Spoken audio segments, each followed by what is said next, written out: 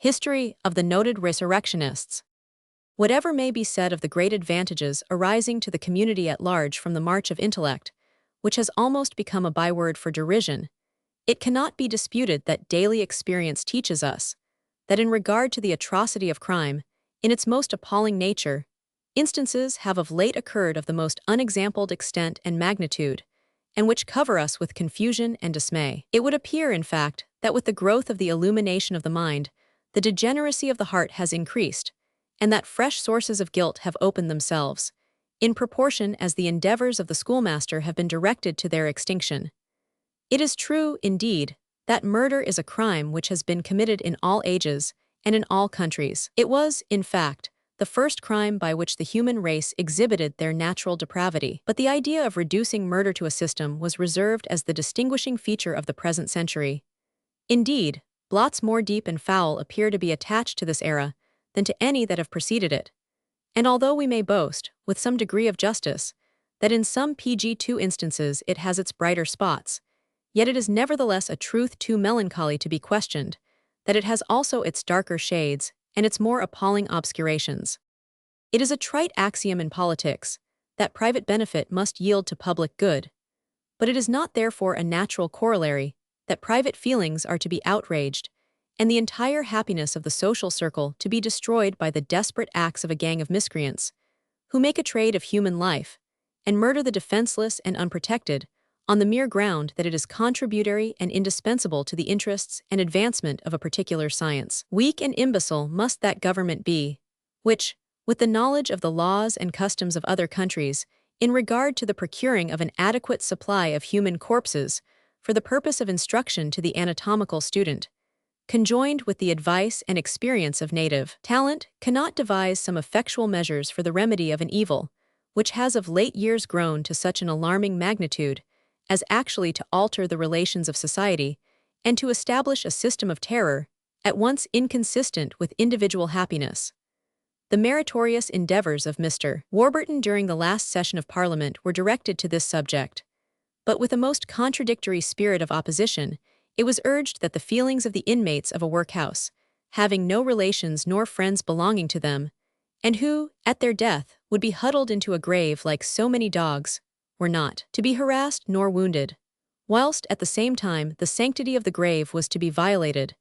The unprotected stranger in our land, perambulating our streets to earn his sorry pittance, the wretched prostitute discarded from her parents' house, and finally the helpless decrepitude PG3 of age were to be sacrificed by the inhuman butchery of the systematic murderers, and the legislature of the most enlightened nation of the earth, that is, which is boasted to be such, was to look dispassionately on and wink at the enormity of the crime, on the plea that the interests of science demanded it. The detection of the atrocities of Burke, confessing, as he did, to 19 murders, ought to have been sufficient to arouse the vigilance of an enlightened legislature to the enactment of those laws which would have put an effectual stop to a repetition of such a horrid system of murder, and have rescued the country from the onus of that disgrace which now lies so heavily upon it. On this point, however, the supineness of the government has been culpable in the highest degree, for to question its knowledge of the existence of the evil were to suppose that it possesses no information of the dangerous acts of certain individuals, or that it was utterly bereft of the means of detecting them and of bringing them to justice for the enormity of their crimes. We do not hesitate to declare that an organized system of murder has been and is still carrying on in the metropolis, which makes humanity shudder, which cannot be paralleled in any other civilized country of the globe, and which, unless the legislature will rouse itself and inflict the same punishment upon the receiver of the stolen property as upon the thief, will, in a short time, go to undermine all the happiness of social life. It has always appeared to us a strange anomaly in the distribution of the laws of this country, why the purchaser or receiver of a dead body, which, from its very nature and character, must be stolen property, should not be subject to the same punishment as the individual who purchases a stolen handkerchief or a watch. It is possible, and very probable, that the purchaser of the latter articles PG4 does not know that it is stolen property. But if a resurrectionist presents himself at the door of the King's College, or any of the private dissecting rooms, bearing on his head a hamper containing the corpse of a human being, The purchaser then knows that the subject must be either murdered or stolen. If then, according to the spirit of the laws of England, the receiver is equally guilty with the thief, where is the law that exempts the receiver of a stolen body from the full penalty of its infliction? We acknowledge that a difficulty may be here started, that it would not, perhaps, be practicable to establish a right of property in a corpse, and that, of course, it would not be possible for any individual to prosecute for the felony. But if such difficulty does actually exist, and we speak advisedly upon the subject, the legislature has it in its power to obviate it altogether by making the mortal contents of our cemeteries the property of the Crown.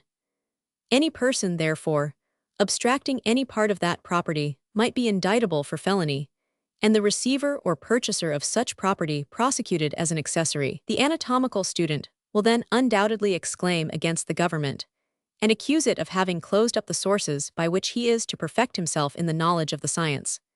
It will then become the aim of the legislature to discover other sources, which may yield to the student the necessary materials for his tuition, without inflicting so severe and incurable a wound upon the tenderest feelings of our nature, and giving support and encouragement to the horrid crime of murder. It is to the foreign travelers in this country that we are principally indebted for a true and impartial history of our public and domestic polity. The proverbial partiality of an Englishman to his own country naturally renders him blind to its defects.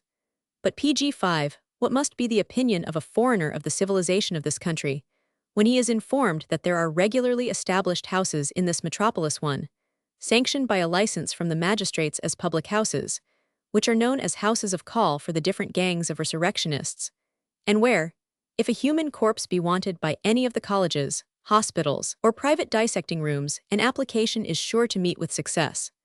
The offer of a good price is held out, the chance is not to be lost, success is dubious, and perhaps hopeless, by the regular process of exhumation, and then the first wandering outcast, who appears to have nothing in the world nor on the world belonging to him, is decoyed away to some obscure habitation, where, as in the cases of Bishop and Williams, the darkness of night is expected to cover the horrid crime of murder.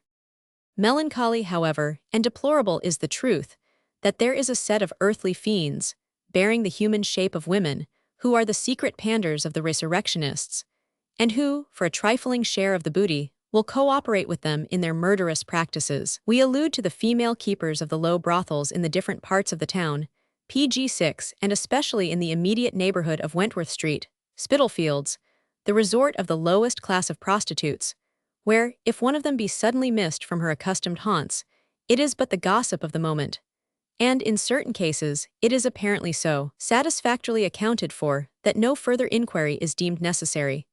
The practice adopted by the female wretch is generally upon the following plan.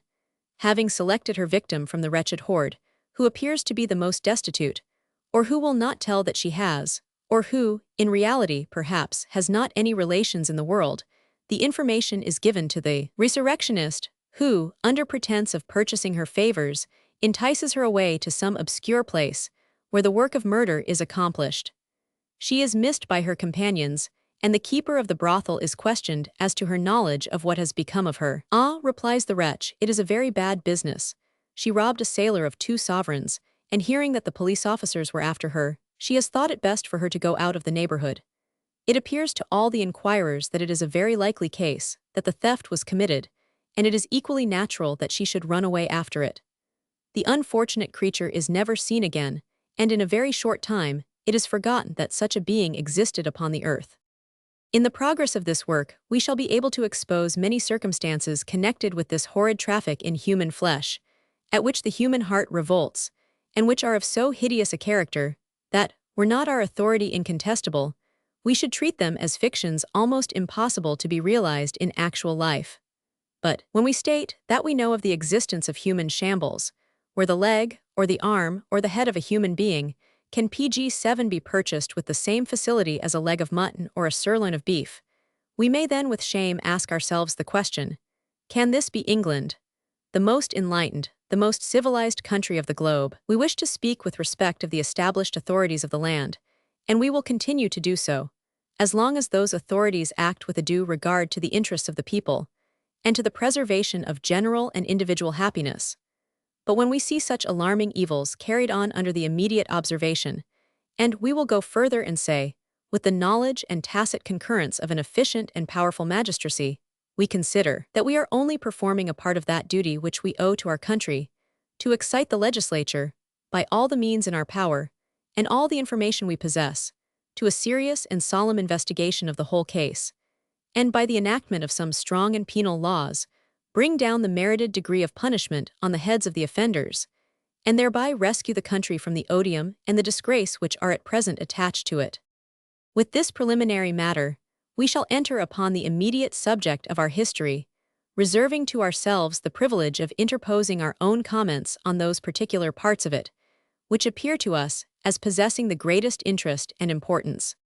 It was on Saturday night, the 5th of November, that 4 men were brought in custody to Bow Street office, guarded by a strong body of police, charged upon suspicion with the murder of a boy whose name was unknown. From the appearance of the body of the deceased, and from the fact that 2 of the prisoners were well-known resurrectionists, the rumor almost instantly spread that the unfortunate boy was pg burked by the prisoners, and the crowds which surrounded the office and pressed forward to hear the examination were far greater than were ever remembered on any former occasion. Several gentlemen belonging to the King's College were present. As soon as the sitting magistrate, Mr. Minshall, had taken his place, the prisoners were placed at the bar and answered to their names as follows: James May, Michael Shields, Thomas Williams, and John Bishop. Mr. Thomas, the superintendent of the police, then came forward, and having been sworn said that he charged the prisoners at the bar with the suspicion of having been concerned in the murder of a boy, aged about 14 years, whose name he was unable to state. It was not in his power at that time to offer any direct evidence against the prisoners, but a gentleman, connected with the surgical department of the King's College, to whom the body had been offered for sale, was then present, and would state the circumstances which caused his suspicions and induced him to cause the apprehension of the prisoners. Mr. Richard Partridge of Lancaster Place was then sworn and stated that he was demonstrator of anatomy at the King's College, and had seen the body in question, which the prisoners had brought that day to the college. The body was that of a boy, apparently about 14 years of age, and from the suspicious appearances which it presented, he was induced to believe that death had been produced by violence. Mr. Minshall, be good enough to state upon what grounds you came to that resolution. Mr. Partridge, the body appeared to me to be unusually fresh, much more so than bodies generally pg are that are used for dissection. The face was much discolored, and blood appeared to have been forced through the lips and eyes. The upper part of the breastbone had the appearance as if it had been driven in, and there was a wound on the left temple, about an inch in length. The teeth were all extracted, and blood was flowing from the mouth. Mr. Minshall, had the body, in your opinion, ever been buried?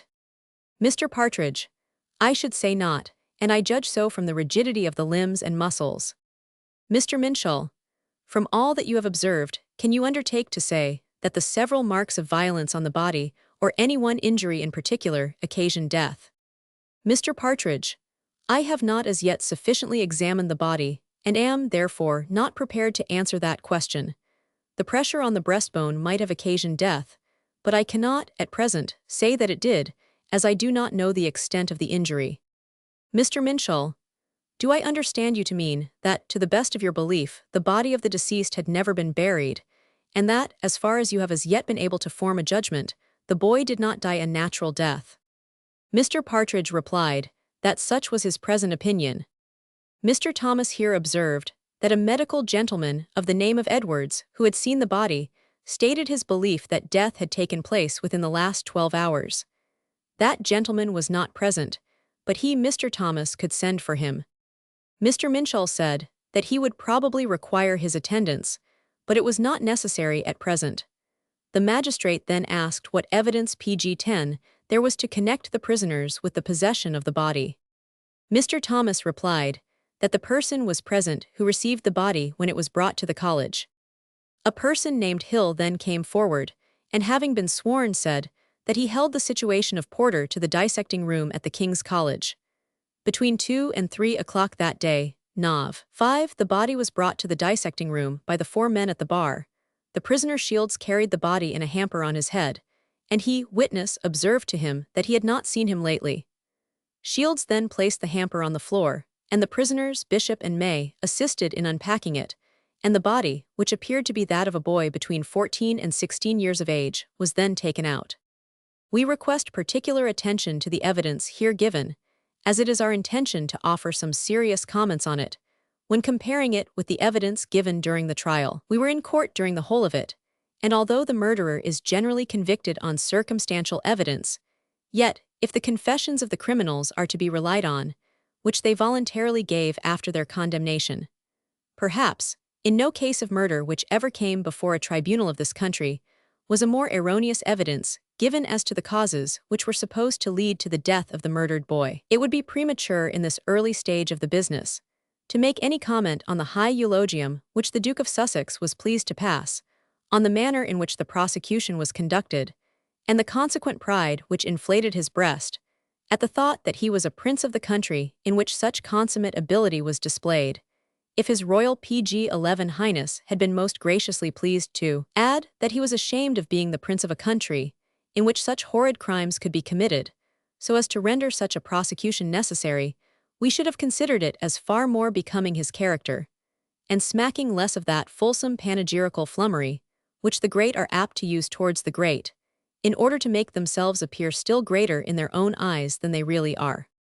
We return to the examination. Mr. Minshull, did anything particular strike you on seeing the body? Hill, yes, I thought it looked unusually fresh, and I asked May what it had died of. He replied that he neither knew nor cared, that it was no business of his, or words to that effect. I then made an observation respecting the cut which I saw upon the forehead, and Bishop accounted for it by saying that it was done in getting the body out of the hamper. Mr. Minshull, was there anything on the floor when the body was taken from the hamper which could have caused such a wound? Hill, certainly not. Mr. Thomas here observed that the cut on the forehead had all the appearance of having been recently inflicted. The blood flowed from it in streams. The prisoner May here said, did not that blood proceed from the mouth, and was it not caused by the teeth having been drawn out? The witness, Hill, replied that it certainly might be so. May, oh, it might it. Mr. Minshull asked the witness if he perceived any blood flow from the wound on the forehead. Hill replied in the affirmative but said that the PG-12 greater flow of blood was from the mouth. It streamed from thence on the breast. He then resumed his statement and said that on perceiving the state in which the body appeared, he observed to the prisoners that he did not like the appearance of the subject. It was too fresh. The prisoners did not appear to pay any attention to this, and May, pointing to the body, said, "Is it not a fresh one?" He, witness, replied, "Yes," and then the prisoners asked him for the money. Mr. Minshull, do you mean the price which they were to receive for the body? Hill, yes, but I wished to see Mr. Partridge before I should pay them, and I told the prisoners to come outside, as I could not pay them there.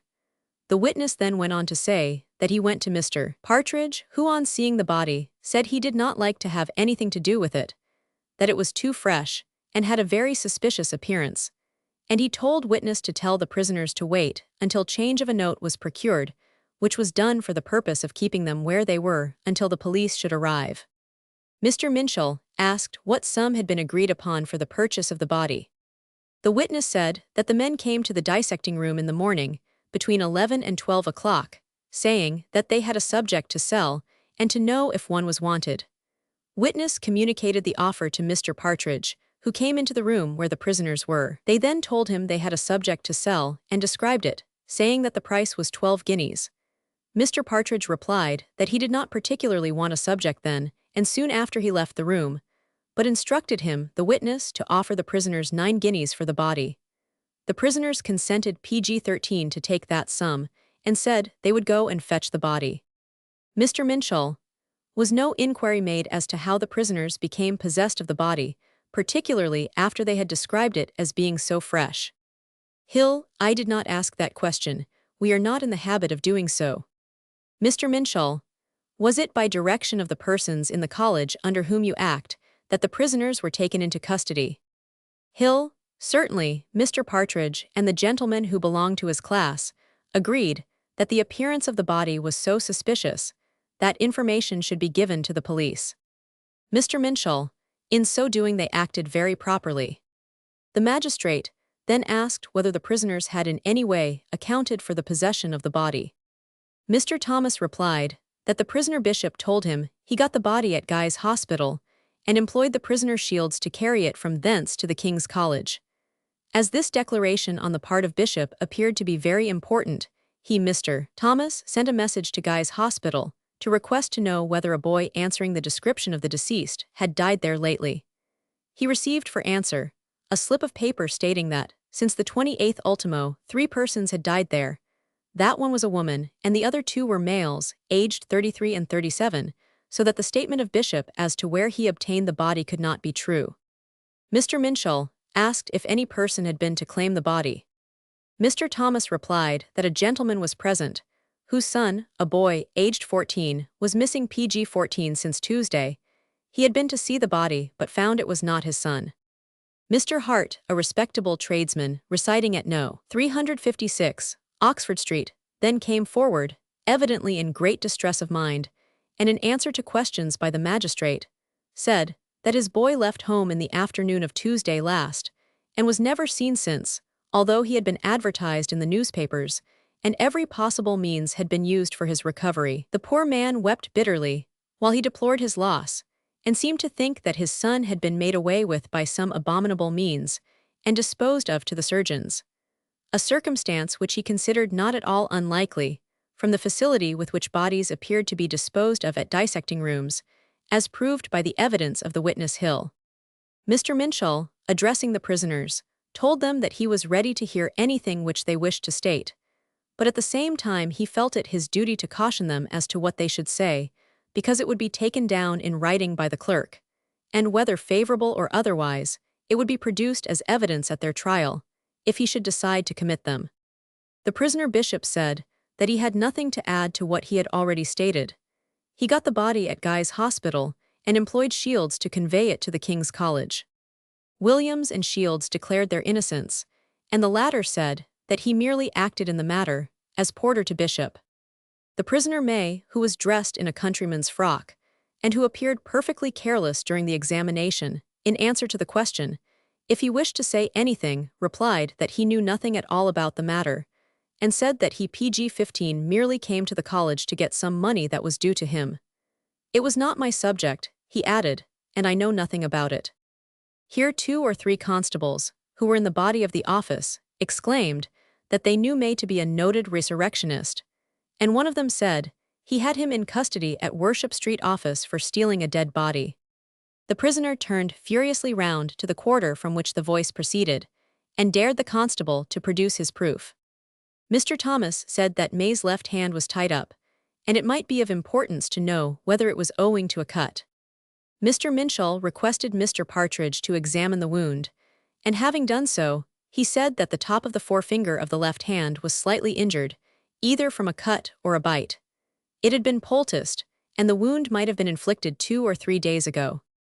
Mr. Minshall said that he should remand the prisoners until the following Tuesday, and in the meantime, he requested Mr. Partridge and some other professional gentlemen would closely examine the body of the deceased, so as to be enabled to come to a positive conclusion as to the cause of his death.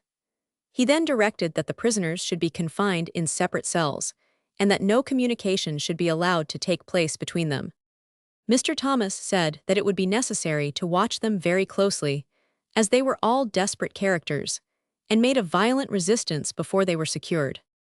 The prisoners were then removed to the cells at the back of the office, and as they passed from the pg-16 bar, they were groaned and hissed at by some persons in the office.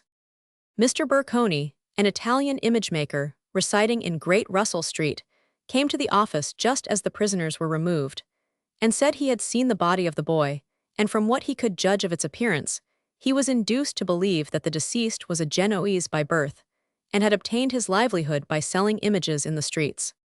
The sequel will show that in this opinion Mr. Burkoni was decidedly in an error, but it is very probable that this opinion, expressed by Mr. Burkoni, led to the idea that the deceased was one of those itinerant Italians who perambulate our streets with their monkeys, and as one of them had been lately missing, it was immediately concluded that the deceased was the missing boy. It is not the least remarkable part of this extraordinary business that the body of the deceased was never fully identified. On the contrary, Burin, the person who brought the boy from his native country, when called upon to identify the body as being that of Carlo Ferrari, unequivocally declared that he could not positively speak to the identity of it, on account of the change which the countenance exhibited, arising from the violence that had been used. Mrs. Paragelli, it is true, swore to the body, as being that of the Italian boy, whose name she did not know, but whom she remembered perambulating the streets with a tortoise and some white mice. It will be proved in the sequel, from the confession of the murderers themselves, that the deceased was not an Italian at all, but a boy who had come from Lincolnshire with a drove of cattle. And thus we have an instance, hitherto unexampled in the annals of our criminal tribunals, of 3 persons being indicted for the PG-17 murder of a boy of the name of Carlo Ferrari, found guilty, and hanged for the crime, when the fact subsequently transpires that the murdered boy was not Carlo Ferrari at all.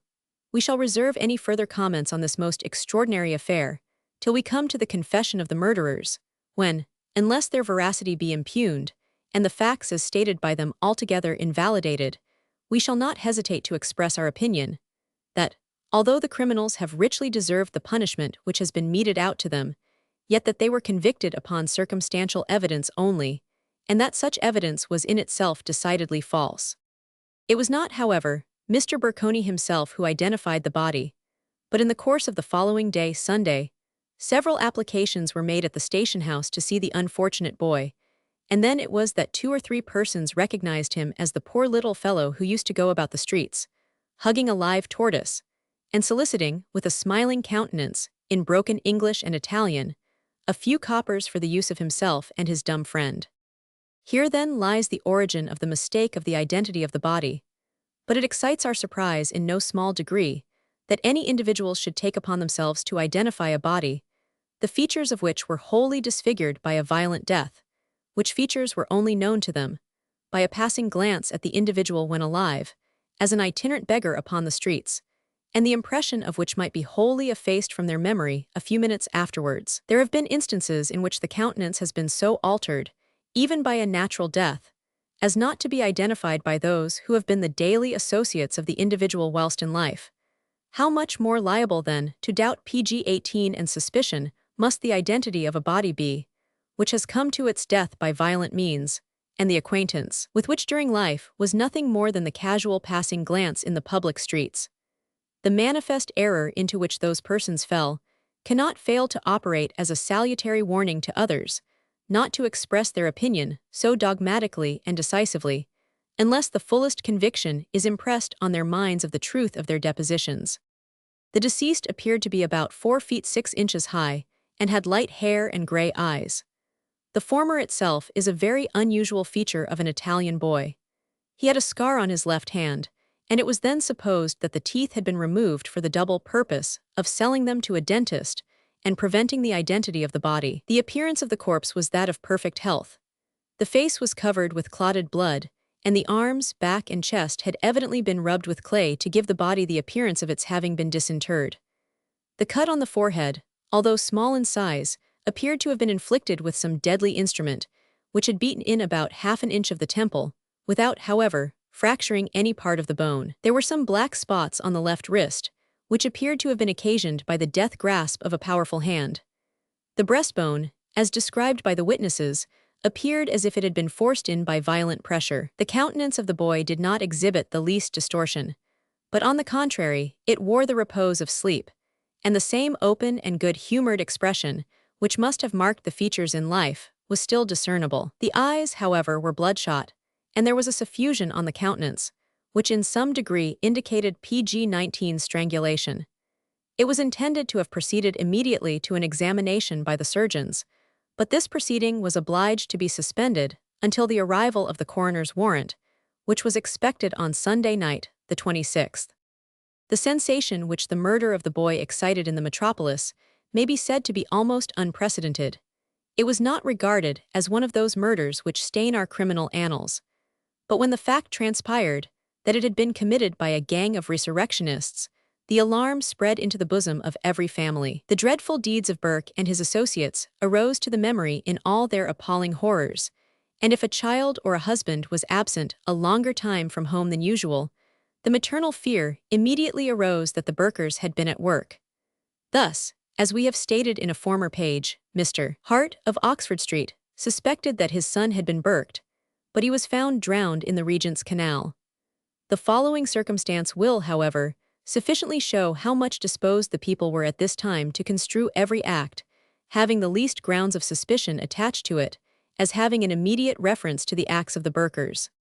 In the Times newspaper appeared a paragraph from Lambeth Street office, telling a mysterious story of a drunken man having been taken from the middle of the street and placed against the door of a house, which was shortly after opened, and the drunken man dragged in, while in a short time afterwards, a cart was seen to drive up to the door, into which a coffin was put, after which the cart drove off at a furious rate. It was added that the inhabitants of the house, although respectable, were not known in the neighborhood, and the tenor of the article went to prove that it was a nest of body snatchers. On PG 20, the Wednesday following, the case was fully explained at Lambeth Street, when Mr. Wyatt, the occupant of the house referred to, stated that he had remained at home the last 2 or 3 days, being unwell, and while sitting in his parlor had observed persons stop and walk before the house. Some made remarks on a hole in the wall, made to allow some fowls which he kept to pass in and out of the cellar, and others looked over the blinds into the room. All this he considered very singular, but could not account for it, until a neighbor called, and directed his attention to the statement which had appeared in the papers. He then went out to inquire into the origin of the rumor, and during his absence, on Tuesday evening, a mob collected round the house, making the most discordant yells and noises and calling out Burkers and body snatchers.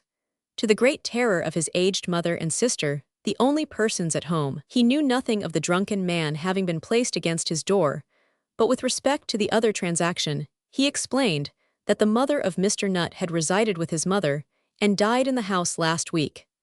The cart was sent by Mr. Nutt's undertaker to remove the body, she having expressed an earnest wish to be buried in Bermondsey, where she lived formerly.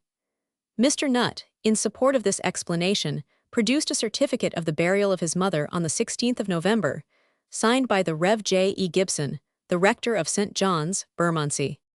Mr. Hardwick observed that the whole story was most absurd, and expressed himself in warm terms at the folly of giving it publicity. A case of mere suspicion ought, on no account, to be made public, and if it were not safe to hear such cases in the office, it would be necessary in future to hear them in a private room. PG 21. We do not mention these circumstances to repress proper precautions or due vigilance, but to show the weakness of giving way too freely to feelings of alarm, groundlessly excited. It was at 3 o'clock on Tuesday, the 8th of November, that the inquest was holden at the Unicorn Public House, corner of Henrietta Street, Covent Garden, before Mr. Gell the coroner, with the view to ascertain the circumstances which led to the death of the Italian boy, whose name is unknown, and with the murder of whom 4 men, namely Bishop, May, Williams, and Shields, then stood charged. The room in which the inquest took place was crowded almost to suffocation. The prisoners were conveyed to Bow Street in the afternoon, under a strong escort of police, but the inquest having been adjourned, their presence was not required before the coroner. We solicit particular attention to the evidence here given before the coroner, as facts are there sworn to, on which the conviction of the accused parties took place, but which have now been determined to be totally false. William Hill was the first witness sworn. He resides at No. 7, Craven Buildings, Drury Lane. His evidence was to the following effect: I am dissecting porter at King's College, Strand. The deceased was brought to the college on Saturday last, the 5th, between 2 and 3 o'clock in the afternoon. My bell was rung by one of the 4 men in custody, and in consequence I went to the door of the dissecting room. I there saw the 4 men, May, Bishop, Shields, and Williams. I had seen May and Bishop between 11 and 12 that morning, who asked me if I wanted anything. I replied, not particularly, but I asked them what they had got. May replied that he had got a male subject. I asked him what PG 22 age, he replied 14. I then asked him the price of it. He answered 12 guineas. I told him we would not give that price, but that I would speak to Mr. Partridge, the demonstrator of anatomy to the college. I then went to Mr. Partridge, and we both joined May and Bishop. The former was much in liquor. After some conversation with the men, Mr. Partridge went away. The men remained, and I followed Mr. Partridge, who desired me to offer them 9 guineas. May said he would not take less than 10, but 9 guineas were ultimately agreed to. The men then went away, and returned again between 2 and 3 o'clock, accompanied by Shields and Williams, who brought the body of the deceased in a hamper. I admitted May and Bishop only, and they deposited the body in a room of the college, and then they proceeded to unpack the hamper and took out a sack containing the body of the deceased and laid it on the floor. I observed to them that the body was particularly fresh, and said at the same time, I wonder what it could have died of. I made an observation respecting a cut in the forehead, when Bishop said that cut had been done by May in taking the body out of the sack, adding that May was drunk. The body was stiffer than usual, the eyes appeared very fresh although bloodshot, and the lips full of blood. I saw a quantity of blood on the chest, part of which seemed as if recently wiped off. They then asked for the 9 guineas, and I went to Mr. Partridge and stated to him that I thought all was not right. Mr. Partridge then came and viewed the body. May and Bishop were not then present. Mr. Partridge, after viewing the body, went away, and in the meantime, some of our pupils having seen the body, conceived it was that of a boy who had been advertised.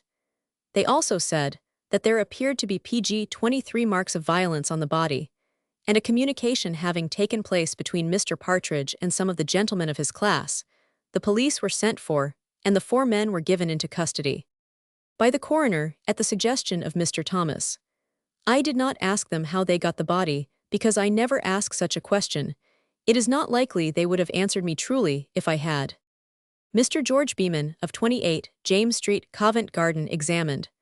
I am a surgeon, and was called upon by Mr. Thomas, Superintendent of Police, on Saturday last, to inspect the body of the deceased. I did so about 12 o'clock on the same night. The body appeared to me to have very recently died, and I should think not more than from 24 to 36 hours. The body was stiff, the face appeared swollen, the eyes full, prominent, and very fresh. The external coat of the eyes was much bloodshot, and there was a wound in the forehead, over the left brow, nearly an inch in length and of the depth of about 1/8 of an inch. Blood was flowing from this wound, and upon my using pressure to detect invisible fracture, a small additional quantity of blood then oozed out. All the front teeth had been drawn, the tongue was swollen, but I did not then perceive any more marks of violence on the body. I examined the neck, throat, and chest very particularly. There were no marks of pressure on these parts, and I was induced to examine them more particularly, the face and tongue, and the eyes being so full and bloodshot. On the following evening, Sunday, with the assistance of Mr. Mayo, Mr. Partridge, and others, I commenced the dissection of the body. I then very particularly observed the external appearance of the neck, throat, and chest, and I used a sponge and warm water to cleanse them thoroughly. There were not the slightest marks of violence. IPC 24 then examined the head, and upon turning back the skin, which covers the upper part of the skull, I detected a patch of extravasated blood directly beneath the skin. This patch must be the effect of accident or violence. The bone underneath was not injured. The skullcap was then removed. The membrane investing the brain appeared rather more florid than usual. The substance of the brain was perfectly healthy throughout. The spine was next examined, and on the skin being removed from the lower part of the head, extending to the shoulders below, a good deal of blood was extravasated. This, I have no doubt, was the effect of great violence. There was no fracture of the spine, but on removing the arch, with the view of observing the spinal marrow, a quantity of coagulated blood was found within the spinal canal, pressing upon the marrow, and I have no doubt, in the present instance, that what I have just described was the cause of death, namely, the extravasation of blood into the upper part of the spinal canal. Coroner, do you suppose that the death of the deceased would have been occasioned by the appearance you have described, without producing any external wound? Witness, I do. The wound on the forehead could not of itself produce death. The witness then proceeded to state that, in his opinion, some blows must have been given to the deceased with a blunt stick, bludgeon, or other blunt instrument, or even by the fist of a strong man. It was impossible that the indigestion could have produced such effects. The body, in every other respect, was perfectly healthy. A fall, to occasion death, would have left some more serious external appearances. The heart and lungs were perfectly healthy, and upon removing the contents of the stomach, and PG 25 pouring them into a basin, for the purpose of being analyzed, he observed that it was of a perfectly healthy structure. Digestion was going on at the time of death. He did not believe that the body had ever been interred. The stomach contained a tolerably full meal, and smelt slightly of rum. This circumstance is accounted for in the confession of Bishop. Unquestionably, the deceased did not die from suffocation or strangulation. Mr. Thomas here intimated to the coroner that the Rev. Mr. Bernasconi had just seen the body, and recognized the boy as one of his flock, but could not tell his name. Mr. Richard Partridge of number 8, Lancaster Place, surgeon, sworn. I am demonstrator of anatomy at the King's College.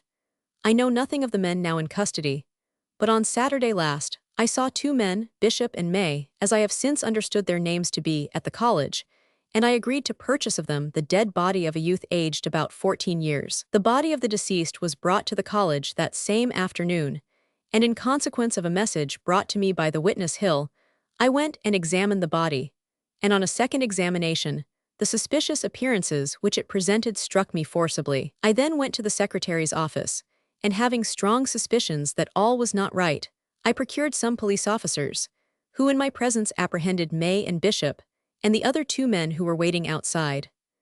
I delayed May and Bishop until the officers arrived, by showing them a £50 note, which I told them I wanted the change of in order to pay them for the body.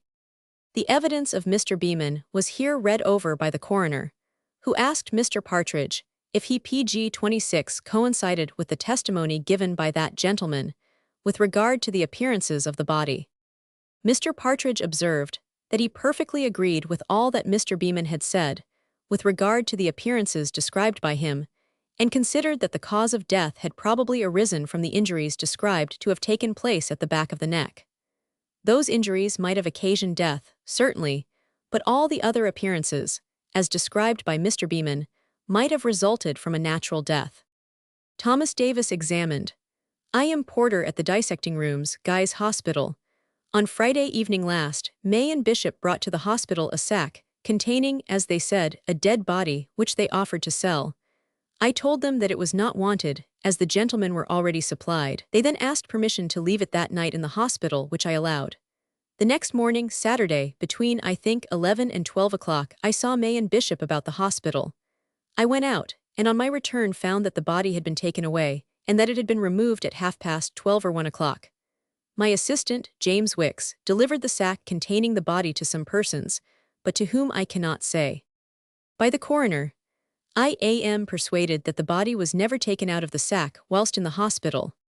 Mr. Charles Starbuck, stockbroker of number 10, Broad Street Buildings, City, one of the Society of Friends, on his solemn affirmation, deposed as follows.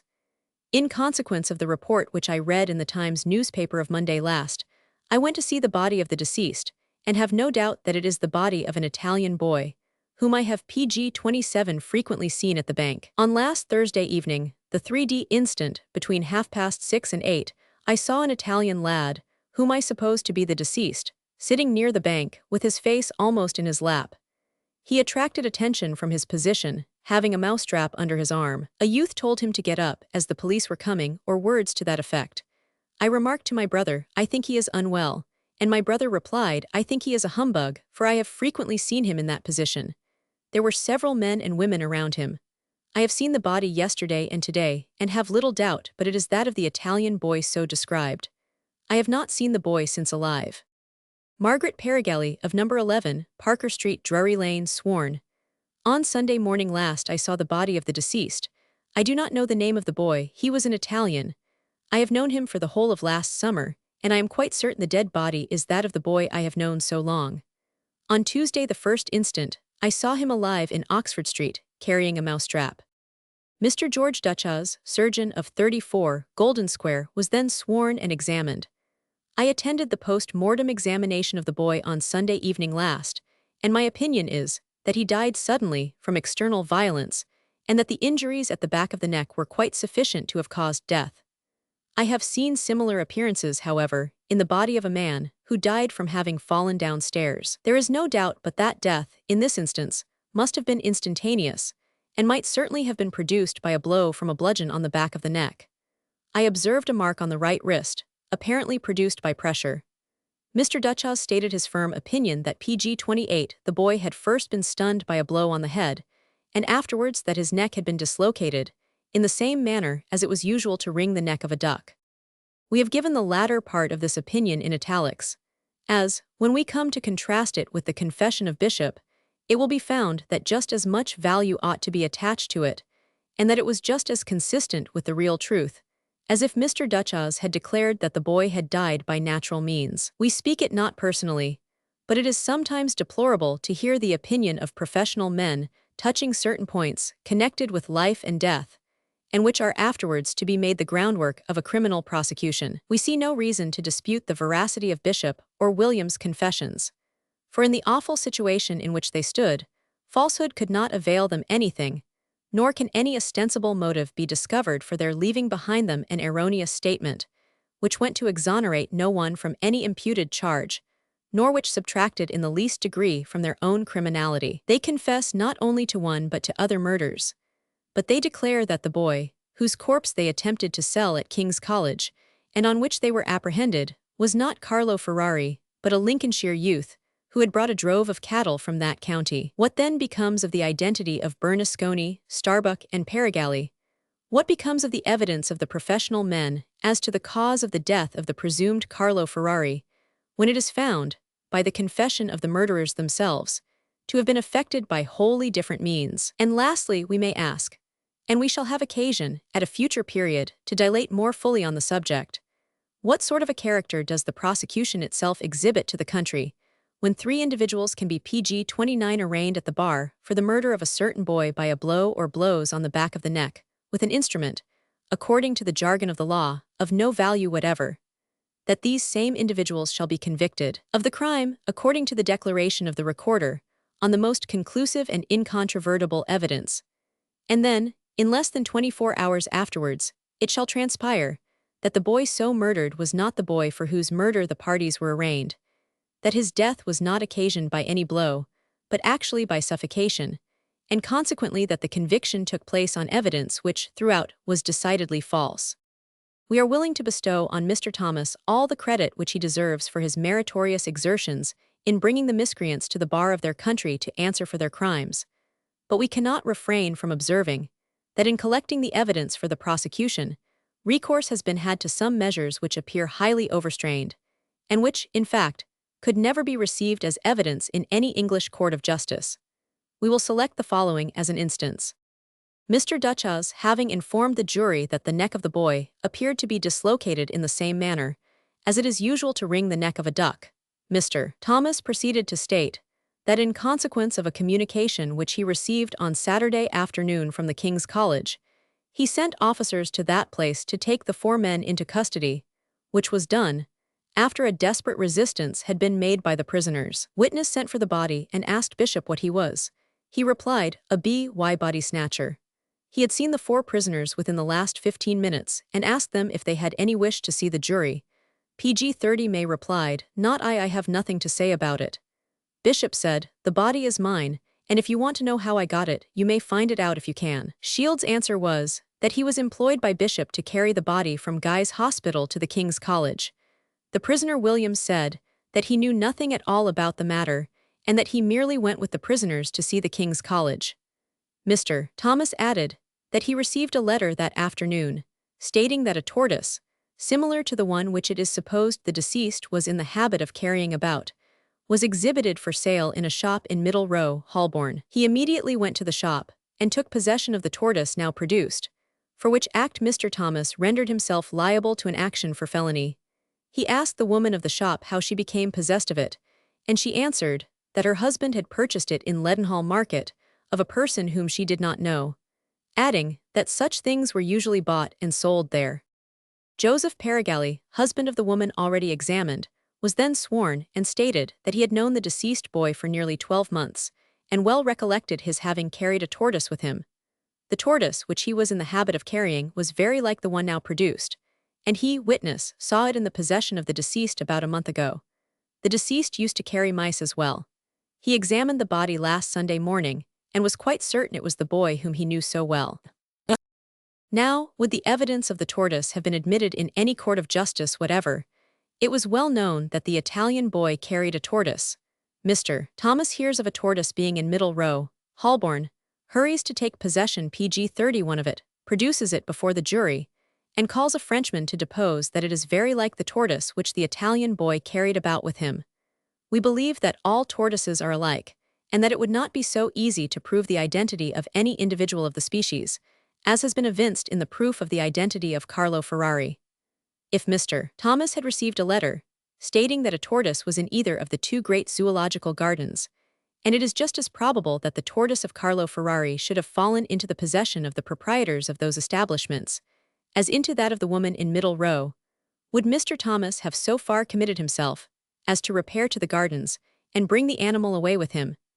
It is by no means an uncommon thing to see a tortoise exposed for sale in Leadenhall Market, and Mr. Thomas had it not in his power to produce an iota of proof that the tortoise which the woman purchased in that market was the identical one of Carlo Ferrari, but simply that it was very like it. It is true that the configurations of the shell of the tortoise are not always similar, but on that point no proof is produced that the tortoise of Carlo Ferrari and of the woman in middle row resembled each other, and therefore we cannot forbear expressing our regret that any recourse should have been had to such a flimsy evidence, and which would have been immediately rejected by the judge appointed to try the criminals.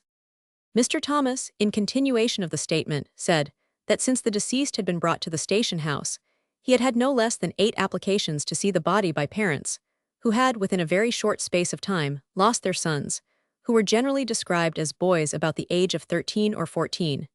The parents could in no way account for their absence, and they all appeared pg-32 in the greatest distress of mind. One of the boys so lost was deaf and dumb. The coroner and the jury expressed their greatest surprise at the statement, and Mr. Cribb, the foreman of the jury, observed that he had no doubt whatever of the fact, for he had himself seen the parents of 2 boys who had disappeared call at the station house on Sunday morning in order to see the body of the deceased. A juryman said that the fact stated by Mr. Thomas afforded the strongest possible reason for pursuing the present inquiry to the utmost.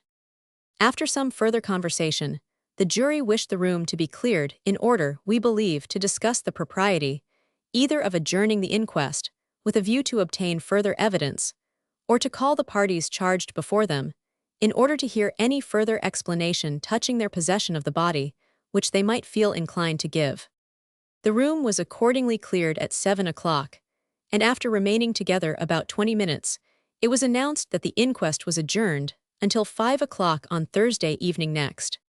Mr. Corder, the vestry clerk of St. Paul's, Covent Garden, was present, and took notes of the proceedings on behalf of the parish, who, in the event of the case being sent for trial to the Old Bailey, will become the prosecutors.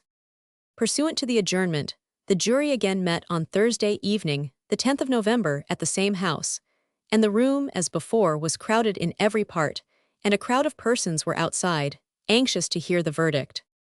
After the jury had been sworn, Mr. Cribb, the foreman, produced a letter, which he said he had received from Mr. Starbuck, the stockbroker in the PG-33 city.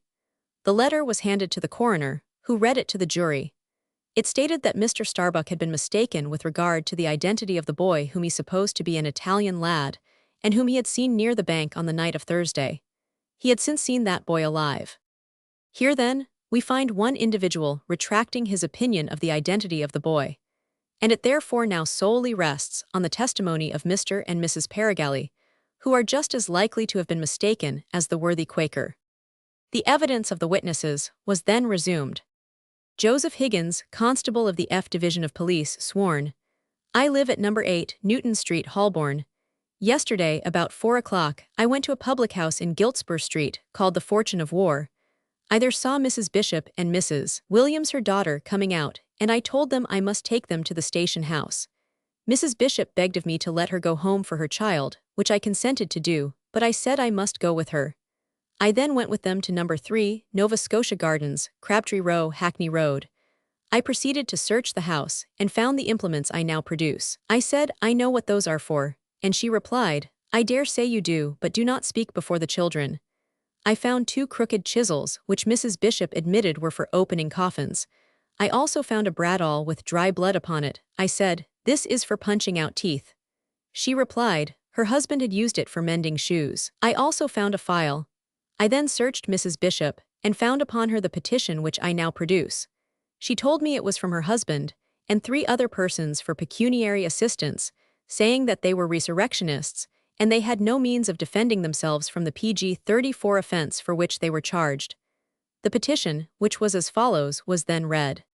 The humble petition of John Bishop, and 3 others.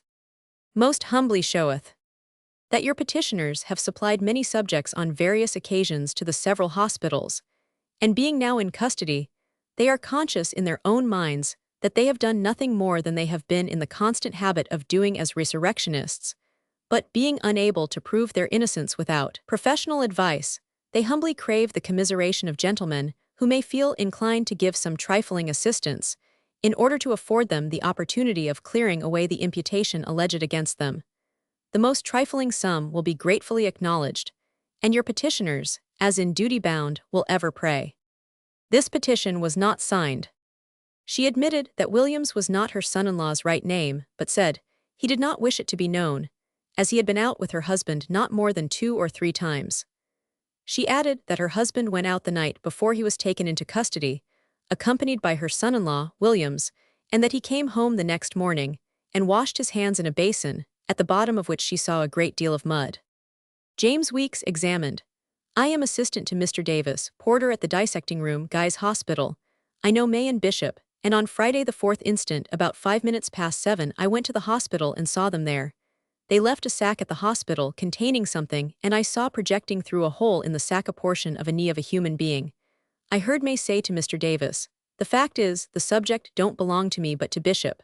Mr. Davis on this request allowed them to leave the sack with its contents in PG 35 the hospital. They then went away, and came to the hospital the next morning about 1 o'clock, with 2 other persons, and I delivered the sack, with its contents, to May and Bishop. The sack was locked up in a room the whole of the night, and it was delivered just as it was received the night before. The body could not have been changed. I do not think the subject was a full-grown person. The parties brought a hamper with them, into which they put the sack. James Appleton, of No. 4, St. George's Road, near New Kent Road, procurator to Mr. Granger, surgeon, sworn. On Friday evening, about 7:30, May and Bishop came to Mr. Granger's Theatre of Anatomy, Webb Street, Southwark, where I was, and they asked if I wanted a subject. I inquired the age and sex, and the reply was, a boy about 14 years old. I declined to purchase it. They told me it was a very fresh subject. They then went away, and came again to me at the theatre next morning, Saturday, about 11 o'clock, and inquired again if I would purchase the body, but I again declined it. Mr. Thomas here produced a letter, in which it was stated that Mr. Appleton had declared to a postman that the body was warm when offered for sale to him, and that he declined the purchase for that reason. The coroner asked if the fact were so. The witness declared he never saw the body, and positively declared that he never spoke a word to a postman on the subject. Mr. Cribb, the foreman of the jury, asked the witness whether he had any particular reason for declining to purchase the body. The witness replied that he had no other reason PG 36 than that of not wanting it, as the theatre was already supplied. A juror, what was your motive for asking the sex of the subject?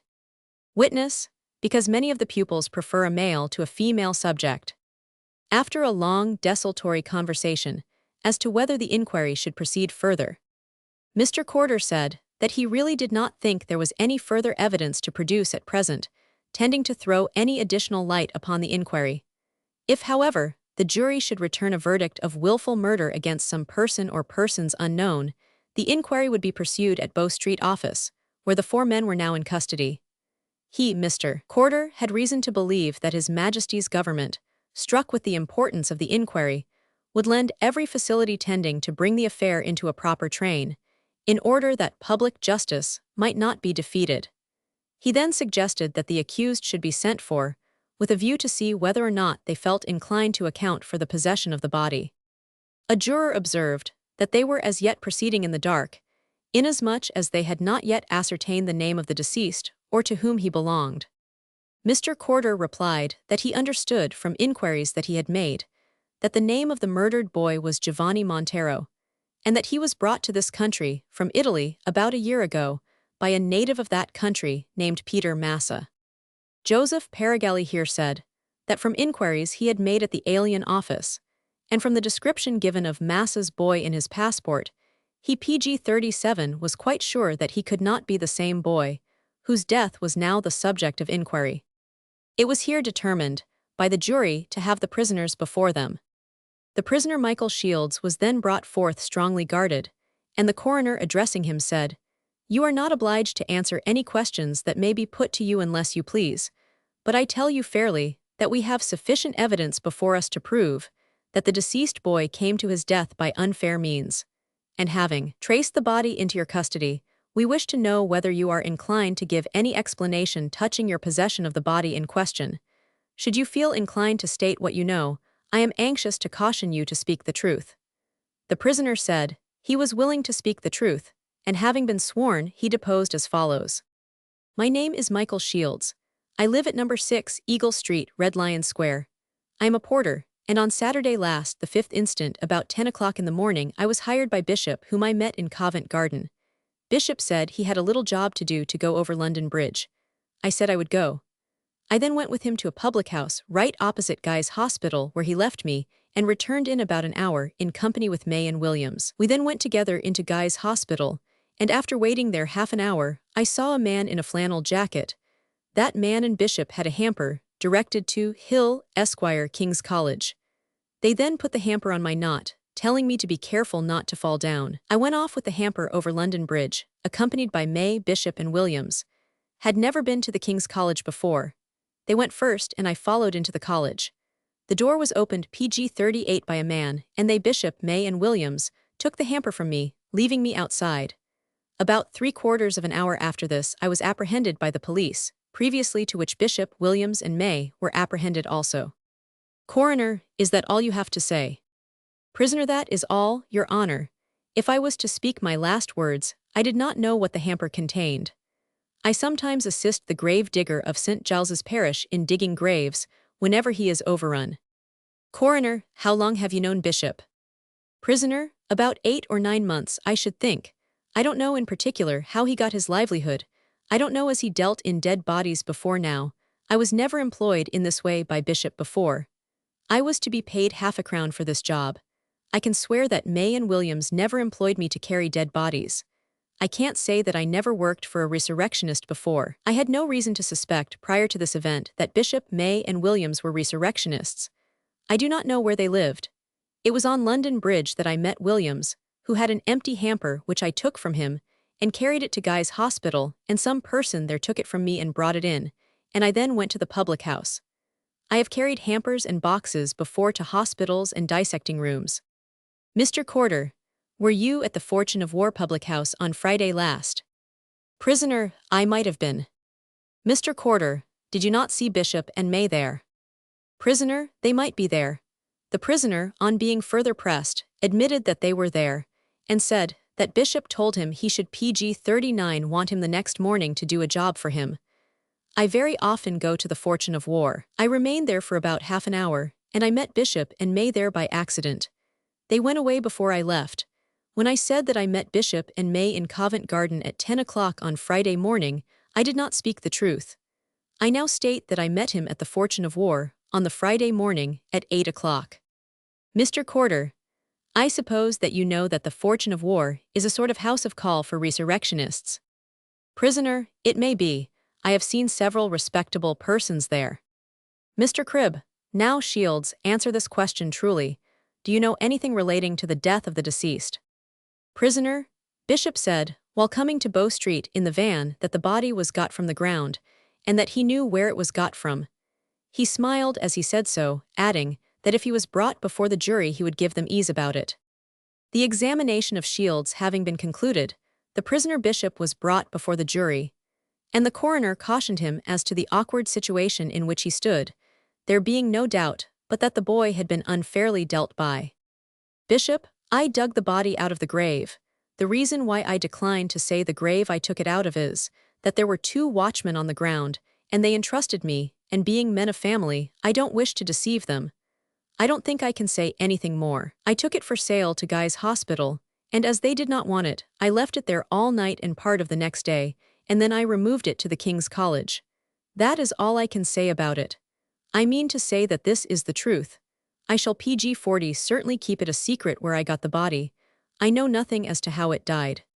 Coroner, you have a right not to implicate yourself, and certainly I must say that the account which you have given is by no means satisfactory. Bishop was then removed, and the prisoner May was brought forward, and cautioned in the same way as the other prisoners. He was told that the result of the inquiry might affect his life, and if he said anything, it would be produced as evidence against him. The prisoner said he wished to say what he knew and would speak the truth. He then said that his name was James May and that he lived in Dorset Street, Newington. He went into the country on Sunday week and returned on the evening of Wednesday and went to Mr. Granger's in Webb Street with a couple of subjects. On the following morning, Thursday, he removed them to Mr. Davis's at Guy's, and after receiving the money, he went away to the Fortune of War in Smithfield and stayed there about 2 or 3 hours. Between 4 and 5 o'clock, to the best of his recollection, he went to Nag's Head Court, Golden Lane, and there he stopped with a female until between 11 and 12 o'clock the next day, Friday. From Golden Lane, he went to the Fortune of War again, and stopped drinking there until 6 o'clock or half past. Williams and Bishop both came in there and asked him if he would stand anything to drink, which he 999.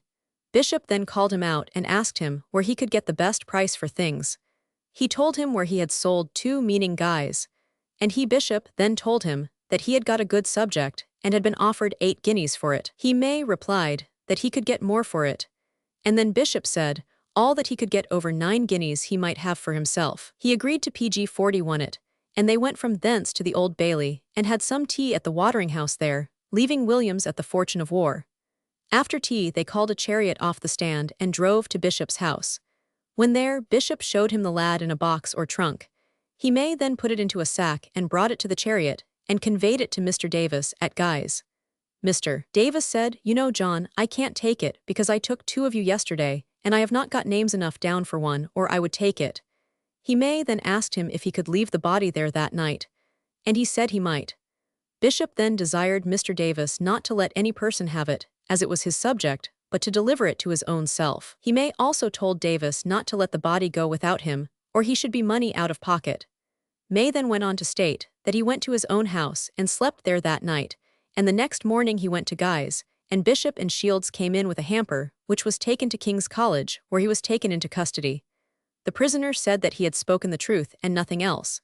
He was then removed, and the other prisoner, John Williams, was brought in, and being cautioned not to say anything to criminate himself, he stated that, in the first place, he met Bishop on last Saturday morning in Long Lane, Smithfield, and asked him where he was going. He said he was going to the King's College. They then went into the Fortune of War public house, and after that Bishop went to Guy's Hospital and then to the King's College. May and the porter met them against the gate. Bishop went in, and he, Williams, asked him to let him go in with him. That was all he had got to say, except that a porter took a basket PG 42 from the Fortune of War to Guy's Hospital, and he, Williams, helped him a part of the way with it. Bishop, etc. at entrance of King's College. The prisoner was then removed. James Seagrove, a cabriolet driver, swore positively that a quarter before 6 o'clock on Friday evening he was sitting in a public house in the Old Bailey, when 2 men, May and Bishop, came in, and the taller of the 2 told him that they wanted him to do a job. Witness answered that there were a great many jobs, long and short ones. May then said that he wanted him to carry a stiff un. Witness asked what he meant to pay him for it. The witness then went on to state that he declined the offer of May and Bishop, and afterwards saw them trying to make a bargain with a coachman on the stand. May had previously offered Witness a guinea for the job. The witness added that he meant to do them, and appeared to consent at first merely for the purpose of hearing a little of the tricks of body snatchers. The room was about to be cleared when William Hill, the porter at the dissecting rooms, King's College, begged to add to his former evidence that when there was a delay in paying Bishop and May for the body, the former said to Mr. Partridge, "Give me what money you have got in your purse, and I will call for the remainder on Monday." It was very unusual for persons selling dead bodies to go away with part payment only, unless something was wrong. They generally wait for their money. The room was then cleared, and at 10:30 o'clock the jury came to the following verdict. We find a verdict of willful murder against some person or persons unknown, and the jury begged to add to the above verdict that the evidence produced before them has excited very PG 43 strong suspicions in their minds against the prisoners Bishop and Williams, and they trust that a strict inquiry will be made into the case by the police magistrates.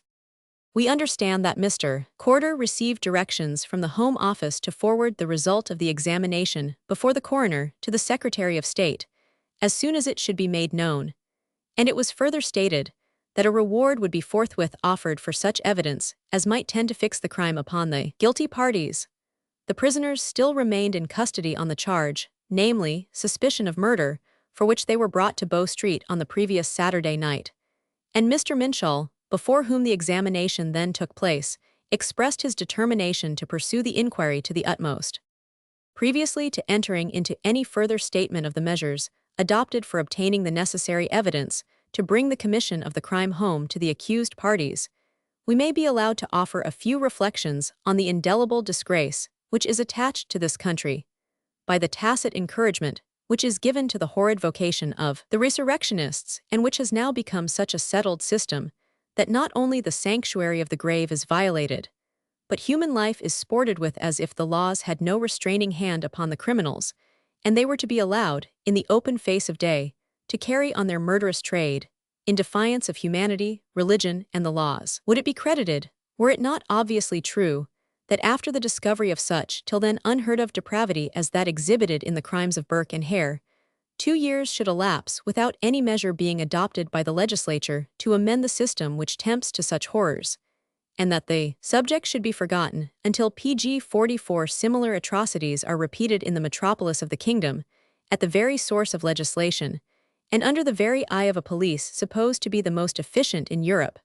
People talk, or rather used to talk, of some species of crime not being English.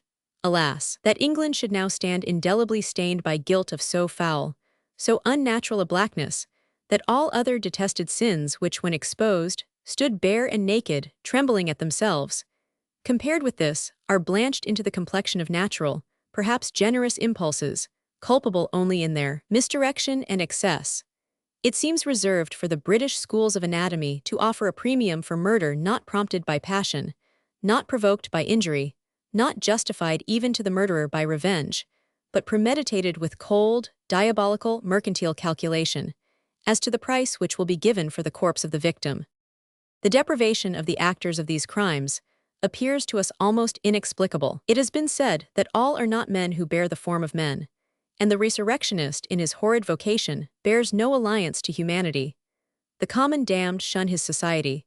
But can we acquit of blood guiltiness those who, having authority to legislate on the subject, and knowing such practices to exist, try not every possible means, and we may almost say impossible ones, to prevent them? There existed formerly in Portugal an officer of state whose duty it was to ask pardon formally for every person condemned to death, whatever were the nature and number of his offenses. It is recorded that when the officer was interceding, as usual, in favor of a person condemned to die for his 20th murder, the king refused the pardon asked, on the plea that the number of the crimes rendered the criminal and pg 45 object unfit for mercy. He is as fit an object now, replied the officer, as he was at first. He is only guilty of the first murder. Your Majesty, by overlooking that, is responsible for all the others.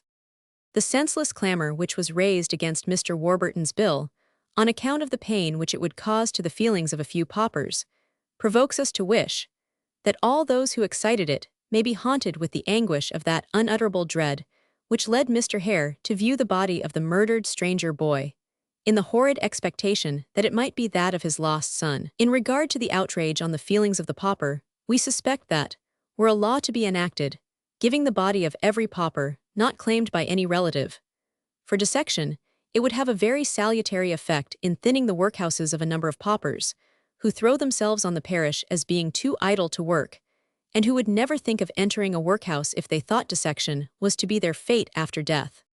We shall have occasion, in the progress of this work, to enter more fully into the important question of the great encouragement which is given to murder by the facility with which the corpse is disposed of to the hospitals and the dissecting rooms. And therefore, for the present, we shall merely ask, whether a study carried on by means which, setting the murders out of the question, deteriorate the moral sense, has prolonged life beyond the limits of human existence in the days of Galen and Hippocrates, whether, if it have, a degree of science sufficient for general utility, might not be obtained from those perfect representations in wax of the internal machinery of the human frame, such as are found on the continent, and from bodies which might be legitimately obtained. And pg 46 whether, if the answer be in the negative, the preservation of the perishable part of one being for a few days longer than it might otherwise enjoy or suffer, be not too dearly purchased by the deprivation of the spirit which is to live forever. Perish the science of prolonging life, if we are constrained to maintain it at such a cost. From the day on which the coroner's inquest terminated, to the 18th of November, Mr. Corder was most actively employed in obtaining that information which could trace the commission of the murder to the four men who stood charged with the crime. And on the above day, they were brought to the public office, Bow Street, and placed at the bar before Mr. Minshall, the presiding magistrate, who was assisted by Dr. Robinson and Mr. Mallard, county magistrates, and Mr. Swaby, late of Union Hall. The office was crowded to excess long before the examination commenced, and the greatest anxiety was exhibited to get a view of the prisoners, and hear the evidence produced against them. The bench was also crowded by gentlemen, many of whom were surgeons. Mr. Corder, who appeared on behalf of the parish of St. Paul's, Covent Garden, said he should, in the first instance, call evidence to show that the prisoners had not met in the manner they had described when before the coroner's jury, and with this view he called Henry Locker, who deposed that on Friday, the 4th of November, instant, he was waiter at the Fortune of War public house in Giltspur Street. He knew the prisoners, who used to frequent that house. Bishop, May, and Williams called in between 11 and 12 o'clock on Friday morning, and had something to drink. They remained in the taproom about an hour and a half, and then went away. PG 47 they returned about 3 o'clock, and remained until it was dusk, when they went away again, and came back again at 8 o'clock or past. They had with them a strange man, who appeared to be a hackney coachman. They said they had had a ride, and went into the taproom and had something to drink. Shortly after, the prisoner May came out of the taproom and went to the bar. He had a handkerchief in his hand, which seemed to contain something. He poured some hot water on the handkerchief, and began to wipe its contents, which proved to be human teeth. Witness remarked that they seemed to be the teeth of a young person, and that they were worth something. May answered that they were as good to him as £2. The prisoners and the other man soon after went away. On the following morning, Saturday, Bishop, Williams, and Shields called again and had some beer to drink. Bishop asked what they should do for a hamper, and Williams said there was one inside the railings of the hospital Bartholomew's.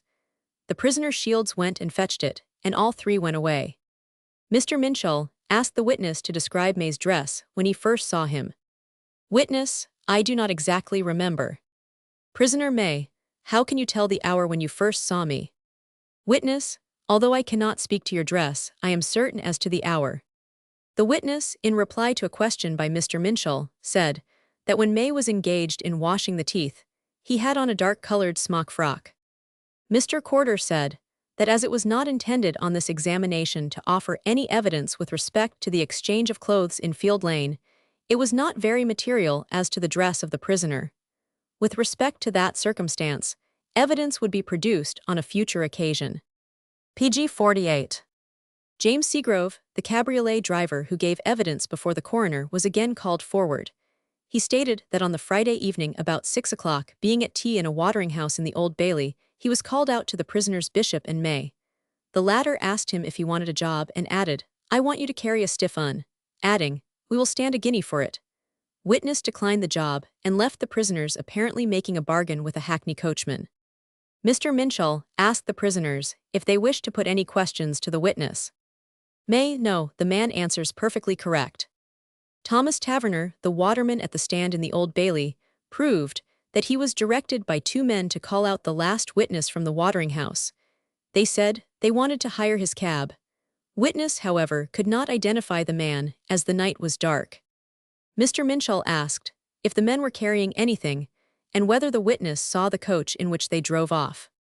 The witness replied that the men were not carrying anything when he saw them, and he did not see in what manner they left the place, for he went away as soon as he had called the witness Seagrove. George Gissing, a boy about 15, proved that he was the son of a publican who lived in Birdcage Walk, Bethnal Green. On Friday evening, between 6 and 7 o'clock, he was standing at his father's door when he saw a yellow-bodied chariot stop at the corner of Nova Scotia Gardens. The prisoners, Bishop, May, and Williams, jumped out of it, and the two former went up Nova Scotia Gardens. They were dressed in smock frocks, and May had a pipe in his mouth. Williams, who had on a light fustian jacket, remained leaning against the forewheel of PG 49 the chariot, in conversation with the coachman. Bishop and May returned in a short time, carrying a sack containing something heavy. May had the sack on his back and Bishop was holding it up behind. The sack was placed in the chariot, and after the prisoners had taken their places, it drove off through Crabtree Row, in the direction of Shoreditch Church. Thomas Trader, another boy about the same age as the last witness, gave similar evidence, having seen everything which Gissing had witnessed. Mrs. Cannell, who was also present, told witness that something strange was going forward, and she told him to go down the gardens and watch the motions of the two men, May and Bishop, but witness declined to do so. Anne Cannell corroborated the statement of the last witness and added that she saw two men jump out of the coach. They both wore dark smock frocks, and one of them had a pipe in his mouth. The witness was here directed to look well at the prisoners Bishop and May, and after doing so, she declared that she could not identify them as the two men whom she had so seen. The last witness stood by, and witness said to him, "This looks strange, see where they are going so quick." The lad replied, "I am sure I won't go after them, for if I did, they would not mind giving me a topper." The coachman never got off his box until the men returned, and this circumstance excited her suspicions the more. John Chapman, having been sworn, stated that he was porter at Guy's Hospital. At 7 o'clock on the evening of Friday, the 4th instant, the two prisoners, Bishop and May, drove to the hospital in a hackney coach or chariot. They came to his witness lodge, and he let them in. They had a sack PG-50 with them, which the shorter man, Bishop, carried. Witness did not know what the sack contained. They went towards the dissecting room. By Dr. Robinson, the sack appeared to contain something heavy. It is usual for coaches to draw up to the gate of the hospital, and no questions are asked. I knew the persons of the men before, but did not know their names. Bishop, now John, are you certain that it was I who carried the sack? Witness, yes, I am. May, why it was I who carried the sack, and not Bishop? It is a matter of no moment, but it only shows how careful men ought to be when on their oath. James Davis, the porter to the dissecting room at Guy's Hospital, repeated the evidence which he gave before the coroner, as to the body having been offered for sale to him by Bishop and May on the night of Friday, and after he had declined to purchase it, Bishop requested him to take charge of it all night, which he 999. Witness observed a human foot protruding from the sack. A previous witness has sworn that it was the knee, and from the size of the foot he concluded that the subject was either a youth or a female. The body was removed from the hospital on the following morning, James Weeks, the assistant porter, having delivered it to May and Bishop. Witness saw them both at the hospital in the morning, in company with the prisoner Shields and another man. James Weeks, the person referred to, proved that he delivered the body to May and Bishop. When they were at the hospital the previous night, May said, "The fact is, the subject belongs to Bishop and not to me." Witness was positive that when May and Bishop came for the body in the PG-51 morning, the prisoners, Shields and Williams, accompanied them. May, when we were going to leave the thing, did not Bishop say it belonged to him? Witness, no, not to my knowledge. Mr. Minshall, had anything been said that you remember? Witness, yes, May said, don't let the subject go unless I am here with Bishop. Bishop said so likewise. James Davis recalled, I don't recollect that May said, don't let the body go, but some conversation having passed to that effect, the impression that it left upon my mind was that the body was not to be removed from the hospital unless both prisoners were present. John Appleton, porter to Mr. Granger's Theatre of Anatomy, Webb Street, Borough, proved that on Friday night, after May and Bishop had left Guy's, they came and asked if he wanted a subject. Witness answered in the negative and they went away. William Hill, porter at the dissecting room, King's College, repeated the evidence which he had previously given, and added that after he had communicated with Mr. Partridge, and had offered Bishop 9 guineas for the body, May, who appeared to be tipsy, said they ought to have 10 guineas. May then slipped aside, and Bishop, who appeared to be more anxious to sell the body than May, said, I will bring it in for 9 guineas, he meaning May is tipsy. The witness then proceeded to state that on the same afternoon, the 4 prisoners brought the body of the deceased in a hamper to the college, and after describing the appearances which it presented, and stating the suspicions which were excited in consequence, added that Bishop wanted Mr. Partridge to give him PG-52 whatever money he had in his purse, and said they would call again for the remainder. While they were waiting to be paid, Bishop wished witness to give him but 8 guineas in the presence of Williams, saying that he wanted the other guinea for himself, and he promised witness half a crown for himself if he would do so. Bishop, yes, you get many a guinea in that way. Mr. Minshall, is it customary for persons in your situation to receive such presents? Witness, yes, sir, sometimes. Mr. Minshall, Did you perceive any marks of dirt upon the body, as if it had been scraped with a dirty sleeve or smeared over with a hand? Witness, I did perceive such marks. Mr. Swaby, did they appear to have been made by design or accident? The witness could not say, but in answer to a question by Mr. Corder, he gave it as his clear opinion that the body had neither been laid out nor buried. Bishop, it is impossible for you to tell that. You know nothing about raising bodies. Is there not a difference in soil? Besides, could not clay have got into the coffin? The witness went on to state that when the body was taken from the sack at the college, the left arm was doubled up. The hand also was clenched. May, when the body was laid on the floor, was the arm doubled up?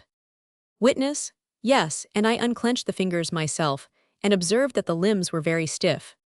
Bishop, smiling, the fact is, you are not in the habit of seeing fresh subjects, and you don't know anything about it. Here Bishop and May both laughed. Mr. Thomas suggested to the prisoners that they PG-53 had better be quiet, as they were doing themselves no good. Bishop, I can do myself no harm at all events. Mr. Beeman, the surgeon, who had minutely examined the body after death, was again called forward and resworn. He repeated his former opinion, founded on the post-mortem examination of the body, that death had been produced by extravasation of blood in the spinal canal, an effect which must have been produced by violence on the back of the neck. The violence might have been produced by a blow from a round stick or bludgeon, or even by the wrist of a strong man's arm. It was barely possible, certainly, that the injury might have been occasioned by a fall downstairs. Mr. Partridge, demonstrator of anatomy at the King's College, agreed with Mr. Beeman in every particular, in regard to the causes which had produced death. Mr. Minshall, is it your opinion, then, that the boy came to his death by violence, in short, that he was murdered? Mr. Partridge, I certainly do believe that the death of the deceased was effected by violence. Mr. Minshall, is it from the state of the neck merely, or from other appearances, that you have come to that conclusion? Mr. Partridge, I believe the immediate cause of death to have been a blow on the back of the neck by some blunt instrument, but I judge of the violence which must have been used, from other circumstances, namely, the freshness of the body, the rigidity of the limbs, the swollen state of the face, the bloodshot eyes, and their perfect freshness. In answer to a question by Mr. Swaby, the witness said that the superficial dirt on the thighs, belly, and chest of the deceased might have been PG-54 done designedly or by accident. Trailing the body along a dirty floor would leave such marks. Mr. Minshall, could the deceased have committed suicide? Witness, it is just barely possible that a person might inflict a blow on the back of his own neck which would cause death. It was, however, exceedingly improbable and almost impossible. Mr. Beeman said he could not see how suicide could be at all effected in that way. A man might certainly break the back part of his neck by flinging himself from a height on a bar, but he could not, in his opinion, inflict the same injury on himself by means of a stick or bludgeon. Mr. Thomas Mills, a dentist, reciting on Newington Causeway, having been sworn, stated that on Saturday morning, the 5th of November last, the prisoner May came to his shop and offered him a set of teeth for sale, for which he asked a guinea. Witness observed that one of the front teeth was chipped, and said that it did not belong to the set, upon which May said, "Upon my soul to God, they all belong to one head, and that not long since, and that the body had never been buried." He ultimately agreed to take 12 shillings for the teeth. Mr. Corder asked the witness if he had not observed something peculiar about the teeth. Witness, yes, portions of the gums were adhering to them and part of the jawbone. There could be no doubt, but that the teeth had been forcibly removed immediately after death. I said to May that from appearance the teeth belonged to a female. His reply was, "The fact is they belong to a lad about 14 or 15 years of age." While this witness was giving his evidence, the prisoner May appeared for the first time to change PG-55 countenance and lose that hardness of nerve which distinguished him throughout the whole of the proceedings. He stared at the witness at first rather wildly, and compressed his lips while listening attentively to the evidence, and as soon as it was concluded, he endeavored to resume his composure and forced a laugh. But almost in a moment afterwards, his countenance underwent another change, and he muttered to himself as he looked over to the witness, "The B.Y. rascal." He then asked the witness if he was quite sure of the exact words he had used when he brought him the teeth with regard to the body not having been buried. Witness, you said that the body had never been buried. Mr. Thomas, the superintendent of the police, was then examined and repeated the evidence he had given before the coroner. He went to the house of the last witness, who gave him the 12 teeth now produced. The hamper and sack which contained the body were here produced. The latter had stains of blood upon it. Higgins, a police constable of the F Division, produced a heavy iron instrument, one end of which was bent and nearly as sharp as a chisel, and the other thick and round. He also produced a bradawl clotted with blood. A question arose as to the use to which the latter had been applied, when May at once said, "I took the teeth out with that bradawl." The other instrument was then handed to Mr. Partridge, who gave it as his opinion that the sharp end might have inflicted the wound on the forehead of the deceased, and that the thick rounded end was likely to have inflicted the blow on the back of the neck, and which, in his opinion, was the immediate cause of death. PG 56. The witness Higgins said that he found these instruments, together with a rope with a noose at the end of it which he produced, at the house of Bishop. He also found the pair of breeches now produced, belonging to the prisoner, and he discovered the marks of blood upon them. He saw some fresh blood on the floor of the room, where he found the breeches. May explained that the blood was that of a jackdaw, which cut its leg, and afterwards hopped upon the breeches. Mr. Thomas said that, in fairness, he must say, that as the breeches were not found until a week after the prisoner was taken into custody, he thought that the blood was entirely too fresh to connect it with the murder. Kirkman, a police constable, proved that he was in plain clothes, in the station house at Covent Garden on the evening of the 10th inst. When the prisoners were brought there, for the purpose of appearing before the inquest, which was then sitting, he observed the prisoner Bishop reading a bill pasted upon the wall, announcing that a boy had been murdered, and was then lying for examination at the Bone House. As soon as he had read the bill, Bishop observed to May in a low tone of voice, "It was the blood that sold us." He then got up and read the bill again, repeating the words "marks of violence on the body."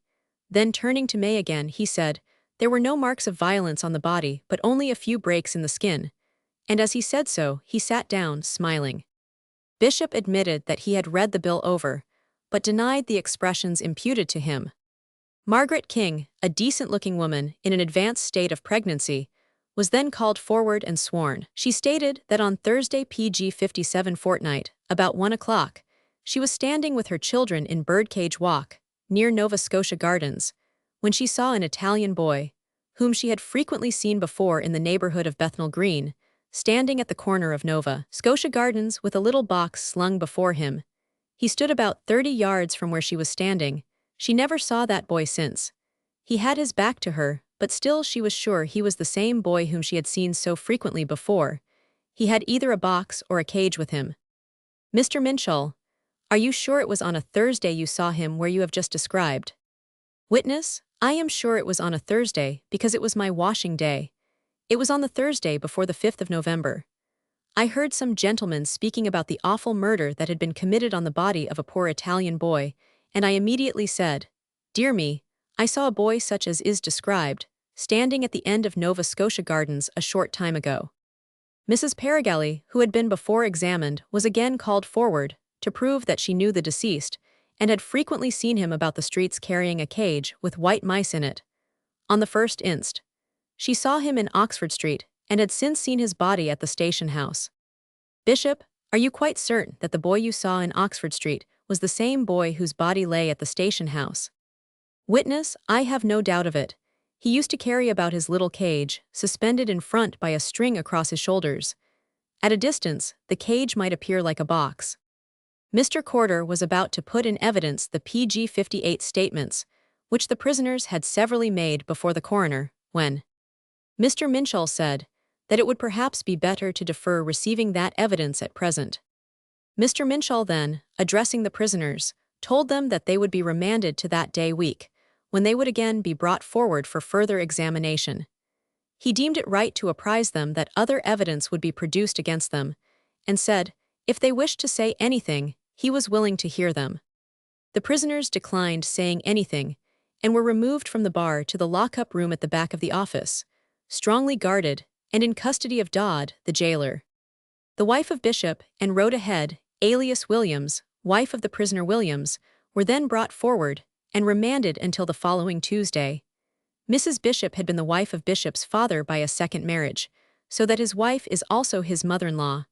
Rhoda Williams alias Head is Bishop's sister.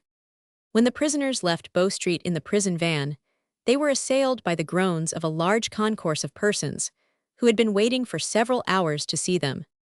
On the evening of the same day that the prisoners had been examined at Bow Street, an Italian named Augustine Brune, or Bryn, the master of the ill-fated boy, arrived in town from Birmingham with the view of identifying the body, for which purpose it was disinterred early on Saturday morning, the 19th. Although it was, of course, difficult to swear positively to a body which had undergone the operations of the surgeons, and was partially decomposed, the master appeared to entertain no doubt of its being PG-59, the remains of the boy whom he had brought from Sardinia, and whose name, he said, was Carlo Ferrer, or Ferrari. He spoke positively to the color of the hair and eyes, and also as to the height of the body, which particulars corresponded exactly with the description of the boy, who had left his service about a year ago, and had since been wandering about town, exhibiting his cage of white mice. The master having satisfied himself as to the identity of the body, it was once more interred. We understand that this Brune, or Bryn, is the master of a juvenile crew of poor, ragged, half-starved little urchins, who are brought to this country as matters of speculation. And the following curious particulars connected with this tribe of traveling mendicants to which Carlo Ferrari belonged will, we have no doubt, prove interesting to our readers. The haunts of these unfortunate beings are in Vine Street, Saffron Hill, Bleeding Heart Yard on Holborn Hill, Coal Yard in Drury Lane, and in the purlieus of Shoreditch. Whole houses are occupied by these wretched boys, who sleep 8 or 9 in a bed. Each boy's monkey is chained near him every night on going to rest, and the other curiosities are placed in situations appointed to the owners, so that, on starting out in the morning, each boy takes his own companion. On the ground floors reside the men, some Italian and some English, to whom the monkeys and 100 really belong, and they provide each boy with lodging at 4d. a night, with a basin of gruel in the morning, upon starting on their peregrinations, having first paid the master for the use of whatever curiosity they may take with them to exhibit. The following are the charges made by the proprietors upon the juvenile crew. For a porcupine very novel there being only PG-62 and an organ 4s per day being 2s, 6d for the porcupine and 1s, 6d for the organ. For a monkey undressed 2s per day. For a monkey in uniform 3s per day. For a box of white mice 1s, 6d per day. For a tortoise 1s, 6d per day. For a dog and monkey, the latter may be frequently seen in the street riding on the dog's back, 3s per day. For dancing dogs, 4 in number including dresses, spinning wheel, pipe and tabor and 100 5s per day. For a box of wax figures of the Siamese twins, 2s per day. For an organ with figures waltzing 3s, 6d per day. Some of these boys, by their artlessness of manner and gesticulations, it is said, obtain 6 or 7 shillings a day and some more. One of them being asked, what was the largest sum he ever received in one day, replied, 15 shillings, which he accounted for in the following manner. One day he was ambulating about the Marine Parade, at Brighton, with his dog and monkey on his back, when a gentleman offered him 15 shillings to allow him to throw a stone into the sea for the dog to fetch. The boy consented. The stone was thrown, and away jumped the dog with the monkey into the sea. The monkey fastened tight round the dog's neck, and both reaching the beach in safety, the boy received the premium. To return to our melancholy subject. It having been intimated to Mr. Minshall that it would be advisable that the premises occupied by the prisoner Bishop, in Nova Scotia Gardens, Bethnal Green, should be strictly searched, and the garden ground PG-61 dug up, Mr. Thomas and some of his constables, together with Mr. Corder and Mr. Cribb, who was foreman of the coroner's jury, proceeded to the spot on Saturday morning, the day after the prisoners had been examined in Bow Street, when a strict search was commenced, first in the house, even the tiles of which were examined, and next in the privy, which is situate in the garden, and is detached from the dwelling. After some delay and much labor, several pieces of human flesh were raised from the soil, and also the scalp of a head, which was evidently that of a female, from the profusion of dark brown hair which was found attached to it. It was supposed that the body to which these discovered portions had belonged was a subject stolen from a churchyard, and afterwards cut up, in order to dispose of the limbs and other parts separately for the purpose of dissection, a practice which, we understand, is not unusual with those who follow the trade of body snatching, and who often obtain as high a price for a muscular and well-formed leg or arm as for an ordinary body. Having made this discovery, Mr. Thomas directed his men to dig up the garden, in the hope that something more might be discovered connected with the horrible traffic in which the prisoners had been engaged, and possibly tending to throw additional light upon the case, which is more immediately the subject of inquiry. 2 constables were accordingly set to work with spades and other implements, and having dug up nearly the whole of the garden, without finding anything of importance, that portion of it which formed a path from the house to the further end next attracted attention, from the circumstance that the clay, although much trodden, appeared to have been heaped together for some other object than merely the forming of a PG-62 pathway. The 2 constables were then directed to dig up this portion of the garden, and an instrument called a searcher, having been made use of for the purpose, in consequence of the hardness of the soil, a child's blue jacket was dug up, and a pair of black cloth trousers, corresponding in size, followed almost immediately after. The brace buttonholes of the latter were torn, as if force had been used in pulling the trousers from the body. 2 pieces of riband, used as braces, were attached to the brace buttons. The pattern of the riband is a white ground with red stripes. The jacket, which appeared to have been made for a boy of very tender age, and which was probably his first, was made of good blue cloth, with a double row of covered buttons on the left side. A shirt, corresponding in size with these clothes, was discovered. Having dug further, a coarse blue coat was next discovered, and also a pair of trousers, made of coarse gray cloth, together with a striped waistcoat and an old shirt. These articles were apparently made to fit a boy of about 14 or 15 years of age. The trousers were patched on the knees, and stains of blood were discovered on the waistcoat. The coat was of a peculiar cut, and resembled those worn by charity schoolboys.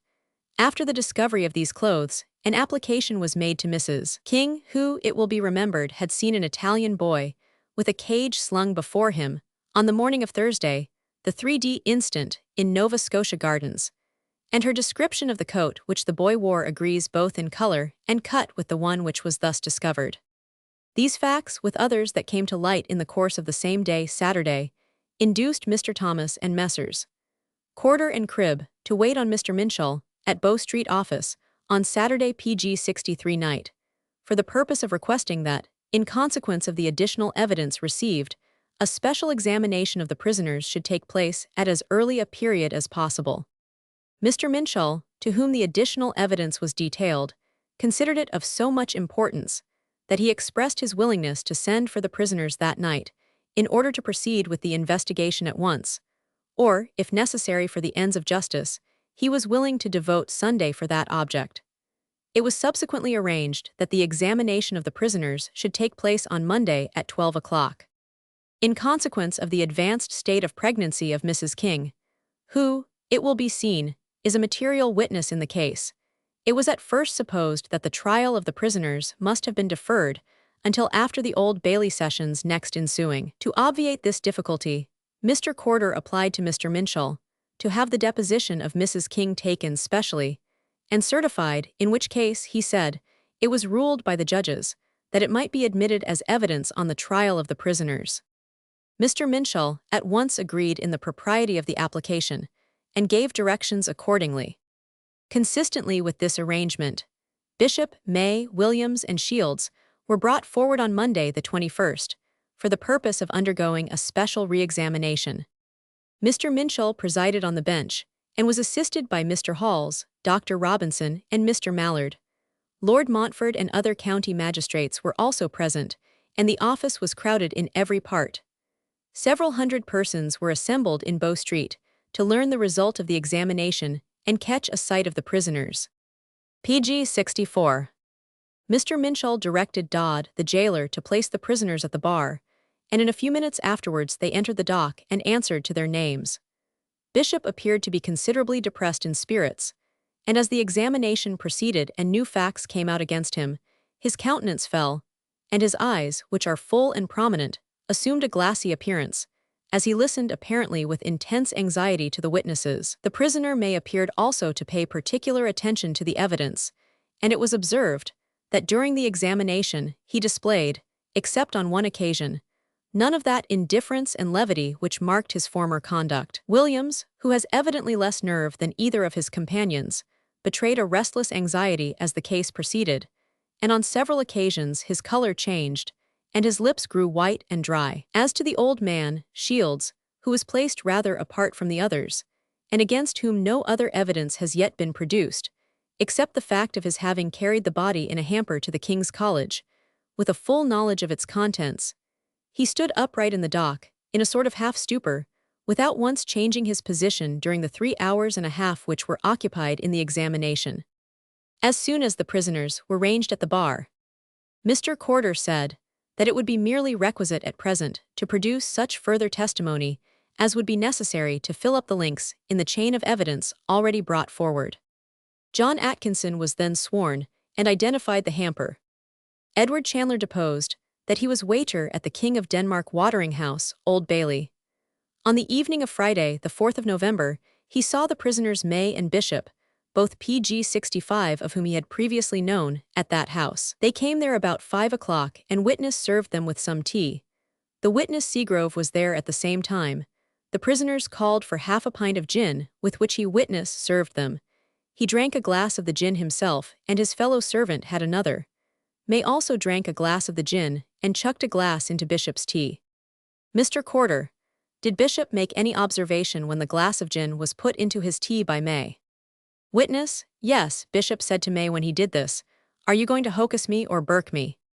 Mr. Minshall asked the witness if he knew the meaning of the word hocus. This word has been erroneously spelt as locus. Mr. Harmer, who attended this and the former examination, to assist the prosecution, explained that the word was well known, in cant language, to describe the act of putting a man in a state of stupidity. Witness, upon being questioned more particularly as to which of the prisoners, May or Bishop, used the phrase which he had mentioned, ascribed it first to one and then to the other, upon which May and Bishop both laughed. The witness, however, who appeared somewhat confused, said that the words were used by Bishop when May poured the gin into his cup.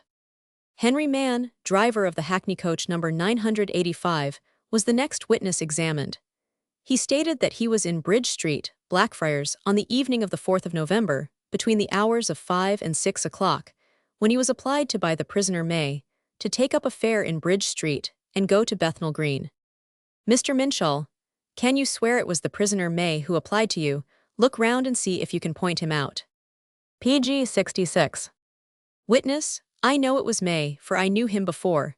There was another man in company at the time, but I cannot say it was one of the other prisoners. Mr. Minshall: did they tell you where you were to go from Bethnal Green? Witness: no, they did not tell me where I was to go. I declined to go with them. Dr. Robinson: what was your reason for declining the job? Witness: my horses had not finished their corn, and I had not taken my tea. Besides, I had another reason. I knew what May was, and that was principally the cause of my declining to go with him. Margaret King, who had on a former examination stated that she saw an Italian boy standing close to Bishop's house, on Thursday the 3d instant, was again called forward, and her evidence having been read over, Mr. Minshall asked her if she recollected how the boy was dressed, whom she had seen on the day in question. She replied that she recollected no part of his dress, except that he wore a dark blue coat or jacket. Another female witness on the trial swore that it was a dark green. Ed: the boy's dress appeared to be shabby, such as other boys wore who went about the streets. Witness did not remember whether the boy had a cap or a hat on. Mr. Minshall then addressed the prisoners, saying he had told them before, and now repeated, that they might, if they thought fit, put what questions they pleased to the several witnesses who appeared against them. May said he was aware of that. The prisoners then declined to put any questions to Mrs. King. John King, son of the last witness, stated that PG 67 he remembered his mother's washing day before the last. It was on a Thursday. I saw an Italian boy standing at the corner of Nova Scotia Gardens, facing Birdcage Walk. I was looking out at our loft door at the time, and I asked my mother to let me see what the boy had in his cage or box. She refused to let me go and see. Mr. Corder: can you describe the way in which the Italian boy stood? Witness: he stood with his right foot turned out, and I think his arms were resting on the box or cage which he carried before him. He wore a brown hairy cap. Mr. Corder, have you any recollection what sort of leaf or shade the cap had got? Witness, it was lined with green. Mr. Minshall, what time would it take you to go from where the boy was standing to Bishop's house? Witness, it would not take me more than half a minute. Mr. Minshall, had you ever seen the boy before? Witness, I think I have seen him about before. He used to carry a doll with two heads in a glass case. I saw him about a month ago. He looked like the same boy. I have not seen him since the Thursday I saw him in the gardens. He was then standing to see if anyone would come and see what he had to show. I did not see him go away. Margaret King, being sworn, said that her mother washed on a Thursday, but she was not sure whether it was on Thursday fortnight or the Wednesday that she saw the Italian boy in Nova Scotia Gardens. She could not describe his clothes, but remembered that he wore a brown hairy cap. She PG 68 had seen the boy before that day. He was standing opposite Birdcage Walk, and had a box or cage slung over his neck by a sling. The cap which he had on was brown, hairy, and rough. She did not perceive how the shade of it was lined, because the boy had his back towards her. She never saw him since that day. Joseph Higgins, a police constable of the F Division, number 35, was then sworn, and his former evidence having been read over, he stated in addition that on Saturday last Mr. Thomas directed James Waddy and him to proceed to Bishop's residence in Nova Scotia Gardens for the purpose of digging up the garden. They went accordingly, and having tried the ground with an iron spit, it struck against some spongy substance in the earth on the west side of the garden, and at a distance of about 5 yards from the door of the dwelling house. They dug up the earth and found a jacket, a pair of trousers, and a little boy's shirt. Part of the suspenders, which were composed of yellow calico, were attached to the trousers, some of the buttonholes of which were broken. About a yard farther, the iron rod again struck upon something soft, which proved to be a blue jacket or short coat, a pair of gray trousers, and a striped waistcoat. Mr. Corder, did you perceive anything particular on the waistcoat? Witness, I perceived marks of blood on the collar, both inside and outside. I found in the pocket of the waistcoat a piece of a small-tooth comb, and I also found an old shirt, which was torn down the center. Mr. Harmer, you swear that the shirt was torn, as it now appears when you dug it up. Witness, I do. PG 69. Mr. Minshall, look again at the waistcoat, and say whether those marks of blood were on the neck part when you took it from the ground. Witness, they were. They had more the appearance of blood when I took the waistcoat from the ground than now. I took particular notice of the marks. The color appeared to be deeper, and the blood more fresh than now. Mr. Halls, having examined the waistcoat, observed that it appeared to have been made for a grown-up person, and it had been taken in at the back, in order to make it fit to whosoever it last belonged. Mr. Thomas observed that the waistcoat had been taken in with coarse worsted, and in a very rough manner. Mr. Minshall said that the fact of the waistcoat having been made for a man was important, and it might be the means of bringing forward the person to whom it originally belonged. James Waddy was then sworn and stated that he was a gardener and laborer, and assisted the last witness in digging up the garden. They began at 12 o'clock on Saturday, and kept on until 4, when they came to a narrow border, close to the palings, and about 5 yards from the door of the house. The witness here identified the child's dress which had been first discovered. Dr. Robinson, how deep were they buried in the ground? Witness, about a foot deep. Having found these things, the last witness tried the ground again, and dug up the gray trousers, waistcoat, and shirt, which have been produced. They were made into a bundle, and were wrapped up in the gray trousers. Mr. Corder, had you any particular reason for PG 70 trying the part of the ground where the articles were found? Witness, yes. Our suspicions were raised in consequence of seeing some ashes spread over the place, and also on perceiving that the ground was loose. Mr. Minshall, to the prisoners, have you any questions to ask either of the last witnesses? Bishop, nothing particular now. Mr. Thomas was the next witness examined. He stated that he went yesterday, Sunday, to Bishop's house for the purpose of making a more rigid search. On examining the front parlor, he found among a heap of old clothes and dirty linen the cap which he now produced. Mr. Halls, in what part of the room did you find this cap? Mr. Thomas, in a corner where there was a heap of soiled linen and children's dresses. Mrs. King was recalled, and the blue coat last found submitted to her view. Mr. Minshall, Was that such a coat as the Italian boy had on, whom you saw in Nova Scotia Gardens, on the day you have already mentioned? Witness: The coat is to all appearance exactly like the coat which the boy had on, but there is no mark about it to enable me to swear positively that it is the same coat. Mr. Minshall, you are not called upon to swear so positively to it, but only to the best of your knowledge and belief. Witness: All I can say is that the coat is exactly like, as far as regards color, size, and shape, and it has every appearance of the coat which the boy had on when I saw him on Thursday. John King, son of the last witness, was then recalled, and the fur cap produced by Mr. Thomas, PG 71, having been placed in his hands, he was asked if it was like the one which the Italian boy had on, whom he saw near Bishop's house. Witness: It looks exactly like the cap which the Italian boy had on. Margaret King, sister to the last witness, having also examined the cap, gave precisely similar testimony. Mr. Corder sworn and examined. I was present at the examination of the body of the deceased, at 3 o'clock in the afternoon of Saturday last, and I feel quite sure that the body so disinterred was that of the Italian boy, upon which a coroner's inquest had been held. This body was shown on Saturday in my presence to the witness Brunn. Augustine Brunn was then called forward, and Joseph Paragalli was sworn to interpret his evidence truly.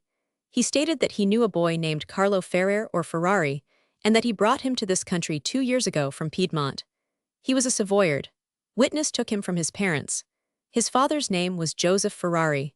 Witness had the boy for 9 or 10 months, and then bound him over to another person for 2 years and 1 month. The last time the witness saw the boy alive was about 15 months ago. This was after he had been bound, and he then went with his new master towards Bristol, and witness left town in another direction. The boy, who was about 15, lodged about that time at the house of Mr. Elliot, number 2, Charles Street, Drury Lane. Witness saw the dead body of a boy on Saturday, but he could not identify the face. The hair, color of the eyes, and also the size of the body corresponded with the description of the boy whom he had named. The tout ensemble agreed. Mr. Minshall: Ask the witness whether he can PG 72 swear, to the best of his knowledge and belief, that the body which he saw was that of Carlo Ferrari. The interpreter having put the question, the witness replied that the features were so disfigured by decay that he could not swear that the face was the same. Mr. Thomas desired the interpreter to ask whether the witness remembered any warts on the left hand of the boy, Carlo Ferrari. The interpreter answered that the marks of identity on the hand were also obliterated by the green color which it had assumed. Mr. Corder said that although the witness had properly given his evidence with so much caution, he appeared to be satisfied in his own mind of the identity of the body, for almost ever since he saw it he had been crying. Joseph Paragalli, the interpreter, was then sworn and stated that he remembered a boy named Carlo Ferrari, who lived with his master about 18 months ago at number 2, Charles Street, Drury Lane. Witness examined the body of the deceased before the inquest took place, and was quite positive that it was the boy, Carlo Ferrari, whom he had so known. Witness saw him alive in the quadrant, about 20 yards from the county fire office, about a month or 5 weeks ago. It was a very wet day, and the poor boy looked cold and miserable. He had his cage suspended from his neck. Witness had seen him about a week before in Portland Place and spoke to him then. He could not, however, describe the boy's dress on either occasion, which he accounted for by saying he was too much occupied with his own business to observe it. The box which the boy used to carry was divided into a cage, which used to turn round with the mice in it, and they slept in the box part. PG 73. Dr. Robinson: What opportunity had you for taking such particular notice of the boy, as to be able to identify him after death? Witness: I was present when the boy was bound over by the last witness to his new master, and had, besides, other opportunities of knowing the boy, for I was constantly at the house of his master. It will be remembered that when before the coroner, the Paragallis positively depose that they do not know the name of the boy whom they saw in the quadrant and in Oxford Street, by what means they subsequently and so suddenly attained to the knowledge of it, so as to be able positively to swear that the boy whom they saw in the quadrant was an Italian, whose name they knew to be Carlo Ferrari, appears rather enigmatical, and is one of those contradictory circumstances by which this most extraordinary case is distinguished. Ed.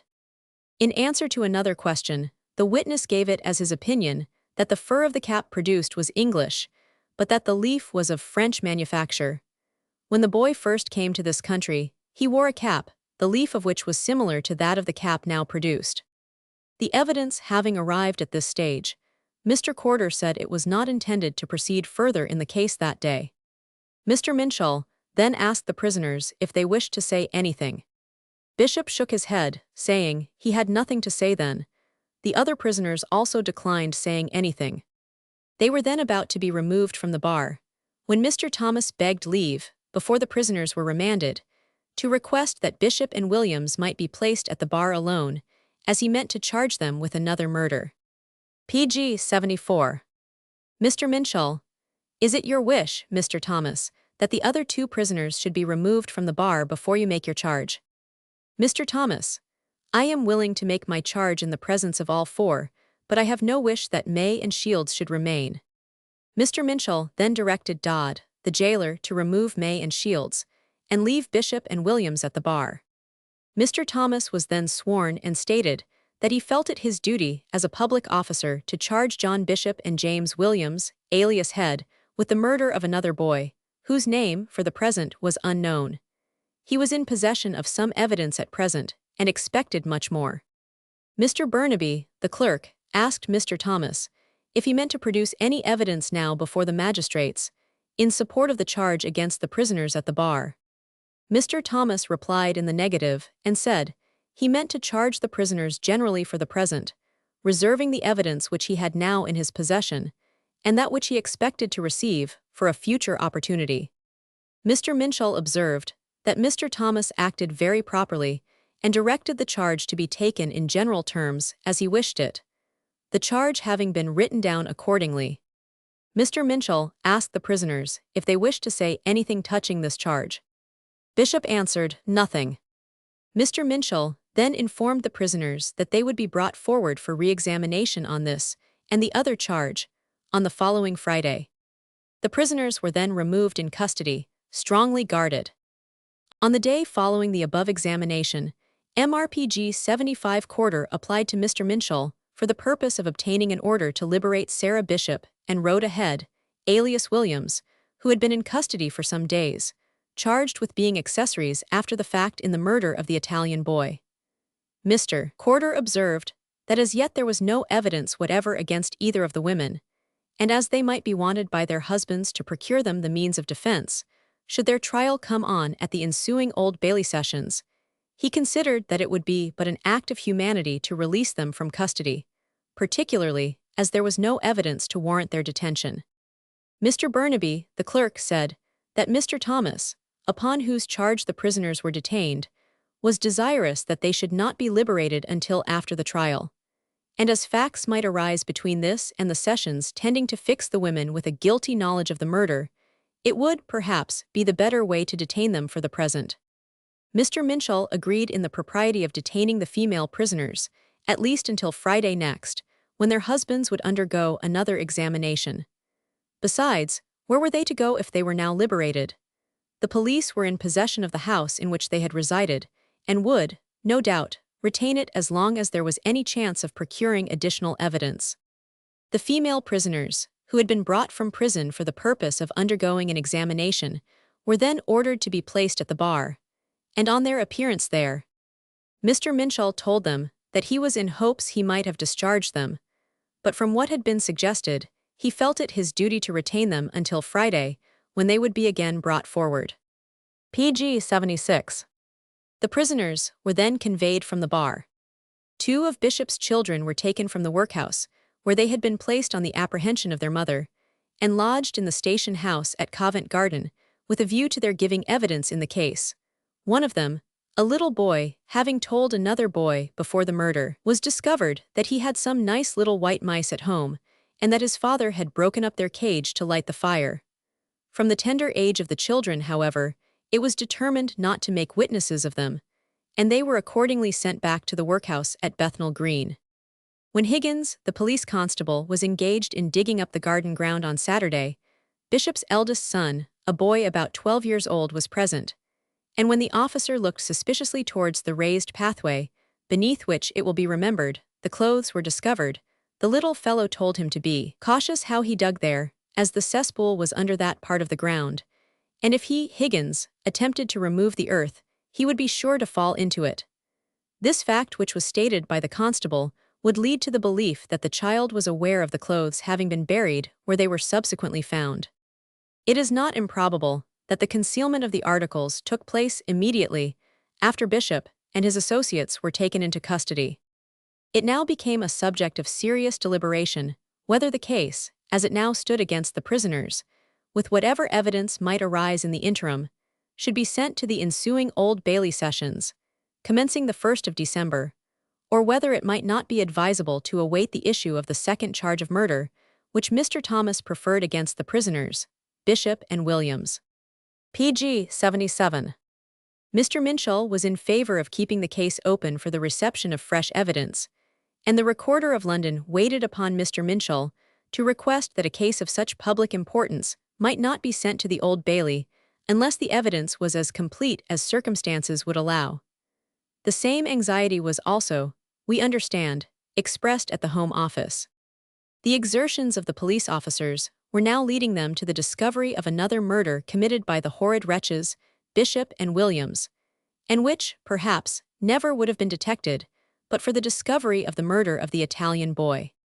It will be remembered that in consequence of the strict search which Mr. Thomas caused to be made at the residence of Bishop, a quantity of human flesh, together with the scalp of a woman's head, to which a considerable portion of long brown hair was attached, were found in the privy. It was at first conjectured that these were portions of a subject which Bishop had procured from a churchyard, and that the limbs had been sold to the surgeons separately, a practice by no means uncommon. Recent events, however, having raised a strong suspicion that the residence of Bishop has been the scene of more than one murder, Mr. Thomas, acting upon that impression, went yesterday, Wednesday 23rd, to Bishop's house, with the view of making a still further search, and appeared before Mr. Hall's on the same day at Bow Street to communicate the result. Mr. Thomas was accompanied by two females, mother and daughter, who lived in the neighborhood of Bishop's house. The mother had stated to him that about 3 weeks ago a daughter of hers had disappeared in the most sudden and pg 78 mysterious manner, and under circumstances altogether unaccountable. She had taken tea with her mother and sister on the evening of her disappearance, and went out to execute some trifling errand. Her return was therefore expected every minute, but from that time to the present, she had neither been seen nor heard of. There had been no previous quarrel to account for her absence, and her relatives were under the dreadful impression that she had been waylaid and murdered. Mr. Thomas added that in consequence of his having made further discoveries that morning, in the house adjoining to Bishop's residence, the mother and sister of the missing young woman, who were now present, called upon him at the station house, and upon showing them the hair which was previously found in the privy, they both of them declared it to be similar to that of the young woman, whose absence had given rise to such dreadful apprehensions. Mr. Thomas then called forward the mother and daughter, and asked the latter to describe her sister's hair. She replied that it was of a dark brown color, very long, and that it closely resembled her mother's hair. Mr. Thomas then drew the attention of Mr. Hall's to the mother's hair, and observed that it was exactly like the hair which had been found in the manner before described. He then added, from inquiries he had previously made, he was enabled to prove that about the time when the young woman was first missed from her home, Bishop had sold two subjects, one of them the body of a young female, at Guy's Hospital. Having been engaged, however, at the time he ascertained this fact, in the case of the Italian boy, he did not feel it necessary to make any particular inquiries respecting the two bodies pg 79 he had mentioned, but he should now feel it his duty to cause such inquiries to be made. Mr. Halls observed that the circumstances stated by Mr. Thomas had certainly a very suspicious appearance, and he told both mother and daughter that they might rest assured that every means would be taken by Mr. Thomas to sift the matter to the utmost. The inquiry could not be in better hands. Mr. Thomas said it was not without good reason he had prayed for the detention of Bishop's wife and sister, for he considered it quite impossible that they could have been ignorant of what was passing in the house. Mr. Halls said he fully agreed in the propriety of detaining both women in custody, and he was quite sure that Mr. Minshall would not part with them until the latest moment, that their detention might be necessary. Mr. Thomas then observed that he had that morning deemed it expedient to examine the house immediately adjoining to that in which Bishop had lived, which had been empty for a considerable time, and until a week of Bishop's apprehension. The result was that a woman's gown, shawl, a pair of stays, chemise, and a pair of stockings were discovered in the privy. Mr. Halls asked if the mother and daughter had seen the articles. The mother replied that she went to the place for the purpose of seeing them in order to ascertain if they were her daughter's clothes, but she was not allowed a sight of them.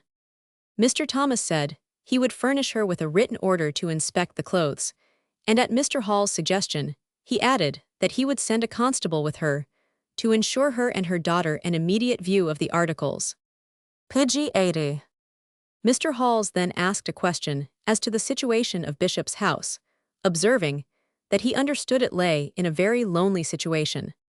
Mr. Thomas replied that Bishop's house formed one of what he might almost call a colony of cottages, but although placed in the immediate neighborhood of each other, they were each divided by a low wooden paling, enclosing a small space of garden ground, attached to the separate dwellings. Bishop and Williams resided together in the same house for the last 18 months, and as the house contained but 3 rooms altogether, and those were very small, he was quite convinced that all who were inmates in the house must have been aware of what was passing in it. Besides, as he had before stated, Bishop and Williams had the use of the adjoining cottage, and as the discovery he had made that morning proved, they had taken advantage of the circumstance, in order more effectually to carry on their abominable traffic. There was no doubt of their having chosen this very situation expressly for the purpose. Mr. Halls asked if the garden adjoining Bishop's had been dug up. Mr. Thomas replied that he had left some of his men engaged in turning up the ground, but Bishop and Williams might have had access to nearly 50 enclosed gardens besides that, as they had only to step across some low palings to get from one to the other. Mr. Halls observed that it would be well to search the gardens of some of the other cottages, and he supposed the persons who owned that ground would have no objection. Mr. Thomas replied that it would be an easy matter to do so, for the poor people who lived in the adjoining cottages were so panic-struck with the PG 81 recent discoveries that many of them had left, and others were following the example. Mr. Thomas soon after retired, for the purpose of sending a constable with the mother and sister of the girl who is missing, in order that they might obtain an immediate inspection of the articles of clothing which were found in the manner described. The clothes were accordingly inspected by the parties, who at once declared that they were not the same which the missing girl had on when she disappeared. The following is an accurate description of the articles found, and their appearance justifies the belief that to whatever unfortunate woman they belonged, they had been violently torn from her body, either immediately after death or in a struggle with her murderers. A camlet cloak, a plaid gown torn up in front, a flannel petticoat also torn up in front, with 2 large patches of blood near the top, a shift torn up in front, a pair of stays cut up in front in a zigzag manner, and laced in the back in the usual way, an old muslin half-handkerchief, a pair of black worsted stockings very coarse, black cloth pockets, a pair of female shoes, the tops made of black twilled silk, and a pincushion of scarlet cloth. These articles were found made up into a bundle. The garden ground was partly turned up, but nothing discovered. The house, it would appear, had been occupied by the prisoner Williams before he married Bishop's sister. On Friday, the 25th, the prisoners, Bishop, May, Shields, and Williams were brought to the office, in Bow Street, for the purpose of being finally examined on the charge of murdering Carlo Ferrari, the Italian boy. Long before the hour appointed for the examination to commence, the street in front of the office was nearly blockaded by crowds of persons, and as the prisoners alighted from the PG 82 van, at 10 o'clock in the morning, they were again assailed by the groans and hisses of hundreds. The bench was crowded with magistrates, and the office itself was filled in every part. At 12 o'clock the prisoners were brought in, guarded by a strong body of constables, and placed in front of the dock. Mr. Minshall, having intimated that he meant to confine the examination exclusively to the murder of the Italian boy. Mr. Corder said he intended to produce 5 or 6 additional witnesses for the purpose of strengthening the case and completing the chain of evidence already made out at the previous examination. He then called Sarah, the wife of John Truby, who having been sworn stated that she was landlady of the cottage which Bishop had lately occupied, the house's nose, 1, 2, and 3 Nova Scotia gardens belonged to her husband, for whom she collected the rents. In the month of July, 1830, she let the house number 3 to Bishop's wife. Bishop lived there until the 5th of November, 1831. About 4 months since, she let the house adjoining No. 2 to the prisoner Williams, alias Head, and he lived there about 2 months. The house stood empty for some time, but it was now in the occupation of a man named Woodcock. The gardens of the two houses were separated by a paling, about 3 feet high, and there was a gate which opened from one to the other. Witness had frequently seen Williams in Bishop's house and garden since he gave up the occupation of the house next door. She had also seen Williams's wife there without her bonnet. Mr. Minshall, the question we want you to answer is this: have you seen the prisoner Williams residing at the house of Bishop? PG 83. Witness, I have seen him frequently there, but I cannot positively say that he resided there. Mr. Thomas said that he took Mrs. Williams into custody at the house of Bishop, where she appeared to be residing at the time. Mr. Minshall, who paid the rent of Bishop's cottage? Witness, it was sometimes paid by Mrs. Bishop and sometimes by Bishop himself. Williams paid his own rent, while he occupied the house next door. Prisoner Williams, she knows I took the house to work at the glass trade. Robert Mortimer, of Nova Scotia Gardens, tailor, was then sworn. About 2 months ago he was employed to turn a coat for the prisoner Williams, and frequently called upon him for payment at Bishop's house. He appeared to be living there, up to the period of his apprehension on the present charge. William Woodcock sworn, I am a brass founder and occupy the house number 2, Nova Scotia Gardens, adjoining Bishop's cottage. I went to live there on Monday, the 7th of October last. I had frequently seen Williams in Bishop's house. I remember the night of Thursday, the 3d of November. On that night I went to bed at 9:30, and about 3 or 4 hours after I was awakened by a noise in Bishop's house. I got up and heard a scuffling or struggling. Mr. Minshall, describe particularly the sort of noise you heard. Witness, it was like men's feet. I can swear to 3 men. Mr. Minshall, at what hour do you suppose this occurred? Witness, I went to bed at 9:30, and IPC 84 suppose I might have slept for about 4 hours, when I was awakened by the noise I have described. Mr. Minshall, you speak of the feet of 3 men, how can you tell the number? Witness, I can account for it in this way. After I heard the scuffling in the house, I listened, and heard the gate shut, and knew from the sound of the feet that 2 men ran away through the gate from Bishop's house. They came back again almost immediately, and while they were absent, I heard the heavy tread of only 1 man in Bishop's house. Mr. Halls, when you heard the scuffle you describe, did you at the same time hear the voices of the men who appeared to be engaged in it? Did they say anything? Witness, I heard the voices of men but could not tell what was said. I can speak to the voices of 2 of the men but cannot speak as to the third. Mr. Minshall, to the best of your belief, were there 3 men? Witness, there must have been 3, for I distinctly heard 2 of them run from the house, and at the same time I heard the foot of the 3rd man in the house. Everything was quite still at the time, and I could have heard a mouse stir. Mr. Corder, then it was before the 2 men ran from the house that you heard the struggle. Witness, it was when the 2 men returned to the house that all was still. Mr. Minshall, how long was it before the 2 men returned? Witness, about a minute, I should think. I thought it had been a family quarrel, and that 2 of the party had gone to fetch the police. Mr. Minshall, did you hear any female voices? The witness replied in the negative, and added, PG 85, that as soon as all was still, and finding that the noise was not in his own house, he went to sleep, and thought no more about the matter. Mr. Minshall, should you know the voices of the men again? Witness, I cannot positively say that I could swear to the 3 voices. Mr. Minshall, are you familiar with the voices of the prisoners, May, Bishop, and Williams? Witness, I never heard the voices of either May or Bishop before that time, but I think I can swear to the voice of Williams. I have reason to believe that his was one of the 3 voices that I heard. Mr. Halls, did it strike you at the moment that you heard the voice of Williams? Witness, yes, it struck me at the moment that it was the voice of Williams. Had I known that anything wrong was going on at the time, I might have put my ear closer to the wall, and might have heard everything that passed. Mr. Burnaby, the clerk, in what part of the house did you hear the scuffling? Witness, it took place in the front parlor, and my bed was in the front parlor of the house adjoining.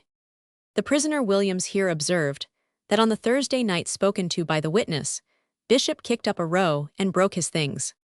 Witness, the row of which you speak, when Bishop broke his things, was on the previous Sunday night. Williams, no, it was on the Thursday, and I went for the policeman, who came with me to the palings, about 2 o'clock in the morning, but refused to go any further. I took care of my wife's bonnet and shawl, and also a looking-glass, to prevent Bishop from breaking them. The policeman was present at the time. Mr. Minshall, the explanation, prisoner, which you give is that the row, as you call it, took place on the night of Thursday, and not on the Sunday night. Williams, it was either Thursday night or Friday night. The women can say which night it was. Here Bishop whispered Williams, and the latter said no more. William Woodcock, aged 12, son of the witness Woodcock already examined, was next called to prove that Bishop and Williams were joint occupiers of the house, number 3, Nova Scotia Gardens. Witness remembered Saturday, the 5th of November, because it was Guy Fawkes Day, and 2 or 3 days before that he saw Williams smoking a pipe in Bishop's garden. Thomas Wigley, of number 17, Cock Lane, Smithfield, was then sworn, and stated that he lived next door to the Fortune of War public house in Giltspur Street, and was employed as porter at the Cross Keys in Wood Street. He remembered the night of the 4th of November. He went into the tap room of the Fortune of War about 6:30 o'clock on that night, and remained until 8:30. About 7:30, Bishop and May came into the room. Bishop sat next to witness, and May sat on the opposite side. Bishop said to May, "What do you think of our new one? Did not he go up to him well? I told you he was a staunch one. Don't you think he is a staunch one now?" The face of Bishop became suddenly flushed as the witness repeated the words attributed to him. Mr. Minshall, did Bishop say anything more to May? Witness, yes, he said to May, "Do you stick PG 87 by me and I will stick to you. I know the other one is all right, he's nothing but a good one." In about an hour after this, Williams came in, upon which Bishop said, "I told you he would come, there's a good one." Here Williams laughed. Mr. Minshall asked the witness if May said anything in answer to what Bishop said. The witness replied that May said in reply to Bishop, "I don't know what you mean." Soon after, Bishop and Williams got up and said they would go home. May said, "I am going to stop a bit." He then took up a newspaper, and Bishop and Williams left the room together. Mr. Corder, did you perceive that May, during this conversation, had anything with him wrapped up in a handkerchief? Witness, I saw that he had a handkerchief in his hand, which appeared to contain something, but I cannot say what. The handkerchief was wet. The depositions of the witnesses previously examined were then ordered to be read over. When the evidence of Davis, the porter at Guy's Hospital, was read to him, he complained of a statement which, he said, appeared in the morning papers of the preceding day, and particularly in the Times. Mr. Minshall told the witness that if he had any addition to make to his evidence, he would willingly swear him, but he had nothing to do with what was published in the newspapers. If anything had been misstated, his proper course was to apply to the editors of the papers, who would, no doubt, willingly correct any error. The reading of the depositions was then resumed, and having been concluded, Mr. Corder then read the statements made by the prisoners before the coroner, and which had been committed to writing by order of the coroner. PG 88. Mr. Halls asked if it was in evidence that the body which was offered at the King's College was the same upon which the inquest was subsequently held. Mr. Hill of the King's College, who received the body there, and Mr. Thomas, to whom it was afterwards delivered at the station house, proved that fact. Mr. Corder said that the whole of the evidence was now gone through, as applying to the prisoners Bishop, Williams, and May. With regard to the prisoner Shields, it was not intended to offer any evidence against him. Mr. Minshall then directed that the prisoner Shields should be removed from the bar and brought round in front of the bench. The magistrate told him he was discharged from this offense, but that he meant to swear him as a witness. The oath having been administered to him, he went into a long statement as to the manner in which he met Bishop, who told him that he wanted him to do a little job on the Saturday morning. He agreed and went to Guy's Hospital, Bishop having previously procured a hamper for the purpose of conveying the body from that place to the King's College. He accordingly carried it from Guy's Hospital to the latter place on the Saturday, but knew nothing whatever of what the hamper contained. Bishop was to have given him £50 for the job, but he had not, as yet, received the money. Mr. Corder observed that the statement of Shields differed in several points from the account which he gave before the coroner. Mr. Minshall, you say you were not aware of what the hamper contained. Do you still persist in saying so? Shields, upon my word, your worship, I knew PG 89 nothing of what the hamper contained. I carried it as I would any other job. A magistrate, did you ever carry any load for Bishop or May before? Shields, no, your honor, never. Mr. Burnaby, the clerk. You know, Shields, you have carried bodies repeatedly to the hospitals. You should remember you are now on your oath. Shields, I mean to say that I did not know what the hamper contained that May and Bishop hired me to carry. Mr. Minshall, have you heard any conversation pass between the prisoners relating to this murder, during any time you may have passed in their company since they and you were apprehended? Shields, none whatever, your worship, except that I heard Bishop say he got the body from the ground.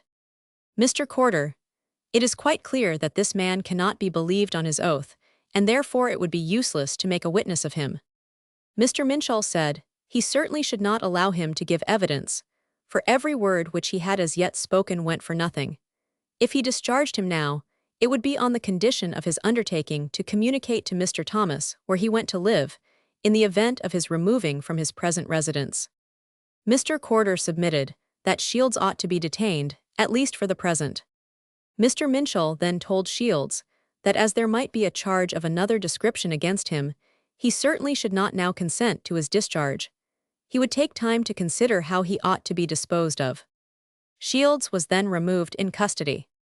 Mr. Minshall then addressed Bishop, saying, PG 90 John Bishop, you have heard all the witnesses who came to give evidence against you. The whole of that evidence is now completed, and therefore, if you wish to say anything, now is your time, as this is the last opportunity you will have of appearing before me. Bishop, no sir, I have nothing to say at present. Mr. Minshall, James Williams, alias Head, have you anything which you wish to say? Williams, nothing, sir. Mr. Minshall, John May, is it your wish to speak before you are finally committed? May, I have nothing more to say, sir, than what I said already at the coroner's inquest. This man, Bishop, can clear me of everything if he likes to speak the truth. He knows I am innocent of the charge. The man says he got the body from the ground, but he don't like to say where, because he is loth to injure the 2 watchmen left to guard it. Things, however, are come to such a crisis now that he ought to speak the truth, and I wish him to speak the truth, he added, looking full in Bishop's face, for I defy him to say anything to implicate me. I knew nothing of the body until I went to take it from Bishop's house. Bishop in a low tone said, I have said nothing against you. It is true what you say, you knew nothing of it till then. May, I did not, that is the truth. Mr. Minshall, have you anything more to say? May, no, your worship, not now. Mr. Minshall, prisoners, you will all be committed to Newgate, to take your trial at the ensuing sessions at the Old Bailey, commencing on the 1st of December next, for the willful murder of Carlo PG 91 Ferrari, and there will be another count in the indictment, charging you with the willful murder of a person unknown. You are now committed accordingly. The prisoners were then about to be removed, when Williams requested that his friends might be allowed to see him, adding that he had nothing to say to any person that he would not be willing should be heard in the presence of the officers of the jail. Mr. Minshall, you will be lodged in Newgate, and whatever accommodations are customary there will, I have no doubt, be afforded you. I have no power to interfere. The prisoners were then removed from the bar, strongly guarded. Mr. Corder then, addressing the magistrate, observed that he had done all he could to assist the prosecution, and on the part of the parish which he represented, he should of course proceed. He was, however, instructed to say that the expense of prosecuting this case fell rather hard upon the parish, inasmuch as the body was not found in it. Neither had the boy come by his death in the parish. He was aware that it was necessary that the body should have been removed, for safe custody, to the station house, and therefore that, so far, the thing was unavoidable. The parish, however, was not in a very prosperous state, and he was fearful, from an interview he had had with a member of the government at the Home Office, that no pecuniary assistance was to be looked to from that quarter. Mr. Harmer said that being aware that the parish of St. Paul, Covent Garden, was not at present in the most flourishing condition, he had offered the parish officers his humble efforts gratuitously to conduct the prosecution. Mr. Corder said He was bound to acknowledge pg 92, the able assistance, which he had received from Mr. Harmer. Mr. Harmer said that the difficulty of prosecuting such a case, in which there were so many witnesses, would be considerably lessened by the manner in which the evidence was taken and arranged by the clerk.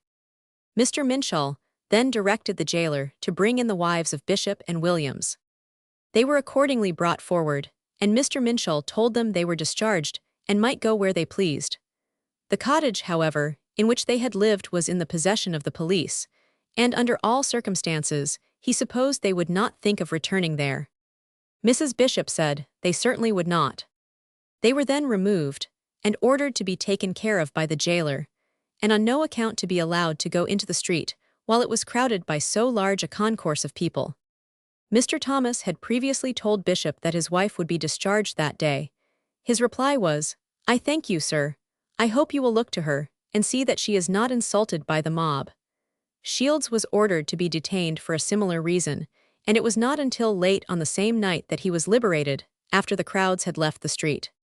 Notwithstanding the heavy rain that fell during the whole of the afternoon, the concourse of persons in Bow Street remained undiminished until the arrival of the van, when considerable difficulty was experienced by the officers to get the prisoners conveyed with safety into the vehicle. The yells and hootings which the mob set up on their appearance was deafening, and but for an additional guard of constables, the consequences might have been very serious.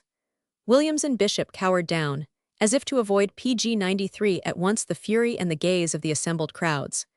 May, however, stood more erect, and jumped lightly into the van, which immediately drove off to Newgate, followed by the shouts and execrations of the people. When May was removed to the lockup room, after he was taken from the bar, he burst into tears, and declared solemnly to Dodd, the jailer, that he knew nothing whatever of the boy's death, and never saw the body until Bishop showed it to him in the box. He then said that an acquittal would almost be as bad as a conviction to him, for where could he find employment after this charge? Bishop and Williams, on the contrary, were by no means cast down. They appeared to rally their spirits, and assumed a levity of manner, which, however, was but of short duration.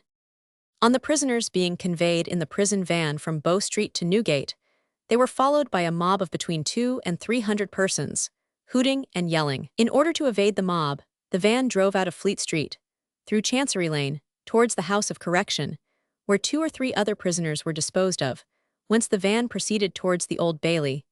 And the mob still increasing, on arriving at Newgate, it was with the greatest difficulty that a number of officers could clear the way before the felon's door for the admission of the prisoners. The discordant yells were so tremendous as to frighten several horses in the different vehicles as they passed by. It will be remembered that, previously to the final committal to Newgate of Bishop, Williams, and May, for the murder of the Italian boy, the entire dress of a woman was found in the privy of the house, adjoining to that which Bishop and Williams occupied at pg 90 for the time of their apprehension. The articles so found were, on Saturday, the 26th of November, fully identified as having belonged to a poor woman named Frances Pigburn, who suddenly disappeared about 6 weeks ago, and a warrant, charging Bishop and Williams with her murder, was lodged in Newgate on the evening of that day. Mr. Thomas was since that time unremitting in his exertions to procure additional evidence, and on Monday night Michael Shields, the porter, who was discharged from custody on the previous Friday, came to Mr. Thomas at the station house, and having declared that he wished to do all in his power to forward the ends of justice, made a voluntary statement, which Mr. Thomas took down in writing, and of which the following is the substance. He said he was employed by Bishop and Williams early in the morning of Sunday, the 9th of October last, to go, along with Bishop's sister, Rhoda Head, alias Williams, into the borough to carry a trunk. Bishop and Williams called upon him at his lodgings in Eagle Street, Red Lion Square, and called him up. He then accompanied them to Bishop's house in Nova Scotia Gardens, and when he got there, Bishop placed a trunk upon his knot. It was the same trunk which Mr. Thomas produced at Bow Street in the late inquiry. They all left Nova Scotia Gardens together, namely, Bishop, Williams, Mrs. Williams, and himself, and proceeded to St. Thomas's Hospital in the borough. Bishop and Williams walked on one side of the way, and Mrs. Williams walked by the side of informant, carrying a bandbox, tied up in a handkerchief, for the purpose, as informant verily believes, of giving the journey the appearance of a servant going to her situation. On arriving at St. Thomas's Hospital, He was joined PG 95 by Bishop and Williams, and they entered the hospital together, while Mrs. Williams stopped outside. The trunk having been deposited in the hospital, they all went together to a public house to have some refreshment. Bishop, not being able to sell the body at St. Thomas's Hospital, resolved on going to Mr. Granger's dissecting rooms, and Shields walked with him, leaving the trunk behind. When they reached Mr. Granger's anatomical theater, Bishop held a private conference with Mr. Appleton, the porter to the dissecting rooms, which lasted a few minutes. They then returned to St. Thomas's Hospital and fetched the trunk from thence to Mr. Granger's rooms. On arriving there, Bishop took a body from the trunk for Mr. Appleton's inspection. It was that of a middle-aged female. It was a particularly fresh subject, and had not the appearance of a body taken from a grave. There was no dirt upon it. An informant observed that the hair of the corpse was dark and short, and that the subject altogether was thin and remarkably light in weight. Mrs. Williams was not present then, but remained at the public house as a kind of pledge for what was drank, until the money should be procured. Mr. Appleton and Bishop bargained for some short time, and a price being agreed on, Mr. Appleton paid Bishop part of the money, and promised to pay the remainder on the following day. Gin was then sent for, and Mr. Appleton and all of them partook of it. Bishop, Williams, and informant then went back to the public house, and found Mrs. Williams crying, on account of her having been questioned about the reckoning. Bishop went into a great rage, and paid it, saying he never would enter the house again, nor should any of his friends. They then went away together, and returned over London Bridge as far as Bishopsgate Street, and had some gin at a public house PG 96 there where coaches stopped. Bishop paid for the gin, and informant then went away. Mrs. Williams still retained possession of the bandbox, and it was just in the same state as when she took it from home. Bishop paid informant 10 shillings for the job, and said if that did not satisfy him, he might have more tomorrow. Shields, having made this statement, said he was so frightened when in custody that he did not know what to say, and was fearful if he let slip anything it might implicate himself. He now, however, wished to atone, as far as lay in his power, for the part which he had taken in that and the other transactions. Mr. Thomas, perceiving that the statement of Shields corresponded not only with the time of the disappearance of Fanny Pigburn, she having been seen last alive on the night of the 8th of October, and Shields dating the above transaction on the 9th, but also with the description of her age and personal appearance, as described by her sister and other witnesses, felt that the information was important, and that Mrs. Williams was sufficiently implicated in the transaction to warrant her apprehension. He accordingly proceeded to Newgate on Tuesday the 29th of November, and having taken her into custody there, while she was waiting to see her husband, immediately conveyed her to Bow Street Police Office, and charged her before Mr. Minshall as an accessory after the fact in the wilful murder of Francis Pigburn, adding that he took the prisoner into custody in the lodge at Newgate about half an hour before, and that, on a future day, he expected to produce further evidence against her. The prisoner wept bitterly while the clerk was writing down the charge against her, and when it was entered, PG 97, Mr. Minshall asked her if she wished to say anything, at the same time cautioning her that whatever she said would be taken down in writing, and might be made evidence against her. The prisoner replied, "I thank you, sir, but I want to say what I know. I wish to speak the truth." She went on to say that her father, meaning Bishop, but there must be here some mistake in the report, for Mrs. Williams is the sister of Bishop, not his daughter, called her up on Sunday morning at 6 o'clock, about 6 or 7 weeks ago. They were then living at number 3, Nova Scotia Gardens. He asked her if she would carry a bandbox for him. She asked in reply, where did he want her to take it? He replied to the borough. She then went along with Bishop, her husband, and Shields over London Bridge, and when they got a little way over the bridge, they came to a public house, and Bishop told her to go in there and wait until they returned. They came again in about half an hour, and then they went together to another public house, and had a pot of half and half and some pipes. There was no money to pay the reckoning, and her father left her there and told her to stop until he should return. He came back and paid for the beer, and then they all went to Bishopsgate Street and called for some gin in a public house there. Shields then left Bishop, her husband, and herself, and after that they all went home together. The prisoner added, "That is all I wish to say. I have nothing more to add. Mr. Minshall, it will be my duty to commit you for further examination upon this charge, to this day fortnight." Mr. Thomas said he thought he should be able to produce further evidence in a week. Mr. Minshall, then let the re-examination of PG 98 the prisoner stand for this day week. As the prisoner was about to be removed, Mr. Thomas said he believed she had not had any food that day, and as she was now about to leave his custody, he hoped that she would be allowed some refreshment. Mr. Minshall, most certainly, the jailer shall provide her with what is necessary. No prisoner shall want food whilst I sit here as a magistrate. The prisoner was then removed in custody. While these proceedings were carrying on, the public alarm was increasing in every direction. The medical profession was visited with the most severe, and we think, unjust indignation, inasmuch as it was believed to be the secret encourager of a system by which human life was sacrificed with the most heartless indifference, and the detection of the crime became a matter of extreme difficulty, almost amounting to impossibility, on account of the secrecy with which the proceedings are carried on in the hospitals and the private dissecting rooms. It is at once evident that from the present mode of supplying subjects for dissection, no man's life is secure. The murderer may disguise his victim by laying out, and for a time burying the corpse, by cutting off the hair or by knocking out the teeth, and then his market is as safe as it is sure. Or, if the assassin be more timid than usual, he has only to dismember the subject, and the sale by piecemeal will turn in an equal profit, and defy detection. This is a state of danger to the public, the toleration of which would be criminal. The medical profession must arouse from its equivocal silence, and take such measures as may prevent its being, in a secondary sense, accessory to murder.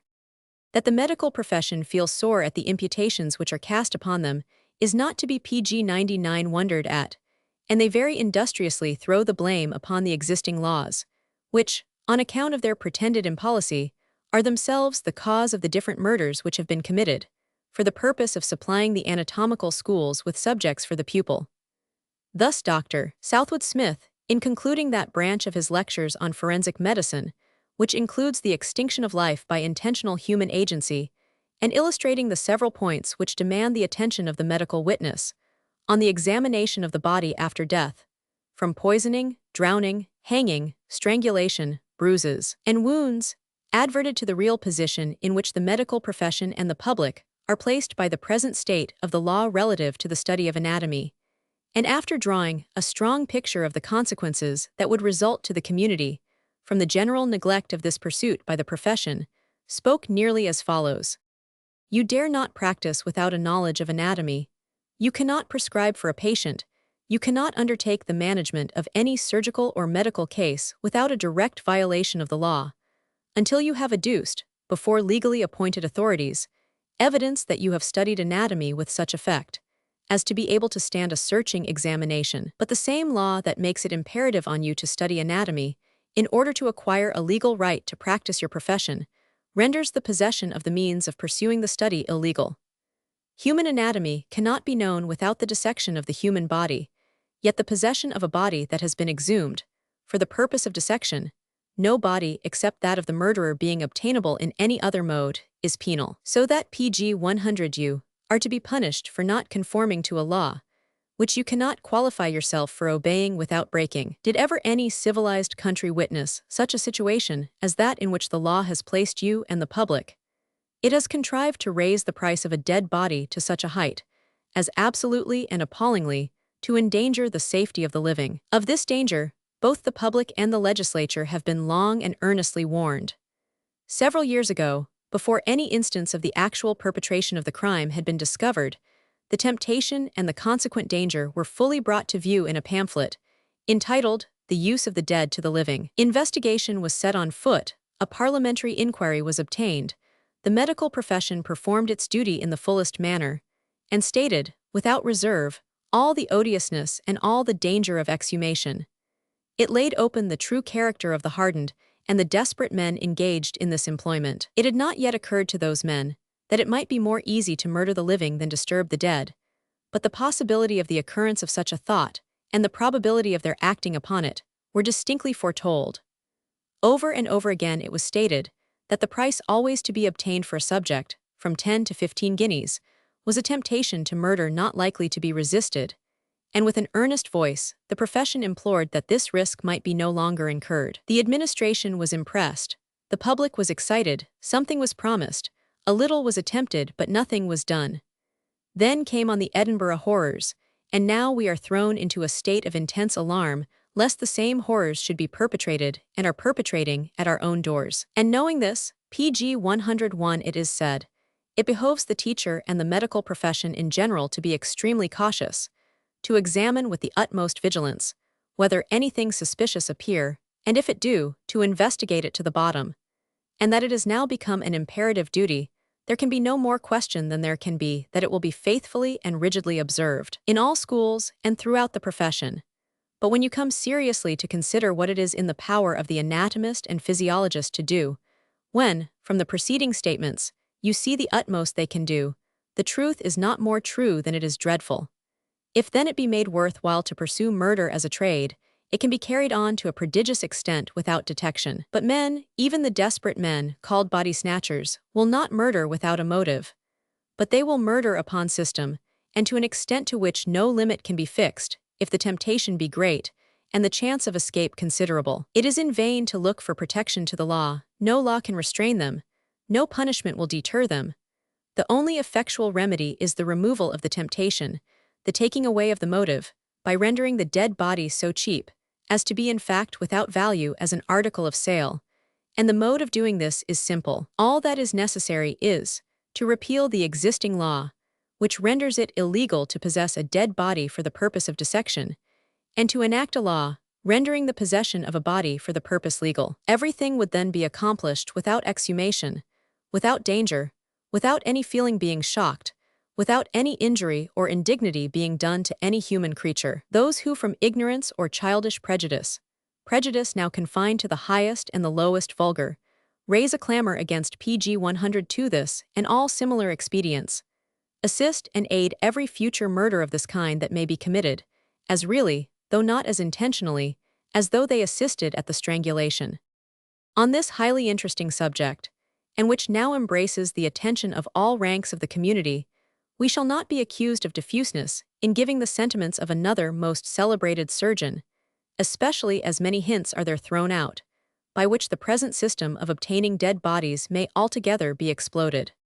Mr. Brodie, for we ascribe the following remarks to him, although he has not affixed his name to them, says, "Such is the importance of anatomy, that those who are engaged in the study of medicine and surgery will always endeavor to learn it, as far as it lies in their power to do so, and if subjects for dissection cannot be procured by decent and legal means, they will be procured by means that are indecent and illegal.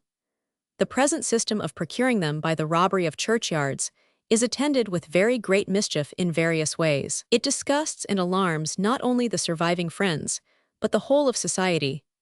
Some are rendered miserable because they know that the bodies of their friends have been stolen from the grave and carried to the dissecting room, and others, because they are apprehensive that the bodies of their friends may be served in the same manner. The men who are employed to exhume bodies are of the very worst description. They are outcasts of society, who being pointed at as resurrection men, are unable to maintain themselves by any honest employment, and are thus driven to become thieves and housebreakers, because, when not actually employed in stealing bodies, they can do nothing better. pg 103.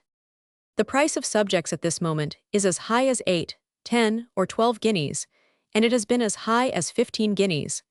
But many a person has been murdered for a much smaller sum than the least of these. Here then is an inducement to commit actual murder. And in addition to the mere gain, there is this further inducement, namely, that the murder is committed under circumstances peculiarly calculated to effect its concealment. As the bodies in the dissecting room soon become disfigured, so that they cannot be recognized, it is not to be supposed that the teachers of anatomy, except under peculiar circumstances, can distinguish the bodies of those who die a natural death. It may be observed further that it is impossible for the teachers to spare, from their other occupations, the time necessary to make an accurate examination of each individual subject that is brought into the dissecting room, and that if such examinations were made, they would have the effect of preventing the students making some of the most important and useful dissections afterwards. The subjects must be handed over to the students untouched. The teachers and senior students may and ought to be as vigilant as possible, but it is equally absurd and unjust to suppose that an absolute responsibility can rest upon them. The commission of murder for the purpose of obtaining subjects for the anatomical schools is now found to be no imaginary evil, but the public need not be surprised that it has occurred. It has been foreseen by medical men, whose attention has been directed to these inquiries for some years, and the danger has been long ago pointed out to many members of the legislature. Nor can all the activity of the police, nor all the watchfulness of the teachers of anatomy, prevent it recurring some time or other. PG 104 if there be no easier method of supplying subjects for dissection than that which is now resorted to, and if they continue, in consequence, to produce the enormous sum which they produce at present. One effect of the existing difficulty of procuring subjects in this country is that a large proportion of medical students visit the continent and reside in Paris or elsewhere for the purpose of dissection. It may not be very creditable to us as a nation that we should not possess among ourselves the means of instruction in so important a branch of knowledge as anatomy. But there is another, and a stronger reason for lamenting the emigration of medical students. There is no class of society in whose honor and integrity and good principles the public are so deeply interested as in those of the medical profession. The members of it are admitted to a degree of confidence which is not given to any other individuals.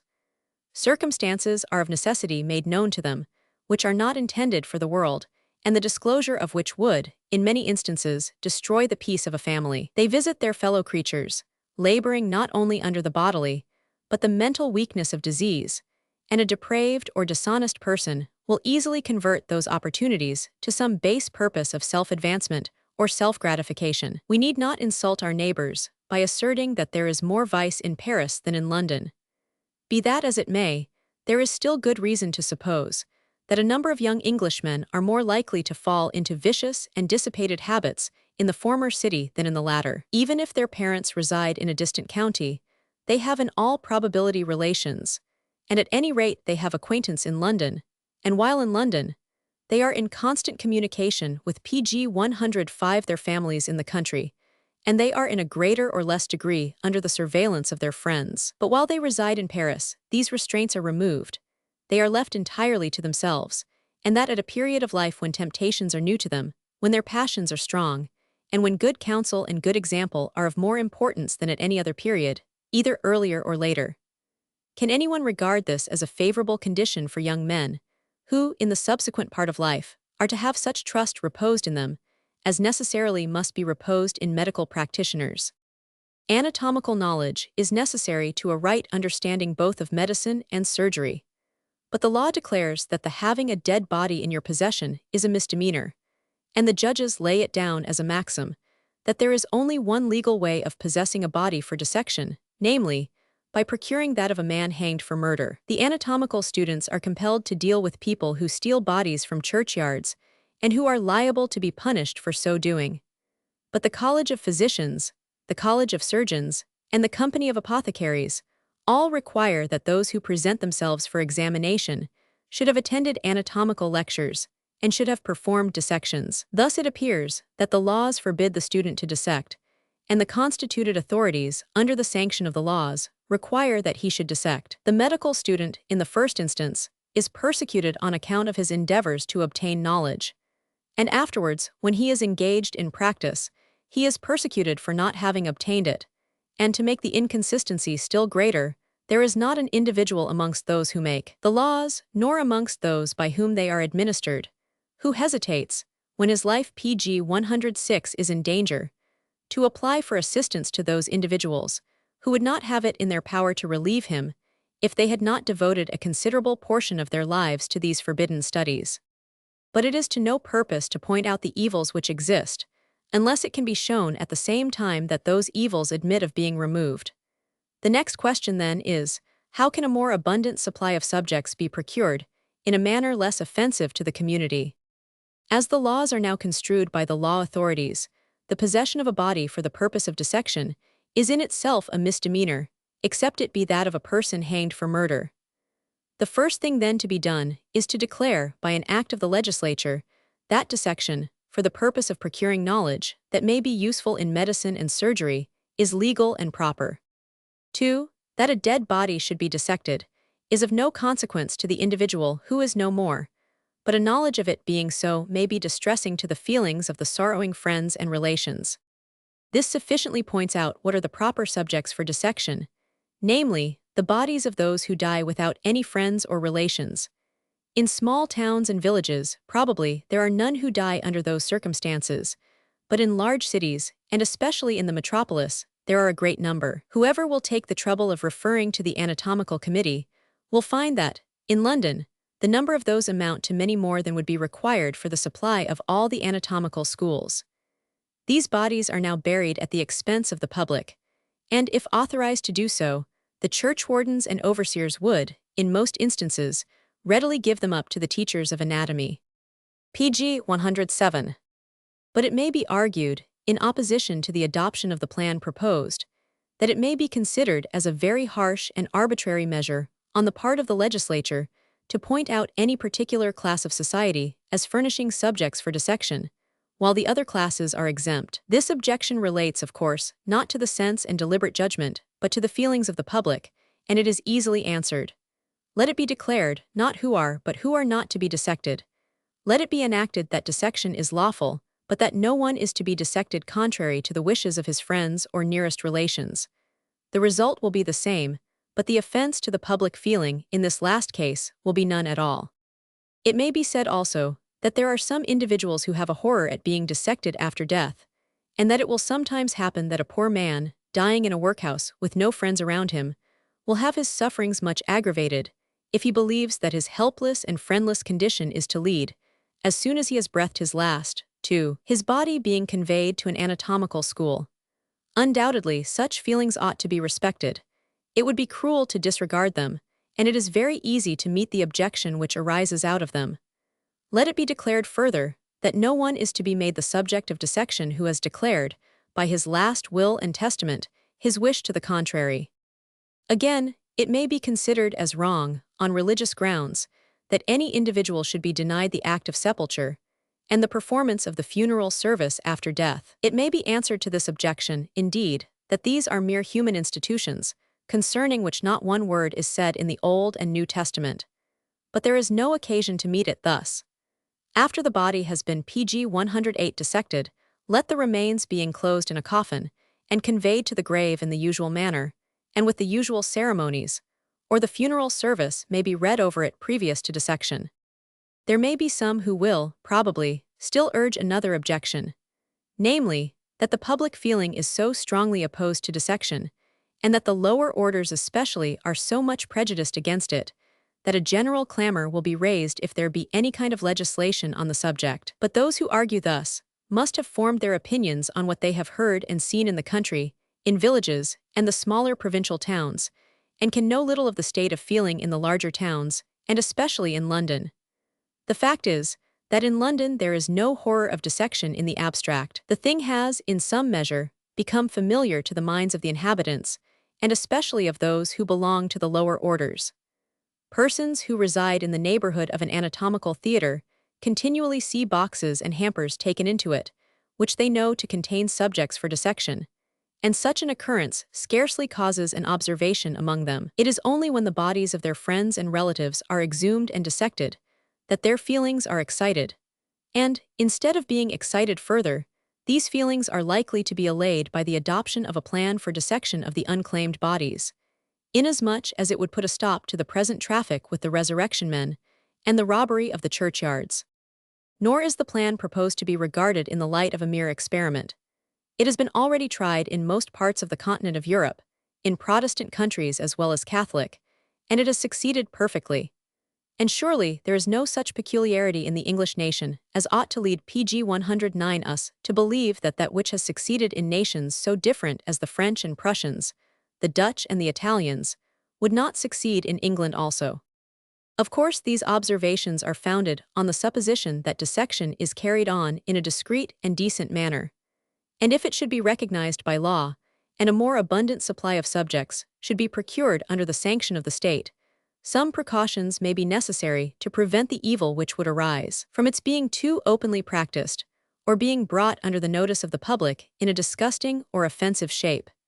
It will not be unreasonable to require of the teachers of anatomy that they should preserve a register of all the bodies which they receive for dissection, naming the source from whence they are obtained. It may be proper, on all accounts, to insist that those who undertake to be teachers of anatomy should prove their fitness for the office by passing a rigid examination before the College of Surgeons of London, Edinburgh, or Dublin, or some other competent tribunal. This will, at any rate, limit the number of anatomical teachers in the best possible manner, namely, by the exclusion of uneducated and ignorant pretenders, and by confining this department of medical instruction to men of industry and science. It may be admitted as a question also, whether, in addition to these measures, it will not be advisable to insist that no one should be permitted to open dissecting rooms for the admission of students, without a license to do so from the Secretary of State, or from some person specially appointed for the purpose, to whom a satisfactory security must be given for the proper regulation and conduct of the establishment. Of the foregoing observations, there are probably very few which have a claim to the merit of pg 110 originality, the subject having been so frequently discussed, especially among medical practitioners, with whom the present obstacles to anatomical instruction have long been a subject of serious anxiety. This last circumstance has led to a misapprehension on the part of the public.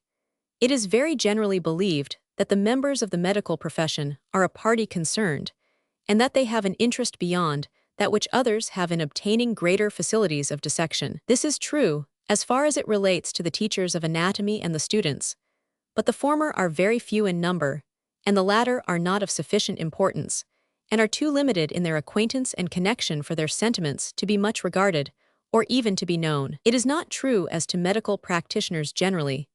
They have laid in their store of knowledge. They rarely find it necessary to return to the labors of the dissecting room, or if they wish to inspect the dead body for the purpose of satisfying themselves as to a particular point, they have ample opportunities of doing so in the post-mortem examinations made for the purpose of ascertaining the cause of a patient's death. If the existing race of medical practitioners were so narrow-minded as to consult only their own private interests, they would be pleased to see the rising generation brought up in comparative ignorance, inasmuch as it would make it more difficult for themselves to be superseded in their practice as they advance in years. If they have been more active than others in calling the attention of the legislature to the subject, it has been on purely public grounds, not because they expect or can expect any benefit to themselves, but because their peculiar situation makes them more competent than other individuals can be to form a judgment of the mischiefs, which pg 111 may ultimately arise to the community, if nothing be done to remove the existing evil.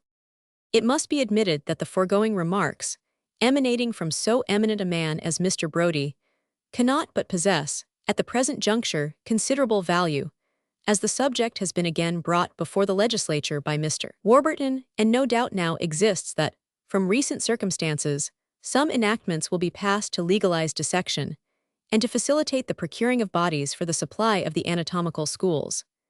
As we shall have occasion to recur to the subject in a future part of our work, we shall now refrain from making any further comments on it, and proceed to the trial of the resurrectionists, for the murder for which they were committed.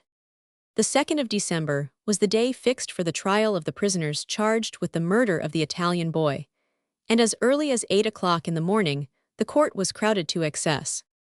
We cannot but here speak in terms of reprobation of the vexatious conduct pursued by some of the city officers in regard to the admission of persons to the body of the court and the galleries, who, in some respects, had a title to be admitted. Personally speaking, when we presented ourselves at the gate demanding entrance, as having the key of the box appropriated to the Committee of the City Lands, we were told, in the first place, that the box was full.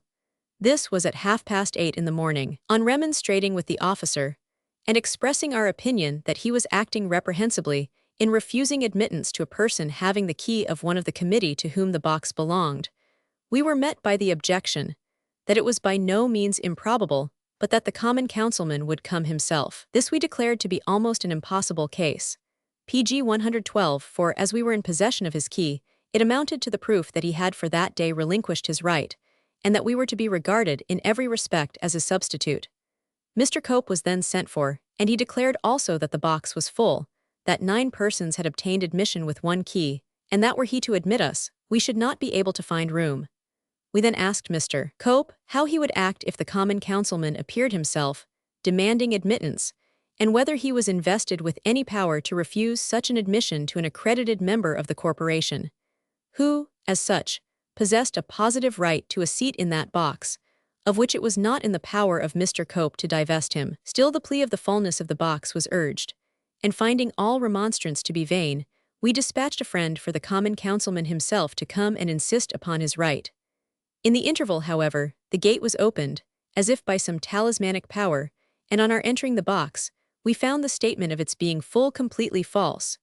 2 out of the 5 benches were not occupied at all, nor during the whole of the day was the box ever full. We have merely adverted to this circumstance, as it may operate as a warning to those who so unjustifiably took upon themselves the power of refusing admittance to a court of justice to individuals invested with an authority to exact admission, and by which act they were, in reality, setting themselves up in opposition, and in actual defiance of the very persons by whom they had been appointed to the offices which they hold. At 9 o'clock the Deputy Recorder, Mr. Sergeant Arabin, came into the court, when the prisoners John Bishop, Thomas Williams, and James May were placed at the bar, and the indictment having PG 113 been read over, charging them, in one count, with the willful murder of Carlo Ferrari, otherwise Charles Ferrier, and in another with the willful murder of a male person, whose name was unknown. They severally pleaded not guilty. The jury was then sworn, and a short case having been disposed of, at 10 o'clock Chief Justice Tyndall, Mr. Baron Vaughan, and Mr. Justice Littledale entered the court, with the Lord Mayor and sheriffs. The bench was crowded with persons of rank, amongst whom we perceived the Duke of Sussex. The prisoners were again put to the bar. They seemed but little moved by the awful situation in which they were at that moment placed, and they encountered the inquisitive glances of the assembled crowd with a careless air. Their appearance rather indicated low cunning than hardened ferocity. In the countenance of Williams, there was something unusually repellent, and on the Duke of Sussex taking his seat, and applying his glass to his eye, Williams appeared to direct his stare full upon His Royal Highness with all imaginable impudence, as if he were almost determined to stare him out of countenance. Mr. Bodkin having opened the case, Mr. Adolphus proceeded to state the leading facts of it to the jury.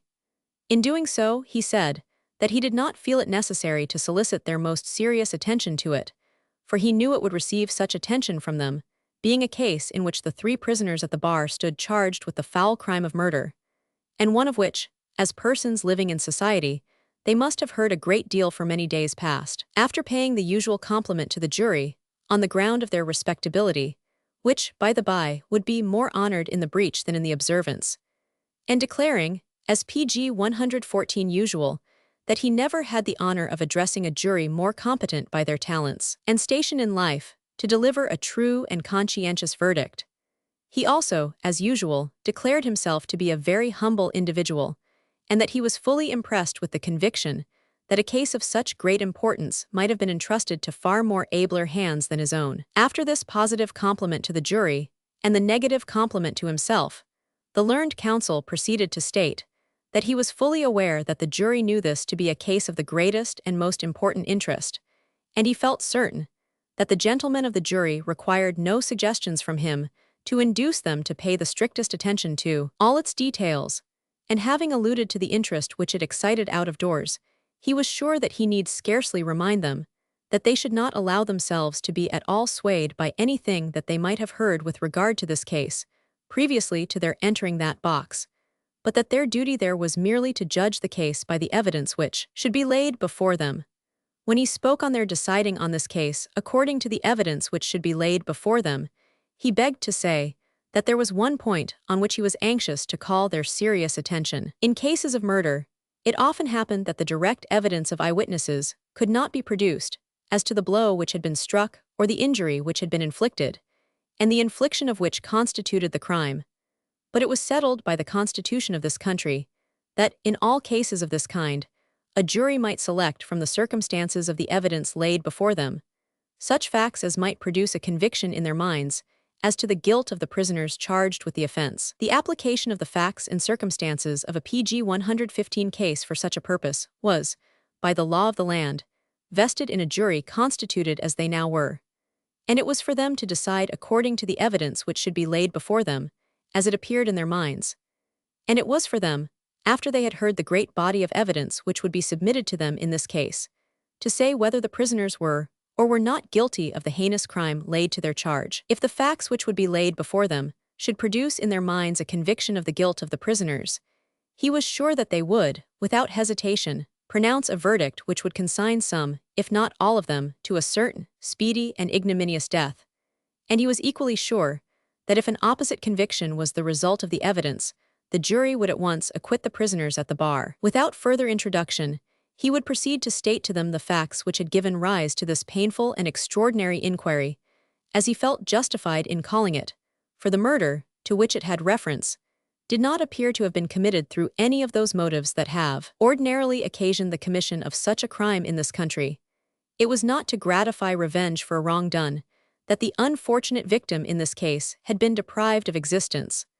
The minds of his murderers were not stimulated by any passions of that description to the commission of the dreadful deed. Neither wealth nor the other common allurements, which influenced the actions of wicked men under such circumstances, had impelled them to perpetrate this crime. Nothing but the sordid and base desire to possess themselves of a dead body, in order to sell it for dissection, had induced the prisoners at the bar to commit the crime for which they were now about to answer before a jury of their countrymen. The PG 116 learned gentleman then proceeded to detail the facts of the case, as they were afterwards stated in the evidence subsequently produced. He dwelt in terms of well-deserved eulogy on the meritorious exertions of Mr. Thomas, the superintendent of police, and of Mr. Corder, the vestry clerk of St. Paul's, Covent Garden, in prosecuting the inquiry which had led to the trial. He acknowledged that the case depended upon circumstantial evidence, but he contended that a large and well-connected body of circumstantial evidence was, in many cases, superior to the positive testimony of an eyewitness. The judgment of an eyewitness was, in several instances, liable to be deceived, but it was impossible that the jury, after putting all the circumstances of the case together and weighing them seriously and deliberately, could be mistaken in their judgment. It was for them to say, after doing so, whether the prisoners at the bar were or were not guilty of the crime with which they stood charged. He concluded by repeating his confident expectation that they would give to this important case the deep and serious attention which it deserved, and by expressing his complete reliance on the integrity and good sense of a British jury, which a long life of practice had left him no room to doubt. William Hill, the first witness called, was then examined by Mr. Clarkson. The witness stated that he is porter to the dissecting room at the King's College. At 12:15 on Saturday, the 5th of November, the bell of the dissecting room having been rung, he answered it, and having opened the door he found the two prisoners at the bar, Bishop and May, there. He had known the prisoners before. May asked him if he wanted anything, and he said not particularly. Witness asked him what he had got. He said, App 117 male subject. Witness asked him what size. He said, a boy about 14, and he demanded 12 guineas. Witness said they could not give that price, for they did not particularly want it, but if he would wait, he would acquaint Mr. Partridge, the demonstrator of anatomy, with the matter. He accordingly went to Mr. Partridge, who said he would see them. Witness then went back to them, and told them to go round to the place appropriated for them. When he had got them into the room appropriated for them, Mr. Partridge joined them. They could not agree as to the price. Mr. Partridge said that he would not give 12 guineas for the subject. Witness then heard May tell him he should have it for 10 guineas. Mr. Partridge then left them, and went into the dissecting room. The prisoners then asked Witness how it was to be, and whether he would have the subject. Witness then followed Mr. Partridge, and, in consequence of what Mr. Partridge said to him, he returned to the prisoners, and told them that Mr. Partridge would only give 9 guineas for the subject. May said he would be D if it should come in for less than 10 guineas. May was intoxicated at the time. On his going out to the door, Bishop, taking Witness aside, said to him, Never mind, May, he is drunk. It shall come in for 9 guineas in the course of half an hour. They then went away. About 2:15 on the same afternoon they returned, in company with the other prisoner, Williams, and a man named Shields. They had a hamper with them. Shields appeared to be employed as the porter for carrying it. May and Bishop carried the hamper into another room, while Williams and May remained where they were. On opening the hamper, a sack containing the body was found in it. May and Bishop PG 118 remarked that it was a good one, to which observation the witness assented.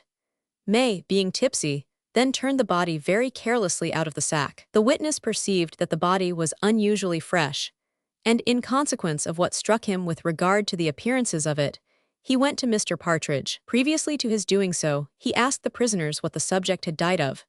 They said they did not know, and that it was no business either of his or theirs. Witness replied that it certainly was not. The appearances with regard to the body with which he was particularly struck were these. It appeared different from a body that had been laid in a coffin. The left arm was turned up towards the head, and the fingers of the hand were firmly clenched. In consequence of the opinion which he formed from the appearance of the body, he went to Mr. Partridge, and detailed to him what he had seen, and what he thought about the matter. Mr. Partridge accordingly returned to the room where the body was lying, to have an inspection of it. The prisoners had been removed from that room to the room into which they were originally introduced, and where the other two men were also. Mr. Partridge, without seeing them, after seeing the body, went to the secretary's office. In the meantime, several of the gentlemen connected with the college saw the body, and their suspicions were also excited. Mr. Partridge, having returned to the place where the prisoners were, showed them a £50 note, and told them he must get that changed, and that then he would pay them. Mr. Partridge, having pulled out his purse while speaking to them, and there being some gold in it, Bishop said, "Give me what money you have, and I will call on Monday for the remainder." May proposed that Mr. Partridge should give him the £50 PG 119 note, and he would go out and get it changed. Mr. Partridge, smiling, said, "Oh no," and then left them. The prisoners remained waiting after Mr. Partridge had gone. In about a quarter of an hour Mr. Mayo, the professor of anatomy at the college, came down with Mr. Rogers, the police inspector, and a body of police, and the prisoners were all taken into custody. Before that took place, and while witness was in the room with Bishop, Bishop said to him, "Pay me only 8 guineas in the presence of May. Give me the other guinea, and I will give you half a crown." The body was then delivered by the witness to the police, together with the hamper and sack, and having accompanied them to the police station in Covent Garden, he saw them delivered into the hands of Mr. Thomas, the superintendent of police. Judging by his experience with regard to dead bodies, it was his opinion that this body had not been buried, nor laid in a coffin. He observed that there was no sawdust about the hair of it. Cross-examined by Mr. Curwood. The first conversation he had was with May and Bishop only. Williams did not appear. Williams was in the college, but not in the same room. Mr. Richard Partridge examined by Mr. Bodkin. Witness is demonstrator of anatomy at the King's College. He was there on Saturday, the 5th of November. A body was brought there that day, and a communication was made to him about it by the witness Hill, about 2 o'clock in the afternoon. He accordingly went and looked at it. None of the prisoners were present at the time. The body externally exhibited some suspicious appearances, and it was those appearances that induced him to go for the police. The suspicious appearances were a swollen state of the face, bloodshot eyes, freshness PG 120 of the body, and the rigidity of the limbs. There was likewise a cut over the left temple. The lips were also swollen. There was nothing else in the external appearance of the body that excited his attention. After he had examined the body, he did not recollect whether he went to the place where the prisoners were before he called in the police. He was certain, however, that he went for the police before the circumstance with regard to the £50 note took place. On returning to the college, after going for the police, he showed the £50 note to May and Bishop, where he found them at the bottom of the stairs, leading to the anatomical department. He then proposed to them that change should be got for the £50 note, with the view to detain them until the police arrived.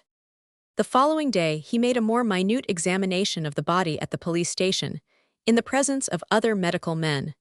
The external appearances near the muscles were rigid, though less so than on the preceding day, and there was a superficial wound on the temple. Beneath the scalp and the bone there was some contused blood. On opening the body, he found the whole of the chest, breast, and 100, in a healthy condition. The stomach was full. The spinal cord and brain were then examined. The brain was perfectly healthy. In cutting through the skin that covers the spinal cord, he found a quantity of coagulated blood in the muscles, and on removing the back part, blood was found on the membrane that envelops the spinal cord. The spinal marrow appeared to be perfectly healthy. From these appearances, he thought the external marks of violence were sufficient to produce death. The violence exerted had had an effect on the spinal cord. The violence must have been on the back of the neck.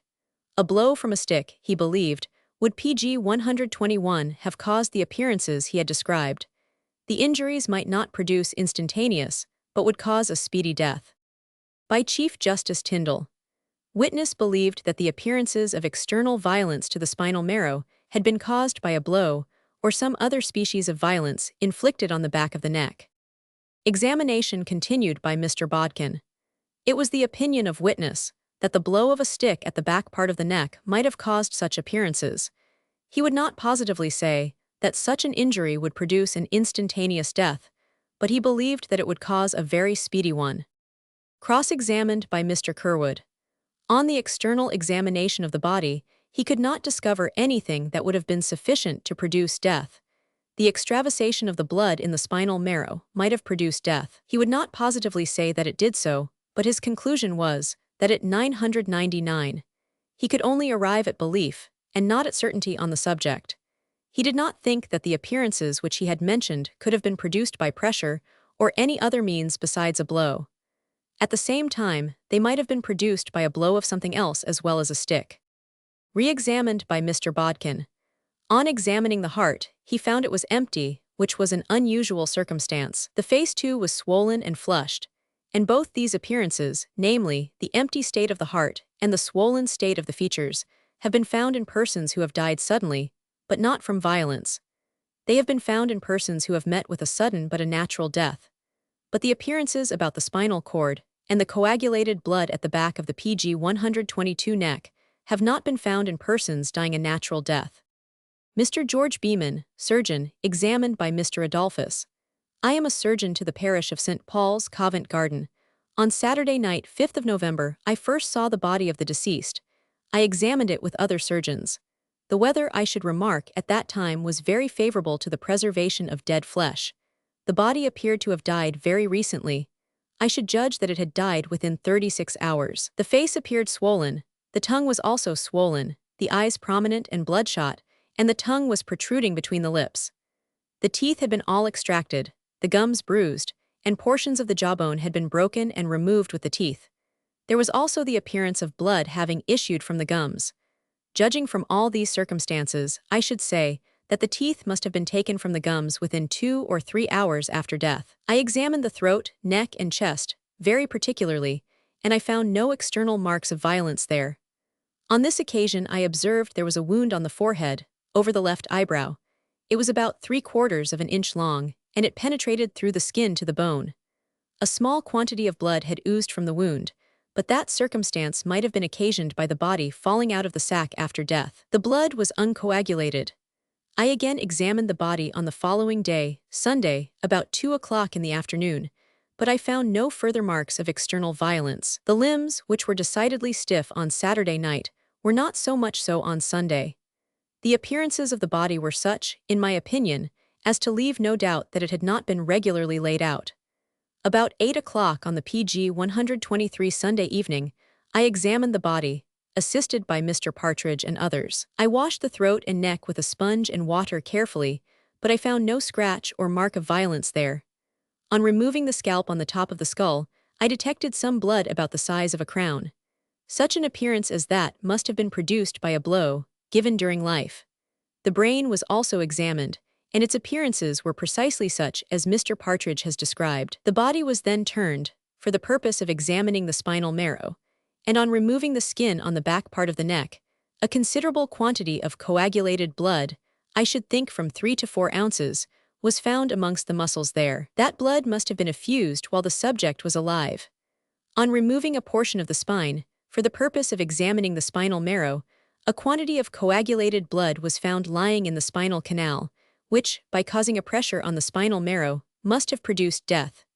The bones of the spine were uninjured. The appearances which I have described would be likely to follow from a heavy contusion on the spine, or from the blow of a heavy instrument. There was about 1 ounce of blood found in the spinal canal.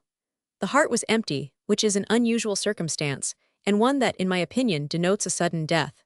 I mean by a sudden and instantaneous death, or nearly so, one that takes place in at least 2 or 3 minutes.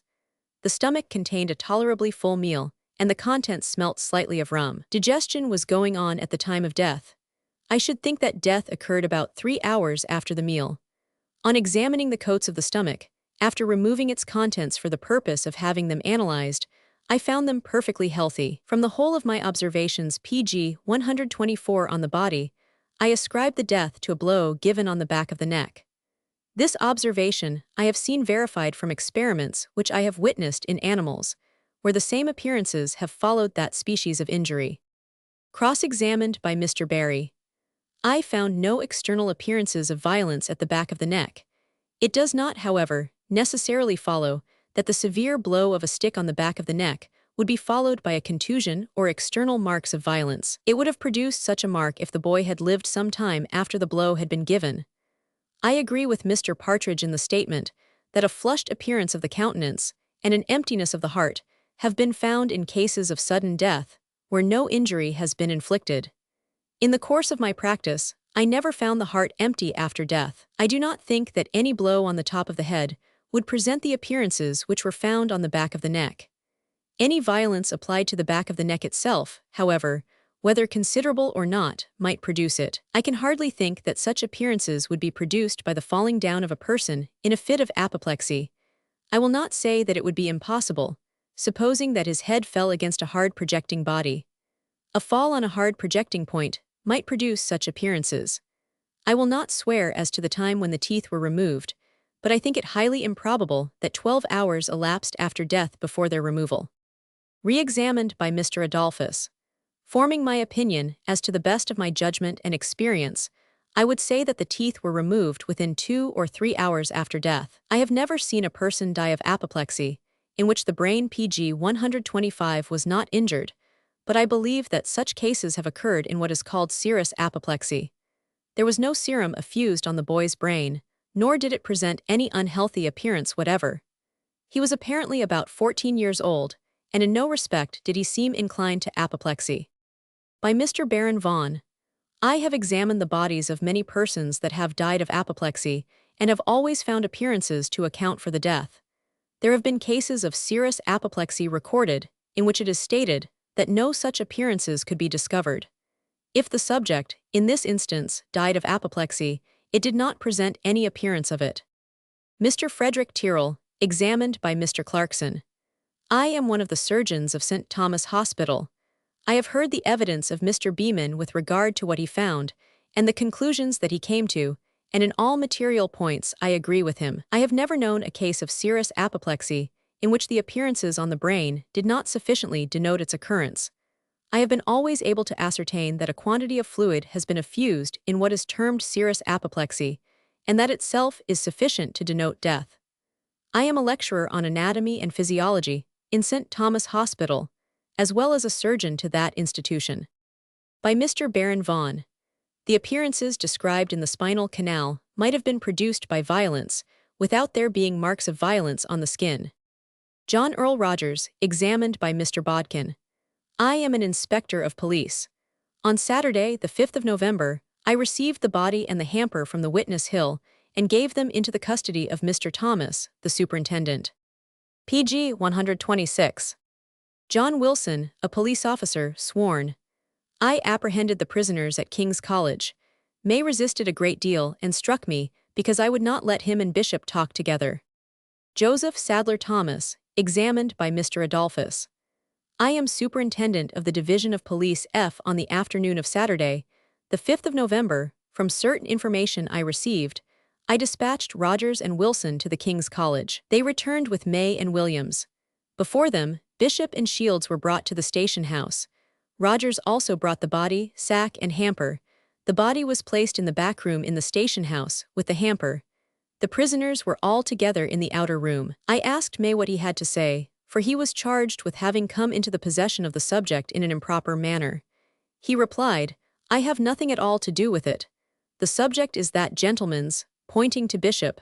I merely accompanied him to get the money for it. I then asked Bishop whose it was, and he said that it was his, and that he was merely removing it from Guy's Hospital to King's College. I then asked Williams what he knew about it. He replied that he knew nothing about it, and that he had gone with them to the King's College to see the building. I asked Bishop in the first instance what he was, and his answer was, I am a B.Y. body snatcher. I think that all the prisoners at the time, Bishop and May in particular, were laboring under the effects of liquor. May was carried into the station house on all fours and with his smock frock over his head. The body was taken out of the hamper in my presence and placed on the table. It struck me as the body of a person that had recently died. I perceived that the teeth had been extracted from it. In PG 127 Consequence of Information, I went, on the following Tuesday, to Mr. Thomas Mills, Newington Causeway, and I received 12 teeth, which I now produce. I also went, previously to my going to Mr. Mills, to number 3, Nova Scotia Gardens, and on the backroom ground floor found a trunk, now produced. On the 20th of November, I went to the same cottage, and making a further search, I found a hairy cap in the front parlor, amongst some dirty linen. I now produce it. I also found a tin can there. Mr. Thomas also produced the sack and hamper in which the body had been brought to the station house in Covent Garden. Henry Locke, examined. I was, in November, waiter at the Fortune of War public house, Giltspur Street. On Friday, November the 4th, I saw the prisoners there at 11 o'clock in the morning. They had some drink, and went away together about 12 o'clock. There was a strange man with them. About 3 o'clock in the afternoon of the same day they came again, and remained until about 5, and then all three went away together. About 8 o'clock on the same evening, they all returned with another man, who appeared to be a coachman. Before the coachman left, one of the prisoners said they had had a ride. About 9 o'clock May went to the bar, with something in a handkerchief, which proved to be teeth. I saw him pour water upon the handkerchief and rub it with his hands. He afterwards opened the handkerchief, and I saw the teeth. I observed to him that they appeared to be young ones and were worth 2 shillings. May said they were worth £2 to him. The prisoners shortly afterwards left. On the following morning, about 8 o'clock, I saw Bishop and Williams accompanied by Shields. Bishop, addressing Williams, asked, "What shall we do for a hamper?" PG 128. Williams made no answer. Bishop requested Shields to go over to the hospital St. Bartholomew's to get a hamper, but he refused to go. Bishop then went himself for it and shortly returned with a hamper. They then all left together, and I never saw them again until they were in custody. Thomas Wigley, examined. I am a porter at coach offices. On the 4th of November, about 7:30 o'clock in the evening, I was in the Fortune of War public house when Bishop came in and was followed in a few minutes after by May. I heard Bishop say, "What do you think of our new one? Did he not go up to him well and collar him? Was he not a game one?" May said, "I don't know what you mean." Bishop said, "That's all right." May saw me sitting in the corner of the room all the time. May got up and went out, and in a few minutes returned with a handkerchief in his hand, which he was rubbing with his hand. In a few minutes Williams came in and Bishop observed, "Here he comes, I knew he was a game one." Bishop said to May during the conversation and before they went away, "You stick to me and I will stick to you." Cross-examined by Mr. Curwood. I do not know what Bishop meant by saying to May, "What do you think of our new one? Was he not a game one?" James Seagrave, driver of a cabriolet, sworn. On the evening of Friday, the 4th of November, I was, with my cabriolet, on the stand in the Old Bailey. It was about 6 o'clock in the evening, and having put my nosebag on my horse, I went into the watering house to take my tea. I was called out and saw May and Bishop. May asked me if I wanted a job and said he had a long job. He took me on one side and said he wanted me to fetch PG 129 a stiff un, which I understood to mean a dead body. I told him I did not know but asked what he would stand. He said he would stand a guinea. I said that I had not finished my tea and that my horse had not done his corn. He said that we would take tea together. I went into the public house, followed by May and Bishop. They took their seats and called for tea for 2. Some person in the room jogged me by the elbow and hinted that the men were snatchers, and I determined not to go with them. After tea I went out and drove my cabriolet to the bottom of the rank. I afterwards saw May and Bishop going up the rank amongst the coaches, and I drove off, leaving them, apparently, making a bargain with the coachman. Cross-examined by Mr. Curwood. I knew that the circumstances which I have mentioned took place on Friday, the 4th of November, because I had to attend on a summons that day, from 10 o'clock till 3, before the commissioners in Essex Street. There were 4 or 5 persons in the parlor at the watering house when May and Bishop were there. Re-examined. The conversation which I had with May took place outside the watering house. Thomas Taverner, the waterman at the coach stand in the Old Bailey, corroborated the evidence of the preceding witness as to the application of the prisoners May and Bishop to him for the hire of the cab. Edward Chandler examined. I was, on the 4th of November, a porter at the King of Denmark public house in the Old Bailey. May and Bishop came in with Seagrave, the cabriolet driver, and they had some tea and a pint of gin together. I observed May put some gin into Bishop's tea, and Bishop asked him, "Are you going to hocus me or PG 130 Burke me?" I cannot say whether it was hocus or Burke. I knew May and Bishop before. I do not know what hocus means. Cross-examined by Mr. Curwood. I cannot say whether Seagrave had part of the gin or not.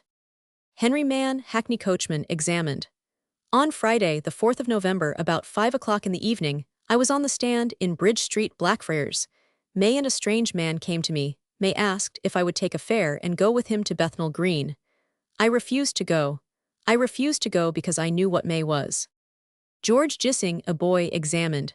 I am 12 years old. I go to school and to church. My father keeps the Birdcage Public House, Crabtree Road, near Nova Scotia Gardens. On the evening of the 4th of November, about 6:30 o'clock, I saw a yellow hackney chariot draw up, opposite my father's house. It is very near Nova Scotia Gardens. I know Bishop's cottage in Nova Scotia Gardens. It is but a short distance from my father's house. I did not see who got out of the chariot. I afterwards saw the prisoner Williams standing on the forewheel of the chariot, talking to the driver. The chariot waited 10 or 15 minutes. The door was open all the time. Williams went down Nova Scotia Gardens, and in 10 or 15 minutes he returned and got into the chariot.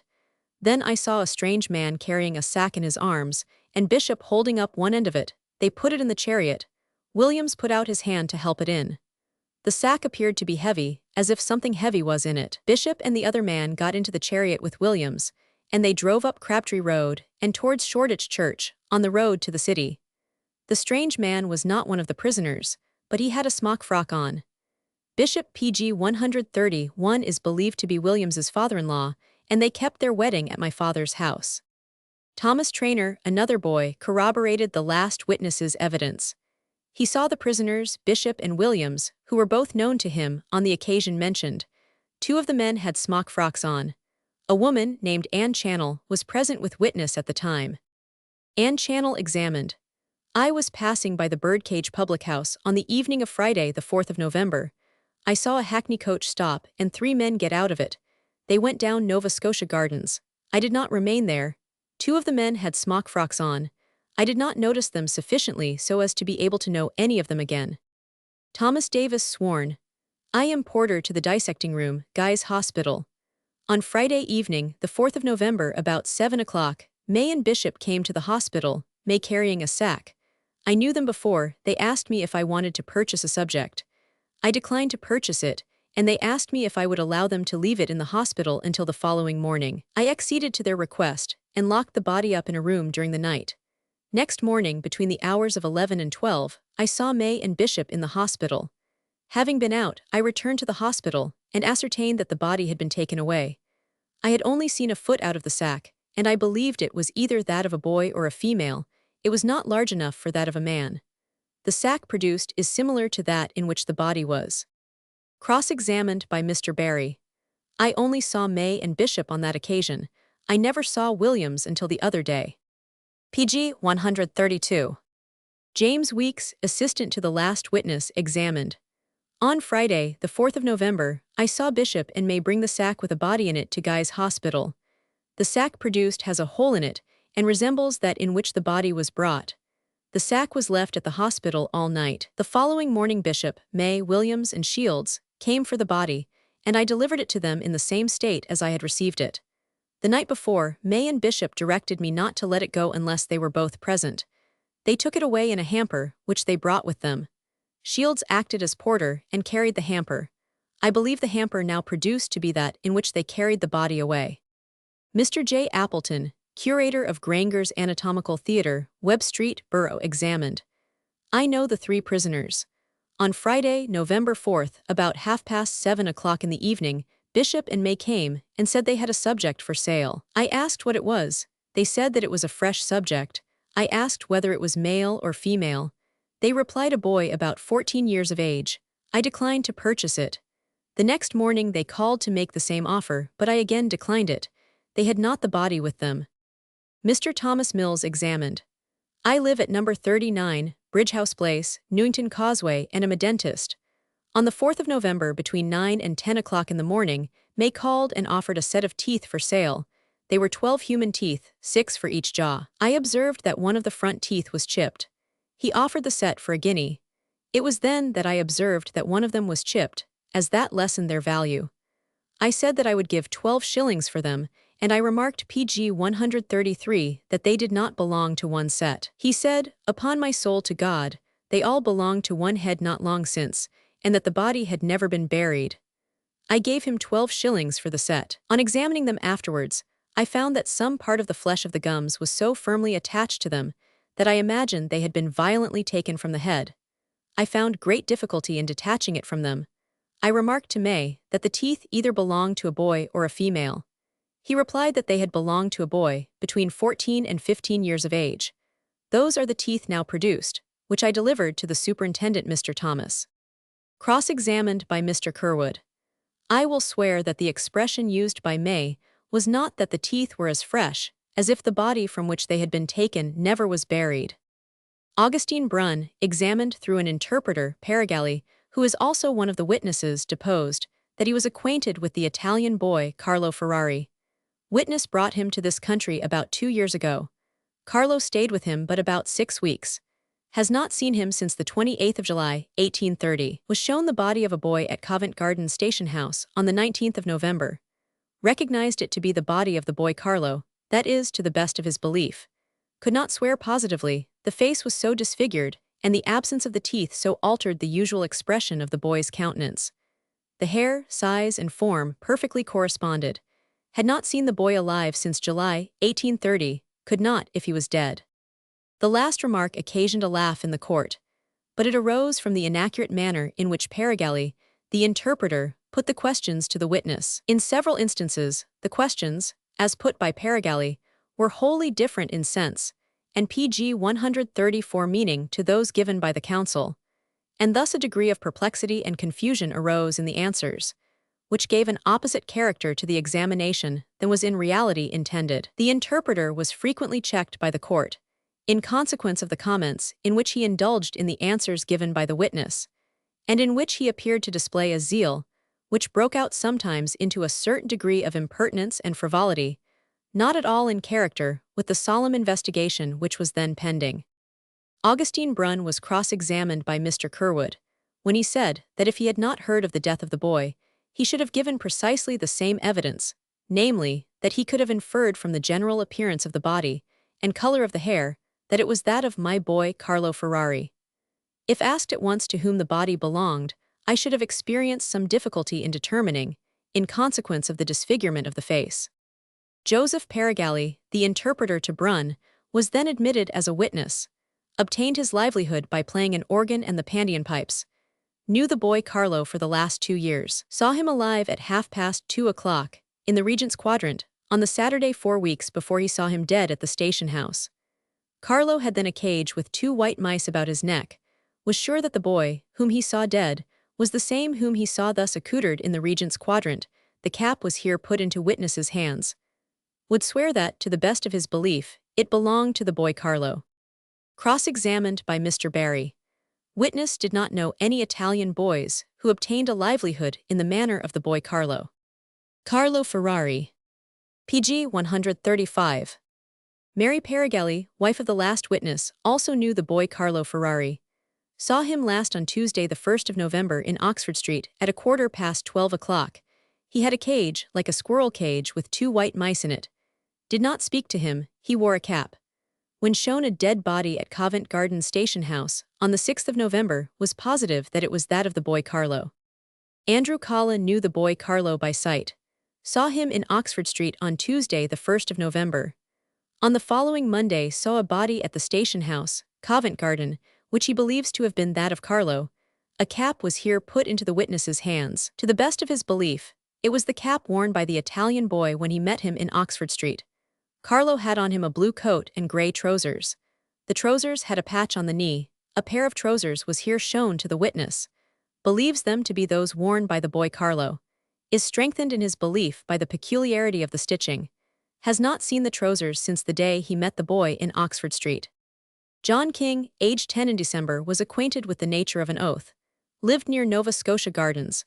On the Thursday before Guy Fawkes's Day, saw a boy standing at the corner of the gardens. The boy had a cage suspended by a string round his neck, had a brown hairy cap, a cap was put into witness's hands. Believes the cap to be that worn by the boy. Knew it by the green facing. Martha King, aged 11 years, sister of the last witness, gave evidence precisely to the same effect. Rebecca Baileys lives at number 1 Virginia Row, Bethnal Green. Her husband is a cabinet maker. Remembers to have seen, on Thursday the 3d of November, an Italian boy, standing close to the PG 136 window of her residence. Saw a box suspended from his neck on the boy's arms. The cap which had been shown to the preceding witnesses was here shown to this witness. Believes the cap to be the same with that worn by the Italian boy. In about a quarter of an hour after, had occasion to go out, I saw the Italian boy standing within 2 doors of Bishop's residence. The trousers appear to be like those worn by the boy, could not speak with the same degree of certainty respecting the jacket.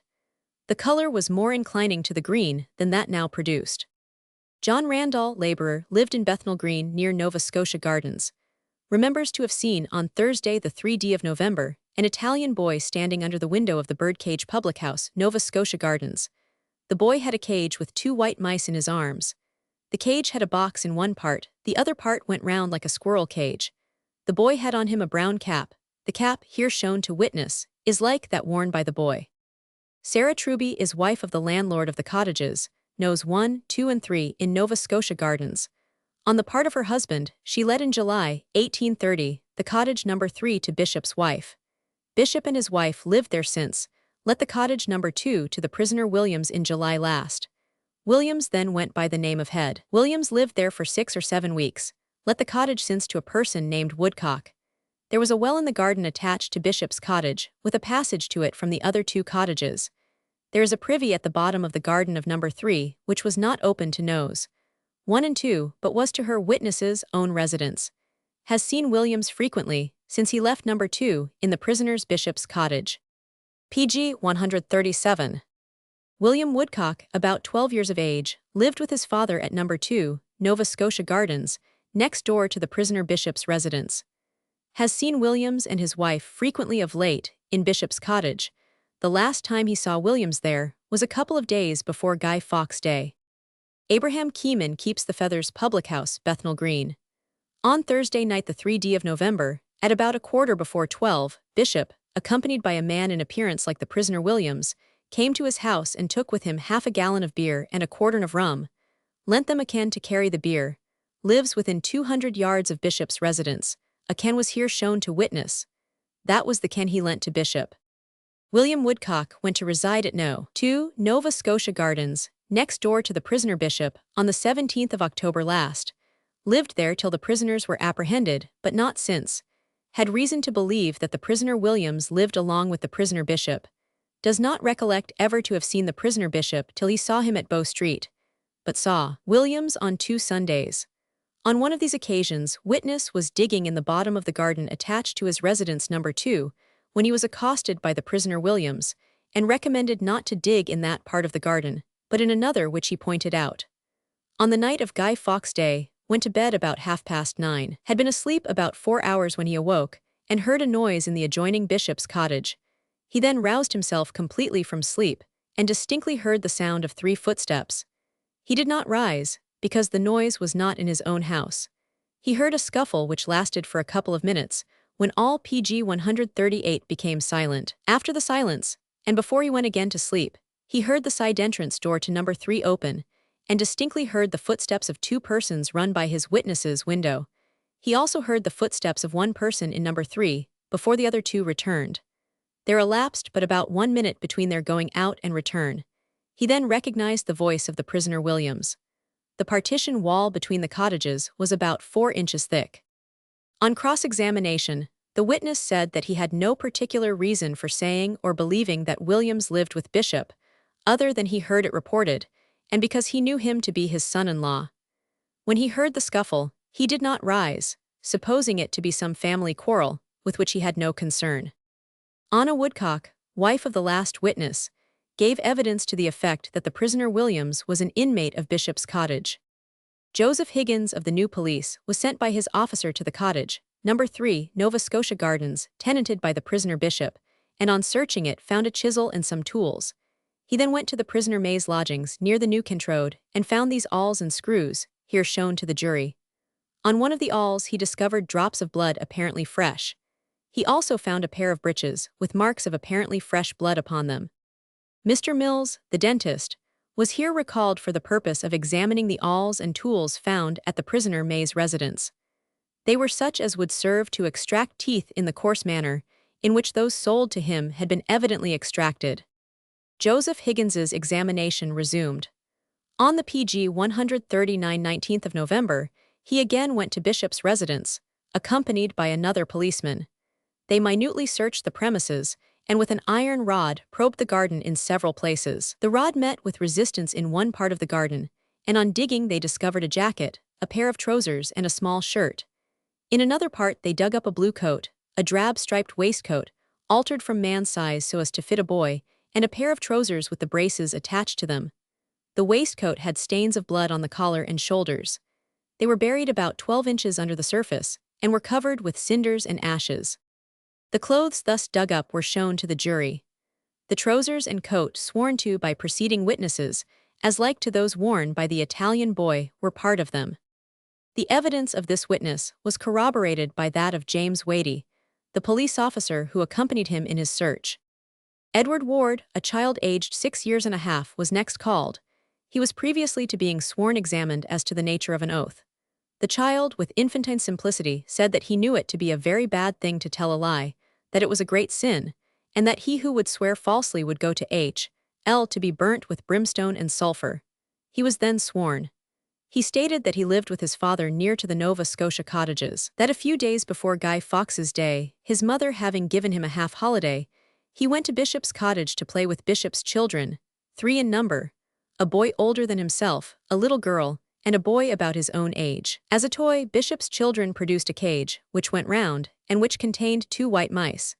He never before saw either a cage or mice with Bishop's children. On PG 140 his return home, he told his brother, who is much older than himself, all the circumstances. John Ward, brother of the last witness, deposed to the fact of his young brother having told him that he had been playing at Bishop's cottage with Bishop's children, and that their toy was a cage containing 2 white mice, which went round and round. Mr. James Corder, the vestry clerk of Covent Garden, was apprised of the discovery of the body of an Italian boy at King's College, at 5 o'clock of the evening of Saturday on which it was brought there. At the instance of the parish, a coroner's inquest was held on the body, and proceedings instituted. At the inquest the prisoner Bishop was examined, and was told that he was not called on to criminate himself, to be cautious in his answers, for that what fell from him would be taken down word for word, and might be used so as to affect his life. Witness here read the declarations of the prisoners Bishop, Williams, and May, as given at the coroner's inquest, to the following effect. I dug of the body out of the grave. The reason why I decline to say the grave I took it out of is, that there were 2 watchmen in the ground, and they entrusted me, and being men of family, I don't wish to deceive them. I don't think I can say anything more. I took it for sale to Guy's Hospital, and as they did not want it, I left it there all night and part of the next day, and then I removed it to the King's College. That is all I can say about it. I mean to say that this is the truth.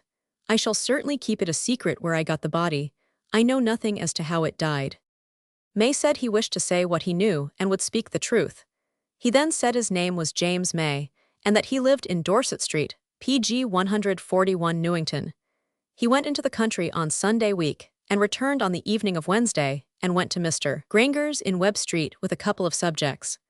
On the following morning, Thursday, he removed them to Mr. Davis's at Guy's, and after receiving the money, he went away to the Fortune of War in Smithfield and stayed there about 2 or 3 hours. Between 4 and 5 o'clock, to the best of his recollection, he went to Nag's Head Court, Golden Lane, and there he stopped with a female until between 11 and 12 o'clock the next day, Friday. From Golden Lane, he went to the Fortune of War again, and stopped drinking there until 6 o'clock or half past. Williams and Bishop both came in there, and asked him if he would stand anything to drink, which he 999. Bishop then called him out, and asked him where he could get the best price for things. He told him where he had sold to, meaning Guy's, and he, Bishop, then told him that he had got a good subject, and had been offered 8 guineas for it. He replied, that he could get more for it, and then Bishop said that all he could get over 9 guineas he might have for himself. He agreed to it, and they went from thence to the Old Bailey, and had some tea at the watering-house there, leaving Williams at the Fortune of War. After tea they called a chariot off the stand and drove to Bishop's house. When there, Bishop showed him the lad in a box or trunk. He may then put it into a sack and brought it to the chariot, and conveyed it to Mr. Davis's at Guy's. Mr. Davis said, "You know, John, I cannot take it, because I took 2 of you yesterday, and I have not got names enough down for one, or I would take it." He may then asked him if he could leave the body PG 142 there that night, and he said he might. Bishop then desired Mr. Davis not to let any person have it, as it was his subject, but to deliver it to his own self. He may also told Mr. Davis not to let the body go without him, or he should be money out of pocket. May then went on to say that he went to his own house and slept there that night, and the next morning he went to Guy's, and Bishop and Shields came in with a hamper, which was taken to King's College, where he was taken into custody. John Williams stated that in the first place he met Bishop on last Saturday morning, Nov. 5, in Long Lane, Smithfield, and asked him where he was going. He said he was going to the King's College. They then went into the Fortune of War public house, and after that Bishop went to Guy's Hospital and then to the King's College.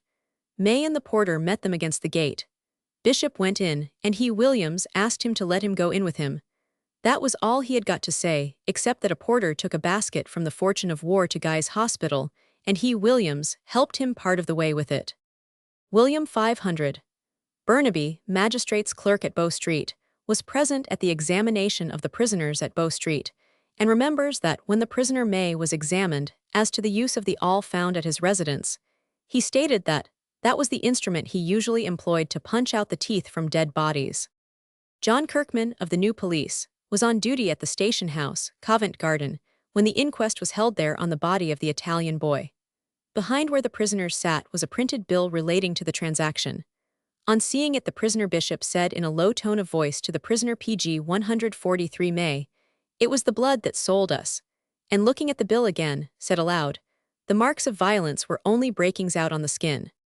Mr. Thomas, the superintendent of police, deposed that on examining the body of the boy it appeared to him that there were marks on the left arm as if from the violent compression of fingers, and there was dirt on the chest. He also saw on the neck, from the forehead to the breast, the traces of blood but clumsily wiped away. Mr. Adolphus stated that this was the case for the prosecution. The prisoners were then called upon for their defense. Mr. Curwood, on the part of the prisoner Williams, said he felt it to be his duty to object to that person's being further proceeded with under the present indictment. That indictment distinctly charged Williams with being a principal in the murder, and he appealed to the court whether the evidence at all went to bear out the indictment, so far as it applied to that prisoner. It might be that the evidence would go to show that he was an accessory after the crime, but that was quite another question from the present indictment, which distinctly charged him with being a principal. Lord Chief Justice Tyndall could not admit the force of the learned counsel's objection. It would be for the jury to determine not only the fact of guilt or innocence, but the degrees of both. Mr. Curwood bowed to the decision of the court, and only performed what he conceived to be his duty in urging the objection. John Davis was then recalled for the purpose of showing that he had very recently purchased 2 subjects from the prisoner May. He brought them the day before the date of the murder. PG 144.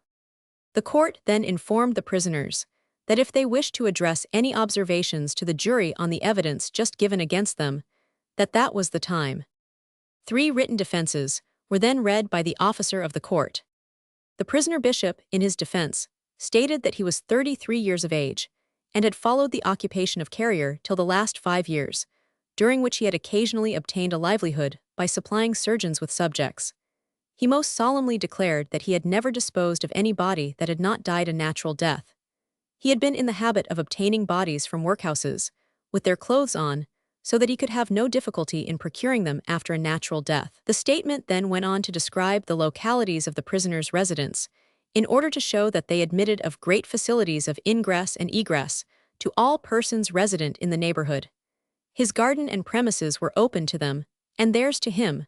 With respect to the clothes found in his garden, he knew nothing. As to the cap, he should be able to prove that it was bought by his wife from a woman named Dodswell, who resided in Old Hoxton town.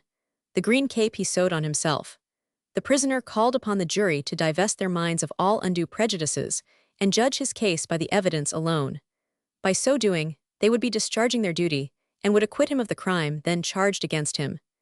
In conclusion, the prisoner declared that neither Williams nor May knew how he procured the body. Williams's defense briefly stated that he had never been engaged in the calling of resurrectionist and had only by accident accompanied Bishop PG 145 on the occasion of the sale of the Italian boy's body.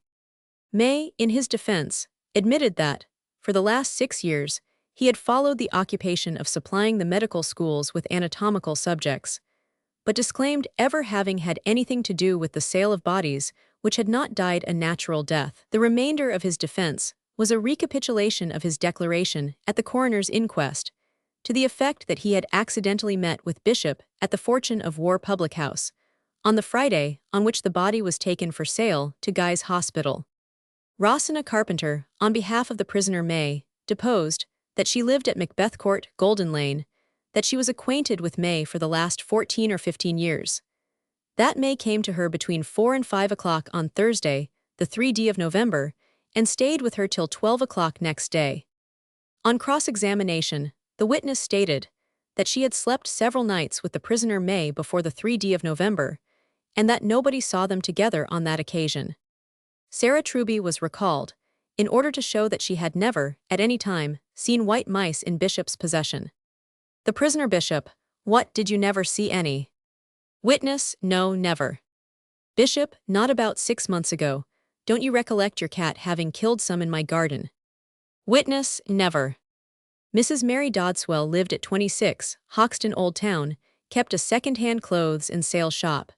Knew the prisoner Bishop's wife. Sold a cap to her PG 146 about 2 years ago. The cap was a cloth one, with a black leather cape. The cap found at Bishop's, and alleged to have been that worn by the Italian boy, was a brown hair one, with green leather front. The prisoner Bishop: "Mrs. Dodswell, don't you recollect your having sold my wife 2 caps at the same time?" Witness: "No, I sold but one." On behalf of the prisoner May, Mary Ann Hall and Jane Lewis, who both admitted themselves to be in the habit of seeing gentlemen, were called and examined, in order to show that they lived in the same street with May, and that the appearance of blood on his clothes was wholly owing to an accident which happened to a jackdaw, and which was followed by the loss of blood. Mr. Thomas, the police superintendent, here deposed that he was inclined to believe, from the glutinous and fresh appearance of the blood on the prisoner May's clothes, that it was shed since his being taken into custody. The Chief Justice then proceeded to recapitulate the evidence to the jury, first warning them of the justice of founding their decision on the evidence then adduced, without being at all influenced by statements made elsewhere. The indictment contained 2 counts, one charging the prisoners at the bar with the murder of Carlo Ferrari, an Italian boy, the other with the murder of a boy, name unknown. The jury would learn from this circumstance that it was by no means necessary that the name of the murdered party should be known, and that all that they need have to decide was the fact itself. They accordingly would first direct their attention to the determining the fact, whether the body which the prisoners had proffered for sale had PG 147 come by a natural death or not.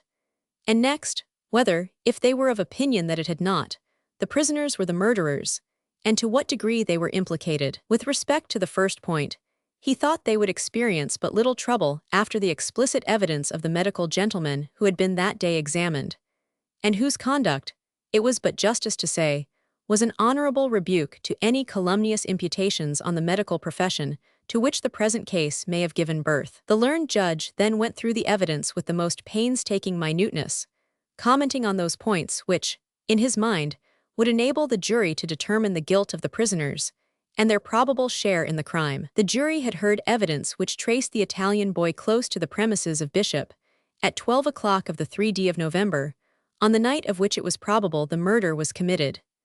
They had evidence also to show that on that night a scuffle took place in Bishop's cottage, in which Williams's voice was discernible. The evidence, however, to show that May was present or participated in the actual offense was by no means decisive, so that the jury would have to determine how far he was, or was not, a principal or accessory. It might be that they would arrive at the conclusion that Bishop alone, or Bishop and Williams, were the criminals, and in such case they would find a verdict of acquittal for May.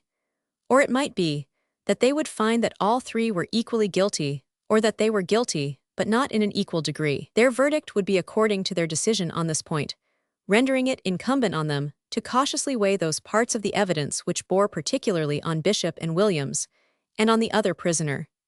He left it to their unbiased judgment to pg 148 find according to the evidence which had been submitted to them. At 8 o'clock, the jury retired to consider their verdict, and the prisoners were removed from the bar and taken out of court. The interval between that and the return of the jury was a period of intense anxiety to everyone in court, and, as is usual on such occasions, there were various conjectures hazarded as to what would be the verdict as to all the prisoners. That a verdict of guilty would be returned against two of the prisoners, namely, Bishop and Williams.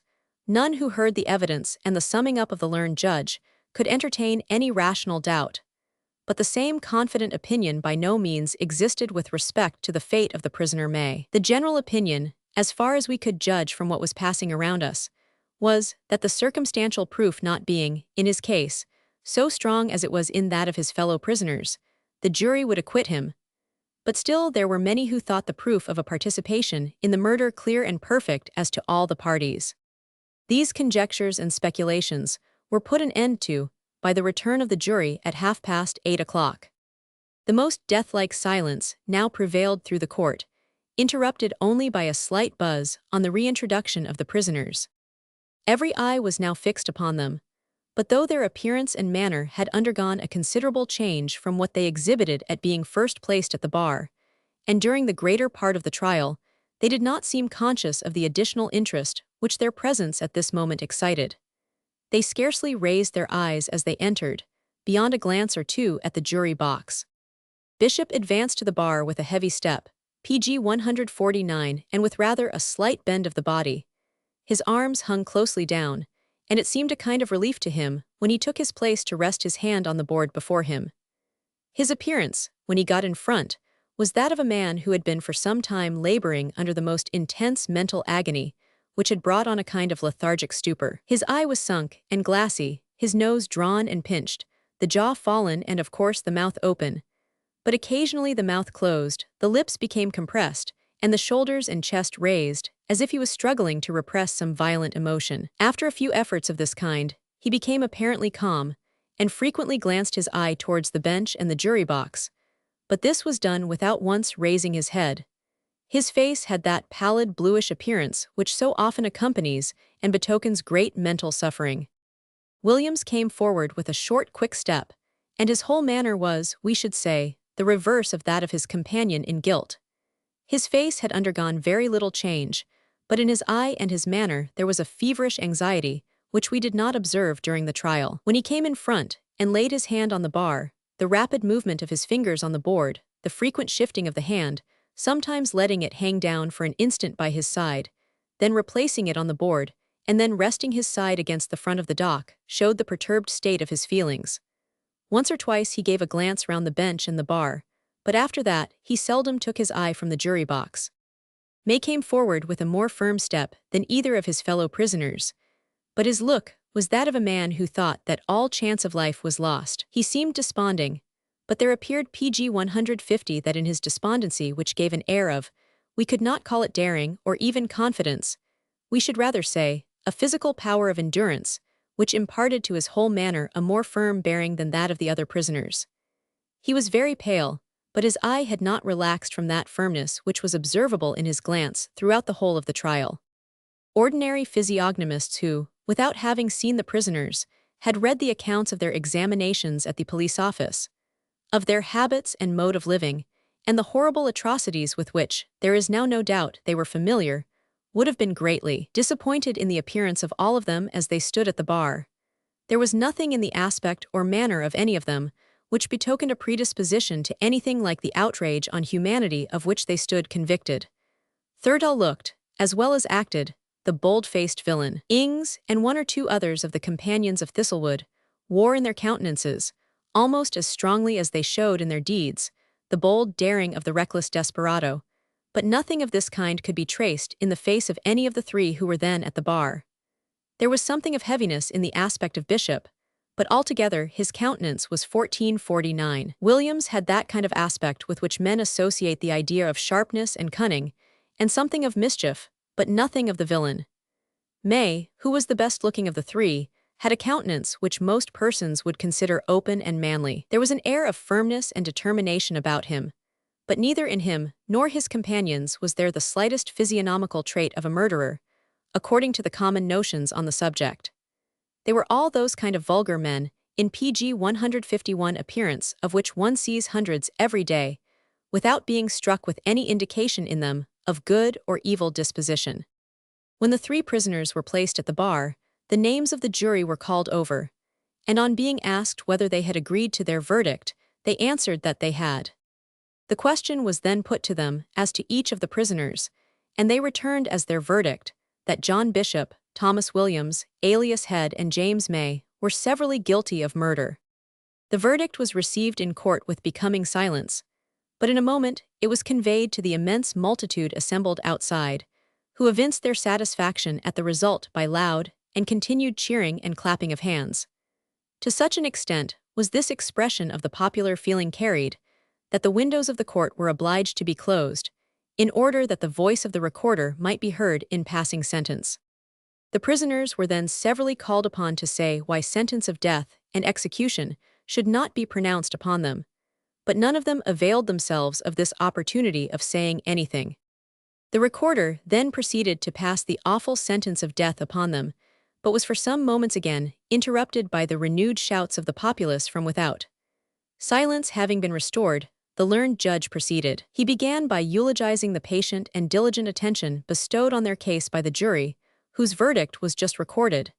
And of that jury he might state, what he often had occasion to remark of juries in that box, that nothing but the most satisfactory evidence, and a conviction of the solemn obligation they owed to their Maker and to their country, could induce them to pronounce a verdict which was to PG 152 consign some of their fellowmen to a disgraceful death.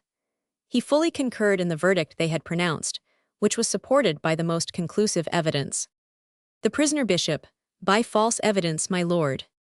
The learned recorder went on, and addressing himself to the prisoners, observed that he would not encroach, by any lengthened remarks, on the very short time that was to intervene between their sentence and their appearance in the presence of their Creator. A month had now elapsed since their first committal for this crime, and he hoped that that time had been employed by them in looking back on their past lives, on the horrible agony which they had inflicted on the feelings of so many of their fellow men, and on the dreadful outrage on human nature of which they were now convicted. But however they might have spent the time past, he earnestly adjured them, by their hopes of mercy, to lose not an instant of the few hours which yet remained to them, in constant prayers to Almighty God for pardon through the merits of their Redeemer. After pointing out to them the spiritual assistance which would be afforded to them in prison, the learned judge concluded by passing upon each of them the sentence of the law, which was, that each of them be hanged on the following Monday morning, and their bodies be delivered over for dissection and anatomization. The prisoners heard their sentence, as they had heard the verdict, without any visible alteration in their manner. They stood at the bar as if expecting that something more would be added. When ordered to be removed, May raised his voice and in a firm tone said, I am a murdered man, gentlemen, and that man, pointing to Bishop, knows it. PG 153. The prisoner Williams said, We are all murdered men. He then addressed himself to one or two of the witnesses at the side bar, and said that before 3 months they would suffer for the false evidence they had given against him. Bishop made no observation, but retired from the bar even more absorbed by his awful situation than he had appeared before. The prisoners were then removed, and in a short time after the crowd outside the court dispersed. From a momentary forgetfulness on the part of the recorder, when passing sentence of death upon Bishop, Williams, and May, these wretches nearly escaped the additional judgment of dissection. The recorder, in the usual manner, had ordered them to be hanged on the following Monday, and was passing on to the end of his address, and the Lord have mercy upon your souls, when Mr. Justice Littledale whispered to the learned gentleman, who then stopped short in the concluding sentence, and ordered their bodies to be given up for dissection. On Saturday night, when the prisoners were removed each to his cell, attended by his watchman, the person who was placed over Williams saw him grow anxious and uneasy. Towards midnight his agitation increased, and the vigilance of his keeper became more marked. Williams observed it and said, "Don't be frightened, sir, I am not going to do anything wrong, but I wish to ease my mind. Let me see the governor." Mr. Wantner was then called from his bed, and the Rev. Mr. Cotton, the ordinary, was also in attendance in a few minutes. When these gentlemen came into the cell, Williams, looking at them steadfastly for a moment or two, burst into tears and said, "Gentlemen, I wish to unburden my mind. I know I am guilty, and I ought to suffer the utmost punishment of the law. IPC 154 am a murderer, I confess it, but the witnesses were all mistaken as to its being the Italian boy." He was then urged to relieve his mind as calmly and as coolly as possibly, and after a strong effort, during which the mental agony which he endured was dreadful, he made a statement, of which the following is the substance. On Thursday the 3d of November, he was in the neighborhood of Smithfield, when he saw a boy, whom he had often observed before, assisting in driving cattle to the market. This boy was about 14 or 15 years of age, and exactly corresponded with the description given of the Italian boy. He enticed him from the cattle, and took him to the Fortune of War public house, and sent for Bishop, who was waiting at another public house in the neighborhood for the purpose of receiving communications from him, Williams, as to anything he might do. Bishop came, and they took the boy home to Nova Scotia Gardens, giving him some soup and potatoes by the way. When they got him there, they set him to play with Bishop's children until near dusk, when they gave him some rum, and he became stupefied. They, Bishop and Williams, then took him into the garden, and on the way threw him down, and pushing his head into the water barrel, sunk into the ground, as already described, held him until he was suffocated. They then conveyed the body back to the house, kept it snug till the next day, when May was applied to assist in disposing of it. May had nothing to do with the murder of that boy. Here the statement concluded. Williams seemed greatly relieved after making his confession, and went to bed and slept soundly. The Rev. Mr. Williams, according to his promise, also visited Bishop in his cell. The culprit PG 155 appeared to be aware of his approaching dissolution, and though firm as when he appeared at the bar before the court at the Old Bailey, yet he appeared to be anxious to make a communication in favor of May. Bishop observed that as he had no hopes of mercy here, he did not wish an innocent man to suffer for his crimes, and he declared that May was not concerned in the murder of which he had been convicted. He said he was ready to make a confession of the murders in which he had participated. After some hesitation, he admitted that he had been concerned in the commission of 3 murders, viz. that of the Italian boy, the murder of Francis Pigburn, and of a drover, a boy who had come to London with cattle from Lincolnshire, which boy the witnesses on his trial had sworn was the Italian boy, to the best of their belief, though he had disposed of that body before. Bishop's cottage. Bishop entered into a minute description, most horrible in its details, of the mode by which he had perpetrated the inhuman murders, and then made the following confession. Newgate, December 4. I, John Bishop, do hereby declare and confess that the boy supposed to be the Italian boy was a Lincolnshire boy.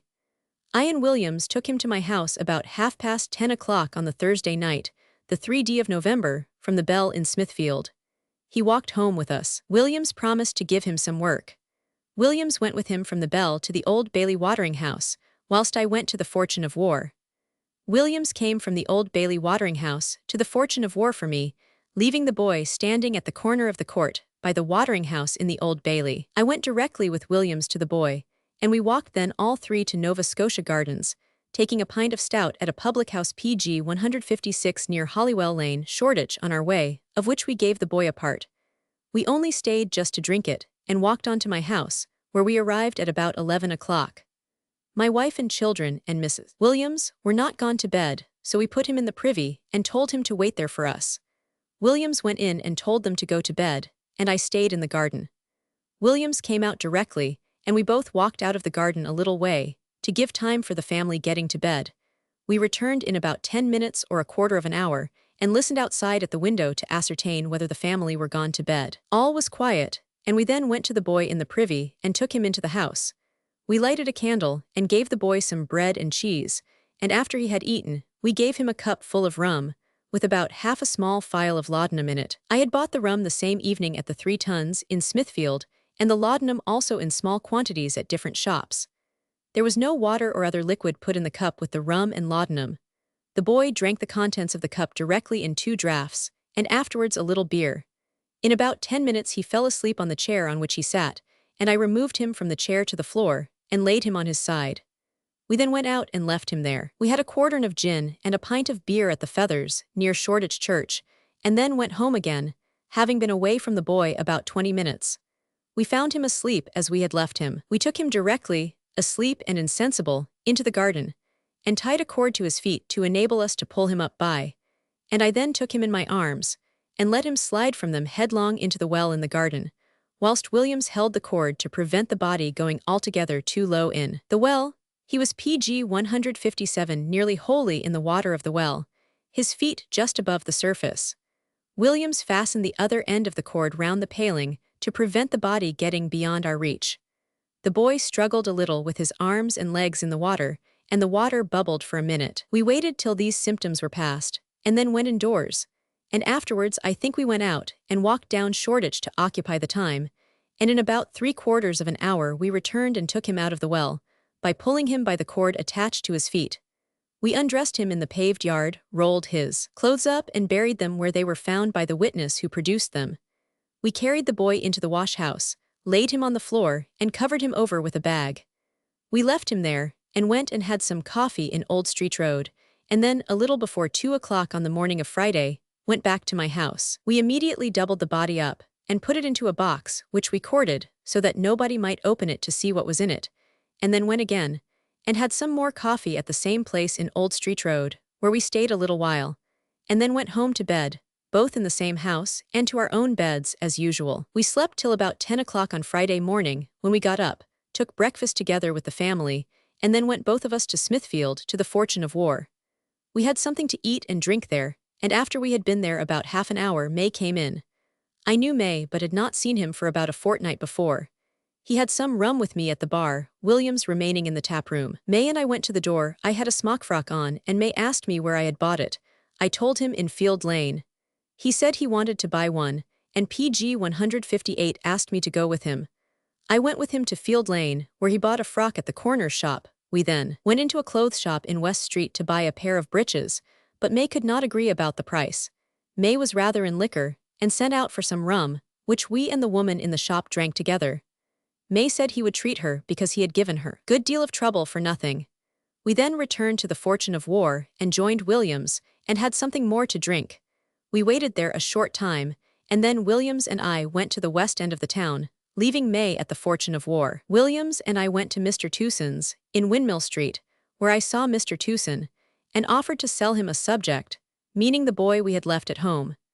He said he had waited so long for a subject which I had before undertaken to procure, that he had been obliged to buy one the day before. We went from there to Mr. Carpew's, in Dean Street, and offered it to him in the lecture-room with other gentlemen. They asked me if it was fresh. I told them, yes. They told me to wait. I asked them 10 guineas, and after waiting a little, a gentleman there said they would give 8 guineas, which I agreed to take, and engaged to carry it there the next morning at 10 o'clock. I and Williams then returned to the Fortune of War. We found May in the tap-room. This was about a quarter before 4 o'clock in the afternoon. We had something to drink again, and I called May out to the outside of the house, and asked what was the best price given for things. He said he had sold 2 the day before for 10 guineas each, I think. I told him I had a subject. He asked what sort of one. I said, a boy about 14 years old, and that I had been offered 8 guineas for it. He said if it was his, he would not take it. He could sell PG 159 it where he sold his for more. I told him that all he could get above 9 guineas he might have for himself. We agreed to go presently and get a coach. I and May then went to the bar, had something more to drink. And then, leaving Williams at the Fortune of War, we went and tried to hire a cab in the Old Bailey. The cabman was at tea at the watering house, and we went in and spoke to him about a fare, and had also tea there ourselves. Whilst we were at tea, the cab driver went away, and we found him gone from the stand when we came out. We then went to Bridge Street, Blackfriars, and asked a coachman if he would take such a fare as we wanted. He refused, and we then went to Farringdon Street, where we engaged a yellow chariot. I and May got in, drove to the Fortune of War, and Williams joining us by the George in the Old Bailey on our way. At the Fortune of War we drank something again, and then about 6 o'clock we all 3 went in the chariot to Nova Scotia Gardens. We went into the wash house where I uncorded the trunk and showed May the body. He asked, "How are the teeth?" I said I had not looked at them. Williams went and fetched a bradawl from the house, and May took it and forced the teeth out. It is the constant practice to take the teeth out first, because, if the body be lost, the teeth are saved. After the teeth were taken out, we put the body in a bag and took it to the chariot. May and I carried the body, and Williams got first into the coach and assisted in pulling the body in. We all then drove off to Guy's Hospital, where we saw Mr. Davis and offered to sell the body to him. He refused, saying that he had bought two the day before of May. I asked him to let us leave it there till the next morning. He consented, and we put it in a little room, the door of which Mr. Davis locked. Williams was, during PG 160 this, left with the chariot. I told Mr. Davis not to let the subject go to any body unless I was there, for it belonged to me, and May also told him not to let it go unless he was present, or else he should be money out of pocket. I understood this to mean the money paid by May for our teas at the Old Bailey, about 4 shillings, and the coach fare, which we had agreed with the coachman should be 10 shillings. May had no other interest or right to the money to be obtained for the body, except for such payment, and for what he could get above 9 guineas as I had promised him. May paid the coachman 10 shillings on our leaving the hospital, but before we discharged the coach, May and I ran to Mr. Appleton, at Mr. Granger's school, leaving Williams with the coach. We offered the subject to Mr. Appleton, but he declined to buy it, and May and I then joined Williams, discharged the coach, and went to a public house close by, and had something to drink. After this we got into a coach in the Borough, and drove again to the Fortune of War, where we had something more to drink. This was about 8 o'clock in the evening. We all three stayed there about 1 hour, and then went out, got a coach in Smithfield, and went towards Old Street Road, stopped in Golden Lane with the coach and drank something, and then on to Old Street. At the corner of Old Street, the Star corner, May got out of the coach and said he was going home, and I and Williams drove to the corner of Union Street, Kingsland Road, where we got out and paid the coach fare out of money lent us by May, he having advanced to each of us 3 shillings. We then walked home, and went to bed that night as usual. We had agreed with May on his leaving us to meet him at Guy's Hospital at 9 o'clock the next morning, Saturday. I and Williams went at PG 161 8 o'clock on Saturday morning to the Fortune of War, where we met Shields, the porter, and engaged him to go with us over the water to carry a subject. I asked him to go to St. Bartholomew's Hospital for a hamper which I had seen there. He refused, and I fetched it myself. We had a pint of beer there, and I and Williams and Shields went to Guy's Hospital, Shields carrying the hamper. We met May there. Williams and Shields went to a public house, whilst I and May went to Mr. Appleton and offered him the subject again. He again refused to buy it, stating that he did not want it. May and I then joined Shields and Williams and had some drink, and then left them again, crossed the water in a boat to the King's College, where we inquired of Mr. Hill, the porter, if he wanted a subject. He said he was not particularly in want, but would speak to Mr. Partridge, the demonstrator. Mr. Partridge came and asked what the subject was. May said, a male subject. Mr. Partridge asked the price. May said, 12 guineas. Mr. Partridge said he could not give so much and went away. Mr. Hill asked us to stay a few minutes whilst he went after Mr. Partridge to speak to him again. Hill returned and said Mr. Partridge would give 9 guineas. May said, he would be D if it should go under 10 guineas. He was in liquor, and on his moving a little way off, I took the opportunity of saying to Hill that he should come in at 9 guineas. I told May directly after that I had sold it for 9 guineas, and that I would, out of it, pay him what I had of him and give him something besides. We then got into a cabriolet, and went back to Williams and Shields at the public house where all 4 had some beefsteaks and beer, and afterwards went to Guy's Hospital, packed the body in the hamper, and put it on Shields' head, telling PG 162 him to take it to the King's College, where he went, Williams and Shields walking, and I and May riding part of the way in a cab. On reaching the King's College we carried the body into the theatre, and then into a little room where we took the body out. Mr. Hill looked at it and asked what it died of. May answered that he did not know and it did not concern him. Mr. Hill asked how a cut which was on the forehead came. I told him that it was done by May throwing it out of the sack on the stones, which was the truth. Hill told us to remain in the other room, and he would bring in the money. We went into the other room and waited for some time, when Mr. Partridge came to us, and showed me a £50 note, and said he must go and get it changed, for he had not sufficient money without, and he pulled out his purse and counted 3 or 4 sovereigns. I said he might let us have that, and he could give us the remainder on Monday. He said no, he would rather pay it altogether, and went away. We waited some time when the police officers came and took us into custody. John Bishop. Witness, Robert Ellis. I declare that this statement is all true and contains all the facts, as far as I can recollect. May knew nothing of the murder, and I do not believe he suspected that I had got the body except in the usual way, and after the death of it. I always told him that I got it from the ground, and he never knew to the contrary until I confessed it to Mr. Williams since the trial. I have known May as a body snatcher 4 or 5 years, but I do not believe he ever obtained a body except in the common course of men in that calling, by stealing from the graves. I also confess that I and Williams were concerned in PG 163, the murder of a female, whom I believe to have been since discovered to be Fanny Pigburn, on or about the 9th of October last. I and Williams saw her sitting, about 11 or 12 o'clock at night, on the step of a door in Shoreditch, near the church. She had a child, 4 or 5 years old, with her on her lap. I asked why she was sitting there. She said she had no home to go to, for her landlord had turned her out into the street. I told her that she might go home with us and sit by the fire all night. She said she would go with us, and she walked with us to my house in Nova Scotia Gardens, carrying her child with her. When we got there, we found the family in bed, and we took the woman in and lighted a fire, by which we all sat down together. I went out for beer, and we all partook of beer and rum. I had brought the rum from Smithfield in my pocket. The woman and her child lay down on some dirty linen on the floor, and I and Williams went to bed. About 6 o'clock next morning, I and Williams told her to go away, and to meet us at the London Apprentice, in Old Street Road, at 1 o'clock. This was before our families were up. She met us again at 1 o'clock at the London Apprentice, without her child. We gave her some halfpence and beer, and desired her to meet us again, at 10 o'clock at night, at the same place. After this we bought rum and laudanum at different places, and at 10 o'clock we met the woman again at the London Apprentice. She had no child with her. We drank 3 pints of beer between us there, and stayed about an hour. We should have stayed there longer, but an old man came in, whom the woman said she knew, and she said she did not like him to see her there with anybody. We therefore all went out. It rained hard, and we took shelter under a doorway in the Hackney Road PG 164 for about half an hour.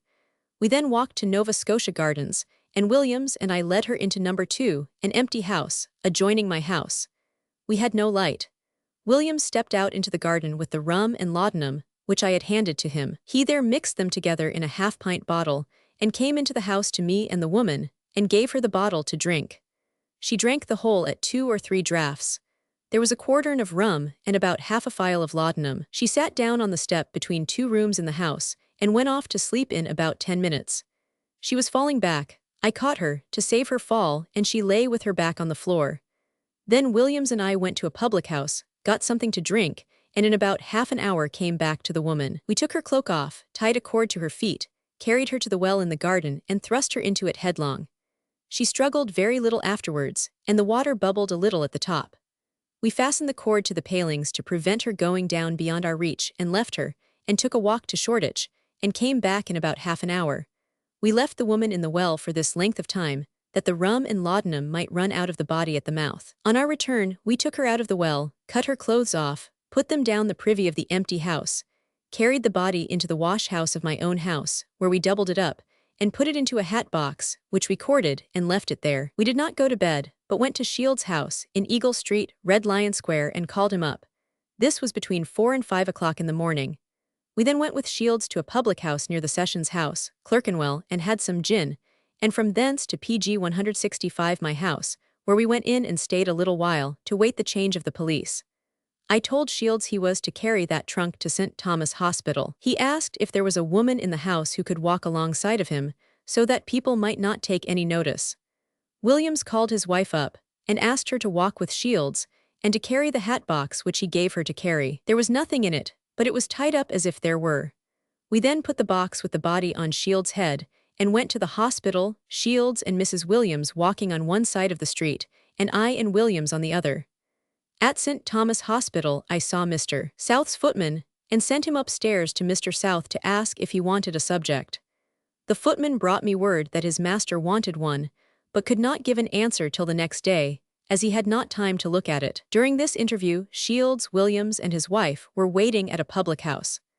I then went alone to Mr. Appleton, at Mr. Granger's, and agreed to sell it to him for 8 guineas, and afterwards I fetched it from St. Thomas Hospital, and took it to Mr. Appleton, who paid me £5 then and the rest on the following Monday. After receiving the £5 I went to Shields, and Williams and his wife at the public house, where I paid Shields 10 shillings for his trouble, and we then all went to the Flower Pot in Bishopsgate, where we had something to drink, and then went home. I never saw the woman's child after the first time before mentioned. She said she had left the child with the person she had taken some of her things to before her landlord took her goods. The woman murdered did not tell us her name. She said her age was 35, I think, and that her husband, before he died, was a cabinet maker. She was thin, rather tall, and very much marked with the PG 166 smallpox. I also confessed the murder of a boy, who told us his name was Cunningham. It was a fortnight after the murder of the woman. I and Williams found him sleeping, about 11 or 12 o'clock at night, on Friday, the 21st of October as I think, under the pig boards in the pig market at Smithfield. Williams woke him and asked him to come along with him, Williams, and the boy walked with Williams and me to my house in Nova Scotia Gardens.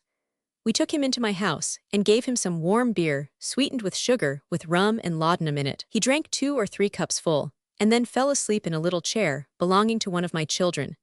We laid him on the floor and went out for a little while and got something to drink, and then returned, carried the boy to the well, and threw him into it, in the same way as we had served the other boy and the woman. He died instantly in the well, and we left him there a little while, to give time for the mixtures we had given him to run out of the body. We then took the body from the well, took off the clothes in the garden and buried them there.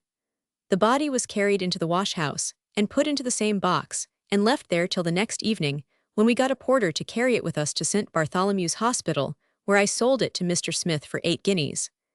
This boy was about 10 or 11 years old, said his mother lived in Kent Street, and that he had not been home for a 12-month and better. I solemnly declare that these are all the murders in which I have been concerned, or that I know anything of, that I and Williams were alone concerned in these, and that no other person whatever knew anything about either of them, and that I do not know whether there are others who practice the same mode of obtaining bodies for sale.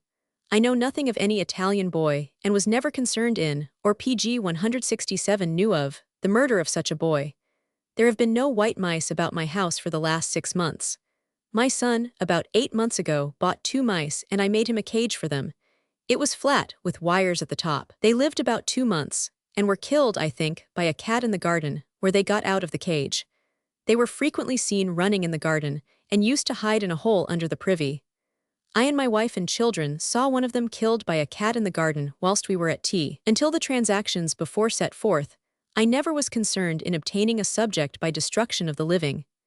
I have followed the course of obtaining a livelihood as a body snatcher for 12 years, and have obtained and sold, I think, from 500 to 1,000 bodies. But I declare, before God, that they were all obtained after death, and that, with the above exceptions, I am ignorant of any murder for that or any other purpose. John Bishop. Witness, Robert Ellis. Under Sheriff. I, Thomas Head, alias Williams, now under sentence of death in Newgate, do solemnly confess and declare the foregoing statement and confession of John Bishop, which has been made in my presence, and since read over to me distinctly, is altogether true, so far as the same relates to me. I declare that I was never concerned in, or privy to, any other transaction of the like nature, that I never knew anything of the murder of any other person whatever, that I was never a body snatcher, or concerned in the sale of any other body than the 3 murdered by Bishop, and myself, that May was a stranger to me, and I had never seen him PG 168 more than once or twice, before Friday the 4th of November last, and that May was wholly innocent and ignorant of any of those murders in which I was concerned, and for one of which I am about to suffer death. Thomas Head. Witness, R. Ellis. Newgate, December 4, 1831. The above confessions taken literally, from the prisoners in our presence. T. Wood. Under Sheriffs. R. Ellis. In regard to this confession of Bishop, we may be allowed to offer a few cursory remarks, and particularly as we have, on another occasion, laid before the public the confessions of Holloway, 2 of which were given, as he himself expressly declares, for the express purpose of misleading the judicial authorities of the country, with the avowed aim of saving the life of his guilty accomplice, and in which, with shame be it spoken, he too well succeeded. A voluntary confession of a criminal, standing almost at the foot of the scaffold, ought to be received with the utmost degree of caution and distrust. But in the case of the Confession of Bishop, the most singular feature of the case is that part of it has actually been believed and acted upon, whilst another part is wholly rejected and declared to be false, although no documentary evidence has been brought forward to prove it such. In regard, however, to confessions in general, it really appears to us that every magistrate who has a prisoner to examine thinks it his duty to set himself, with all his skill, to prevent the discovery of the truth from the only person who, although he may strive to disguise, knows completely the facts of the case. This custom has no sanction in law. PG 169 is repugnant to common sense, and contrary to the practice of all other nations, whose criminal codes are, generally speaking, in a more perfect state, and are certainly much more humane than our own. A man charged with an offense ought not to be compelled to confession by the promise of pardon. But is there no difference between this and actually urging him to silence against his will, as a method of escape, though he may have committed the offense? We are really sick of reading examinations, every part and portion of which are made up of injunctions to the accused, to do and say nothing whatever that can by any possibility injure his chance of eluding justice. The following, in our opinion, ought to be the practice: all hints of advantage to the accused from confession, all recommendations to confess being cautiously abstained from, what he has to say or chooses voluntarily to say should be received in silence, and no obstruction thrown in his way. And after all, what do these confessions amount to? They are but too frequently a tissue of falsehood and truth, calculated to mislead the jury and cast a doubt upon the positive facts of the case. In all cases of confession, however, after conviction, the circumstances under which the confession is given should be particularly taken into consideration before any decisive opinion is formed as to its falsity or truth. From the nature of these circumstances, a clue may be obtained to the motive which prompts the individual to make the confession, and on which depends, in a great degree, its claim to our credibility and confidence. The motive which prompted Bishop to make his confession could not have had any relationship with the hope of its saving him from an ignominious death, and it is not rational to believe that a man, under his circumstances, PG 170 would make a confession for the mere purpose of deceiving, when he must have been fully conscious to himself that not the slightest benefit could accrue to him. In the Confession of Bishop, there is an evident attempt to shake the verdict of the jury, to throw a doubt upon the administration of justice, and to agitate the public mind, and as such, we would receive it with the utmost distrust.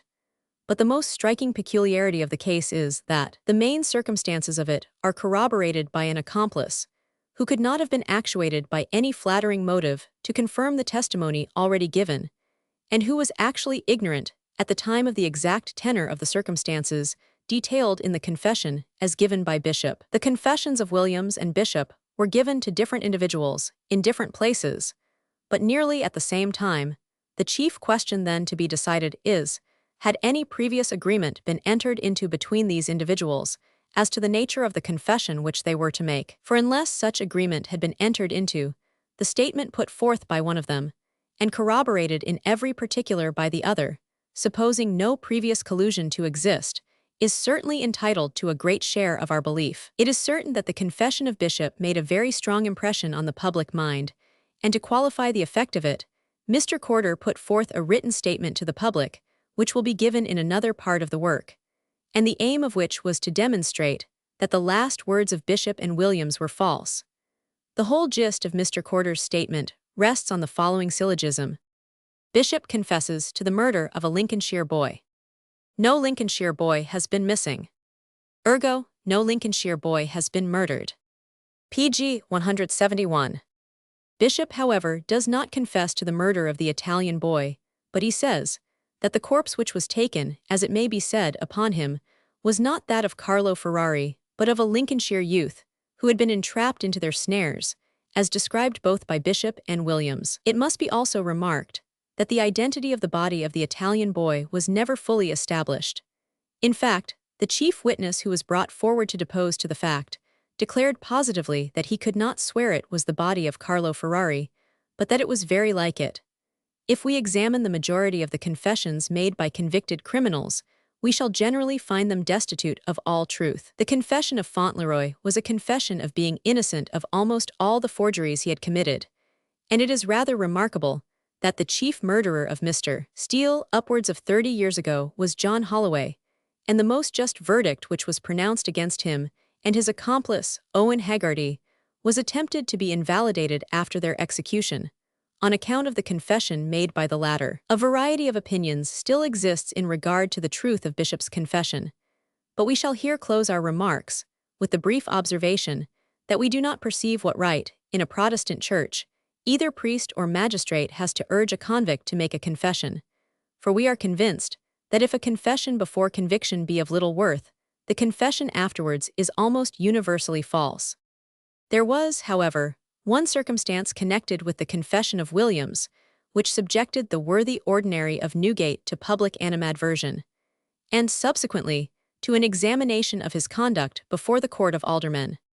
It appears that whilst Williams was making his PG 172 confession to the Rev. Mr. Williams, of Hendon, the Rev. Ordinary stepped in and put an end to all further disclosure from the mouth of Williams, which act was construed into one of supererogation on the part of Mr. Cotton, incompatible with his clerical character, and at variance with the promotion of the ends of justice. This circumstance was brought before the public in the following letter, addressed to the editor of a morning paper. Sir, can you inform me by what authority the Rev. Mr. Cotton interposed to suppress the confessions of the two murderers? Were they, in consequence, better qualified to receive from him that spiritual instruction which he professes to give, or had he any other motive by which his conduct was actuated?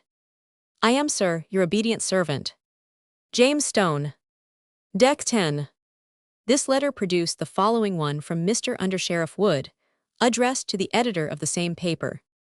Sir, I read in your paper this morning a letter signed James Stone, requesting to be informed by what authority the Rev. Mr. Cotton interposed to suppress the confessions of the two murderers. That letter is dated December 10, but has not the address of the writer. Will you be so obliging as to furnish it to me, in order that the sheriffs may ascertain upon what authority it was written, and whether there is any foundation for the imputation it is intended to convey? Till then, it PG 173 must be obvious to Mr. Stone that he cannot receive an answer. I am, sir, your obedient servant, Thomas Wood, Undersheriff. Little St. Thomas Apostle, Dec. 12. By the letter of Mr. Wood, he seemed to intimate that the sheriffs were disposed to institute a solemn inquiry into the conduct of the ordinary. If, however, they could suppose that person capable of acting the monstrous part imputed to him, surely they would not have wanted such aid as the unknown letter-writer could be expected to supply, in order to induce them to bring his merits before the proper authorities. At all events, it was no very handsome compliment paid to the worthy ordinary. In explanation, however, of the conduct of Mr. Cotton, the following letter appeared in the same paper, and on the same day as that of Mr. Undersheriff Wood.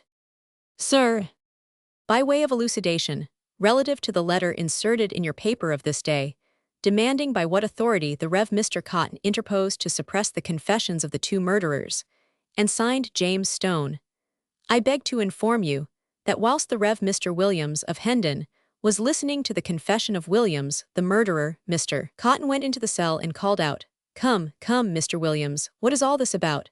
I suppose you want to extract confessions with a view to publish them. Let me converse with the criminal. Upon this unexpected and extraordinary interruption by the ordinary, the Rev. Mr. Williams retired to another part of the room, and PG 174 was much astonished. I am, sir, your obedient servant. A readers. Paul's Chain, Dec. 12. Now there were but very few persons present when Williams is said to have been engaged in his confessions, and of course, the writer of it could have been easily ascertained.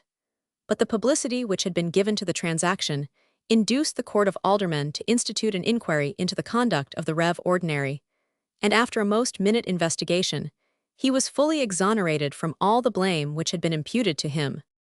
It may be here necessary to epitomize some parts of the confessions of Bishop and Williams, as it was on account of the concurrent testimony of those two individuals that a respite for May was ultimately obtained.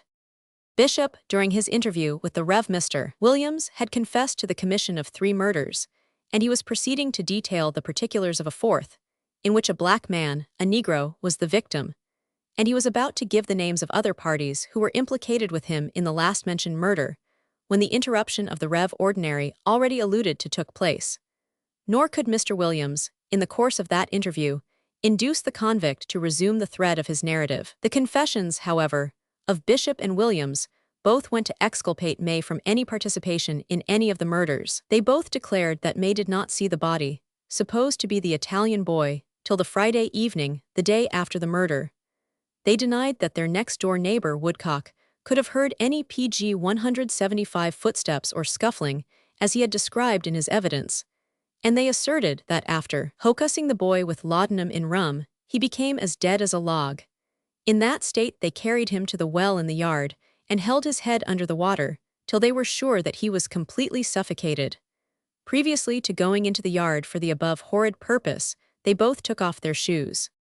They added that, during the whole affair, there was no person in the lower part of the house, but themselves, Bishop and Williams, they having some time previously sent their wives to bed. The prisoners also denied the correctness of the medical testimony given on the trial. It will be remembered that the death of the boy was described in evidence as having been occasioned by a blow inflicted during life on the back of the neck, whereas the prisoners asserted that this appearance of a supposed deadly injury was occasioned by the twisting of the neck to force the corpse into the trunk, immediately after it was brought from the well. They also said that extravasation of blood, such as that described by the surgeons, always occurs when a body is thus doubled up while it is warm. Having received these confessions, and having heard the most solemn declarations from May of his innocence, the Rev. Mr. Williams and Mr. Wantner immediately waited upon Mr. Justice Littledale and Baron Vaughan, who had been present on the bench whilst the prisoners were tried by Lord Chief Justice Tyndall, and who were still engaged in trying cases at the Old Bailey. On hearing the statements made by Mr. Wantner and the Rev. Mr. Williams, Baron Vaughan felt inclined to suggest to Chief Justice Tyndall the propriety of recommending that a respite should be granted to May. Mr. Justice Littledale believed, on the contrary, that the verdict was correct in the case of PG 176 May, as well as those of Bishop and Williams, and that the law ought to take its course. The Rev. Mr. Williams and Mr. Wantner then waited upon Mr. Chief Justice Tyndall at his residence, and upon communicating to him the statements which they had previously laid before Baron Vaughan and Mr. Justice Littledale, the Chief Justice said he would, as early as possible, see the Home Secretary on the subject. This learned judge appeared to agree in opinion with Baron Vaughan. It was next ascertained that Lord Melbourne was not in town, but as a cabinet council was to be held at 2 o'clock on Sunday afternoon, no doubt was entertained that his lordship would attend officially, and that shortly previous to that hour, the Chief Justice would have an opportunity of conferring with him on the facts of this extraordinary case. During the whole of Saturday, the sheriffs, under-sheriffs, and several other official persons were decidedly opposed to any mitigation of the punishment of May, and indeed to any delay of his execution, and it was expected that the applications that were being made on his behalf would be frustrated by the positive opinions and predilections of some influential individuals. But on Sunday morning, the sheriffs visited all three of the prisoners in succession, and the under-sheriffs, who are very intelligent men, were engaged between 3 and 4 hours in taking down the statements of the convicts. The consequence was, we understand, that the opinions of both sheriffs and under-sheriffs underwent a decided change as to May being implicated in the crime of murder. They were consequently desirous that his sentence should be mitigated. The result of all these investigations was that on Sunday afternoon, at 4:30 o'clock, a respite during His Majesty's pleasure arrived at Newgate for May, and PG 177, his sentence was commuted to transportation for life. Shortly after the arrival of the respite at Newgate, Dr. Cotton and Mr. Wantner went to the room in which the three prisoners were confined for the day. The Rev. Gentleman opened the paper and began to read it aloud. The most anxious attention was paid to its contents by all the prisoners, but the interest manifested by May, who must have known that the fate of his miserable companions was sealed, but had felt that there was still hope for him, was quite painful to witness.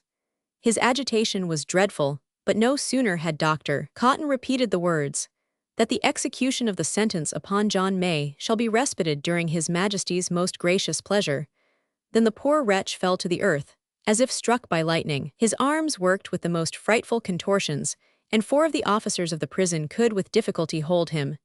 His countenance assumed a livid paleness, the blood forsook his lips, His eyes appeared set, and pulsation at the heart could not be distinguished.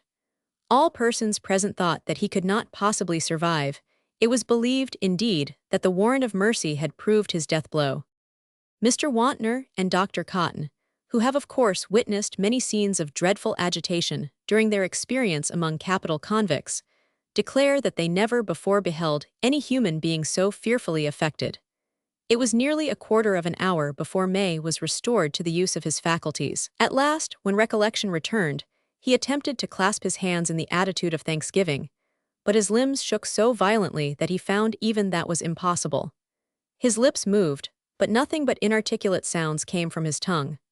The parties present soothed him with assurances that pg 178 they knew what he meant to say, and with earnest entreaties that he would calm himself and not attempt to speak. When restored to something like composure, May poured forth his gratitude to God and his thanks to the humane gentlemen who had interested themselves in his behalf. He then explained that when the Reverend Ordinary commenced reading the warrant, he thought that all hope was at an end, that the ceremony was to signify to him that he must die. The sudden revulsion of feeling, when he heard the words we have quoted, caused him to swoon. He added that on learning that he was to be spared, he felt as if his heart had burst in his bosom. He declared most solemnly, now that he was out of jeopardy, as he had done before, that he had nothing to do with the murder for which he had been condemned to die. He had never been concerned, either directly or indirectly, in any murder, but acknowledged he had committed many sins for which the Almighty might justly have left him to suffer on this occasion. He hoped now to lead a better life, and to evince his gratitude to God by sincere repentance. It will hardly be credited that Bishop and Williams beheld this awful scene with an indifference approaching to apathy. The dreadful agitation of their less guilty associate seemed to have no effect upon them, though it was remarked that the contortions of May must have brought to their recollections the struggles of some of their murdered victims. May, who is a tall, light-haired, and rather good-looking man, about 30 years of age, is the natural son of a barrister, who formerly had chambers in the New Inn. His mother was a laundress in the chambers. She was particularly fond of her son, and when he was about 12 years of age, she used to lead him about, fearful that any harm should pg 179 come to him. He was educated at a boarding school and received a tolerable education. He wrote an excellent hand, and at the age of 14, he was employed in a professional gentleman's office at No. 10 in the New Inn. But he was always of a wild, roving disposition, and whenever he could get away from his duties, he was associating with the worst of characters about Clare Market. This appeared to be his sole delight until he neglected the office altogether, and was consequently discharged. He had at the same time some good friends, who felt an interest in his welfare, but nothing could induce him to break off with his associates, and instead of remaining a clerk, which he was well adapted for, he took a liking to be a butcher. The first place he got was at Mr. Roberts's, in Clare Market, with whom he lived some time. He afterwards lived with Mr. Price in the same market, but he never remained long in one place.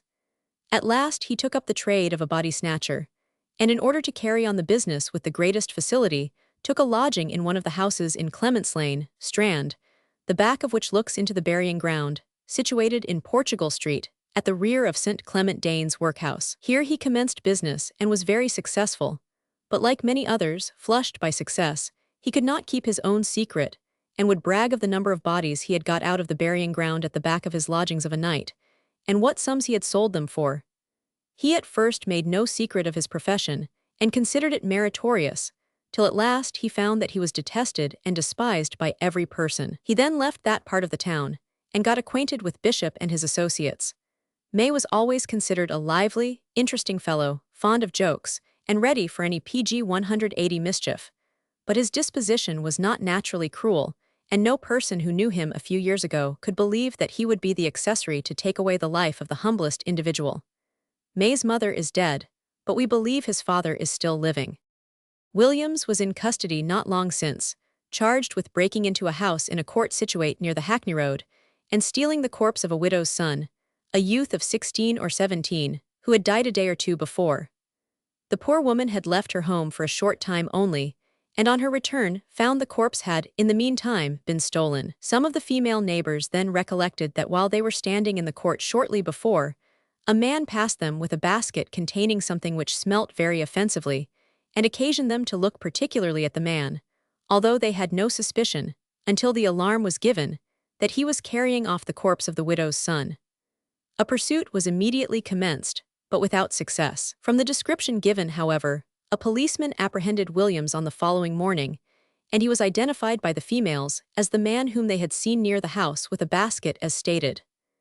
No trace of the body, nor of the manner in which it had been disposed of, could be discovered, nor any further evidence obtained, and after an examination before a magistrate, the prisoner was discharged upon a recognizance. Williams was born at Highgate, and was apprenticed to a bricklayer. Dissipation, however, led him to abandon his business and to become the associate of thieves. His conduct nearly ruined his mother, and after he had been repeatedly in custody on various charges of felony, about 6 years since he was apprehended in Shoe Lane, selling a PG 181 copper, which he had stolen, and was convicted at the Old Bailey, and sentenced to 7 years' transportation. Subsequently, he was sent to the penitentiary, which he left a few months since, and he then became a resurrectionist, and continued that horrid profession until apprehended. We understand he had only been married 7 weeks previous to his apprehension. The father of Bishop was a worthy and industrious man, who for some years kept an errand cart between Highgate and London. On the 8th of November, 1816, he was unfortunately run over by one of Pickford's vans, the wheels of which passed over both his legs, and crushed them so dreadfully that amputation was necessary. He did not long survive the operation. The estimation in which he was held was evidenced by the fact that immediately upon his decease, the inhabitants of Highgate subscribed upwards of £300 for the relief of the family.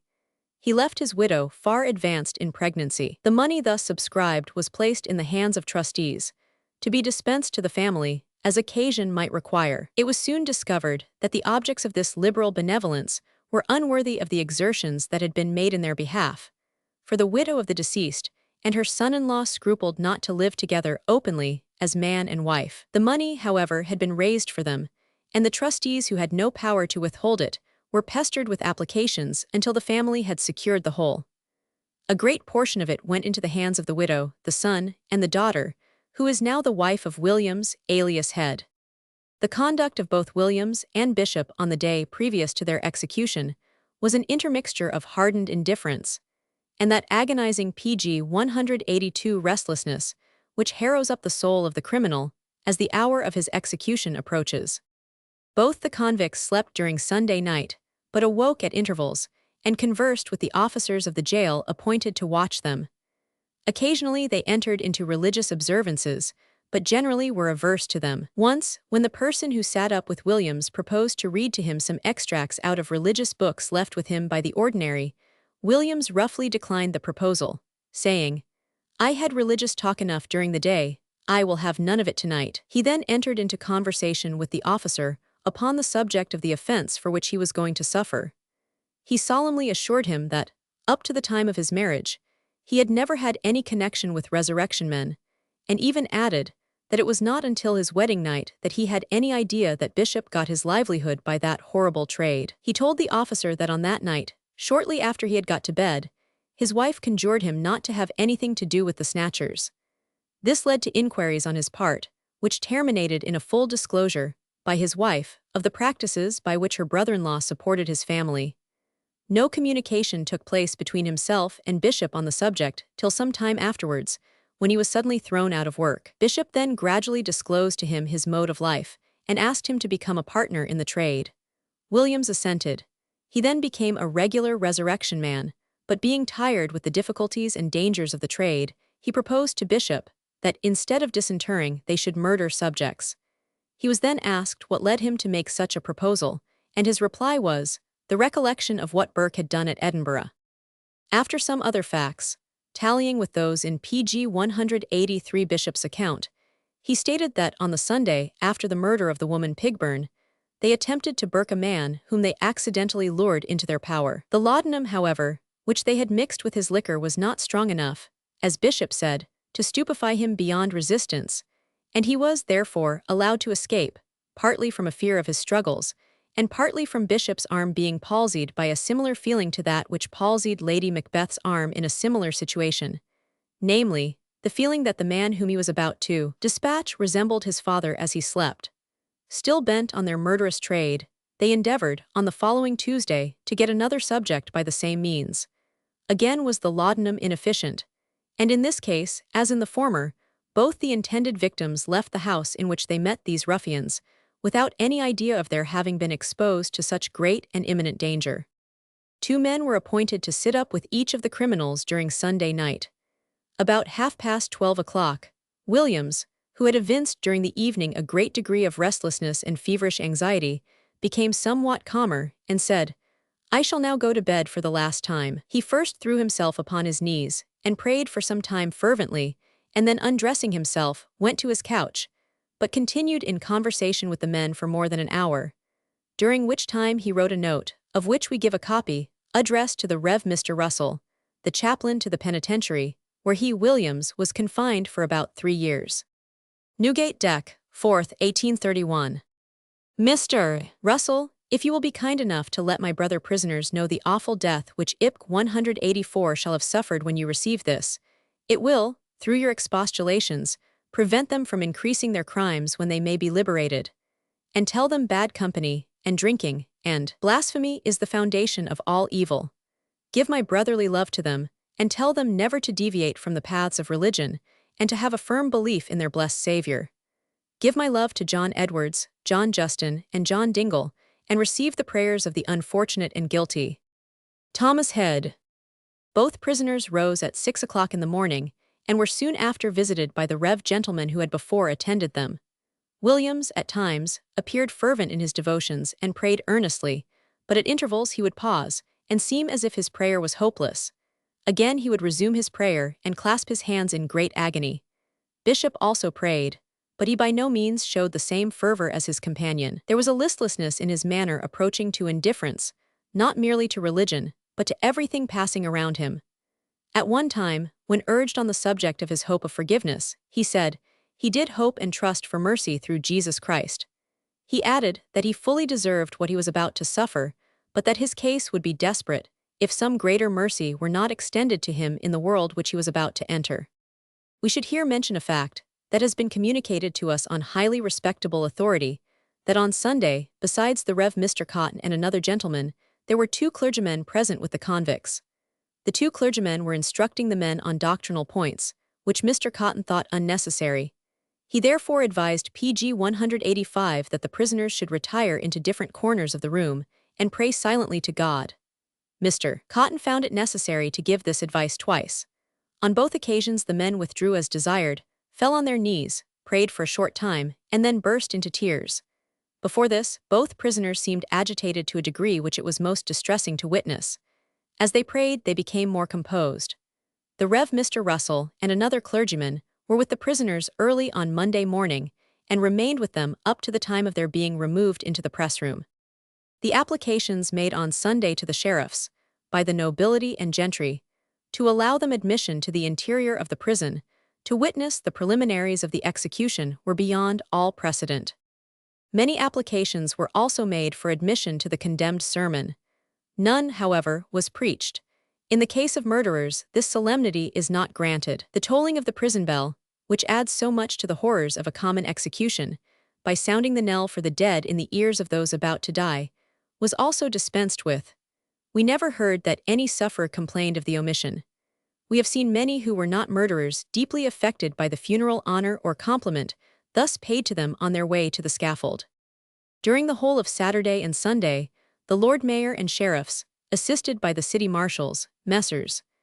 Brown and Cope, were busily engaged in adopting precautions to guard against the possibility of accident at the execution. All the officers of the various wards in the city were ordered to attend, and besides the usual force of the city police, a large body of special constables were sworn in. An extra number of heavy barriers were erected in PG 186, the Old Bailey, immediately contiguous to the space on which the gallows stands, at short distances, so as to prevent the crush of the multitude as much as possible. And the same precautions were adopted at either end of the Old Bailey, at the end of Newgate Street, Giltspur Street, and Skinner Street. All the constabulary force received orders from the city marshals to assemble at 5 o'clock in the morning, and to take the stations appointed for them. During the afternoon of Sunday, groups of persons were congregated in different parts of the Old Bailey. Towards evening the crowds increased, and by midnight great numbers were assembled, who actually remained all night on the spot, in order to secure places near the scaffold on the following morning. The occupiers of houses, from the windows of which a view could be obtained of the execution, exhibited placards, announcing various prices for seats according to the proximity of the domicile to the spot, and though it was generally stipulated that such seats could not be kept for parties after 6 o'clock in the morning, they were eagerly sought for and secured at a guinea per seat and upwards. So much as 10 guineas was given for a single window, and all these seats were occupied by those who had engaged them at so early an hour as 5 o'clock, upon a cold, cheerless, and most uninviting morning. Shortly after midnight, the gallows was brought from the yard, and the workmen proceeded to erect it in the usual place, opposite the debtor's door of Newgate. A large space around it was barricaded to keep off the crowd, and the inside of that space was subsequently nearly filled by constables and marshalmen. The crowd, as early as 1 o'clock, amounted to several thousand persons, and continued rapidly pg 187 increasing. By 5 o'clock, nearly two-thirds of the Old Bailey were filled with a dense mass of people. The continued buzz among the multitude at this time, the glare of light from the torches that were used for the purpose of enabling the workmen to proceed with their labors, and the terrific struggles among the crowd, altogether presented a scene which those who witnessed it will not soon forget. As the dawn of day approached, and with it the fatal hour that was to consign the wretched criminals to their well-merited fate, all the streets leading to the Old Bailey were thronged with people, chiefly of the working classes, hastening to the spot. Constant streams of population were pouring into the Old Bailey till they formed, around the scaffold, and at the corner of every street from whence even a distant or a faint view could be obtained, a vast lake of life. Amongst the immense assemblage might be noticed several females, most of them of that caste whose attendance on such an occasion might be naturally expected, but some of them, we regret to state, of a class that decency, if not humanity, should have kept away from a scene so revolting to those delicate sensibilities that generally characterize females. When the fatal drop was stationed in its usual place, it was observed that 3 chains were suspended from it. As soon as Mr. Wantner, the governor of Newgate, heard of it, he ordered an officer to remove one of them, May having been respited. This was done, and although it was then dark, it was instantly communicated throughout the vast assemblage, and a general cry of May is respited was uttered. The announcement did not seem to excite much surprise, although a few individuals expressed their disapprobation by yelling and hooting. pg 188. About 6:30 o'clock a body of city police, amounting to about 200 men, came up the Old Bailey, but the crowd was so dense at this time that it was found impossible for them to proceed to their station, which was at the foot of the gallows. After several ineffectual attempts to pass on, it was arranged that they should be allowed to go through the prison.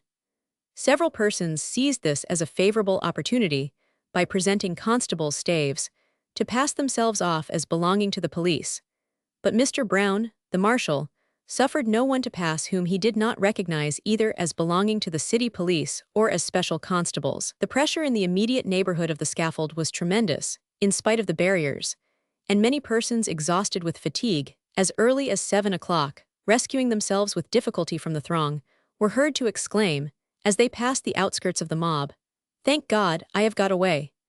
Many who thus quitted the scene with torn clothes and faces streaming with perspiration had remained on the spot for hours. Indeed, the avenue from the house of Mr. Cotton, the ordinary, to the house of Mr. Wantner, the governor of Newgate, was so completely blocked up at an early hour that Mr. Cotton, and another clergyman who accompanied him on his last visit to these unhappy convicts, were unable to force their way through the crowd, and could only obtain admittance into the prison by making a detour to the other end of the Old Bailey, and by entering it through the iron railings around the new court.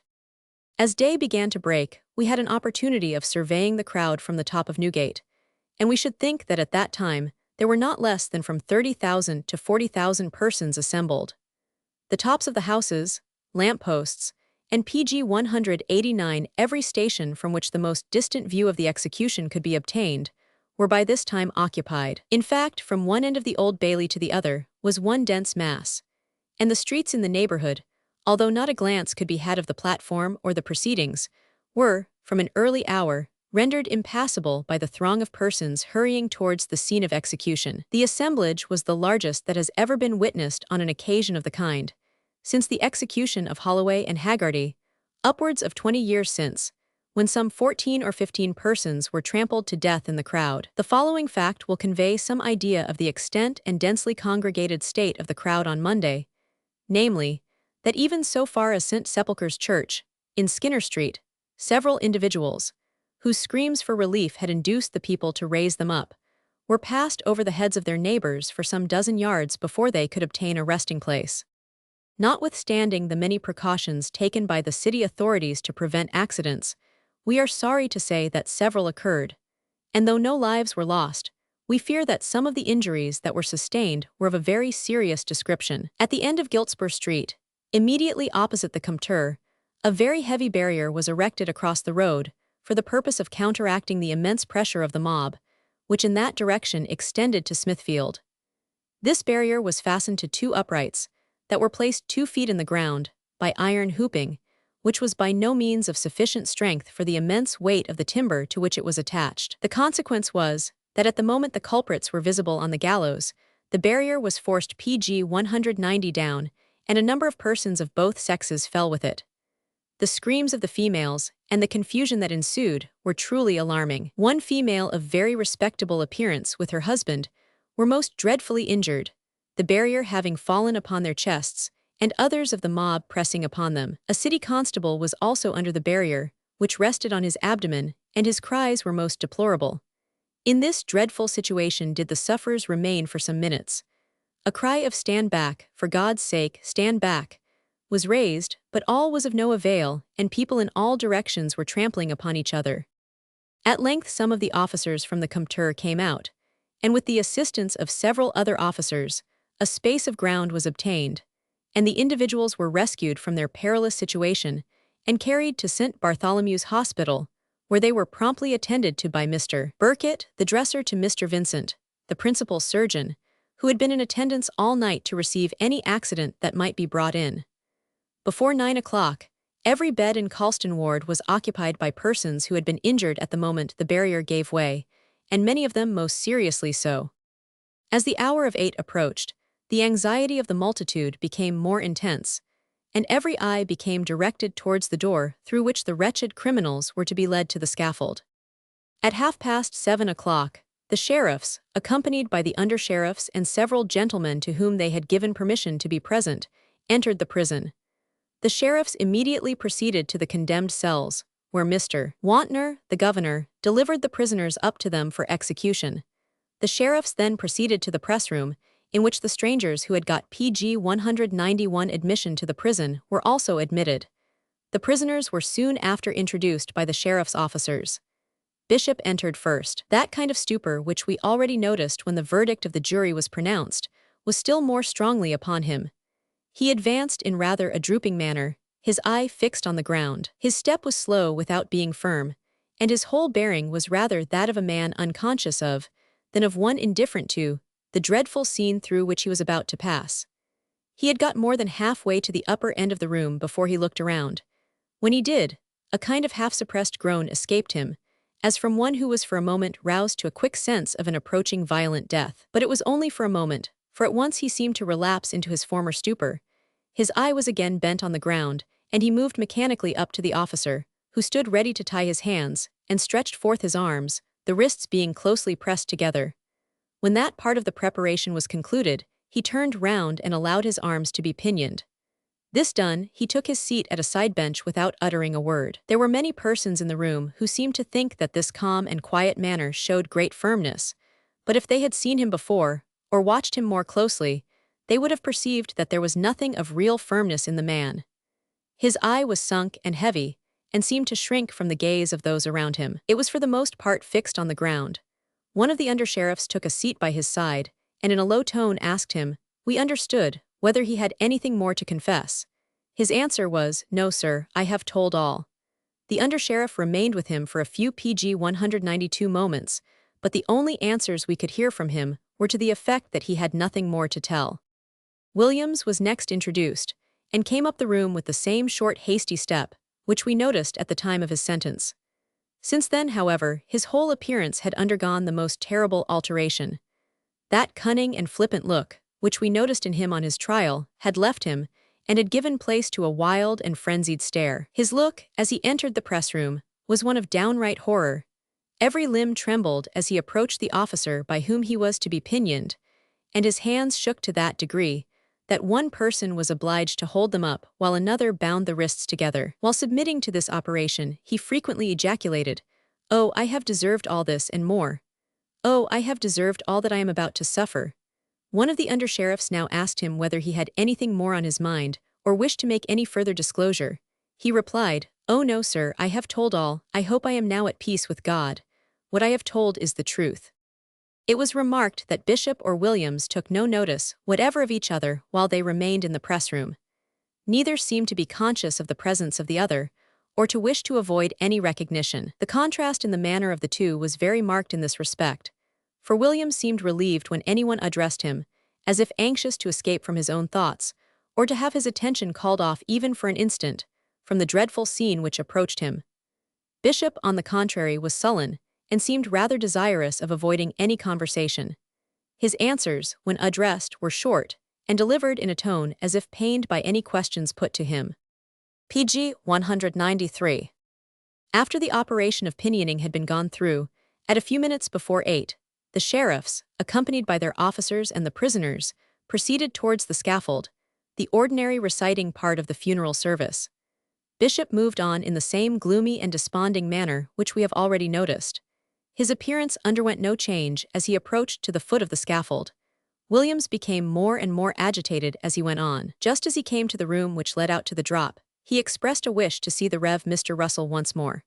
That gentleman came forward, and while Bishop was led out, seated himself near him. Williams said something in a low tone which we did not hear.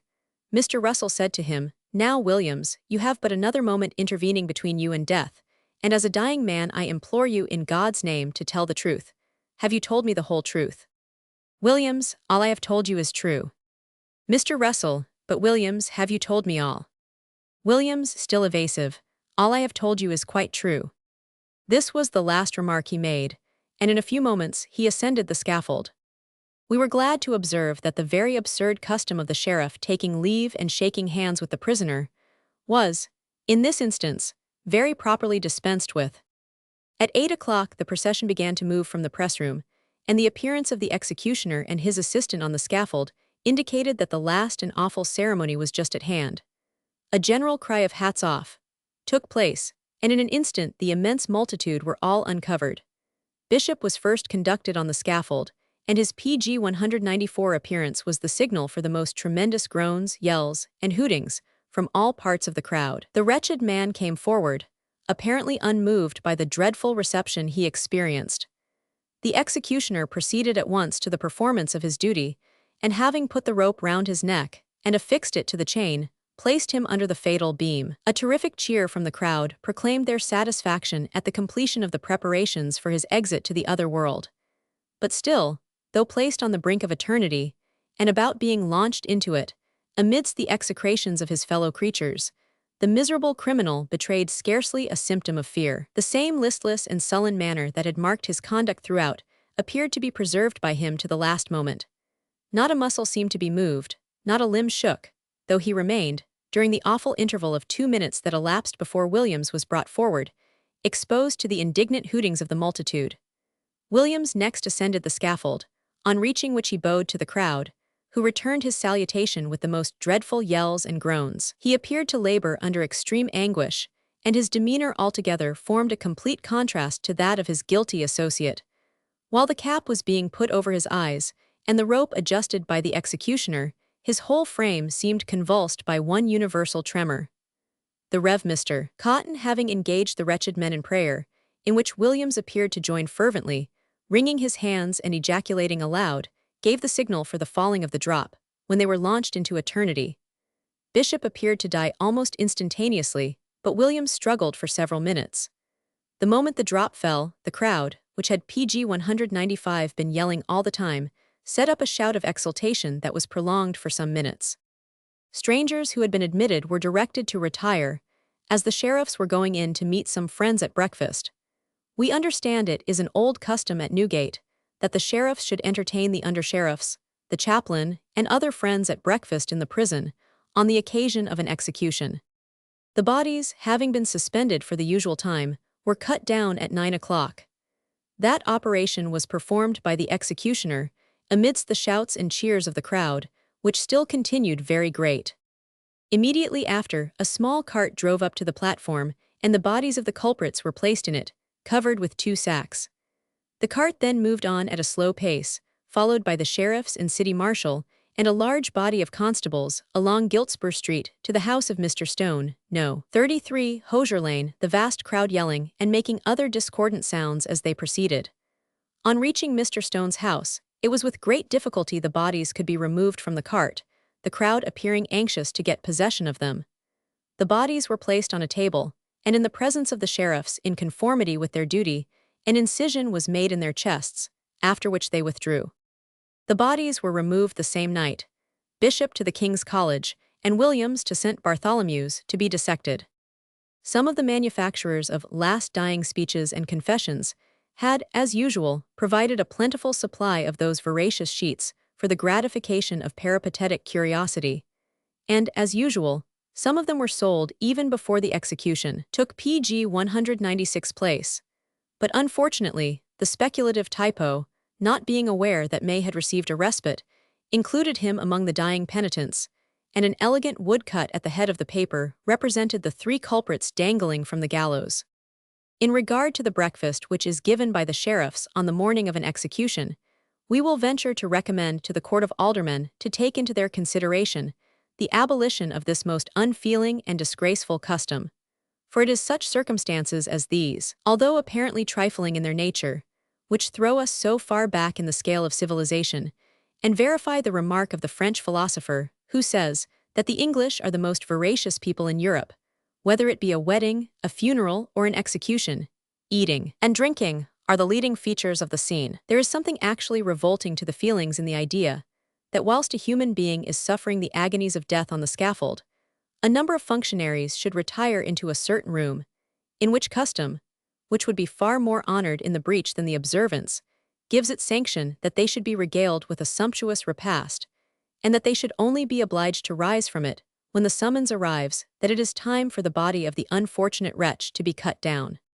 Connected with this subject, there is another custom equally repellent and revolting, and that is, that the office of giving the signal of death should devolve on the Rev Ordinary. Is it in the least consistent with the functions which he has to perform, and with the general duties of the clerical character, that he alone should be selected, amongst the attendant officers, for the performance of so abhorrent an act? It is the duty of the sheriff to see the execution performed.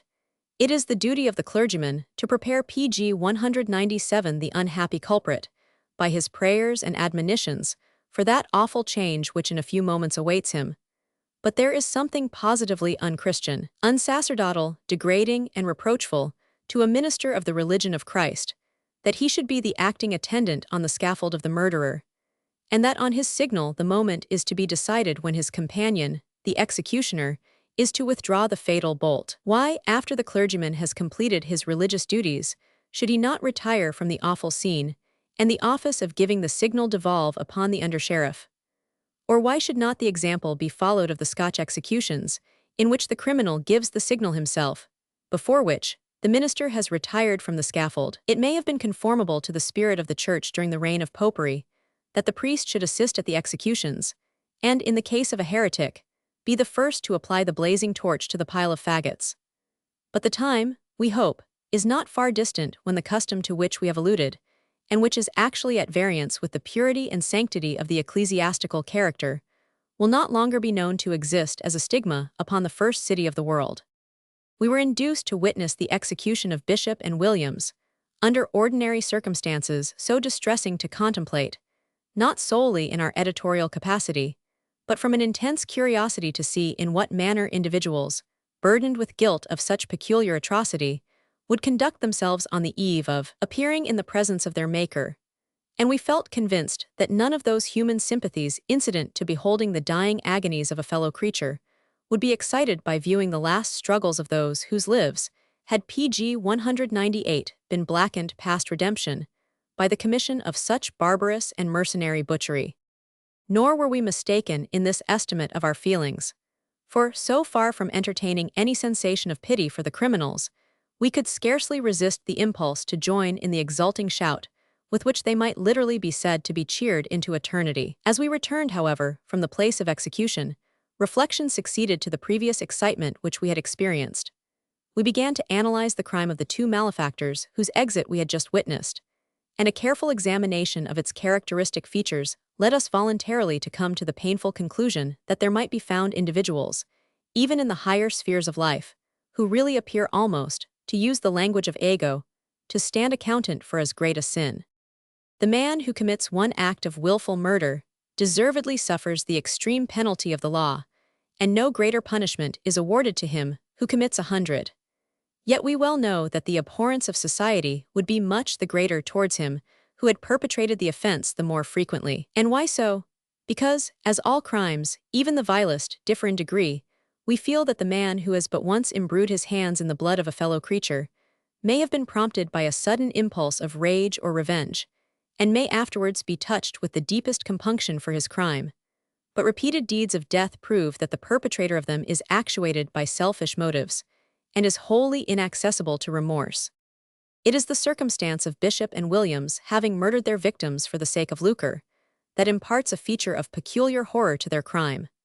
But it should be remembered, in a moral PG 199 point of view, the turpitude of the deed would not have been diminished, had it been committed with a view to the ensuring any other selfish advantage or enjoyment, instead of procuring money, which, after all, they valued only as the means of obtaining selfish gratification. When Sir Robert Walpole said that every man had his price, he, of course, did not mean that every man could be purchased by a greater or smaller portion of the current coin of the realm, but he well knew that a riband or a harlot might buy many a man to whom disposition or circumstances would render money a matter of indifference. When the Hebrew monarch, in order to carry on without fear of interruption his adulterous intrigue, directed the treacherous murder of one of his bravest and most loyal subjects and defenders, he attained to a sublimity of wickedness to which no mere Burkite can hope to aspire.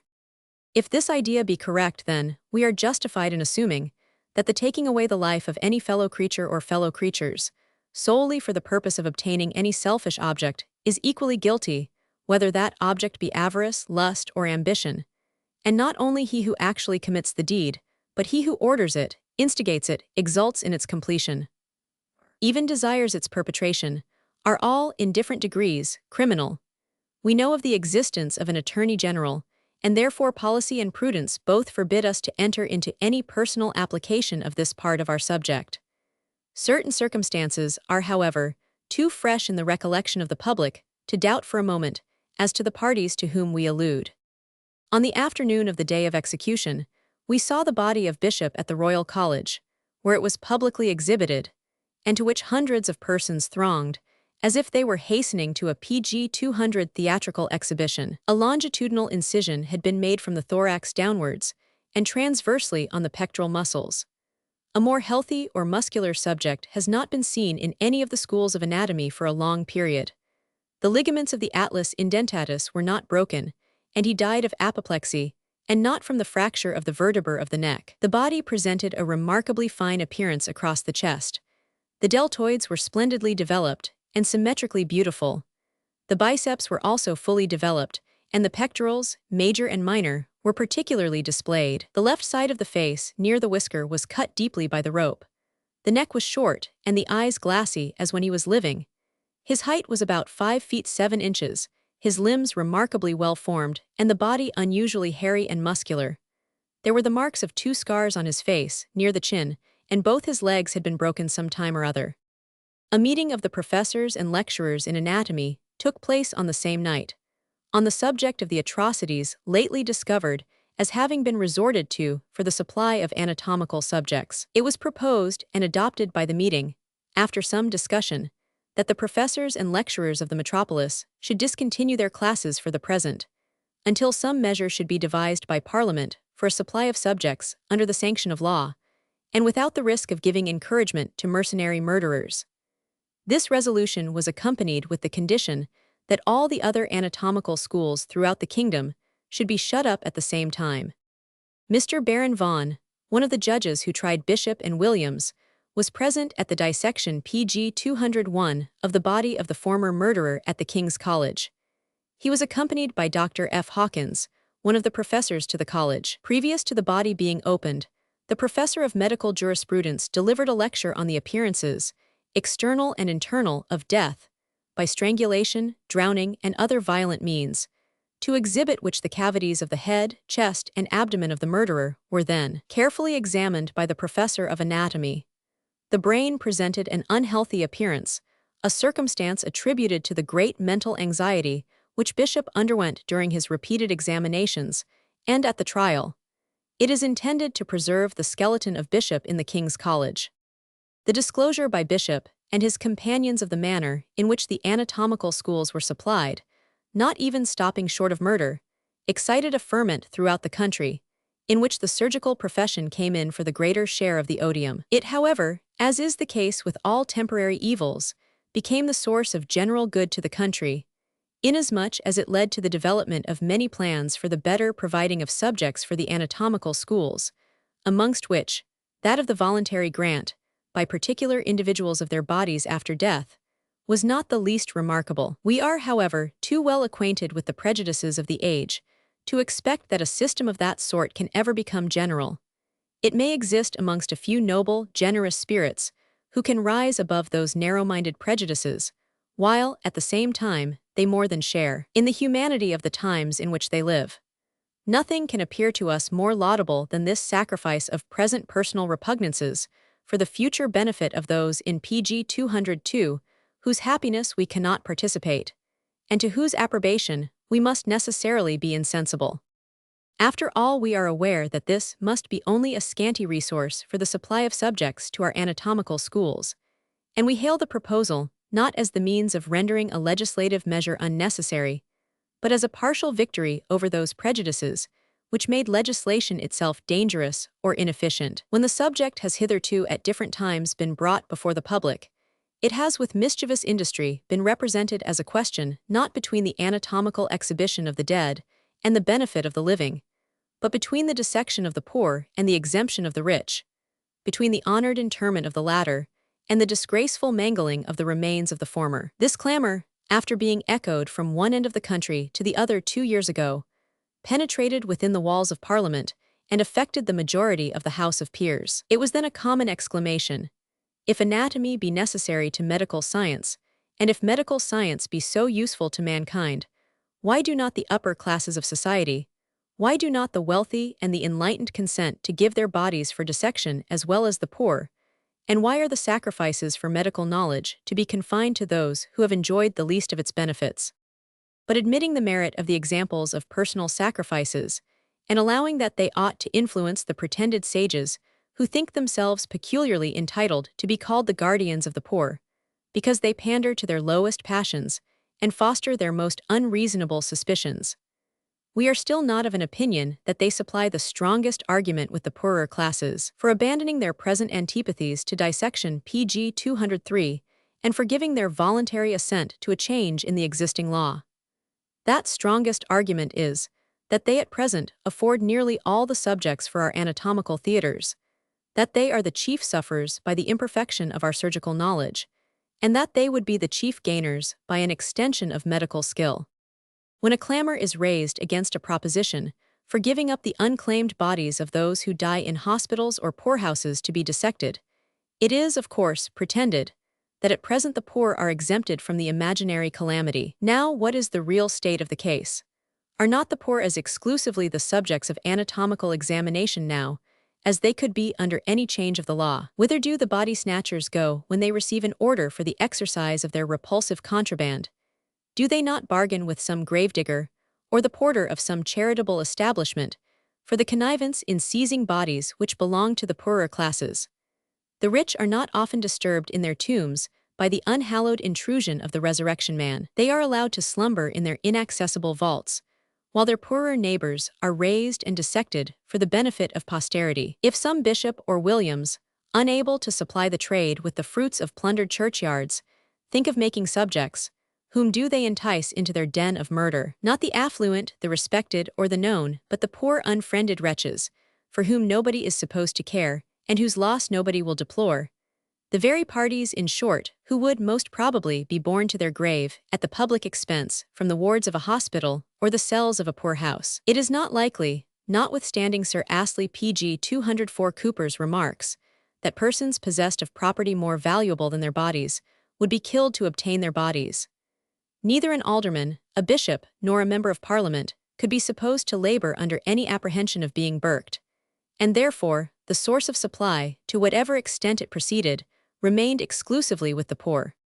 Nor could the poor avoid being almost the only sufferers by the deficiency of surgical skill, which an efficient supply of subjects for dissection would necessarily occasion. The wealthy can always purchase the best portion of knowledge and experience which is in the market. They are not likely to submit their limbs or organs to a bungling operator, or take advice from an unskillful physician. And if scientific medical practitioners cannot be educated at home, they can pay them for the accomplishments and knowledge which they must acquire in foreign countries. But the poor must be contented with ignorance and inexperience, if their prejudices debar the less wealthy portion of the profession from the means of acquiring anatomical science. We therefore are of opinion that it would be chiefly for the benefit of the lower classes themselves, that those who die in hospitals, in workhouses, in prisons, or in penitentiaries, and whose bodies are not claimed for interment by any relative, should be distributed amongst the anatomical schools, under such sanctions, and with such formalities as religion and decency require. The supply of subjects from this source would be sufficient, and from none other. We recommend the following letter of Sir J. Sewell, on this subject, to the attention of our readers, in which other classes of supply are pg 205 enumerated. Although, we think, several provisions of his measure are unnecessary, and one or two would be injurious to his object. The suggestion which he makes of giving up the bodies of suicides for dissection would be a good one, if anything like an adequate supply could be furnished by such a course. But as this would not be the case, a great injury would result from a plan which would aggravate the already existing prejudice arising from the intimate connection in the public mind between dissection and ignominious punishment. We are further convinced that the surrender of the body of the suicide to the anatomical schools will never become a part and parcel of the law of the land. It would encroach too much upon the higher stations in life, for where there is one pauper who destroys himself, we could enumerate a dozen in the most elevated ranks of society. If the law declared that the body of the wretched being, who, by the pressure of poverty or misfortune, had sought a remedy for his sorrows by the sacrifice of his own life, should be given up, the same law ought to be made to apply to a Whitbread, a Romilly, a Castlereagh, and a Calcraft, all being at the time of their death legislators of the nation, from the assembly of whom is to emanate the very law which is to consign their bodies, in case of suicide, to the knife of the anatomist. The following is the letter of Sir J. Sewell. Sir, having dined yesterday with some of my brother magistrates, I learned, upon information, which I have no reason to distrust, that beside the confessions published, another was made on Sunday, the 4th, which comprehended a catalogue of pg 206 about 60 murders, and would have probably gone on to a much greater extent, but for the interference of the ordinary. When to this is added the large supply which, by the published confessions, Bishop appears to have furnished for dissection, the great number of persons employed in the same way, the probable profligacy of such persons, and, as asserted, a great falling off in the number of burials, notwithstanding the increased population of this metropolis, there is certainly but too much reason to believe that this system of murder amongst the poor which Bishop said he resorted to, as both less expensive and less hazardous than collecting from cemeteries, is become extremely common, that it is in a state of progression, and that new and extraordinary modes, however inconvenient to the professors and students of anatomy, must be had recourse to for the prevention of such atrocious crimes. The plan which I now submit to your consideration is not offered as a perfect one, or as approaching to perfection, and the greater part of it is the result of reflection upon the subject, since receiving the information above mentioned. But it may suggest improvements to those who are capable of making them, and though the process proposed will be necessarily attended, in the procurement of subjects, with difficulties and expenses which do not belong to the present course of practice, the aggregate charge will, I hope, very soon be diminished, and that a commerce which is asserted by the faculty in general to be of very great public consequence may be carried on to the satisfaction of all the parties interested, and without the commission of a crime in any of them. pg 207. Suggestions for a new Act of Parliament as to the supply of bodies for dissection. That from and after the bodies of all persons convicted of felony, and who, in consequence of such conviction, shall die in any place of confinement, in the United Kingdom, may be sold for dissection. The sale to be by public auction, the proceeds to be paid to the treasurer of the county in which the prison shall be, and applied in aid of the county rates. So also the bodies of all under commitment for felony, if not claimed within hours after death. So also the unclaimed bodies of those who die in hospitals and workhouses. Suicides. Unclaimed bodies of persons found dead. To legalize the sale by persons while living of their bodies after death. To secure the due delivery to the purchaser on demand. With certain exceptions, no dissections of the bodies of persons dying in Middlesex, or in certain parishes in Essex, Kent, and Surrey, to be permitted before the body shall have been exhibited at an appointed place, with evidence of name, residence, cause of death, and 100. Satisfactory to a magistrate assisted by a surgeon. That the magistrate be one of the police magistrates in his turn, and that the attendance be every day at, except Sunday, and for so long a time as may be needful in respect to bodies brought in before that hour. That the magistrate give a certificate of his satisfaction as to the death, and a permit for removal and dissection. pg 208. That the body permitted be branded, or otherwise marked indelibly, upon the skin of every part which is commonly purchased by students who have not occasion for the whole. That a register be kept of the name, residence, and cause of death, and of every person whose body is produced. That the only exceptions allowed to this course be the post-mortem examinations, by dissection under the special directions of a coroner or other magistrate, or which are performed in the dwelling of the deceased, with the knowledge and consent of the family. That whoever shall dissect a body, or any part of a body as a separate portion not being duly marked, or shall be possessed of them, shall be subject to. That the forgery or aiding or abetting of the brand or mark, of the certificate or permit, shall subject the party to. That similar provisions be made for other parts of the kingdom. I have the honor to be, Sir, your very humble servant, J. Sewell, 21, Cumberland Street, Portman Square, December 8. In corroboration of the plan of Sir J. Sewell, the following very able remarks were addressed to the editor of the Times. Sir, having read Sir John Sewell's suggestions for a new Act of Parliament as to the supply of bodies for dissection, I trust to your kindness in enabling me to express publicly my humble opinion on the same, conceiving them to be good, and just in pg 209, every respect excepting one, the idea of which I cannot but believe must disgust very many. I allude to the public sale of the body. Why, may I ask that gentleman, need it be sold at all, much less in so offensive a manner? Surely there can be no necessity whatever. Let then the bodies, as they ought in every instance, be presented gratuitously. Wheresoever the death may occur, or the inquest be held, let the coroner of the district be empowered to assign the body to the hospital of that district, or to bequeath it for the public good, according to any other satisfactory arrangement that may be concluded on the occasion.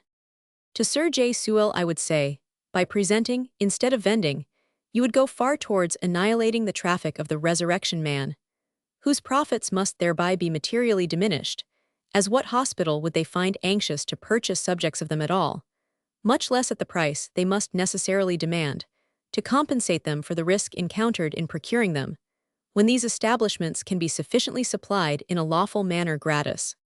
In conclusion, I humbly conceive that a law based on Sir J. Sewell's suggestions, severally and collectively, save the one assumed to be offensive, would effect the utmost good, and if really so, ought accordingly to satisfy the people. It is, in every respect, such a plan as can alone defeat the sanguinary designs of body-snatching monsters, and once made law would, no doubt, in a short time destroy their infernal commerce altogether. I am, sir, your obedient servant, W.H.E. Saturday, December 10. pg 210. P.S. With regard to Sir J. Sewell's suggestion as to the workhouse, in accordance with which the bodies of all such as have been maintained, and are about to be buried at the parish expense, are to be given up for anatomical purposes, I am inclined to believe it would, if adopted, be productive of a twofold service, inasmuch as the practice might tend also to diminish the numbers of this class, who generally speaking prefer a life of degraded ease to one of honorable employment, by its inciting, which is likely, those most sensitive on the subject, to work out an independent subsistence by their own assiduity, and with respect to such as cannot exist but by poor house maintenance, their bodies, I should say, might nevertheless, in justice, be rendered serviceable after death, on the score of the important benefits experienced by them whilst living. W.H.E. On Thursday, the 15th, in the House of Commons, Mr. Warburton moved for leave to bring in a bill to regulate schools of anatomy. He reminded the House that in 1829 he had introduced a bill of the same kind, which had passed this House, but had been rejected in another place. The political changes which had occurred since had occasioned him to defer the renewal of the attempt. The bill he now proposed to introduce differed in some respects from the other. It was more simple. Instead of requiring anatomical professors to obtain licenses, which had been objected to, he proposed the appointment of anatomical inspectors by the Home Secretary, to whom returns were to be made, and who should inspect the schools. It had been objected to the former bill that it made a distinction between the poor and the rich. His present bill was equally applicable to all, and he hoped, when it PG 211 was considered what had been the enormous and necessary consequence of the present law. The law was one thing and necessity another. Prejudices would give way, and that schools would be supplied with the subjects necessary for the promotion of science, and at reduced prices. Mr. Hunt said that unless this bill was materially different from the last, he should oppose it to the utmost. He hoped that a clause would be introduced to legalize the sale of a person's own body, which was now the property of his executor. Mr. Sadler said that so far from the repugnance referred to being a prejudice, it was a principle which pervaded the whole world, and could not be eradicated without injury to the best feelings of our nature. Let the bill be confined to those who were liberated from those prejudices. The poor would not bear it. The bill would be unpopular, and justly so, and would tend to close the houses of mercy. It was said that a neighboring country had overcome those prejudices. Then let the principle of free trade be called into action, and our schools of anatomy be supplied with subjects from abroad. Sir R. Vivian observed that there was a want of a clause in the former bill, repealing the law which subjected criminals to anatomy, for till that law was repealed, the public never would endure that other bodies should be exposed to what was thus made an indignity. Whatever might be in the bill, he hoped there would be nothing to offend the prejudices of the poor. Those who died in a poorhouse or hospital were equally entitled to have their bodies respected as those who died elsewhere. Mr. Warburton said that his bill would apply equally to rich and poor. No body would be given for dissection without the consent of the person when alive, or of the nearest relative after death. PG 212. Leave was then given. On the bringing in of the bill, Mr. Percival recommended that the mere possession of dead bodies should be held to be felony. The knowledge of surgery, he said, could not be lost in the space of 2 years, and if they were to try an experiment for that time, he was sure that medical men would then resort to the dissection of animals, and obtain, while conducted under proper regulations, all the knowledge necessary for their profession. We have before, in another work, had the satisfaction of exposing the folly of this fungus of a legislator, when he attempted to impose upon the fasting mechanics and laborers of this country a religious fast day, or a general propitiation to heaven for all the sins and crimes which have been committed generally and individually, since the time that fast days went out of fashion. We did then hope that we should have heard no more of him, but in Mr. Warburton's anatomy bill being brought in, we were again enlightened by the sagacity and profundity of his remarks. Mr. Percival certainly forms a component part of the legislative wisdom of this country, and certain it is, poor man, that he is a specimen of it, that will not tend much to exalt the character of it. His recommendation that the mere possession of a dead body should be held to be a felony is a lamentable specimen of folly, which makes us heartily rejoice that all the framers of our laws are not of the same mind, with the right honorable and downright nonsensical member of whom we are now speaking. Suppose Mr. Percival's good lady, or one of her children, were to die. Does the poor silly man wish to make himself guilty of felony, for having the dead body in his possession, when morally he would not be one jot more of a culprit than he is at present. The latter pg 213 part of the paragraph from his speech is equally remarkable for its absurdity. He gives it as his opinion that the knowledge of surgery would not be lost in 2 years, if during that period its study were discontinued. The honorable member's opinion on this point is, we fear, the result of self-examination. He, perhaps, finds that his own stock of knowledge remains the same, whether he studies or not. He discovers, perhaps, that he does not know one jot more about legislation and civil policy than he did many years ago, when he first ornamented St. Stephen's Chapel with his presence, and enlightened the members of it with the profundity of his researches. He argues that as he has not gained anything by study, and no one will be so rude as to contradict him, there is nothing to be lost by not studying, but we have some reason to suppose that he is as much mistaken in this particular as he is in the very view which he seems to have taken of humanity. Dissection of dead bodies he opposes as a matter merely of feeling, and at the same time expresses a hope that the surgeons will take to cutting up animals, by the torture of which Mr. Percival trusts that science will be equally advanced, without resorting to the revolting practice of human dissection. Putting, however, out of the question the savageness of this proposition, how would it work in other respects, to the end proposed by this most enlightened legislator? It would, he says, provide all the necessary anatomical knowledge, which in other words is saying that there exists so strong an analogy between the anatomy and diseases of a man and a dog, that it is only necessary for the medical student to employ a Bishop or a Williams to burke a dozen of the canine species, and all the diseases incident to human nature will be fully developed, the treatment of them pg 214 ascertained, and all the ends of science fully accomplished.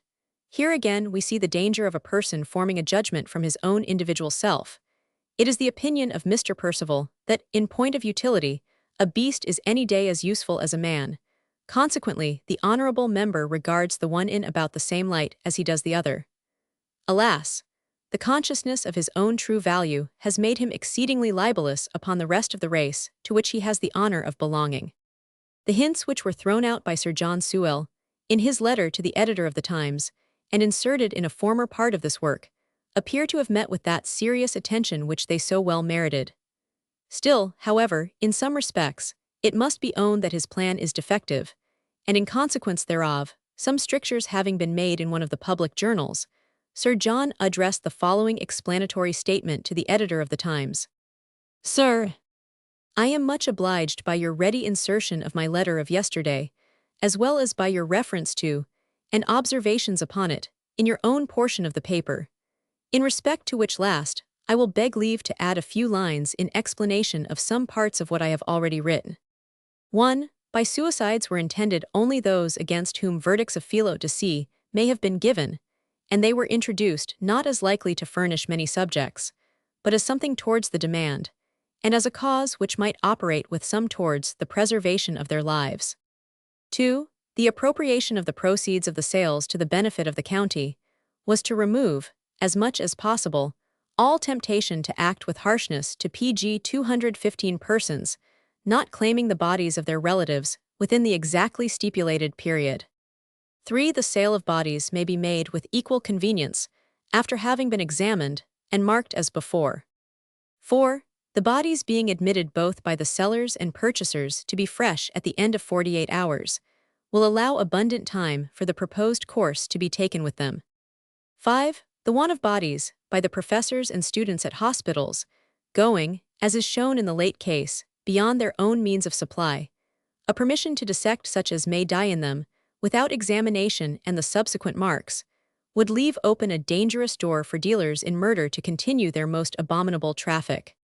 With a repetition of my acknowledgments, both on my own part and on that of the poorer part of the public, I have the honor to be, sir, your very humble servant, J. Sewell. 21 Cumberland Street, Portman Square, Dec. 10. The atrocities of Bishop and Williams appeared to endanger the peace of every family, and the public became naturally anxious that measures should be adopted for the purpose of supplying subjects for anatomical lectures, in a manner that might abolish the disgusting, unhallowed, and illegal trade of the resurrectionist, and remove forever all temptation to the commission of that new and most horrible species of murder called burking. We may boast of the excellence of our legislative enactments, And in the plenitude of our conceit, we may fancy that we are far superior to all other nations in the construction of our legislative code. But in what other country than this, professing to be enlightened by civilization, was the PG 216 crime of burking ever known? And yet science has advanced as rapidly in those countries where it was never exemplified, as in that where it has been carried to an extent actually appalling to our nature, and disgraceful to the nation in which it has been practiced. It is well known that many of the medical students of this country repair to the schools of France, on account of the greater facility which is there offered of perfecting themselves in anatomical science, by the readiness with which subjects are procured, without, at the same time, outraging the feelings of the living, or having recourse to the horrid crime of murder. We merely throw out the hint, whether an establishment like that of La Morgue in Paris would not in itself furnish a regular and ample supply of subjects for all the anatomical schools of the metropolis. The suggestion of Sir John Sewell comes very near to the establishment of an institution like that of La Morgue, and it cannot be a matter of doubt that the same beneficial results would accrue to the interests of science in this country as have been so conspicuously displayed in the schools of France. It is admitted on all sides that medical students must practice, or, at least, witness, repeated dissections of the human body in order to obtain a competent knowledge of their profession. There can be, therefore, no question of the propriety of braving the absurd prejudices of weak-minded individuals, rather than permit the present deplorable system of violating the sepulchre, and even of murdering, for subjects to be continued. The choice of two evils is before us. We cannot but choose the least of them. We have already described the means that have been proposed by several enlightened individuals for legally supplying lecture rooms with subjects. But suffice it to say, in our estimation, their most objectionable PG 217 features are infinitely preferable to a continuance of the mode now generally adopted of obtaining dead bodies by the plunder of the churchyard, because the existence amongst us of gangs of degraded wretches, living by the infraction of the law, is of itself a monstrous evil, even putting the crime of burking altogether out of the question. Poaching and smuggling have long been notorious for their destructive influence on the morals of our provincial population. An indulgence in those comparatively trivial offenses, together with the difficulty of obtaining honest employment, when known as a smuggler or a poacher, too often lead to crimes of a deeper dye. How much more mischievous, then, must be the influence of the disgusting avocation of the resurrectionist upon those who are tempted by the high price given for subjects to steal the clay-cold corpse from the grave at the dead of night.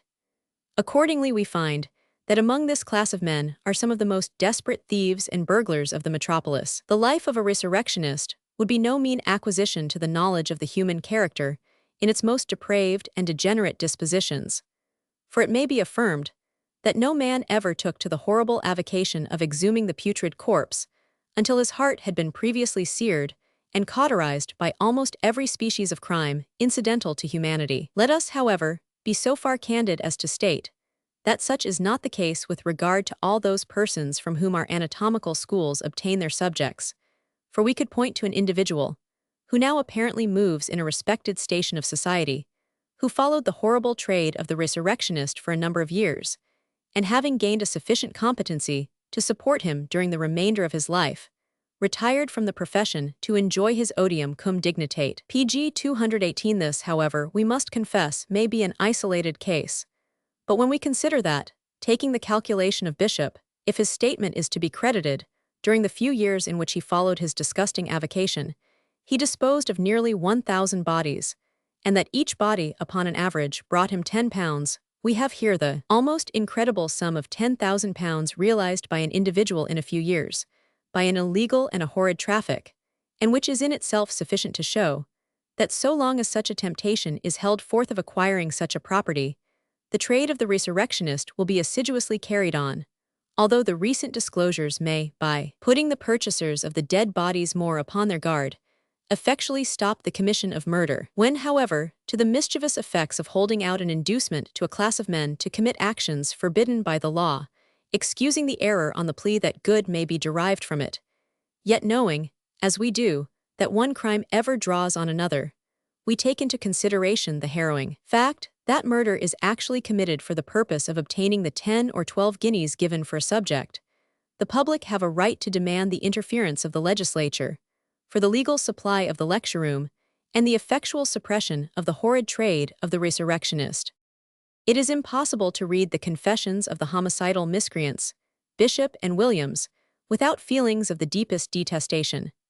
We enter not at present upon the truth or falsity of those statements, for we shall advert hereafter to the anomaly which their confessions presented, of a partial credibility being attached to one portion of them, whilst every exertion was made to invalidate the truth of the other. We have at this moment pg 219 only to do with the character of the men, and the influence of their crimes on the general interests of society, and it must be confessed that the cold-blooded and calculating atrocity with which they sought their victims among the destitute, and friendless, and houseless wanderers in the public streets, and tempting them at midnight by promises of shelter and refreshment, to go to that den from which they never were to emerge with life, is only to be equaled by the vampire horrors that superstitious fancy has invented. Then followed the drugged drink, the retirement and carousal of the ruffians, till the potion had taken full effect. The deep slumber, the short bubbling in the water, and all was over. The cruel and cowardly task was done, the human carcase was prepared for sale. We will not ascribe to accident the almost miraculous discovery by which these detestable butchers were brought to justice. The deep secrecy of their proceedings, the extraordinary precautions which they appear to have taken, might well have promised a long career of impunity. But let us indulge the belief that an all-seeing eye was upon them. The circumstances of the discovery were indeed of an extraordinary nature. The bruise in the back of the neck of their last victim, combined with the freshness of the body, generated suspicion, and although the medical witnesses appear to have been in error as to the cause of death, nay, although the identity of the corpse is yet doubtful, the fact of Bishop and Williams having committed murder was brought home to them by a long chain of evidence as extraordinary, taken altogether, as it was conclusive. Had the wretches been less eager after the price of their crime, had they retained the corpse another day or two in their possession, and preserved it from being bruised after death, they would have escaped detection, and they might in that case have pg 220 been engaged, at the very moment we are now writing, in the preparation of another human being for their next day's sale. But murder will out sooner or later. Whoso sheddeth man's blood, by man shall his blood be shed. In spite of all their infernal cunning and midnight secrecy, justice has overtaken these monsters, and never again may the annals of any age or nation be stained with such revolting criminality. We were far from being sorry to hear that the exit of the miscreants from a world to which they were a disgrace was marked by shouts of execration from the assembled thousands. It was an honest feeling that prompted men to rejoice in the destruction of beings, from the deep damnation of whose iniquity even a Thurtell might have shrunk appalled. The most profligate among the lower orders of the English people abhor the crime of murder. Even the daring gangs of thieves by whom the metropolis is infested, though they live by daily robberies, invariably refrain from destroying life. Ours is not a bloodthirsty population. Theft is unfortunately of common occurrence, and peculations of almost every description are continually practiced amongst us. But happily murder is, comparatively, of very rare occurrence, and we have no doubt that all who witnessed the execution of these human boas rejoiced in their punishment. Nor ought mistaken pity, nor affected sentiment, to silence the expression of indignation to which we have referred. No man will say that the punishment of hanging was commensurate with the offenses committed, according to their own confessions alone, by Bishop and Williams. But whilst we would not subject even such creatures to bodily torture, we cannot regret that the mental agony of their last moments was increased by the unequivocal tokens of detestation that assailed their pg 221 ears on the scaffold. The great end of all punishment is example, to deter others. And surely the death of these cowardly murderers, signalized by the audibly expressed hatred of all men, both good and bad, must operate as the most effectual warning that could possibly be devised, to prevent any other human being from imitating these atrocities, to die like them amid shouts of detestation, and to purchase an immortality of infamy. We shall now proceed to the investigation of another part of this most horrid transaction, and we particularly allude to the acquittal of May, or, more properly speaking, to his being respited during His Majesty's pleasure. Connected, however, with this part of our subject, we will previously insert a sketch of the speech made by the Duke of Sussex to the Lord Mayor at the close of the trial, which, although in some respects conferring high honor upon him, is not wholly borne out in its sentiments, by the result which afterwards took place. After the trial had concluded, and the judges, nobility, and other visitors had retired to a private room, the Duke of Sussex, who had remained in court the whole day, paying the most marked attention to the evidence, took occasion to express the gratification he had experienced at the manner in which the prosecution had been arranged and conducted. "I have," said His Royal Highness, addressing himself to the Lord Mayor, "always made it a point of attending every trial of national interest that has occurred in the metropolis, and I have done so, not only from a desire to become acquainted, as far as I could, with the laws of my country and their practical application, but because in the station I feel it to be a sacred duty to take a personal interest in everything calculated to affect the character or the security of the people of this country. I have pg 222 never, my Lord Mayor, been present at such inquiries without increasing the admiration with which I regard the criminal jurisprudence of England. The most perfect, the most intelligent, and the most humane system that human ingenuity or wisdom ever devised. Upon the present occasion, whatever pain I may have felt at the sad necessity for taking away the lives of the wretched persons whose crimes have excited so powerfully the indignation of the public, I cannot help feeling proud of being the native of a country where such a sentiment of indignation has been universally evinced, and where such disinterested exertions have been made to expose and bring to justice the perpetrators of crimes happily, I trust, rare amongst us. In what other part of the world, indeed, could such a scene be witnessed as that which we have this day contemplated? The judges of our land, the learned in our law, nobility, magistrates, merchants, medical professors, and individuals of every rank in society, anxiously devoting themselves and co-operating in the one common object of redressing, as far as human power can do so, an injury inflicted upon a pauper child, wandering friendless and unknown in a foreign land. Seeing this, I am indeed proud of being an Englishman, and prouder still to be a prince in such a country and of such a people.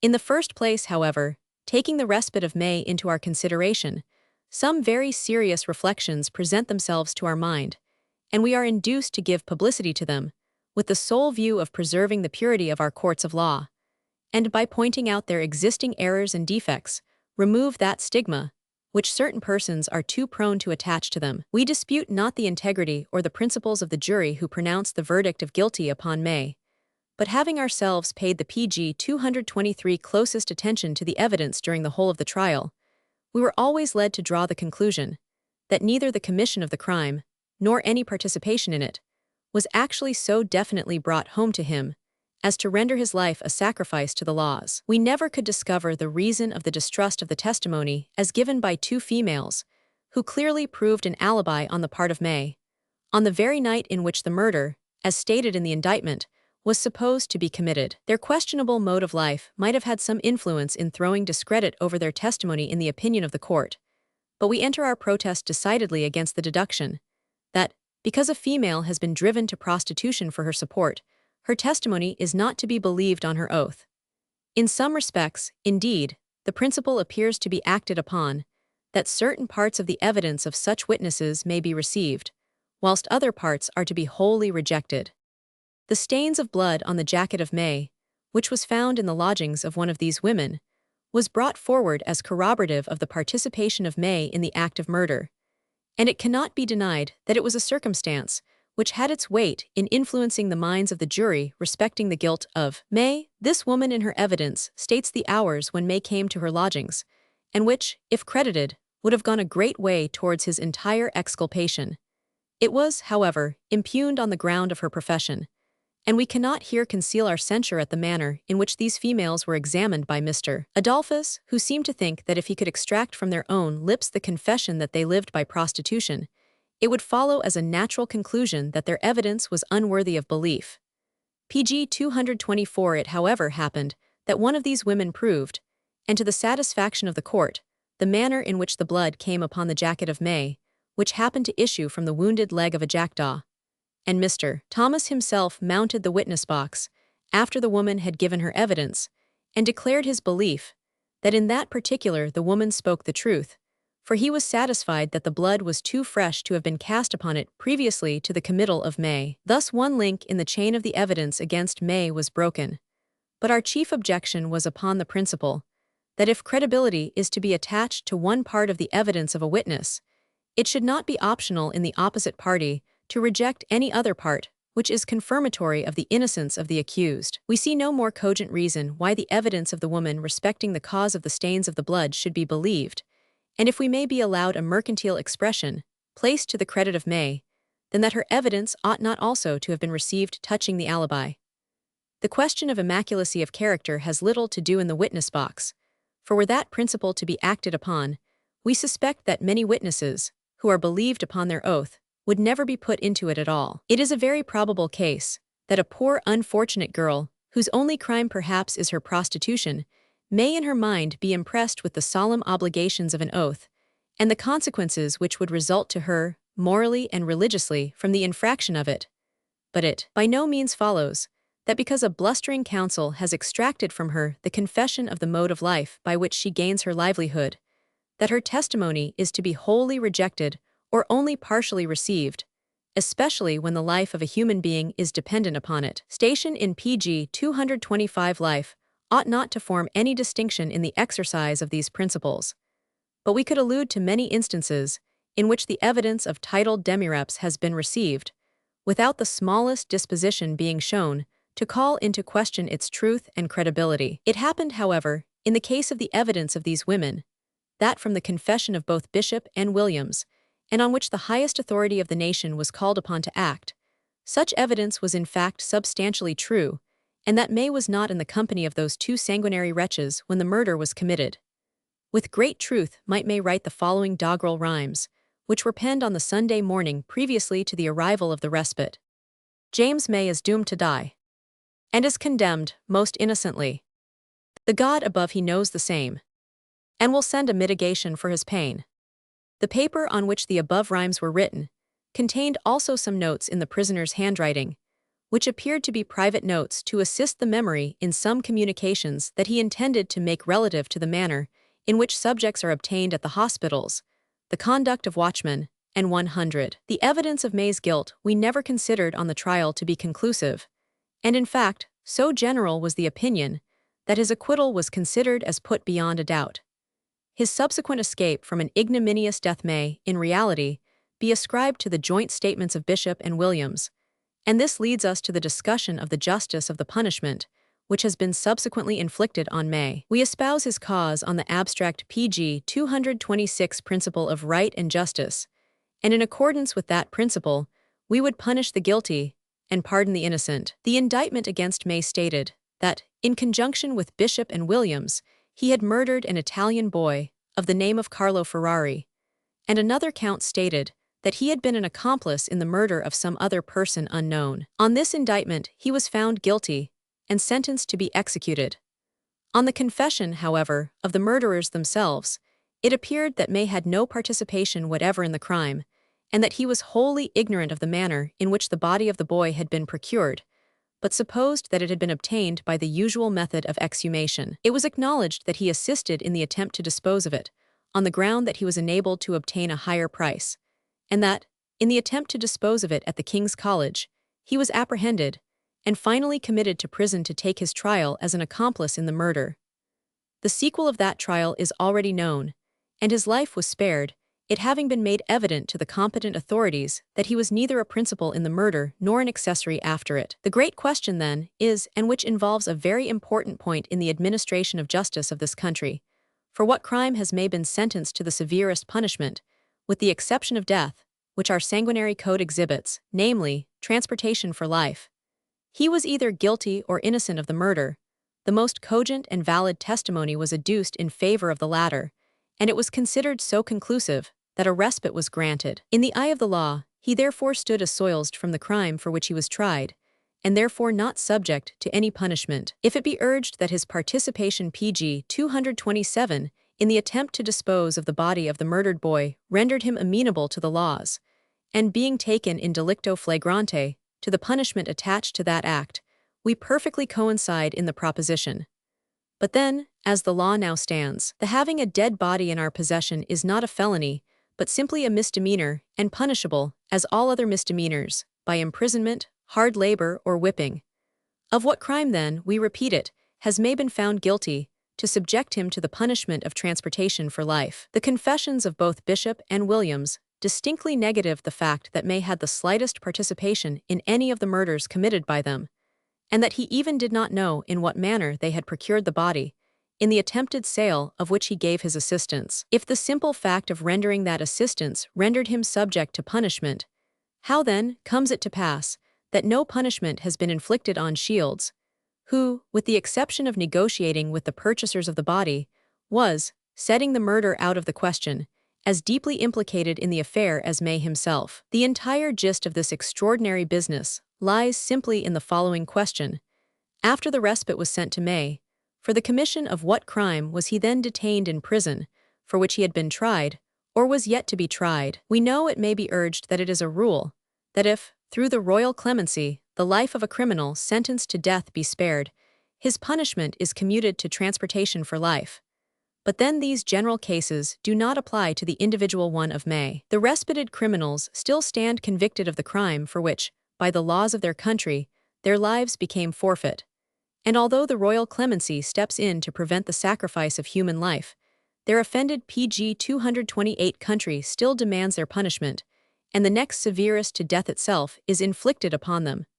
Those cases will not, however, apply to May. He was tried at the bar of his country for murder, and a jury of that country, on account of a long chain of circumstantial evidence, many of the links of which snapped in the attempt to force them to their utmost influence, found him guilty of the crime charged in the indictment. He received the usual sentence of death, and according to all human calculation, his hours on earth were numbered. As it has frequently happened in the cases of criminals sentenced to death, a subsequent investigation took place in regard to the guilt of May, or, indeed, to any participation on his part in the murder of the individual for which he was indicted. From the coincident testimony of the real murderers, it was most distinctly made to appear that May was wholly innocent, not only of any participation in the crime, but that he was actually ignorant of the manner in which the body of the boy had been procured. The judge himself who tried the prisoners fully coincided in the propriety of granting a respite to May, founded on the confessions of Bishop and Williams, and his innocence was at length so strongly confirmed that his life was spared. But we now come to the great question, on what condition?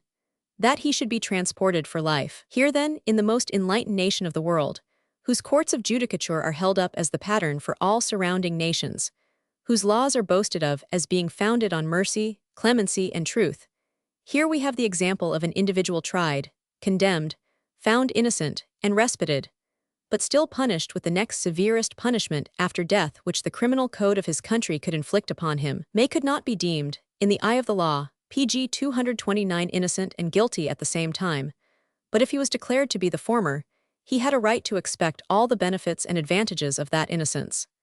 There was no intermediate state of guilt.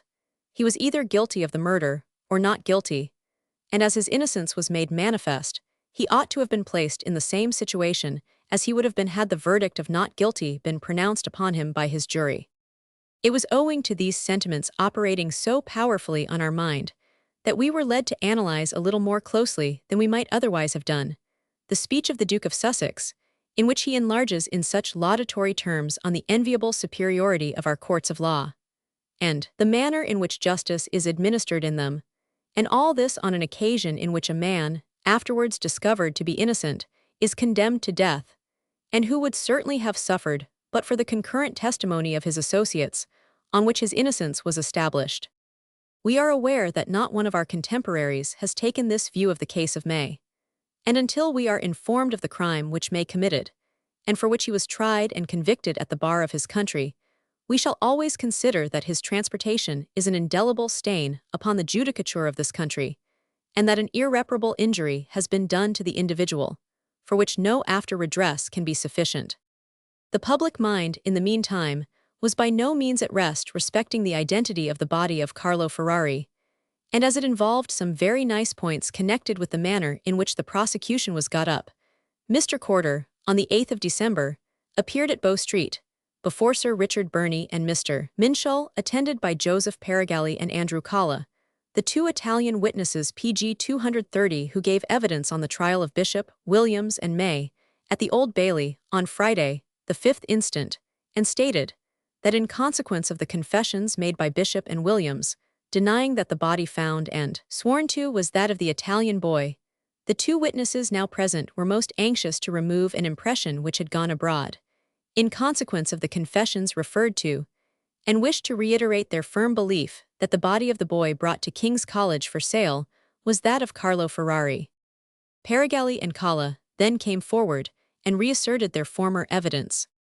Mr. Corder said that there were strong grounds for believing that the confessions of Bishop and Williams, so far as related to their statement that the body found in their possession was not that of the Italian boy, was wholly untrue, and in consequence of the denial put forth in their confessions, which appeared in some degree to cast discredit upon the whole prosecution, the parish of St. Paul, Covent Garden, had determined to publish a statement in a few days of the whole transaction, in order to relieve the public mind from the doubts occasioned by the confessions of Bishop and Williams. He was perfectly satisfied that when that statement was submitted to the public, there would no longer be any doubt upon the subject, and that the body found in the possession of Bishop, Williams, and May was not that of the drover's boy, but the body of Carlo Ferrari. Mr. Minshall said he had no doubt, but such was the fact, and expressed his desire that the public mind should be set at rest with respect to the identity of the body.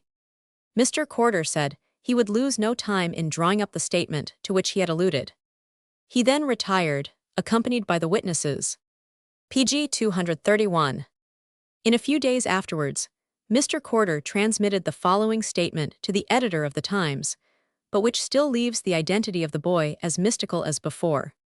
Sir, without traveling through a very long statement which has recently appeared in most of the public journals, purporting to be the confession of the murderers, and signed John Bishop, there are 2 points contained in it which appear to me to require some notice, and upon which the public have some right to be satisfied. The points are, first, that the boy supposed to be the Italian boy was a Lincolnshire boy, and second, that the death of the deceased was caused by drowning him in the well, into which Bishop and Williams put him head foremost, and where he remained about 3/4 of an hour. Upon the first point I beg to trouble you with 1 or 2 observations, and in reference to the second, I shall content myself with the written report, which the surgeons, who examined the body, both at and previous to the post-mortem examination, have been kind enough, at the request of the prosecutors, to furnish, and which will be open to the opinions of all medical and scientific men, as to the probable cause of the death of the deceased. Regarding the identity of the deceased, his person, as Charles Ferrier, is positively sworn to by several witnesses of unimpeachable integrity, some of whom were his fellow countrymen, and knew him intimately. 2 of them had lived for some time in the same street with him, and one of them, Calla, had actually made the cage for him in which he carried about his white mice. All these witnesses saw the body of the deceased within 2 or 3 days after his death, Pg 232, and unhesitatingly recognized him as the same. 2 of them had seen him alive and well the same week, and one of them accurately described the trousers worn by the deceased, which precisely correspond with those found in the garden, before he was allowed to see them. In addition to this, we have it in evidence that an Italian boy with a cage and white mice was seen close to Bishop's house on the day of the murder, wearing a cap similar to the one found on the premises, and which Bishop endeavored in vain to account for. We then find the white mice and cage at Bishop's house, in the possession of his children on Friday, the 4th instant, the day after the murder, as proved by a very young witness, but who gave his evidence with all the simplicity characteristic of truth. And lastly, we find the clothes of the deceased in Bishop's garden, the lower buttons being cut off the jacket, apparently to admit the revolution of his cage. The tapes also stitched to the lower part of the same garment for the passage of the strap, or riband by which the cage was confined to his body. And against this body of evidence what is set up? The unsupported assertion of the wretched culprits, who, to the latest hour of existence, evinced no penitent or religious feeling, and who, during their short passage to the scaffold, on the morning of their execution, execrated the jury who so justly condemned them. A Lincolnshire boy, where are his friends or relations? It is now nearly 6 weeks since the murder, and no inquiries are made for him. On the contrary, where is Charles Ferrier? Why does he not appear? It is a fact that the body of the deceased was recognized by at least 100 persons as a poor Italian boy, whom they had seen carrying white mice about the streets of London. But were there any appearances to indicate that the deceased Pg 233 was a Lincolnshire drover boy? None. His hands were smooth and soft, and no horny substance upon them, as though he had been used to manual labor. These facts, and this evidence, together with the verdict of a jury, after a long and patient trial, before a humane and discerning judge, stand at present alone opposed by the statement of the murderers, and between them the public must judge. On the second point, as to the mode of death of the deceased, which is described in the confessions as that of drowning, it will be only necessary to read the following report, which the surgeons have been requested to prepare on the appearances of the body, both at and previous to the post-mortem examination, and it will then be for medical and scientific persons to say whether it is morally possible that the heart should have been perfectly empty and contracted, and that the other appearances described should have manifested themselves, if death had been produced as the murderers allege. Post-mortem appearances of the body of the Italian body, who was murdered late on the night of the 3D, or early on the morning of the 4th of November, 1831. The corpse was first seen by one of the undersigned, about 2 o'clock p.1000, of Saturday, November 5, and by the other at a late hour the same night. External appearances. The body was 4 feet 6 inches in length, of rather stout make, face broad, hair light brown, dry, neither curled nor yet matted, eyes gray, general appearance that of a foreigner, judging more from the cast of features than the complexion, limbs rigid, and the upper extremities somewhat contracted, palms of the hands quite soft, face rather swollen, eyes bloodshot, teeth PG 234 extracted, gums bloody, a wound 3/4 of an inch in length over the left brow. The neck and throat, together with the extremities, were attentively examined, but did not exhibit the slightest indications of violence. The dissection was conducted in the following order. Head. On turning down the scalp, its vessels appeared a little fuller than usual. The wound over the brow extended to the bone, which was not, however, fractured, neither was there any blood effused around the cut. Higher up, over the cornal suture, there was a patch of extravasated and coagulated blood between the scalp and bone, the brain and its membranes appeared perfectly healthy, and their vessels were not unnaturally full. The ventricles did not contain more than the usual small quantity of serum.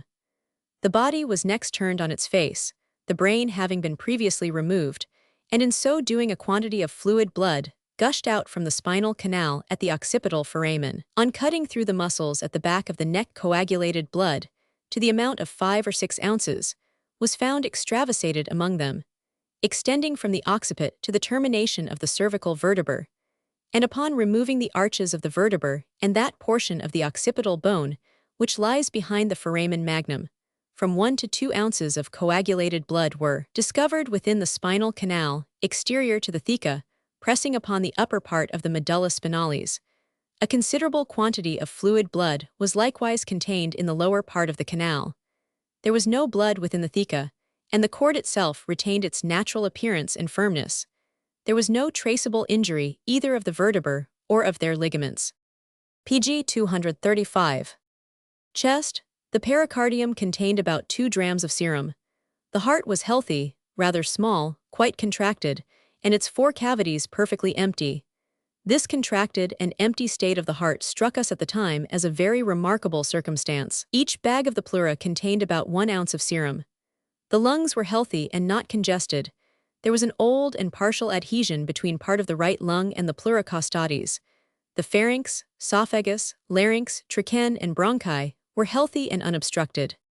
Abdomen. The stomach was tolerably full of half-digested food, of which some fragments of potatoes formed the only recognizable part. Its contents smelt lightly of rum. Its coats were healthy. The small intestines were full of recently digested food. The whole of the alimentary canal, and all the abdominal viscera, were healthy, but the liver contained a little more than the usual quantity of blood. The urinary bladder was contracted and quite empty. It is for professional and other scientific men to judge whether the appearances above described are compatible with the supposition of death having been produced by drowning, hanging, strangulation, or any other mode of suffocation. Signed, Richard Partridge. George Beeman. December 10. The foregoing report, it will be observed, is signed by Mr. Partridge, the demonstrator of anatomy to the King's College, and Mr. Beeman, a member of the Royal College of Surgeons, who, in addition to an extensive private practice, holds the appointment of parochial surgeon of St. Paul, PG 236 Covent Garden. Their report has been submitted to Mr. Tyrrell, a surgeon of St. Thomas's Hospital and lecturer on physiology, anatomy, and surgery, to that institution. His observations on that report are as follows. Sir, according to your request, I have attentively perused the statement respecting the examination of the body of the boy, the subject of the late trial. I find that it perfectly agrees with the evidence given by Messrs. Partridge and Beeman on that occasion, of which evidence I, by the desire of the prosecutors, took notes. It is my opinion that the death of the boy could not have been caused by any mode of suffocation, as drowning, smothering, and 100. I have no doubt that injury to the upper part of the spine, which created the effusion of blood into the spinal canal, was the immediate cause of death. Yours respectfully, Frederick Tyrrell, 17 Newbridge Street, Blackfriars Deck, 10. I have thus endeavored, as briefly as possible, to put together a few facts and observations on the two only points in the confessions, which appeared to me to call for notice. I consider Williams's confirmation of the truth of Bishop's statement of very little consequence, inasmuch as he was allowed to be present at the making of it, and nothing was easier than for him to say that he fully adhered to the statement made by his partner in crime. If separate confessions had been made, and in the absence of each other, it is possible the wretched culprits might have furnished something more to the world. PG 237. I have to apologize for the length of this communication, which has been hastily written. I hope the importance and anxiety with which the subject is viewed by the public may be pleaded in excuse, and also induce you to give it insertion in your columns. I may add that I should not have presumed to have addressed you on the subject, had not the circumstance of the management of the prosecution devolving upon me entitled me to be pretty fully acquainted with all the details of the case. I am, sir, your most obedient servant, Jas. Corder, St. Paul, Covent Garden, Vestry Clerk's Office, Deck, 14. On this statement of Mr. Corder we shall make but a very few comments. One part of it is, however, particularly deserving of remark, in which he states that above 100 persons recognized the body of the murdered boy as being that of a poor Italian boy whom they had seen carrying white mice about the streets of London. If this were actually the case, let us put this question to Mr. Corder: why a tithe of the 100 persons was not brought forward on the trial to identify the body? The only persons on the trial who spoke with the least assurance respecting the body were the Paragallies. For Bryn, or Brun, the man who actually brought the boy over to this country, could not speak to the identity of the body. But if, as Mr. Corder affirms, there were 100 persons who really did recognize the body as being that of the Italian boy, he was certainly guilty of a dereliction of his duty in not bringing forward some of them, as it would have been attended with the immediate good effect of tranquilizing the public mind and dissipating every doubt as to the real individual who had been so inhumanly murdered. PG 238. It must also be fresh in the recollection of Mr. Corder that the identity of the clothes as having been worn by the Italian boy was not definitively established on the trial. On the contrary, by one witness, it was deposed that the clothes found in Bishop's Garden did not correspond in color with those worn by the Italian boy, as seen by the witness on the day on which the murder was supposed to be committed. In other respects, however, the arguments of Mr. Corder may be considered as carrying with them a great degree of corroborative testimony relative to the murdered boy being the Italian youth, and until some more conclusive evidence presents itself, the matter must be considered as resting on the established certainty of the identity of the body, and consequently, that the statements of Bishop and Williams were not founded in truth. Their statements, however, excited so extraordinary a sensation in the public mind that, on the 13th of December, Mr. Hunt brought the business before Parliament. The honourable member said that he had a question to ask, calculated greatly to relieve the mind of the country. It was with respect to the persons lately executed for the crime of burking. According to a statement put forth in the newspaper, they, instead of confessing 3 or 4 murders only on the day previous to their execution, confessed 60, and were going on until stopped by the ordinary of the prison. This might be a laughable subject, but it had greatly agitated the public mind, and was, he believed at present, the source of much excitement. He, therefore, was desirous to know of government whether the fact of this confession was true or not. Mr. G. Lamb did not know on what authority the statement in the newspapers was put forth, but PG 239 he, Mr. Lamb, was not aware of any other confession than that officially published. Alderman Waithman had seen both the sheriffs and the undersheriff, and the latter had declared his most positive conviction that these men had told everything they knew in the confession, which he, the undersheriff, had witnessed. He, Mr. Alderman Waithman, was therefore astonished to see the statements that had been circulated in the newspapers. Mr. Hunt rejoined that it was asserted that the confession was made to the ordinary of Newgate. Now it did not appear that either the Right Honourable Secretary for the Home Department or the worthy alderman had any communication with the ordinary. Mr. Lamb had intended to give a satisfactory reply. No communication had been forwarded to government with respect to the confession in question, and in a matter of that importance, had there been ground for such a communication, it would undoubtedly have been made. Alderman Waithman had communicated with the ordinary, but had heard of no confession of the kind referred to. We cannot close the subject of the murder of the Italian boy more appropriately than with the following lines, written by F.W.N. Bailey. Poor child of Venice, he had left a land of love and sun for this.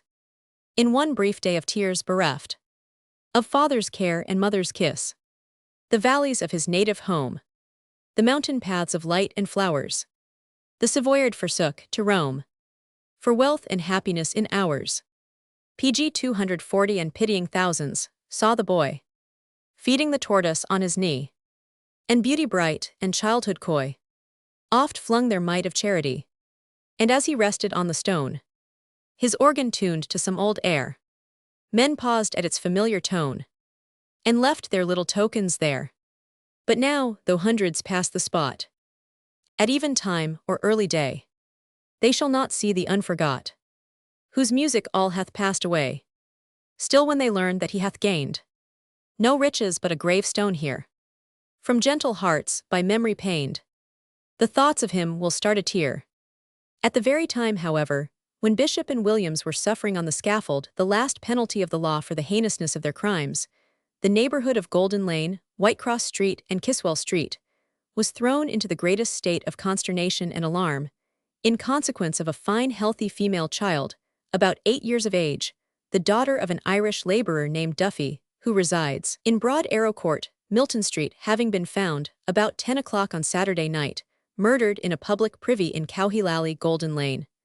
About 9 o'clock on Saturday night, the 3rd of December, a woman, about 30 years of age, named Bridget Calkin, was brought to the station house in Bunhill Row, and given into the custody of Inspector Perry, of the New Police, upon the charge of Mrs. Duffy, No. 3, Broad Arrow Court, Milton Street, who stated that her husband was a laborer, and she had a fine healthy girl about 8 years old, who was PG 241 remarkably full-grown and tall for that age. The prisoner lodged within a door or two of her residence, and had known the child for the last 3 years, and appeared to be rather kind and attentive to her, and which in part won the child's affections. The prisoner, who is occasionally a charwoman, returned to her lodgings on Saturday night, about 4:30 o'clock, and a little after 5 o'clock she was seen to leave the court with the child in her company, and to whom, it appeared, the prisoner gave a penny for the purpose of decaying the child. All Mrs. Duffy wanted from the prisoner was to know what became of, or where was her child. The statement of Mrs. Duffy, so far as the child having been seen to leave the court in company with the prisoner, was fully borne out by 4 or 5 other persons. The prisoner admitted her return to her lodgings about the time stated, but denied any knowledge of the child, and accounted for herself by stating where and in whose company she was from 5 o'clock until she was taken into custody. Inspector Perry, seeing the case at that period enveloped in much mystery, and well knowing the desperate characters with which St. Luke's is infested, dispatched officers to where the prisoner stated she was, and on their return, they reported that the statement of the prisoner was altogether a fabrication, and one of the parties, Nurse Bryant, of St. Bartholomew's Hospital, admitted she knew the prisoner, but denied having been out with her on that evening. Upon searching the prisoner, Inspector Perry found a gentleman's small memorandum book, with an account of daily expenditure, but no name or address so as to trace to an ownership. In about an hour after, informations were given to Mr. Perry that the body of the murdered child had been discovered lying on the floor of a public privy in Cowheel, PG 242 Golden Lane, under the following circumstances. It appeared that about 10 o'clock a little girl, the daughter of a greengrocer, went into the privy, and trampling on the murdered child, she became alarmed and ran back in a fright and apprised her brother, a young boy, of the circumstance. The boy got a candle and went to see what had so alarmed his sister. And upon his opening the door of the privy, a man and a woman dashed out and ran away in different directions, the man having first knocked the candle out of the boy's hand, notwithstanding which the boy thought he should be able to identify him. In the meantime, Inspector Perry sent for Surgeon Leeson to examine the child, whose body was not then cold, and who thought it came to its death about half an hour before by being suffocated. The body of the child was then conveyed to its father's, where 2 police officers were stationed in the same room, and as it became cold, marks of discoloration were very apparent round the neck and under the right arm. On the following Monday, Bridget Calkin was brought before the Worship Street magistrates on a charge of being concerned in the willful murder of a little girl, 5 years old, named Margaret Duffy. A man named Cattle, a noted resurrectionist, who had also been apprehended on suspicion, was placed at the bar on the same charge. The prisoners were brought from the police station in Bunhill Row in a hackney coach, guarded by a strong body of the police, and followed with the most appalling yells by an immense mob, hundreds of whom had, no doubt, been witnesses of the awful exit of the murderers, Bishop and Williams, shortly before in the Old Bailey. The female prisoner, who lived next door to the parents, was seen on the evening of the murder, with the child, PG 243, whom she had called out of doors, in order to give her a penny to divide between her and her brother. The child could not afterwards be found, and shortly before 9, the prisoner, who denied all knowledge of her absence when questioned by the parents, was charged with stealing her. But while that charge was under inquiry at the police station, the corpse of the deceased was taken there, having been found in the place before mentioned. Dixon, a policeman, stated that the prisoner Calkin, when brought to the station before the body was discovered, declared that she left the child in the court where they lived and never saw her again, and she accounted for the disposal of her time by saying that she went to a person, whom she mentioned, in Rotten Row, Old Street, and remained there till about 7, after which she walked about for upwards of an hour, and was part of the time in company with one of the nurses of St. Bartholomew's Hospital, named Bryant. Upon inquiry, both these statements were denied, and at the hospital it was stated by the nurse herself, and the sister of her ward, that she had not been out of the place all that day, nor had she seen the prisoner for 2 days previously. A man, named Bailey, deposed that he was passing through the court on Saturday evening, and saw the prisoner Calkin come from the privy where the deceased was afterwards discovered. It was somewhere about 8 o'clock when he saw her. Mr. Twyford asked him if he was certain it was the prisoner. He said he had no doubt of it. He could not be mistaken, as he had known her for a length of time. A female, named Jennings, stated that between 7 and 8 o'clock she saw the prisoner and the little girl about 100 yards from that spot. The female prisoner made a statement of some PG 244 length, to the effect that she frequently took the child out, and admitted that she saw her in their court, as stated by the witnesses, and gave her a penny. She did not take her away from the place, but left her there, and never saw her again until she saw the corpse at the police station. She herself went to Rotten Row, Old Street, and afterwards went towards Whitechapel and walked about, and during that time met with Nurse Bryant. The nurse came forward again, and expressed her astonishment at this statement, which she flatly contradicted. The prisoner Cattle is known to be a resurrection man, and lives close to the spot where the body was found.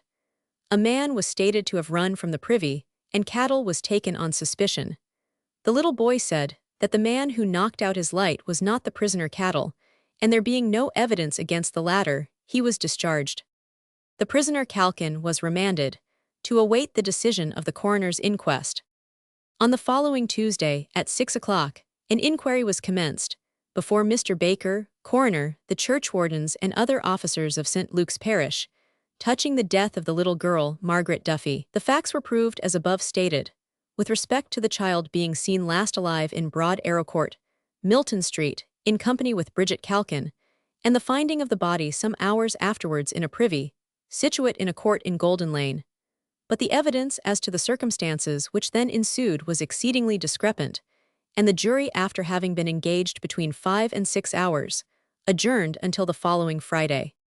Accordingly, on that day, the inquest was resumed at the Golden Boot Public House, Milton Street. The privy in which the body was found is common to the PG 245 inhabitants of several intricate passages, and as there appeared to be some confusion in the statements as to the localities and other circumstances, Dixon, the policeman, procured an accurate plan of the neighborhood. Upon the return of the jury, who went in a body to view the spot and compare it with the plan, the following evidence was adduced. Mr. John Leeson, a surgeon in Kiswell Street, stated that he was called in on Saturday to see the deceased at the station house. On going there, he saw the body lying on the floor. On examining it, he found the extremities quite cold, but some warmth remained in the body. There was no lividity or swelling of the face, no contusion or swelling of the tongue, or any other appearance but those indicating that she had died of suffocation or strangulation. The deceased was a fine, healthy child. There was a mark on the neck, as also discoloration of the skin, which led him to believe that some violence had been applied to that part. The teeth were also clenched, and from these circumstances he imagined that the child had met its death by foul means, probably by suffocation, by stopping the mouth, and placing a thumb and finger behind the neck. There was a bruise on the right arm, apparently by the pressure of the thumb, done while alive. His opinion was that the child had not died of apoplexy or anything of a poisonous nature given to it. In reply to the foreman of the jury, the witness said there was a slight bruise upon one of the arms, which might have been done in a struggle. Coroner: and what time do you suppose it would take to destroy life by the means you have described? The witness said he should think from 3 to 4 minutes. Mr. W. Brooks, surgeon of St. Luke's, stated, PG 246, that on Tuesday morning, in conjunction with Mr. Rance, he opened the body of the deceased. On opening the head, he found the vessels of the brain exceedingly turgid, quite sufficient to occasion death. Believed the deceased's death was not the result of natural causes, and his opinion was that it had been produced by violence. There was a discoloration from the neck downwards. It was not produced by decomposition. There was a pressure on the breast, which possibly might have produced the marks described. In his opinion, the child had died from suffocation by closing the mouth. Coroner: in what time would strangulation be produced by placing the hand on the mouth and nose? Witness: that I won't take upon me to say, probably in 4 or 5 minutes. Mr. Rance, a surgeon in the City Road, deposed to having examined the body of the deceased externally and internally, and expressed it as his opinion that death had been produced by violence. Mr. Whittle, a third surgeon, agreed in opinion with the 2 former witnesses. He perceived 2 marks on the neck, which corresponded with the large vessels which return the blood from the head to the heart, a strong pressure on which would produce death. Coroner: in what time would that take place? Witness: in 4 or 5 minutes apoplexy would be produced, which would occasion death independent of suffocation, which might be produced by pressure on the mouth.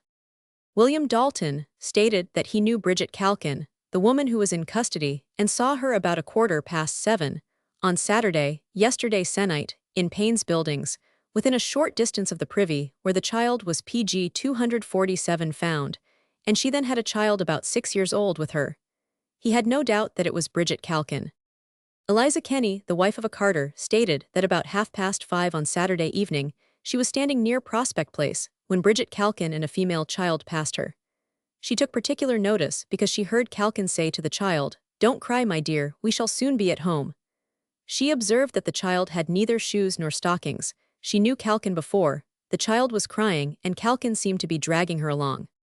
Martin Bailey of Turk's Head Court, Golden Lane, labourer, said that about 8 o'clock on Saturday evening, he saw Bridget Calkin come out of the privy and go through Payne's Buildings. She seemed to be in a hurry. He had known her for some months. He was certain that she came out of the privy. He was 3 or 4 yards from her when she came out, and saw her by the light of a gas lamp that was near. He saw no child or other person near at the time. He could not speak to the time precisely. It might have been later than 8 o'clock. Catherine Dempsey of 36 Payne's Buildings stated that a little after 7 on Saturday evening, she saw Bridget Calkin with a child about 6 years old who was barefooted and heard her say to the child, "What ails you?" Witness knew her about 3 months ago when she lived in the house immediately opposite the privy and lodged with Mrs. Burns. She was in the same dress which she had on at Worship Street on Monday, and witness had no doubt of her identity. Coroner: have you seen the body of the deceased? Witness: yes, sir, but from the state in which PG 248 I saw it, I cannot say it is the same, but it is very much like it. Juror: do you know the prisoner Calkin? Witness: yes, about 3 months ago she lived next door to where I do. which is exactly opposite the privy where the deceased was found dead. Juror, do you know how she gets her living? Witness, no sir. Juror, what dress had she on at the time? Witness, a light gown with flowers on it. The child had no bonnet on at the time. Eliza Rennie said that on Saturday evening, about 5 o'clock, she saw the prisoner Calkin dragging the deceased by her door towards the privy. The child was crying at the time and had neither shoes nor stockings on. Martin Cayley saw the prisoner Calkin at about 8 o'clock on Saturday evening near the privy where the body of the deceased was found. She appeared to have come out of it and walked out of the court in a hurried manner. She Calkin was in the habit of keeping bad company. Some of the persons she associated with he witness believed to be body snatchers. Catherine Lampier saw Calkin with a child in Payne's Buildings at about 7 o'clock on Saturday evening. The child had neither shoes nor stockings on. She heard the prisoner say to the child, "What ails you?" Eliza Bryan, an assistant at St. Bartholomew's Hospital, was called to contradict a statement which had been made by the prisoner that she was in her company from 5 to 7 o'clock on Saturday evening. The witness denied having seen her at all on that day. Another witness deposed to the prisoner having PG 249 lived for some time opposite to the privy in which the child was found. In reply to a question from a juror, she said that the prisoner Calkin was about 19 years of age and that her father kept a school in the neighborhood of Islington. Nathaniel Burney, a policeman, deposed that about 10 minutes before 9 on Saturday night, the mother of the deceased came to him and stated that Bridget Calkin had given a penny to her child at the door and taken her away, and that as the child had not been brought back, she feared it had been made away with. Witness told Inspector Perry, and he went to Broad Arrow Court and took the prisoner into custody. She denied having taken away the child and appeared surprised at the charge. She admitted having given the child a penny at the door, but said she had not seen her afterwards. She said that she had been to Rotten Row in the evening, and the witness went there with her. The woman she had mentioned was out, and the prisoner then asked the husband, "What time was I here this evening?" The man replied, "Not at all." On the return of witness to the station house, the body had been discovered and taken there. Juror, did she appear affected at the sight of the murdered child? Witness, not at all, she appeared quite unconcerned. Mrs. Duffy, the deceased's mother, was then brought before the jury and examined. The poor woman appeared exceedingly distressed. She said that she had for some time known Bridget Calkin, who once before took the child away and kept her out some hours, and witness then desired her never to do so again. Ellen Jennings, a girl, stated that about PG 255 on Saturday evening, deceased was upstairs playing with her when Biddy Calkin came to the door and called for her. Witness asked her what she wanted, but Biddy would not say but took the deceased downstairs, and witness never saw her again. Bridget Calkin returned home about 9 o'clock without the child. The whole of the testimony of the witnesses having been gone through, it was thought advisable to have the prisoner Calkin present, to ask her if she had any witnesses which she might wish to have examined, or any explanation to offer. The coroner accordingly dispatched an officer to Clerkenwell Prison for her, and the jury adjourned for an hour, to await her arrival. The officer, in about an hour, returned and stated that the prisoner declined appearing, saying that she had no witnesses, nor did she wish to add anything to the statement which she made at Worship Street Police Office. The coroner summed up the evidence, and the jury, after deliberating for nearly an hour, returned a verdict of willful murder against Bridget Calkin, and the coroner at once made out his warrant for her commitment to Newgate on the charge. Since the examination of Bridget Calkin, on a suspicion of having been concerned in the murder of the little girl, Margaret Duffy, several other persons were taken up on suspicion, as it was sworn, that immediately upon the discovery of the corpse in Cowhilally, a man and woman rushed out of the privy and ran off, and the witness to that important fact, a boy 12 years of age, named William Newton, who was close to the spot with a lighted candle, gave a particular description of the man who, he said, blew out his light, struck him upon PG 251 his breast, and then ran off as hard as he could towards Golden Lane. Upon Calkin, when she was apprehended on the night of the supposed murder, a handsome Russia-leather memorandum book was found, which, she said, had been given to her by Robert Tye, an ornamental glassworker. The latter was brought before Mr. Twyford, at Worship Street, by Hanley, the Worship Street officer, who had taken him into custody upon hearing of his connection with Calkin. Ty admitted that she had the book from him, and he said that he found it in Old Street, a fortnight since. William Shearing, William Dunkley, alias Boney, and Long, 3 resurrectionists, were afterwards brought into the office to be viewed by the witnesses, William Newton and Mary Keene, who, however, could not identify either of them or Ty, and they were all discharged. Dunkley, before I go, I just wish to say that Mr. Hanley ought not to mention my profession in this open manner. Why the people would tear us to pieces just now, if they're put up to it in this way. Hanley, you know it is no secret. Why, I've heard you myself making a boast in public of your body snatching. Mr. Twyford told them to go about their business, as there was no further charge against them, and he desired Mr. Dixon, the superintendent of police, to take particular care of the boy Newton.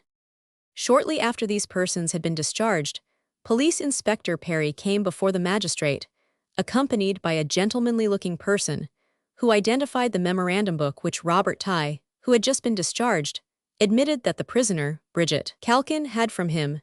It appeared from this gentleman's statement that he PG 252 lost the book in question from a house at Cow Cross, on the night of the 5th of November, when the fire occurred in which several persons perished.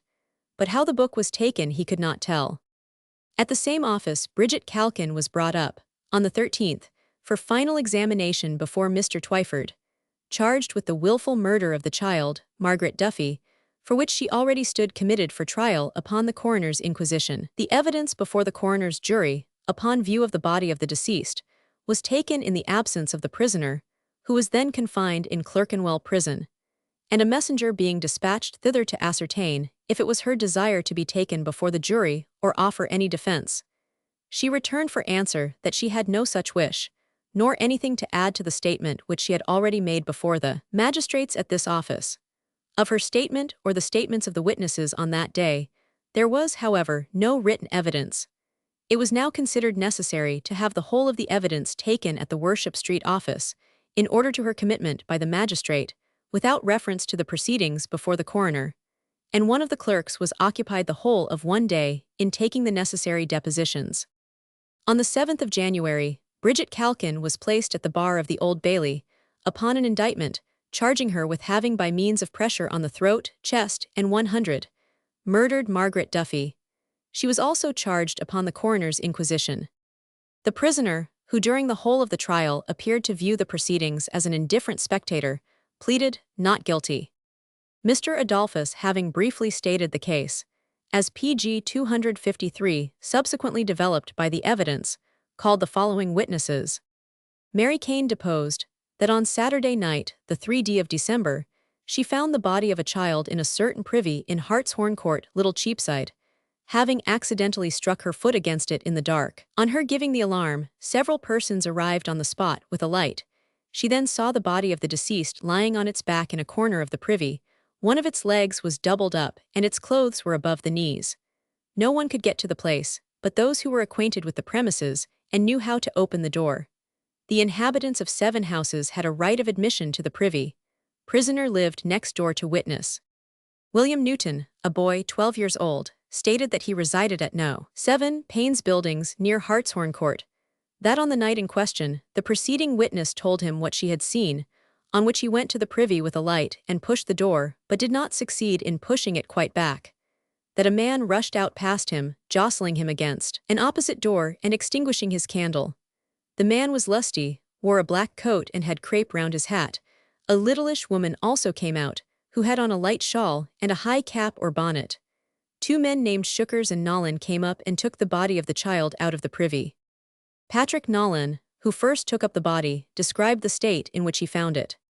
John Shookers, a costermonger of No. 1, Hartshorn Court, proved that on the night alluded to, about 10 o'clock, he heard Mary Keene scream and hastened towards her in consequence.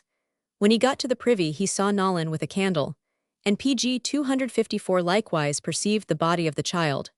Took the child to Mr. Smith, a surgeon, but life was quite extinct. Cross-examined by Mr. Clarkson. It was witness, and not Nolan, who first lifted the child from the ground where it was lying.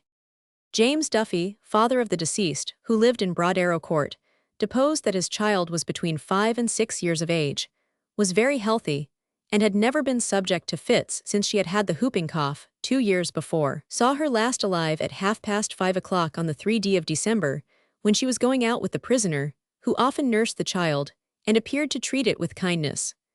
Witness next saw his daughter at the station house, Bunhill Row, about 10:15, but she was quite dead. On being cross-examined, he added that Calkin had always appeared uncommonly fond of children and acted tenderly towards them. Eleanor Jennings, 12 years old, said she was playing with the deceased between 5 and 6 o'clock in the evening in question, in her witness's parents' room. The prisoner then came to the room and asked if Margaret Duffy was there. Being told she was, the prisoner took her downstairs, and witness never saw her companion alive afterwards. Elizabeth Kenny of number 12, Prospect Place, Pumpelly, about 5 minutes' walk from Hartshorn Court, stated that on the night referred to about 5:30 or 6:15, she saw the prisoner for the first time. She had on a light dress, a black bonnet, and a light shawl. The child had hold of her hand, walking by her side. The child was without shoes or stockings and was crying. Prisoner told her not to cry, for she would soon be at home. They were then going towards Hartshorn Court. PG 255. Martin Bailey, a laborer, deposed that he saw the prisoner come away from the privy door in Hartshorn Court shortly before 8 o'clock the same evening. He was only a few yards from the privy, and Calkin was walking quickly towards Little Cheapside. Nathaniel Burney, a police constable, stated that on the night of the 3d of December, the child's mother applied to him, and in consequence of the representations she made to him, he apprehended the prisoner at about 10 minutes before 9, in Broad Arrow Court, near her lodgings. On his asking her where she had left the child, she said she had not seen the little girl since she gave her a penny as she stood at her father's door. On their way to the station house, he asked her where she had been since she gave the child the penny, to which she replied that she had been at the house of Mrs. Lee, in Rotten Row, for whom she usually washed. He accompanied her to Mrs. Lee's, where they found a man. In answer to her question upon the subject, the man declared that he had not seen her there that day before. Witness then took her to the station house, and she afterwards mentioned that she had been in the room of a Mrs. Warren in the same house. Eleanor Dunphy, with whom the prisoner stated she had lived, lent her on the evening before the 3d of December the same shawl which she had on when taken into custody. Being cross-examined, she said that Calkin had been absent from 5 o'clock till 8, from which hour she did not leave the house till her apprehension by the officer. Anne Lee and Martha Warren proved that the prisoner had not visited their lodgings on the 3d of December. James Dixon, Superintendent of Police, deposed PG 256 to another story as to the manner in which the prisoner told him she was employed on the evening of the murder, and this account was also disproved by reference to the party with whom she pretended to have been in company. Mary Duffy, sister to the deceased, gave evidence of a conversation between her and the prisoner on the evening in question, relative to the absence of her sister, whom Calkin alleged she had taken to Old Street, after having left the court in which the privy was situate. Witness then said she must have made away with her and threatened to give her in charge, and the prisoner told her in reply that she was a B.Y. liar, and that she did not care about being sent to the station house, as she had a sovereign in her pocket to keep her until she could get out.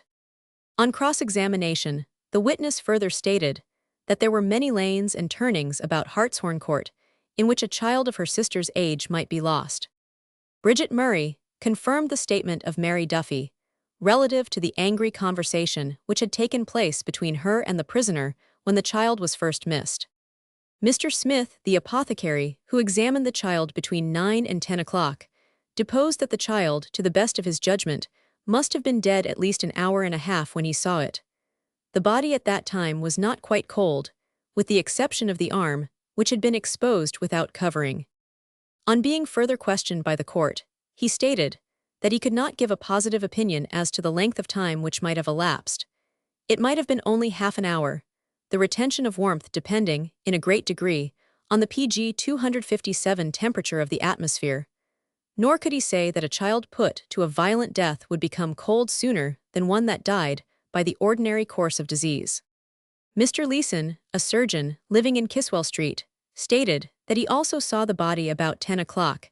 The extremities were cold, but the body itself was warm. The warmth was as high as 83 degrees. He should have supposed that the child was dead about an hour, but it was possible he might be mistaken a full hour in his calculation. He found discoloration on the neck, which seemed to indicate violence, and the jaws were very firmly clenched. The father of the deceased was present at the time.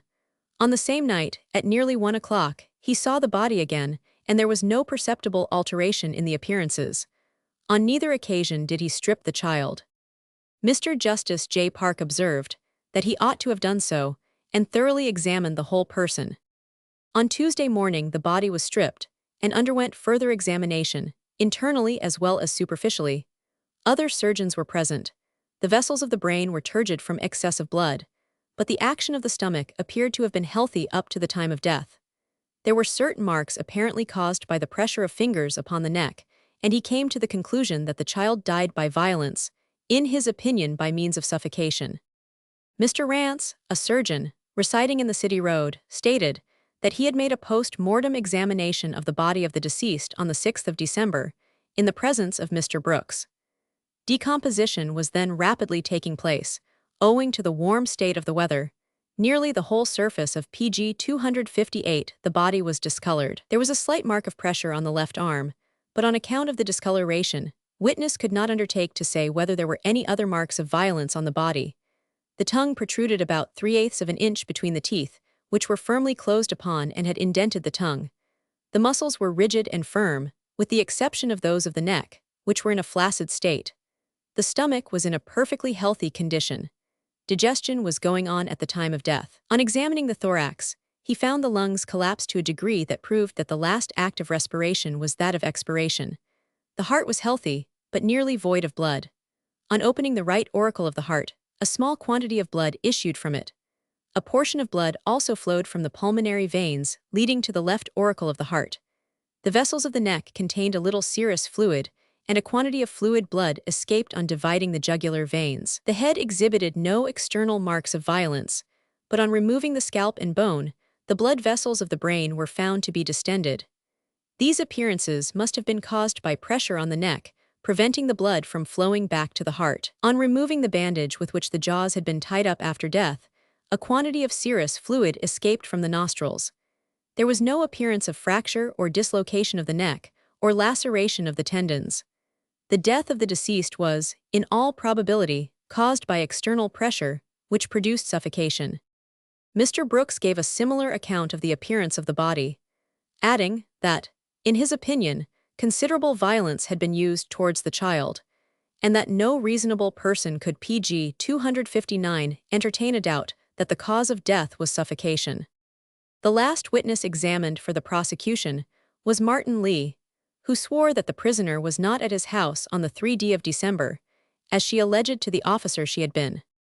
This closed the case on the part of the prosecution. Mr. Clarkson, who stated that he had been directed by the sheriffs to conduct the prisoner's case, here made an objection to the manner in which the indictment was drawn up. He said that the prisoner was charged with causing the deceased's death by squeezing and pressing about the neck. This description of the manner in which the murder had been perpetrated he contended to be of too vague a nature, and in support of his argument referred to the 2d volume of Lord Hale's Pleas of the Crown, where it was laid down that if a wound was inflicted on the breast, arm, or head, it was bad to say that it was inflicted about the breast, and 100. Sursator pectus, superbrachium, or supermanum for the particular part of the breast, arm, or hand must be specified.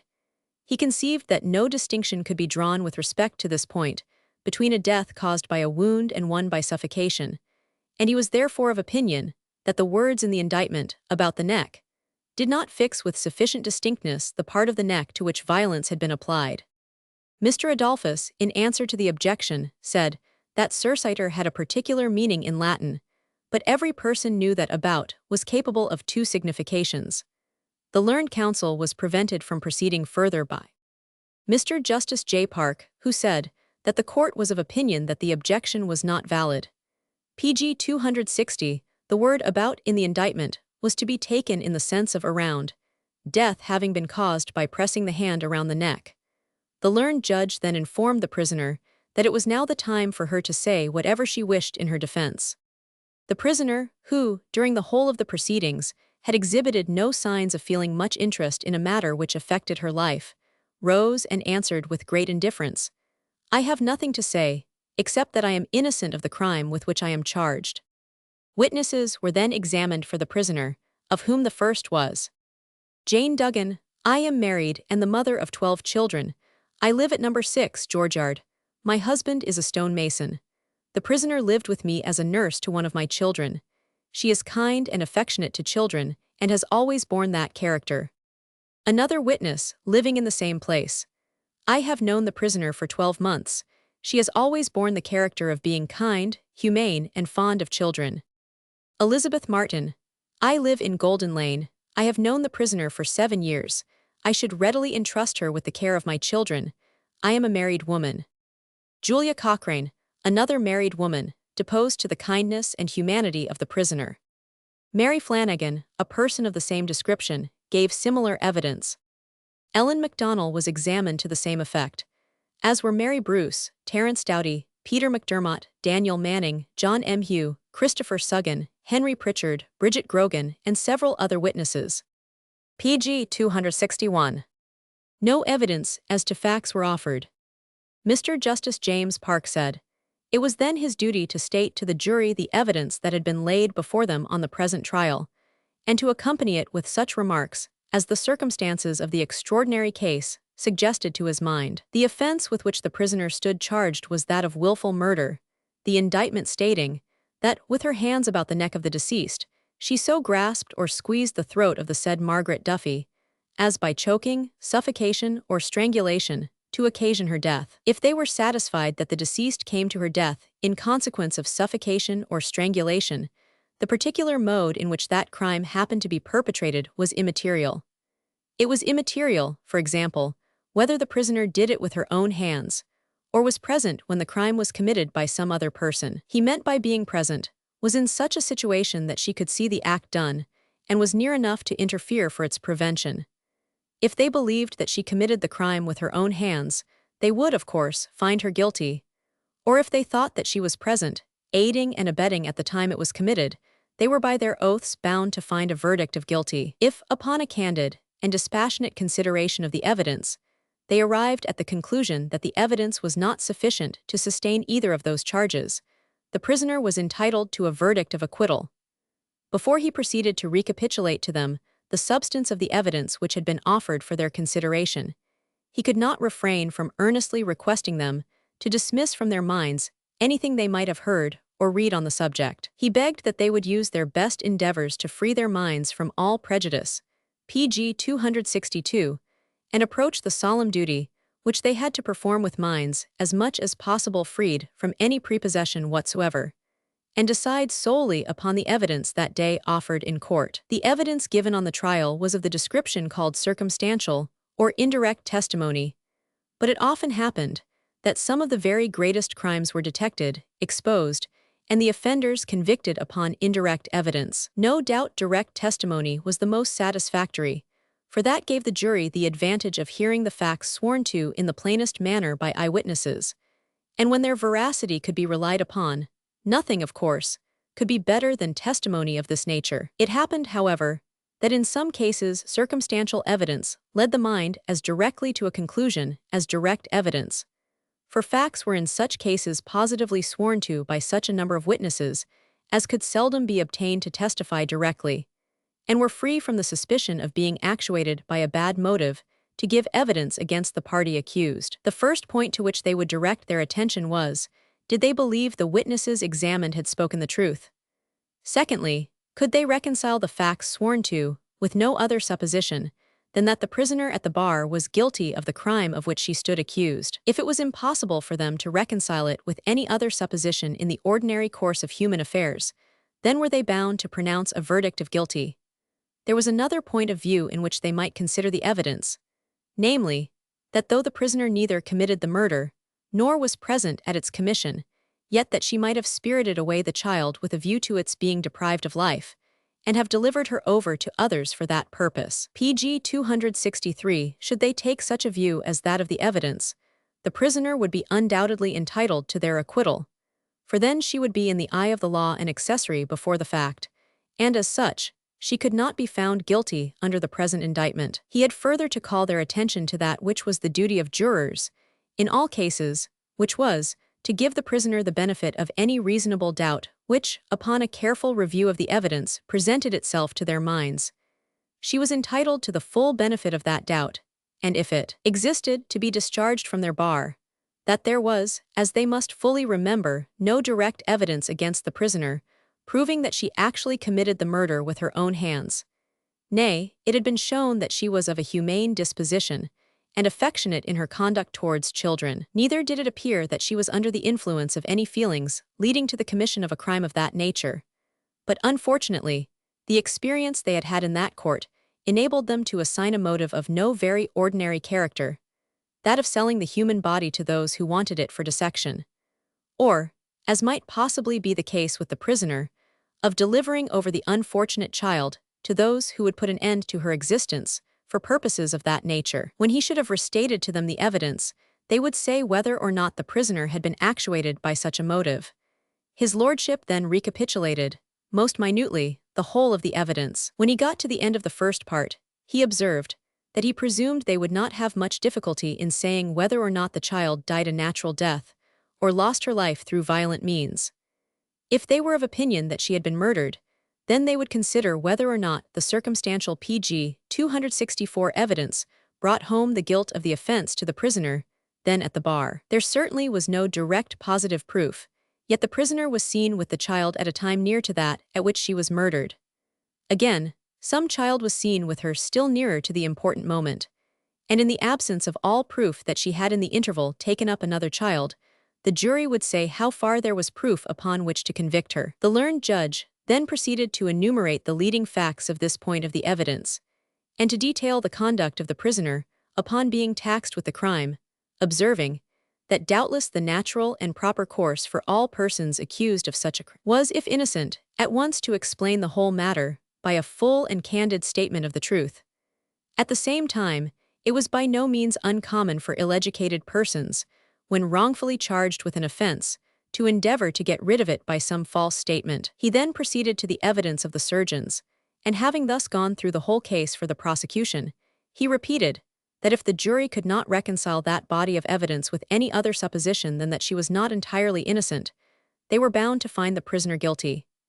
It was, he then said, the opinion of some of the surgeons that considerable violence had been used, such a degree of violence as a female would not be likely to inflict. It was, therefore, probable that some other person was engaged in the atrocious transaction, and it was for them to say whether they considered the man and woman, whom the boy Newton swore to have rushed from the privy, to be the murderers. Finally, he had to tell them that if they could reconcile the facts to any possible supposition, but that the prisoner was a principal, that is, was either the actual murderer or present, aiding pg 265 and abetting, then they must acquit her. Again, even though they might suppose her an accessory before the fact, she was still entitled to an acquittal. In a word, if they entertained any reasonable doubt whatever that she was according to the legal definition a principal, they could not find her guilty. The jury retired a few minutes to 6 o'clock, and did not return till 7:30. In the meantime the prisoner was removed from the bar, maintaining her self-possession to the last. When the jury returned into court, at the end of nearly 2 hours, the accused woman was again placed at the bar. In the interval she had become much paler than during the trial, and she was then attended by 2 men, one at each side, as well as by the female attendant of the prison. Mr. Justice James Park and Mr. Baron Boland, who with the other judge had retired, then appeared on the bench, and a verdict of not guilty was returned. The prisoner was removed in custody. On considering the actions which were committed by such men as Bishop and his colleagues, we cannot regard them in any other light than as human monsters, divested of every gentle feeling, and so immersed in brutality as to hold no fellowship with their kindred. Revolting, however, as the spectacle must be which has been exhibited in this country by the atrocious acts of the London Burkers, doubly must our feelings be harrowed when the same spectacle is held before us, in which females are the principal actors, and who appear in many instances to have exceeded the other sex in the atrocity and cruelty of their acts. In the case of Calkin, although a jury has acquitted her of the crime with which she was charged, yet of the question of her actual guilt pg 266, very little doubt remains in the mind of the public in general, and the universal regret is that a delinquent of her stamp should have escaped the fate, so justly her due, through any of the technicalities or constructions of the law. It may be that the perpetration of the crime could not be brought so home to her as to warrant the jury in bringing in their verdict of guilty, and therefore mercy and humanity stepped in to give her the full benefit of the doubts. But to the cool and impartial observer, the evidence against her must have appeared as conclusive and confirmatory of her guilt as the intricate, and, in many instances, inconsistent evidence which was adduced against Bishop and Williams. Her life has, however, been spared for the present, but from the criminal practices to which she has been long addicted and her well-known connection with the resurrectionists, it may be safely prognosticated that the laws of the country will, ere long, claim her as one of their victims.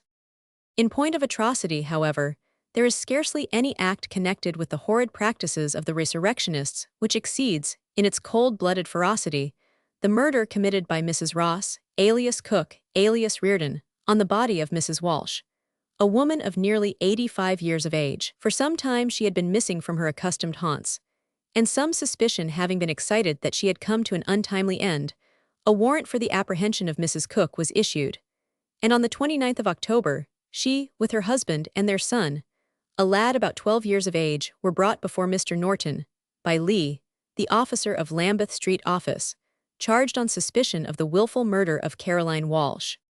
The prisoners, who had been kept apart during the day, were then examined separately, and their PG 267 accounts were of so conflicting a nature as to add considerably to the suspicion of their having improperly disposed of the old woman. The boy said that on the Friday night on which the missing female slept at his father's and mother's room, in Goodman's Yard, Goodman's Fields, they had had bread and cheese for supper, and they all, including the old woman, after partaking of it, went to bed at 8 o'clock. The mother said that their supper consisted of tea, bread and butter, and cold meat, and they went to bed at 9 o'clock, while the father said they did not go to bed until 11 o'clock and had had some hot meat for supper.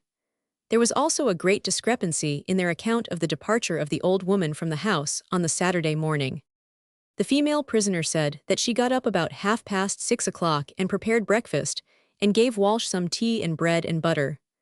While they were taking breakfast, her husband, who had been out since 5 o'clock, came in and had his breakfast. She then left her husband and Walsh together, smoking their pipes, and went out, and on her return, in about half an hour afterwards, the latter was gone. The husband, on the contrary, said that he came home to breakfast on the morning in question about 8 o'clock, and found no person in the house but the old woman, and he was not certain whether he had left her there when he came away, or she had left before him, but he was satisfied that he had not seen his wife from the time he came home to his breakfast until he went away again.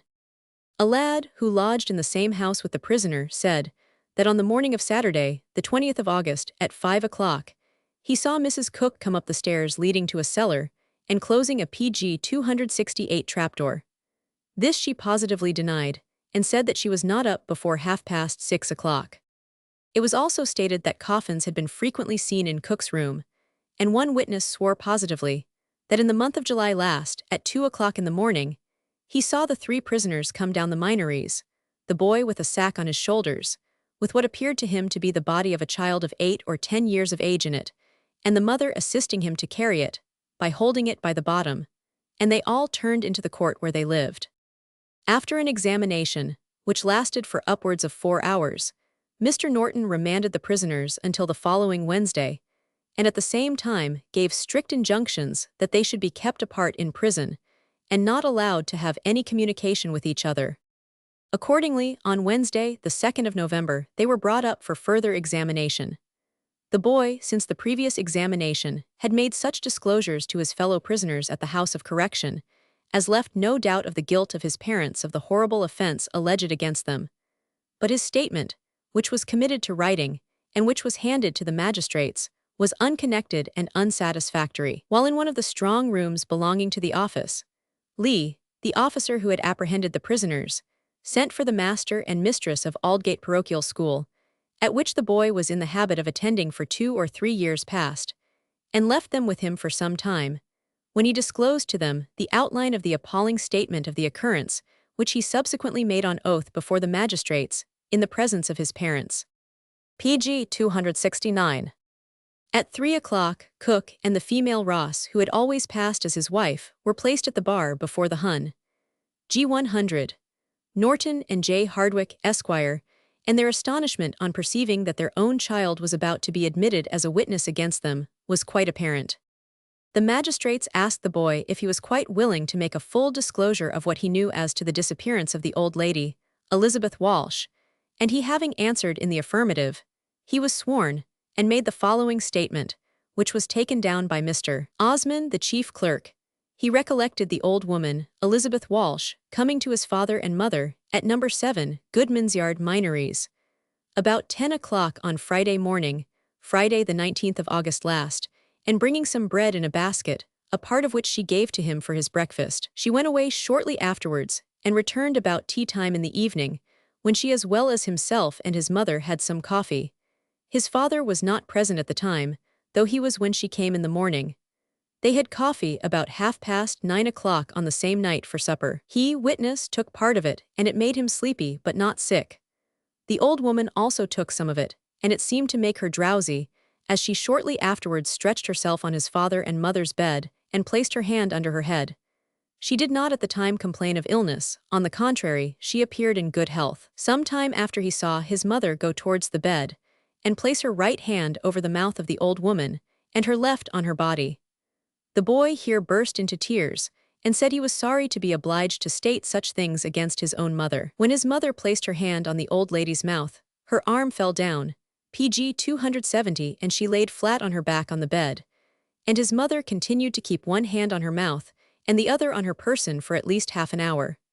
The old woman did not struggle much, but her eyes stared, and rolled very much. He, witness, stood by the fire at this time, and his father, who was in the room at the time, stood looking out at the window.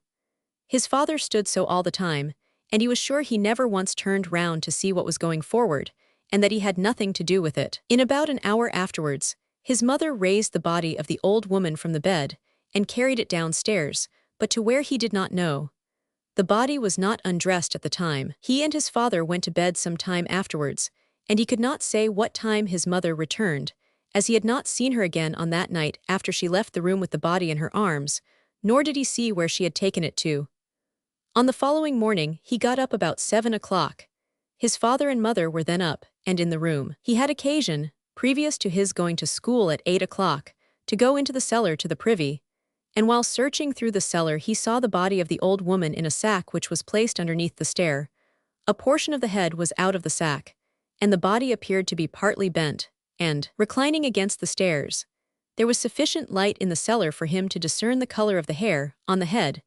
It was partly gray and black, but he could not say whether or not the body was dressed or otherwise. The sack which it was in was one belonging to a person named Jones, with whom his father worked. He had frequently seen it in their room, and he thought it was there on the night before. He went to school shortly afterwards, and never mentioned a word then or since about what PG 271 had occurred, or his seeing the body in the cellar. On returning home at 12 o'clock in the day, he found his father beating his mother. He thought the cause to be that the latter had been out drinking with a young woman, the granddaughter of the old lady who had called to inquire after her. His mother, he believed, while his father was beating her, called him a villainous murderer, but he had no recollection of her threatening to give any information of him. He, witness, after getting his dinner, went out to play, and did not come home until late. Himself, his father and mother, supped together on the Saturday night, and at about 10 o'clock his mother left the room, and in about half an hour afterwards he was standing at the window, and saw her go past with the body in the sack on her shoulder. It was in the same state in which he saw it on that morning, except that the mouth of the sack was tied. The body appeared to be partly bent. The female prisoner, in an audible voice, here exclaimed, "Good God, how could I have borne a son to hang me?" The lad again burst into tears, and said he could not help it, that he was telling the truth. He then proceeded with his statement. He did not know at what time his mother had returned on Saturday night, as he and his father, who remained in the room, went to bed, and he was asleep when she came in. On the Sunday morning, his mother told him that she had taken the body to the London hospital. The boy here, as in many parts of his statement, said his father had nothing whatever to do in the business. The magistrates examined him very minutely as to what had taken place on the Friday night, and what conversation, if any, had taken place between his father, mother, or himself, previous to and after the horrid deed had been perpetrated. He said that no words or quarrel PG 272 had taken place. The old woman and his father and mother were on good terms, and nothing particular had occurred during the evening, until his mother placed her hand, as he had before described, on the mouth of the old lady, nor did she say a word to him or his father, while she so held her hand on her mouth. He recollected she had been saying something to herself about taking the body to an hospital. He did not see his father lay a single hand on the old woman. The magistrates expressed some surprise that the prisoner should for a whole day leave the body in the cellar of the house, which was accessible to all the inmates. But this was satisfactorily explained by the landlady, who said that in consequence of it being so dark and so infested with rats, the lodgers very seldom indeed entered it. This witness also deposed to having seen the old woman Walsh enter the house on the Friday and go up to the apartment occupied by the prisoners. This was the last time she was seen alive. Other witnesses deposed to the old woman taking her bed and bedding to the prisoner's room, and to the prisoners having solicited her to go and lodge with them for a length of time before she went. It being now very late, and there being several witnesses to be examined, some of whom were not present, the magistrates remanded the prisoners to the following day. Previous to their being taken from the bar, they were asked if they had anything to state. The male prisoner declined saying anything at present, but the female with the most solemn imprecations declared her innocence, and said that the whole of the statement of her son was from beginning of to end a lie. She added that on the morning of Saturday, she had left the old lady and her husband, the other prisoner, after breakfast pg 273 smoking their pipes at the fire when she went out, and from that time to the present she had not heard of her. They were then taken from the bar, and the magistrates gave directions that they should be kept separate as before. On the following evening, Edward Cook and the female Eliza Cook, alias Ross, were again brought up to Lambeth Street Police Office and placed within the bar before the Hun. G. 100. Norton and J. Hardwick, Esquire, for final examination. When brought into the office, the female, who appeared as ferocious as a tigress on perceiving her son, exclaimed, "Oh, Ned, I hope you are not going to hang your mother," and seemed at the moment almost ready to dart at the boy and tear him to pieces. He, however, was removed to a distance from her by the officers. Previous to the examination being entered on, Mr. Norton said he understood that there were two gentlemen belonging to the London hospital present who wished to say something, and if so, the magistrates were ready to hear them. Dr. Luke, who as well as Dr. Hamilton was in attendance, said that in the report of the proceedings at this office on the day before, in the morning journals, it was stated that the body of the missing woman had been taken to the London hospital. He, Dr. Luke, wished to deny the truth of such statement, and to say that no such body had been received at that institution. At the time at which it was stated that it had been brought there, on the 20th of August, the lecturing and dissecting rooms were under repair, and none but the tradesmen employed in doing such repairs entered them. He had besides made inquiries, and found that during the whole month of August, not a single body had been received at the London hospital. Mr. Norton observed that so far as the PG 274 hospital was concerned, the statement of Dr. Luke was perfectly satisfactory. At the same time, the representations in the newspapers as to the statement of the boy respecting his mother saying that she had taken the body to the London hospital were perfectly correct. Lydia Basie, the wife of Thomas Basie, a boot closer, residing in Long Lane, Smithfield, stated that she was granddaughter to the missing woman, whose name was Caroline and not Elizabeth Walsh. On Friday, the 19th of August last, she went with her to the residence of the prisoners in Goodman's Yard Minories. She did not go into the room of the prisoners at the time, but she heard the voice of the female prisoner as the old lady went upstairs. It was between 5 and 6 o'clock in the afternoon. She understood her grandmother was going to stop there. She had nothing with her at the time but a small basket, and she had never seen her since. Anne Butin, sister to the last witness, stated that her grandmother, Mrs. Walsh, had lived with her for 6 years, previous to August last. The last place at which she resided with her was in Red Lion Court, in the Minories. The prisoners at the time lived next door to her in the same court. Having given up her room in the beginning of July, the old woman stopped for some time with the prisoners who took it, and she, witness, subsequently took lodgings for her at a Mrs. Shaw's in Playhouse Yard, Houndsditch. Her invariable practice was never to go out before 10 or 11 o'clock in the forenoon and return at 3 or 4 o'clock in the afternoon, and sometimes much earlier. She was in the habit of selling tapes, threads, and other articles. The last time she saw her was about 4 o'clock in the afternoon of Friday, the 19th of August, at the house of Mrs. Shaw. She witness, PG 275, then told her that she understood she was going to Cook's to lodge, as she had seen her bed there in the course of the morning. The old woman said she was, upon which she remarked that if she went to Cook's they would cook her, that they were body snatchers and would put a pitch plaster on her and sell her body at some of the hospitals. The old woman seemed displeased and angry at her remarks, said that the Cooks were not so bad, and requested that she, witness, would accompany her to their house. This witness refused, but went part of the way, and on their parting at the end of Cutler Street, she told her that she was sure she should never see her more. She, however, told her not to stir out the next morning until she called on her, and that she would bring her some stockings and other articles which she required. The old lady said she would not, and they parted. During the whole Friday night the witness could scarcely get any rest, such were her apprehensions about her grandmother, and on the following morning she went to the house of the prisoners, at about 9:15. On reaching it, she found no one at home but the female. She asked her for the old lady, and she said she was just gone out. She appeared a good deal confused at the time. Witness expressed some surprise that she should go out so early, contrary to her usual habit, and more particularly as she must have expected her, and promised to wait at home until she called, on which the female prisoner said that she was gone out early in order that she might return early, and added that whatever things she, witness, might have for her, she might leave them. The female prisoner was washing something at the time, which she said was a butcher's jacket. She said that her husband, Cook, was very partial to the old lady, that they had a jolly good supper on the PG 276 night before, and that Cook had treated the old lady to something short. She next pointed to a sack which lay on the bed, and said that Cook had doubled it up on the night before, to put the old woman in it.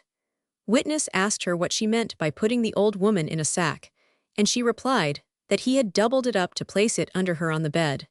She also said that the old woman had no linen on. This witness thought somewhat extraordinary that she should have examined her so closely, and asked her how she came to do so, but she made no reply. Witness again expressed much uneasiness about her grandmother, on which the female prisoner told her that she had left her and her husband sitting by the fire when she went out to collect some cinders, and on her return she was gone. She, witness, asked the female prisoner to go out with her to have something to drink. She did so, and they went to 2 public houses. While in one of them she earnestly inquired about the old woman, when the female prisoner observed, "You speak as if you thought we had murdered or made away with her." Witness observed that she had her suspicions that such was the case, but she did not wish then to express what her feelings were. Mrs. Cook pressed her, witness, afterwards to go home with her to have something to eat, but she refused to do so, and gave her some halfpence to get some bread and cheese with, but she did not return. Witness, after searching about for the old lady, went again to the residence of the prisoners. They were both at home, and Cook appeared in a most savage temper, and the female appeared to be dreadfully beat. Her face was one mass of contusions. Cook shortly afterwards left the room, and the female told her that he had given her a desperate beating because she had been out with her, and lest PG 277 she should let anything drop about the old woman. Witness expressed some surprise that so quiet-looking a man as Cook appeared to be should act so, on which the female observed that he was the greatest murderer in Europe if the truth was known. She, witness, had subsequently made inquiries at all the jails, poorhouses, and hospitals in the metropolis about her grandmother, but was not able to obtain the slightest intelligence about her. She had never recollected her stopping a night from home. Mrs. Cook had frequently solicited the old woman to go to lodge with her, and appeared most anxious to know if she, witness, was her daughter or any relation of hers. She, however, never told her that she was more than a friend who had known her from her childhood, and as such she respected her. She had repeatedly warned her grandmother against going to the house of the prisoners, by telling her what they were, and that they would be sure to put a black plaster on her, and dispose of her body, but she still had a good opinion of them. On the Monday night after the old woman was first missed, she went to the house of the prisoners. It was late in the evening, and Cook was in bed. Mrs. Cook pressed her very much to stop there all night, as she appeared tired, saying that her husband would have no objection to her doing so. She refused to do so, and Cook desired her not to be so uneasy about the old woman, as in all probability she would hear from her at the end of the month. "At this instant," said the witness, "I thought I heard the voice of my grandmother, as plain as ever I heard her in the course of my life say, "Nancy, where is the use of your looking for me, when I have been suffocated in that bed of Cook's by him and his wife?" The circumstance, as well as her own fears to get out of the place, had PG 278 such an effect upon her, that she was scarcely able to walk downstairs. John Shields, a lad of about 14 years of age, who lodged in August last in the same house with the prisoners, recollected one Friday night, about 9 weeks since, having some words with his father and being turned out of the room, he in consequence sat on the stairs. It was between 10 and 11 o'clock at the time. Mrs. Cook came downstairs and asked him if he had been again turned out through that wretch, meaning a woman who used to wash and clean for himself and his father. She said that if she served her boy so, she would rip her from top to toe. She then requested him to go in, but his father not being in bed he could not, and he went into a dark corner of the stairs. Mrs. Cook passed without seeing him and remained for about half an hour at the street door and then went up to her room.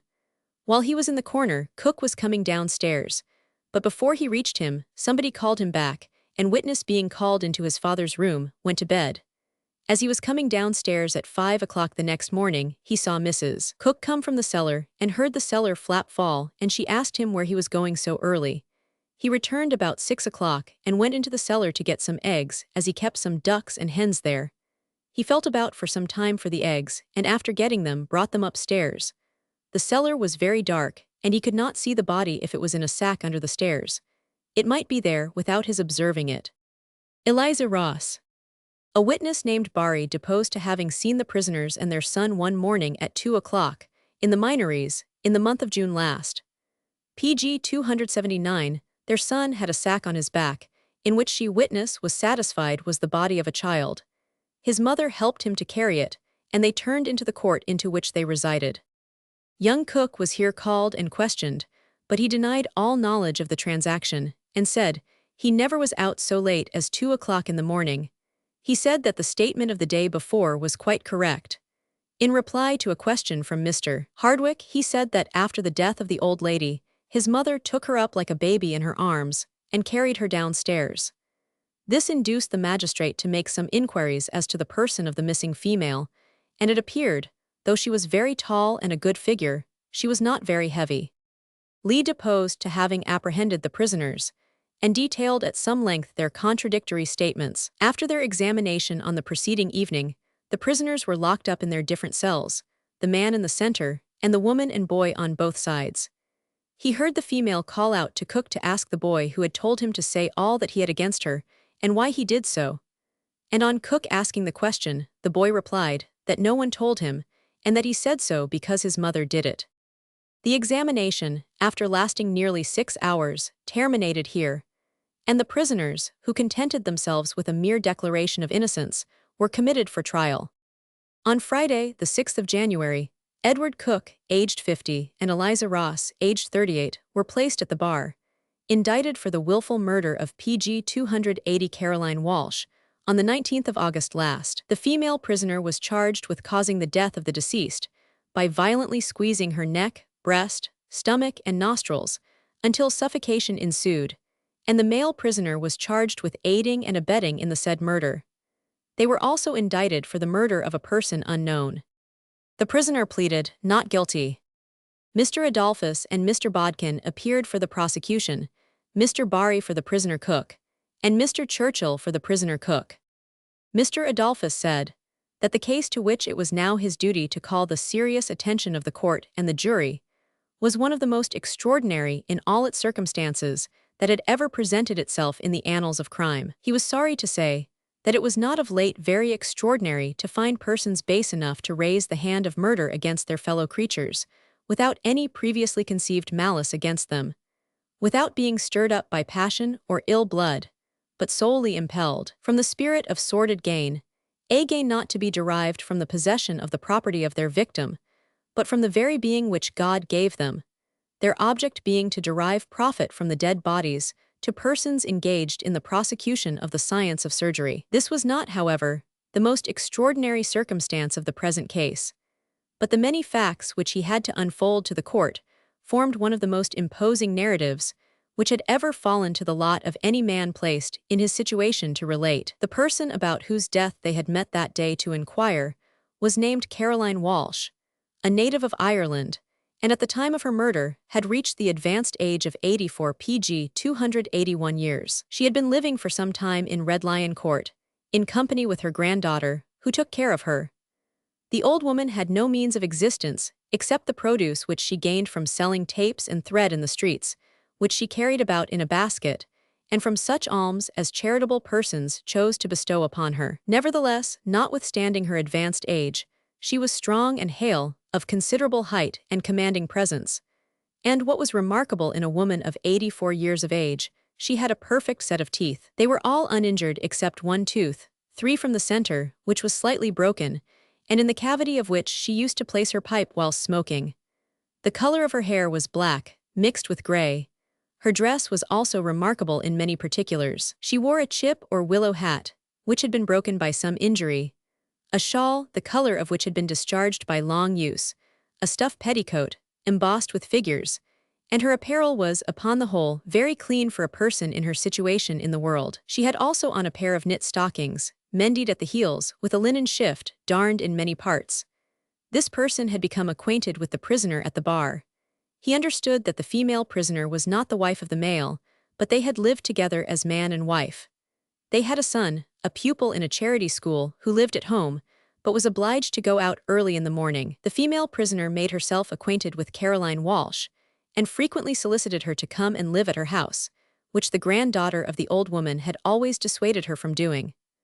On the 19th of August, however, the old woman made up her bed in a bundle, went away, and carried it to PG 282 Goodman's Yard, from which time all trace was lost of her, except through the medium of some very extraordinary circumstances. She was received by the 2 prisoners in their house in Goodman's Yard, in the presence of the boy, their son, and he now informed the jury that one of the many extraordinary things in this case was that the judgment to which they might come with respect to the prisoners at the bar depended upon the evidence of that boy, for he was present during the whole of the transaction, which was the subject of the present inquiry.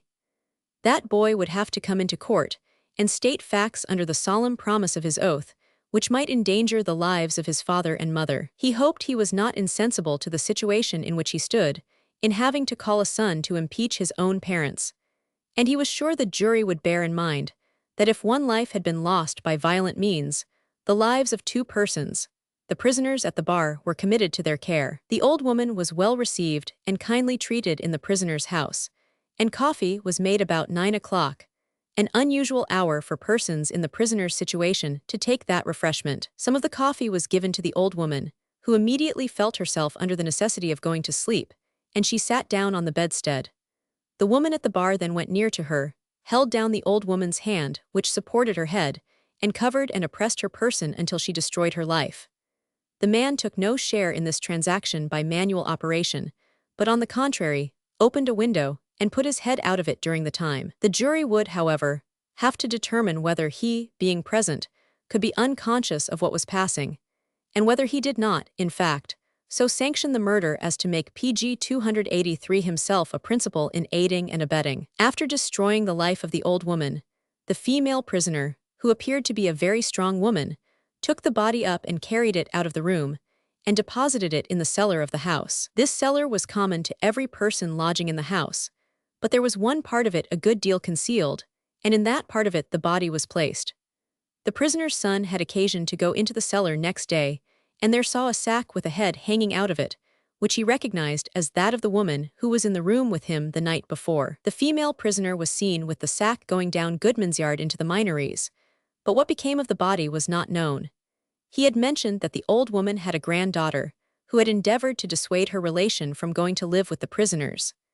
The granddaughter had particularly desired her relation, when she went to the prisoners, not to leave the place next morning until she, the granddaughter, called upon her. Accordingly, early in the following morning she went to the prisoner's house and saw the female prisoner.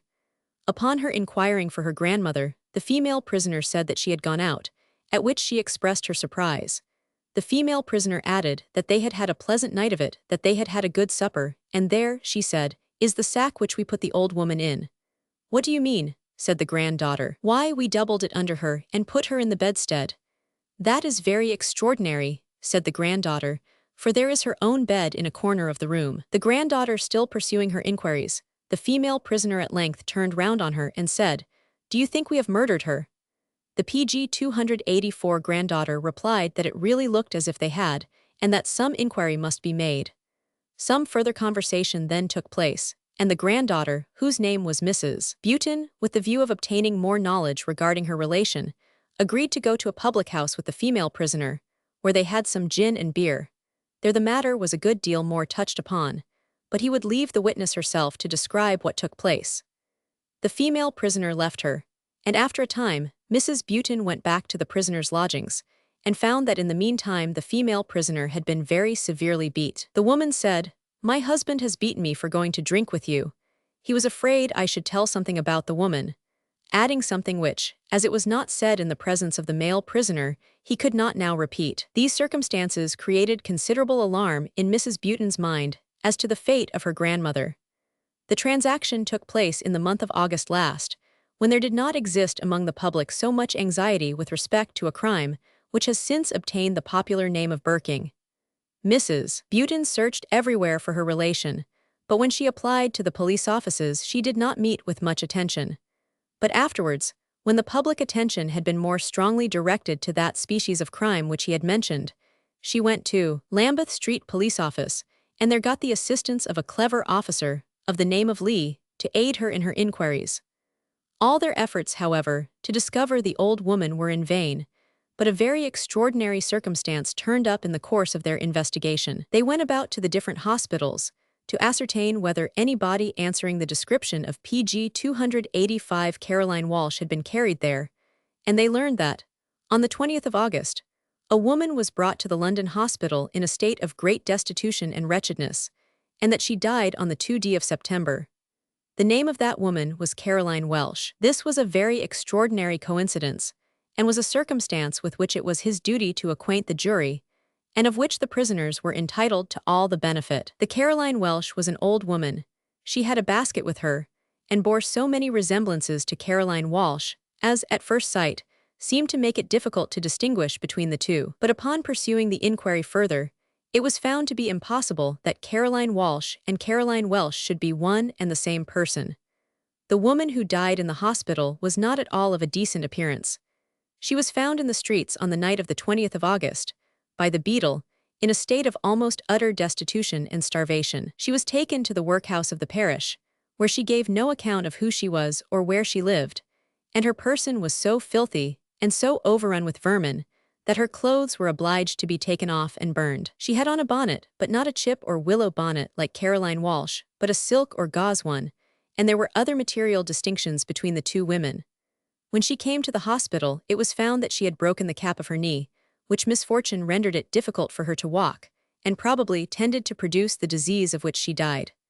Caroline Walsh, on the contrary, was perfectly well in body, and walked without any infirmity. There was also another striking distinction between the two women. Caroline Walsh had, for a woman of her age, a fair, healthy, and florid complexion, PG 286, while the person who died in the hospital was so extremely dark as to make the persons about her believe that she was not of white blood, but of the African caste. He had already mentioned that Caroline Walsh had a regular set of teeth, while the other woman had only 2 canine teeth in the upper jaw, and none in the lower. Until Lee, the officer, lent his assistance, this inquiry was not efficiently pursued, but when he went to the hospital, he caused the woman's body to be dug up in the month of November, when there was still enough of her remaining to show who and what she was. A great number of persons saw the face and skull, and were able to pronounce at once that it was not the body of Caroline Walsh. He had already traced Walsh to the prisoner's house, on the 19th of August, since which time she had not been heard of. There was a circumstance which greatly tended to fix the guilt of having unfairly disposed of the old woman on one or both of the prisoners. Ragfair was situated in the neighborhood of Goodman's Yard, and the prisoners were there observed to be offering for sale articles of dress exactly similar to those worn by Mrs. Walsh, and directing the purchasers not to let them appear, as they did not want the things to be looked at. The female prisoner was also seen to sell the very basket which Mrs. Walsh used to carry about with her. It was also a remarkable circumstance that the pocket worn by Mrs. Walsh on the 19th of August had been made by the granddaughter and was tendered for sale by the woman at the bar. And he could prove that the pocket was worn by Mrs. Walsh, not only from Mrs. Button being able to swear to her own work, but in consequence of its having been seen on her person on the very day she went to the prisoner's house. It appeared that on the way there pg 287 she met with a child, for whom she felt much affection, and wishing to give the child something, she lifted her petticoat to get at her pocket, which was observed by a person near, who could swear to the pocket, in consequence of a mark of iron mold upon it. He had now stated nearly all the facts which would be proved before the jury. The fate of the prisoners was in their hands, and he had no doubt that, aided by that providence which overlooked them all, and who seldom permitted deep crimes to go unpunished in this world, they would arrive at a just conclusion. The learned counsel then proceeded to call the evidence. The first witness called was Edward Cook, the son of the prisoners. As he passed by the bar where they stood, they looked sternly at him, and the mother asked whether he had come to tell any more lies. Edward Cook examined. Is an Aldgate charity school, goes backward and forward to the school every morning and night, and comes home to his meals. The prisoners are his father and mother. In August last was living in Goodman's Yard, Whitechapel, in a single room, the garret. Previously lived in Red Lion Court in the same neighborhood. Knows Anne Button. Has seen an old woman, a relation of hers, in her company. Believes the old woman used to sleep with Anne Button. The old woman used to carry a basket about the streets with matches in it. On a Friday in August witness saw the old woman in his father's room. Does not know the day of the month. Remembers Anne Button coming to inquire at his father's house. Thinks Anne Button came on the same day as the old woman. First saw the old woman in the afternoon at 5, after returning from school. Does not know whether the old woman had been in the house before. pg 288 witnesses' mother and father were in the room with the old woman. They were drinking beer, and some coffee was made about 9 o'clock. The usual time of taking coffee or tea at home was 5 or 6 o'clock. The old woman took 1 cup of coffee, and afterwards went and laid herself on the bed. Did not notice whether she went to sleep or not. In about half an hour after saw his mother go towards the old woman, and clap her hand on her mouth, and keep it there, perhaps for half an hour. She put the other hand somewhere about the chest. His mother leaned over the woman at the time. Witness observed the woman's eyes rolling. He believed after this his mother took her hands off. He was certain it was when his mother took her hands off. Never saw the old woman speak or move after. Has seen 2 or 3 dead persons. The old woman appeared to him to be dead. Believes his father went to the window before his mother went up to the woman. The window was opened by his father, he believed, after the drinking of the coffee. Whilst witness was looking at his mother, he could also see his father. Witness had his back to the fire, and the window opposite him. The bed, which was not very high from the ground, stood between the fire and the window. Heard his mother say something about an hospital. Does not know whether she spoke to the old woman or his father. Neither of them gave any answer. Did not hear his father say anything in the course of the evening. His mother carried the old woman out of the room, like a baby in her arms. His father came round the bed to the fire, about half an hour before his mother carried the old woman away. Witness went to bed about 12 o'clock, and did not see his mother any more that night. He awoke in the night and heard some screaming, but would not say whether pg 289 this occurred on Friday or Saturday. He rose at 7 o'clock, saw his mother in the room but does not recollect having seen his father. About 5 minutes before 8 o'clock went down to the cellar. Some person had told him that there were ducks there, and went to look for them. Went to the part of the cellar where the stairs stand. It is rather darker there than in the other parts. There is a corner over which the stairs ran. Witness saw a sack in the corner and some hair hanging out of it. The sack appeared to be tied round the top with some string, but not tied close. The hair was black and gray. Saw his mother take a sack from under the bed, but is not sure whether that day or afterwards. Believes the sack he saw in the cellar was the same. On Saturday night saw his mother going down Goodman's Yard, between 11 and 12 o'clock. She was carrying a sack across her shoulders, with something apparently in it. Cross-examined. Witness was 12 years old last Christmas. Continued to attend the charity school daily until November. Since being taken into custody, has continued at the House of Correction. Has not been questioned, respecting this matter, by any other person, excepting his schoolmaster and Hawkins and steward, 2 prisoners. Believes no one else has examined him, excepting Mr. Lee, the officer, who asked him a few questions. Has been examined by 4 or 5 persons in a private room in the police office. Cannot say how he recollected that this affair took place on a Friday in August. Never mentioned this matter to any person living in the same house. Does not know whether he had spoken on the subject to any person previous to being taken into custody. Went to the school on Saturday morning after having been in the cellar. Saw no other person in the PG 290 room on Saturday but his father and mother and the old woman. Believes his mother fetched the coffee. Witness drunk a little white mugful. Believes the old woman took a cupful, but is not sure whether she took any. Does not recollect speaking to his father at all. Next morning witness went to the cellar for the purpose of using the privy, but did not use it. The place where the sack lay under the stairs was darkish, but positively swears that he could not see that the hair protruding from the sack was black and gray. He does not know where he was when he saw his mother carrying the sack in Goodman's Fields, but he believes he was at the window of his room, which was 3 stories high, and the hour was 11 at night. Cross-examined by Mr. Churchill.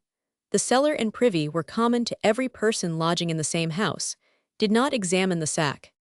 Re-examined. Witness would not have seen the sack if he had gone direct to the privy and back. The cellar is lighted by a window, which had a shutter to it.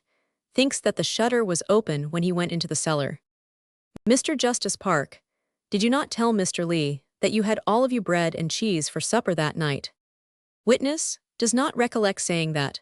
Thinks he said coffee.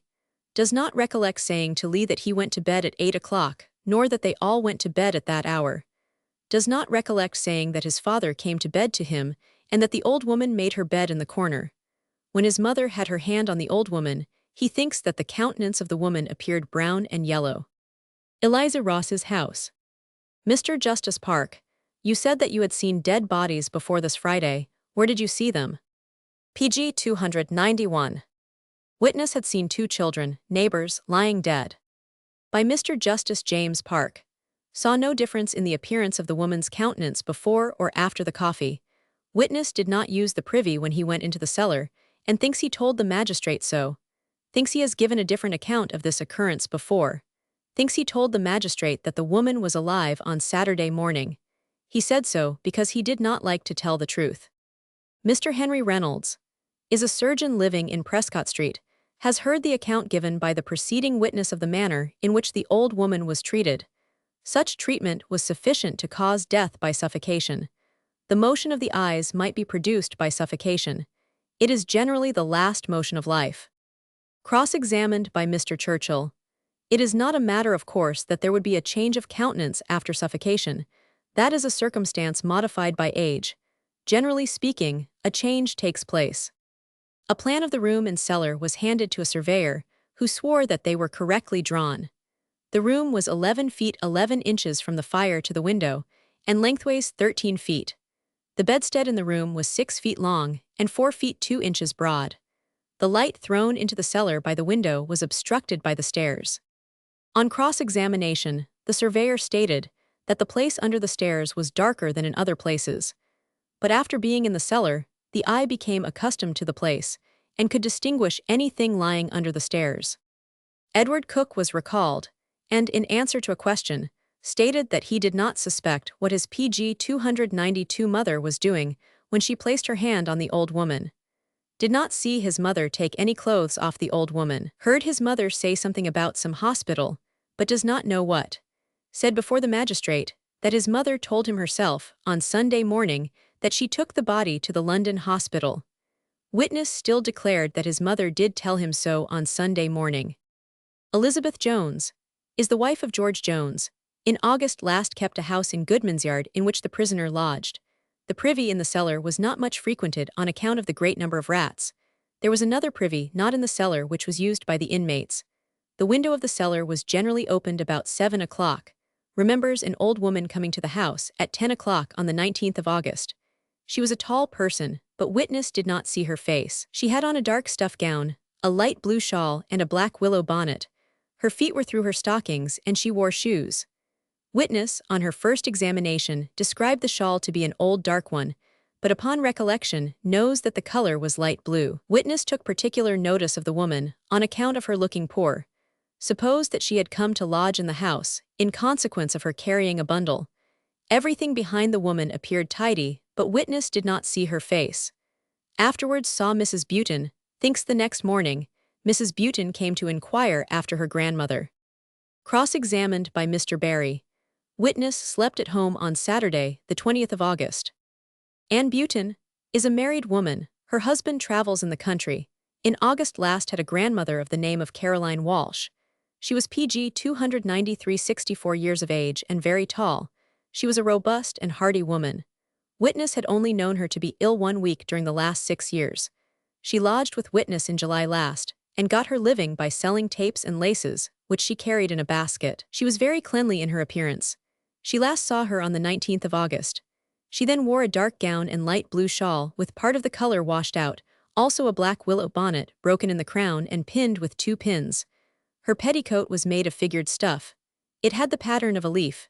She had an old shift, very much pieced, but of a good color, also a pair of gray worsted knit stockings. Witness knitted those stockings, which were quite different from what are sold in shops. They were very much broken at the heel and had been mended. She had on a small pair of men's shoes, which were too large for her, and by slipping wore out the stockings at the heel. Shortly before the 19th of August, Witness had obtained a lodging for her grandmother at Mrs. Shaw's. Witness made a pocket for her, which she wore on the 19th of August. Witness saw her grandmother on the 19th of August, about 12 o'clock in the day. Saw her again at 5 o'clock in the street, and then found out that she was going to Cook's. On that day Witness had called at Cook's at 12 o'clock, saw a bundle tied up in the room, and found it to contain her grandmother's nightgown and nightcap, small mattress, a rug and sheet. Knows it was the 19th of August, because that was the day on which her sister's child went to nurse. Saw the boy Cook there. He was in the daily habit of seeing her grandmother. Left a message with the boy for her grandmother. At 5 o'clock met her grandmother in Cutler Street, and was angry with her for going to Cook's. Had tried PG 294 to persuade her not to go there. Appointed with her to call at Cook's next morning, and told her not to go out till Witness came. Her grandmother agreed not to go out. Mrs. Cook had frequently said that she wished Witness's grandmother to come and lodge with her. She was very inquisitive. The prisoner knew her to be the granddaughter of Mrs. Walsh. Has never seen her grandmother since the time she parted from her in Cutler Street. Has a sister named Lydia Basie. At 9 o'clock went to Mrs. Cook's. Saw the female prisoner in the room. Witness asked her where the old lady was. The prisoner told her that she had just gone. Witness said that she was very much surprised, as her grandmother expected her. Prisoner replied that the old lady had told her so, that she had gone out soon to be soon home, and that they all had a jolly good supper. Witness observed that she was very glad they had enjoyed themselves, and should take the liberty of asking what they had. The prisoner answered that they had potatoes and meat, and Cook went out to get something short, to make the old lady comfortable. That Cook seemed very partial to the old lady, and that she slept on the bedstead last night. Witness said that she was very much surprised, as her grandmother had her own bed to sleep on, and had never been in the habit of sleeping with any other person. Witness observed the bundle in the room lying in the same state in which she had left it. The prisoner said that Cook had doubled up that piece of sacking to put the old woman in last night. There was a coarse piece of sacking in the room. Witness expressed her surprise, and asked what she meant. The prisoner replied that Cook doubled it up and put it underneath the old woman. The prisoner also said that the old woman had got no shift on, but if Witness PG 295 brought one, she would wash it for the old woman. Witness said that she did not think her grandmother wanted a shift, but if she did, Witness offered to give her one.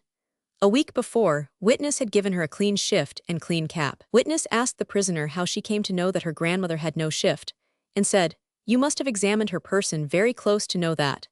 The prisoner afterwards said that Witness had a coffee pot, a frying pan and a tub to give to the old woman. Witness said she would give them to her grandmother when she saw her. Witness and the prisoner then went to Bishop's, a gin shop at the corner of Goodman's Yard. They drank some gin and beer. Witness began again to talk of her grandmother. The prisoner observed, "From what you say, you seem to think that we have murdered the old woman." Witness said, "I hope not." The prisoner repeated, "From what you say, you think we destroyed her at our place." Witness said, "Mrs. Cook, you put the words in my mouth. What I suspect I don't say now, but you shall know of it hereafter." Prisoner wanted Witness to go to her house to have something to eat. Witness refused, but prisoner asked so often that Witness gave her threepence halfpenny to fetch a loaf and cheese, and promised to take some of it in the public house. The prisoner went away and never came back. Witness waited 2 hours in the public house, and then went searching for her grandmother for about 3/4 of an hour. Witness afterwards pledged a gown, in the name of Welsh, at a pawnbroker's, named Austin. Witness returned to Cook's lodgings about 5 or 6 o'clock. Both prisoners were present. Witness asked whether the old woman had come home yet. The female prisoner gave no answer to the question, but put up her PG 296 hand and told her not to speak. The male prisoner had gone to the window, and this sign was made behind his back. The female prisoner then said softly, "You must not tell Cook that I was in your company today." The male prisoner in a few minutes after went downstairs. The female prisoner then told witness that Cook had beaten her most unmercifully. She had marks of having been beat. The prisoner said that Cook had beaten her for having gone out with her, that Cook had said she had no business to go out looking for the old lady. Witness went several times to Cook's to inquire for her grandmother, also went to the hospitals and poorhouses, and found nothing of her. Mrs. Cook went with her to one of the poorhouses. On the Monday night saw the man Cook at his house, between 6 and 7 o'clock. The female prisoner was present at the time. Witness told them what she had been doing, and the man said that she had better wait till the month was up, and it was very likely that she might hear of her grandmother, dead or alive then. The female prisoner asked witness several times to stay all night. The husband could hear what the woman said. The female prisoner said that she, witness, must be tired, and that she might sleep on her grandmother's bed. And perhaps, while she stopped there, her grandmother might come home. Witness replied that she had her sister's house to go to and did not wish to stop at Cook's. Witness made some complaint to the police office, but it was not till October that Lee, the officer, took up the matter. When the prisoners were at Lambeth Street Police Office, witness heard the female prisoner say something about hot and cold. What the prisoner said was heard by the magistrate. Cross-examined. While her grandmother was PG 297 living at Shaw's, witness was in the habit of seeing her every other day. The female prisoner told witness that Cook had beaten her unmercifully for going out and getting drunk with her. William Austin is a pawnbroker living in Houndsditch. He received a gown in pawn in the name of Welsh on the 20th of August. John Draper deposed that he took the child of Mrs. Buten's sister to Norwood to be nursed on the 19th of August. Lydia Basie is Mrs. Buten's sister. On the 19th of August went with her grandmother, Mrs. Walsh, between 6 and 7 o'clock to Mrs. Cook's room. It was on the same day that her child was taken to Norwood. Her grandmother wore a black willow bonnet, rather broken on the top, a blue shawl with a border, and the color rather washed out, a black stuff gown, a purple-figured stuff petticoat, a pair of gray knitted stockings, and a pair of men's shoes of a small size. Witness had a child in her arms when she accompanied her grandmother to Cook's. As they were going there, her grandmother put her hand into her pocket and gave the child a biscuit. Her grandmother in doing so lifted up her petticoat, and witness saw the pocket. Witness's sister made the pocket. There was an iron mold on the pocket, and a stain on the shoulder of the shawl. Witness left her grandmother at the door of Cook's room, and she had at that time her basket in her hand. Cross-examined. Witness's grandmother had never, to her knowledge, been a pauper in a workhouse, never gave information to the magistrates of the absence of her grandmother. Mrs. Buten recalled and deposed that she gave information of the absence of her grandmother at the mansion house, about a week after the 19th of August. PG 298. Lee is an officer at Lambeth Street. In consequence of information he received, he went, on Friday, the 28th of October, to White Horse Court, where the prisoners had removed to. He saw the female prisoner coming out of the court, and witness followed her to Rosemary Lane. Mrs. Buten was with the witness and pointed her out to him. Witness went up to the female prisoner and told her that she must go before a magistrate respecting an old woman. Then prisoner said that the last she saw of her was on Saturday morning. Witness had not previously mentioned the name of any person, that the old lady had given her some halfpence to buy sugar, that she had given the old lady her breakfast before her husband came home that he might not know it. Witness asked at what time Cook got up.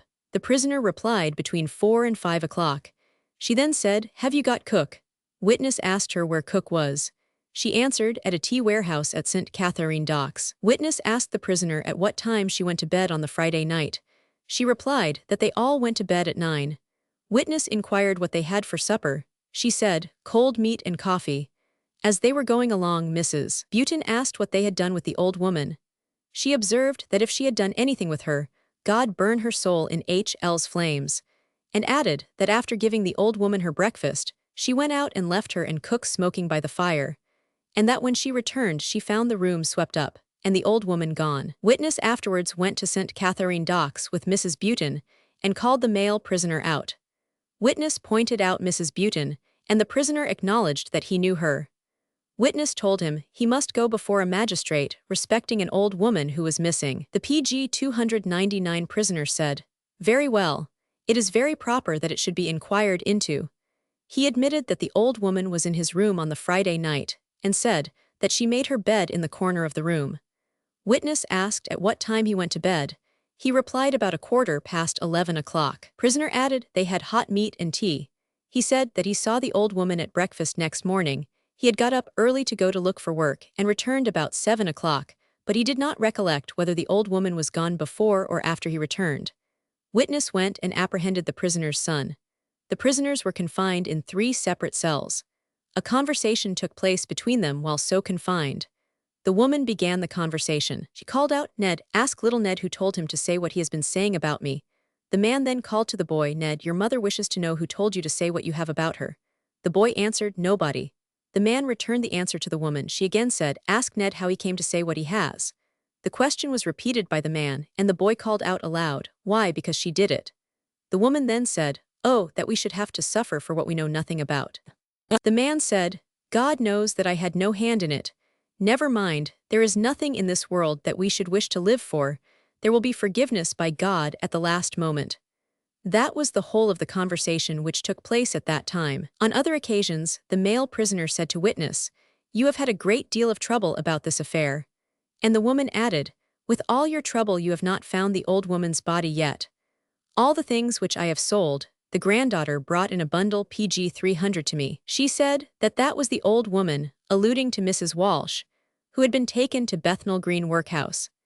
He also deposed to having found upon the premises certain fragments of black stuff, which there was reason to believe had formed part of the apparel which had been worn by the deceased. The discovery was made nearly a month after the prisoners themselves had been taken into custody. He also described at length the depositions of the boy after his apprehension, which did not differ in any material particular from those which were elicited at his examination in the police office. Mary Label, a clotheswoman in Rosemary Lane, Ragfair, proved that the female prisoner had offered her various articles of wearing apparel, immediately subsequent to the date of the murder, and more particularly a pair of homemade lead-colored worsted stockings, much darned in the heel, which she purchased for 4d. Stay laces, a plum-colored petticoat, a cap, and a shawl were among the items enumerated.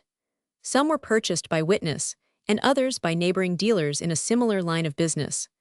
The prisoner testified great apprehension lest the goods which she offered for sale should be seen at the time by anyone but the purchaser. Sarah Cotton, Hannah Channell, Celia Burke, William Thomas Elder, Mary Hayes, Sarah Bradley, Mary Goldberg, and Elizabeth Dunham, respectively corroborated the testimony of the former deponent, all of them earning their livelihood by following the same vocation. The articles purchased were then produced and identified by the granddaughter as having constituted part of the personal property of the deceased. At this stage of the case, the counsel for the PG 301 prosecution called a number of witnesses for the purpose of showing that one Caroline Walsh, who died a pauper in the London hospital at the period of the murder, was not the one suspected to have been destroyed by those described in the indictment. John Skegg, a parish beadle, stated in evidence that he found, on the 20th of August, an Irishwoman named Caroline Walsh, lying on the steps of a hall door in London Street, Fenchurch Street, apparently so exhausted by sickness and distress that he resigned her to the care of the superintendent of Hoxton Workhouse, not being able to discover the residence which she mentioned to him as her temporary address. The surgeon and several nurse-tenders in that establishment deposed that the old woman so confided to their care was in a state of such squalid filth and nastiness that it was found necessary to dispose of all her raiment by depositing it in the burying ground. It was also ascertained that her hip bone was fractured, whereupon she was transferred as a patient to the London hospital and shortly afterwards expired.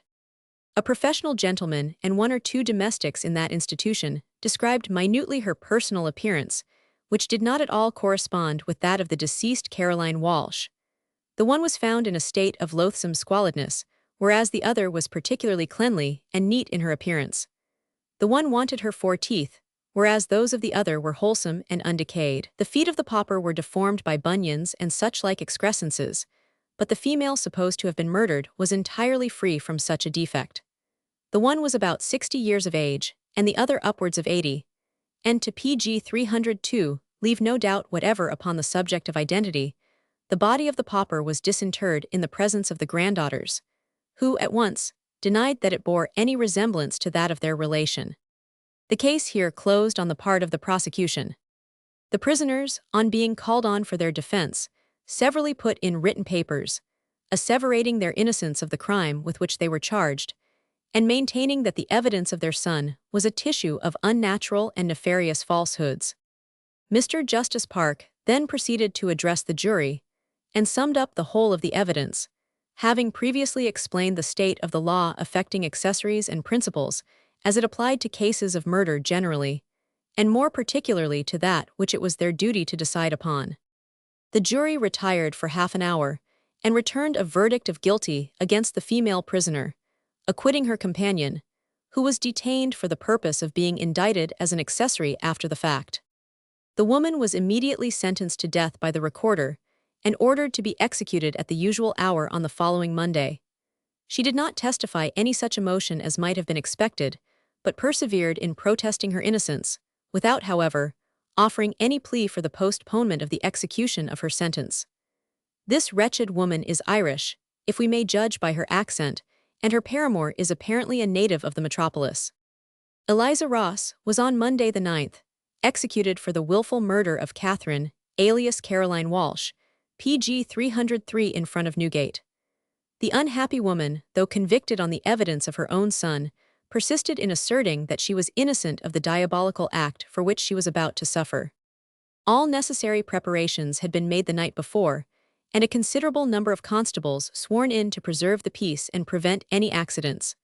The persons assembled, however, did not exceed the number on ordinary occasions.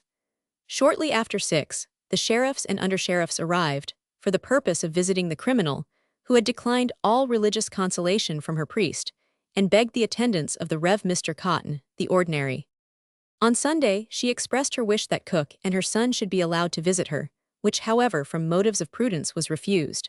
She retired to rest at an early hour on Sunday night, 2 females having been placed in the cell with her, but her slumber was frequently broken by half-uttered ejaculations, one of which was, "Oh, Cook, you could have cleared me if you had liked." Another was, "Oh, my child, my deluded child, thus to hang her who suffered for you." Upon her being led into the bedroom on the morning of her execution, by Slarks, accompanied by the Reverend Ordinary, to be pinioned, she in a firm tone of voice exclaimed, "Oh, my God! Am I going to be hanged for what I am innocent of?" She then walked firmly to the yeoman to be pinioned, and while they were engaged in their sad office, she said, "Oh, my God! Why did I leave my country to be thus treated? Oh, Mr. Wantner, I thought you were more of a Christian than to suffer a poor innocent woman to be hanged. I left my husband and boy sitting with the old woman, and I never saw her after. You have now in your custody one who can PG 304 prove me innocent, and quite clear me of the charge. Oh, my poor, my deluded child." Mr. Cotton, at the request of Mr. Sheriff Peary, again addressed her with a view to elicit an admission of the justice of her sentence, but the only answer returned was, "I am innocent. I never touched the old woman. Oh my God, why did I leave my native country, thus to die in a foreign land for what I am innocent, I mean. Oh dear, oh dear." On arriving at the foot of the scaffold, she said to Mr. Cotton, "Pray, sir, am I going out in the street?" Mr. Cotton answered in the affirmative, and again conjured her in the name of God to make her peace with the Father of all mercies. All hope of mercy on this earth is past, and a few moments will place you in the presence of Him who knows the secrets of all hearts. She replied, "I'm innocent," which she persisted in declaring until the fatal drop fell. She died without a struggle. A short account of the extraordinary life of this woman, who may with the strictest propriety be stigmatized as a human fiend, may not be without its attendant uses. Her ultimate fate may operate as a serious lesson to those who addict themselves to an indiscriminate use of spirits, for to that revolting and disgusting habit may, in a great degree, be traced all the crimes which the wretch committed, for rather than not satisfy her inordinate passion for drink she would commit the pettiest theft, and she has even been known, when her husband has brought her home an ounce of tea, to hurry off to some neighbor and dispose of half of it, in order that she might have the immediate means of purchasing a glass of gin. She appears to have been early instructed in the crime of murder, for about 26 years ago we find her living in a brothel in East Smithfield, at which time a respectable tradesman, A master tailor, PG 305, was missing, and for some time no tidings could be obtained of him. Through the medium of one of the girls who frequented the house, some clue was obtained respecting the fate of the unfortunate man, and in searching the house, he was found dead in one of the cupboards. The master and mistress of the house, with cook, the servant, were immediately taken into custody and committed for trial for the willful murder of the tailor. The trial came on at the Old Bailey, and the evidence, although entirely circumstantial, was so conclusive against the keepers of the brothel that they were both condemned and executed. Cook was, however, acquitted, although at the time it was the general opinion that she assisted in the murder, and the circumstance of her being known to be in possession of some money immediately after the murder was in some degree corroborative of her having partaken of the booty which was obtained from the murdered man, to obtain which it was supposed that his life was sacrificed. It did not appear on the trial, nor from any of the circumstances that transpired at the time, that this murder was committed with any view to the disposal of the body for the purpose of dissection, and yet little doubt exists that the anatomical schools have been supplied with subjects, the life of which has been forcibly taken away, long before the detection of Burke and his associates. It is not to be supposed that the act of strangling the unfortunate old woman, which led to the conviction and execution of the malefactor Burke, was the only murderous act which he had committed, tempted by the facility with which he could dispose of the bodies of his victims, and the great gain which flowed in upon him from such horrid practices. He himself admits in his confession to the murder of several individuals, all of which were disposed of to the anatomical PG 306 schools, although the professional men, in an inquiry which was substituted in Edinburgh touching these occurrences, were exculpated from any criminal knowledge of the atrocities committed by Burke and Hare, and, consequently, of the manner in which the subjects which were offered them came by their death. This, however, is not saying much for the value of post-mortem examinations, nor for the accuracy of those conclusions to which professional men arrive respecting the cause of the death of an individual, and in which opinion, particularly in our courts of justice, the life of the prisoner is frequently made to depend. To say that the very freshness of the bodies supplied by the Burkers is not in itself sufficient to excite suspicion would be at direct variance with the most common experience, for it is at once a distinctive proof that the subject did not die of any mortal disease, nor that it had ever been interred. The idea of the subjects being bodies of suicides cannot also be rationally entertained, as in that case some preliminary proceedings and an interment must have taken place before such bodies could have found their way to the dissecting rooms. No one will, we presume, pretend to deny that a burked subject is not more preferable for dissection than one that has been for some time interred. The former die in the full vigor of the organic functions of life, which being in healthy play to the moment of expiration, leave the arteries, veins, lymphatic vessels and nervous economy so fully distended that the demonstration of them must be greatly facilitated and more clearly traced than when injections are necessary. Or, the subject become flabby and on the verge of decomposition, not to mention other personal conveniences of the absence of any unpleasant olfactory sensation, or the hazard of a scratch from the dissecting knife, causing an incipient and PG 307 sometimes fatal mortification, which has happened, we believe, in more than one instance. These circumstances considered, it is not surprising that the Edinburgh murders by Burking, and those which were committed in London previously to the detection of the murder of Carlo Ferrari, were undetected by the demonstrator's sagacity, who might have hoodwinked any suspicion by reflecting on the advantage afforded to the interests of science, as it is termed, but which does not remove from our mind the belief that there must have been a most disgraceful culpability in anatomists in not having detected the villainous proceedings of the Burkers, by which those wretches furnished bodies for dissection, at the same time that it tends materially to call into doubt the pretensions of the medical profession being able to elucidate the cause of death from post-mortem examinations.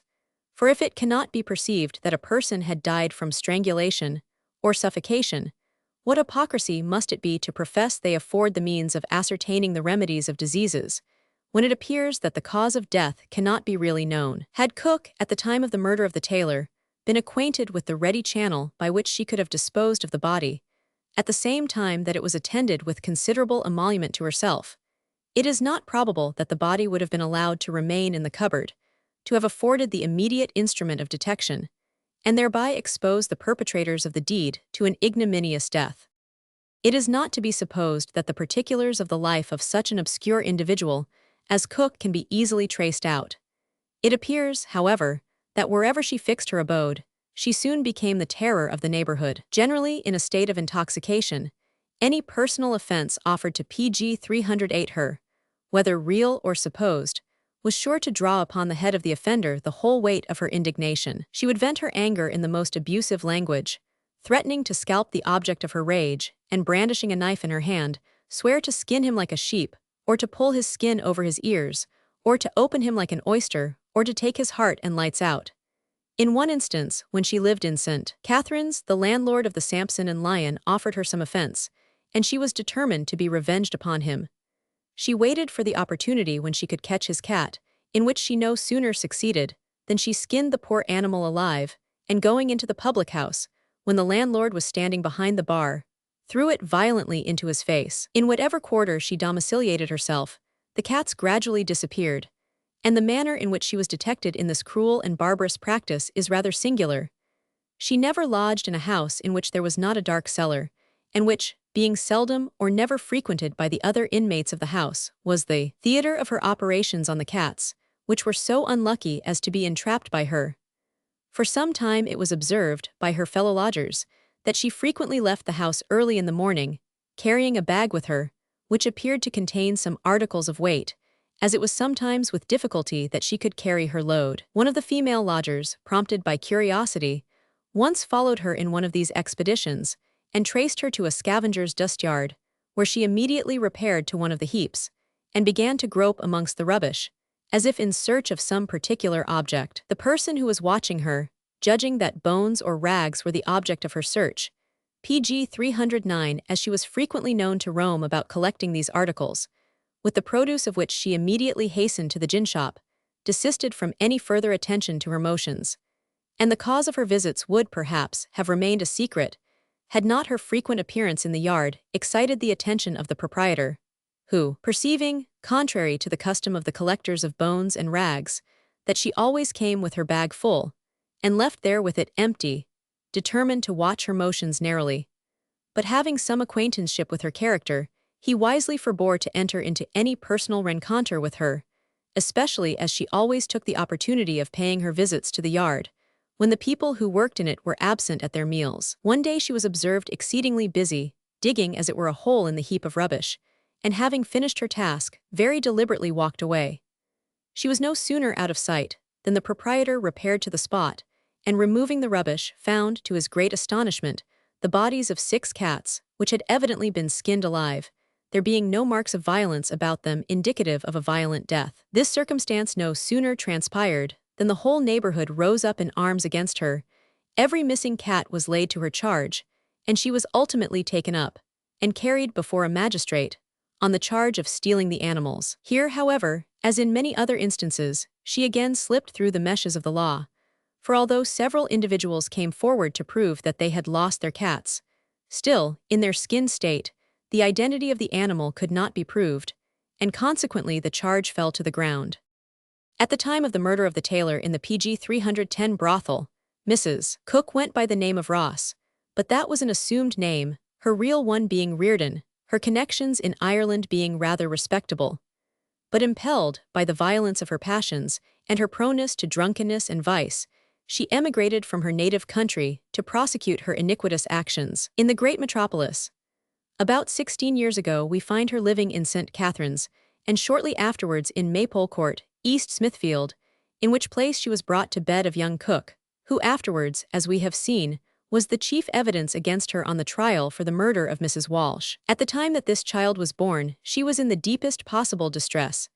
A half-decayed mattress, thrown down in the corner of her room, was the only bedding she possessed, destitute of all upper covering, and not another piece of furniture in the room but 2 broken chairs, which, with a piece of deal placed upon them, served her for a table. Not an article was prepared in which to wrap the child, and from the general dislike which was entertained against her in the neighborhood, no person was ready to render her any assistance. Cook, the father of the child, had not then long left the Royal Marines, and worked as a laborer.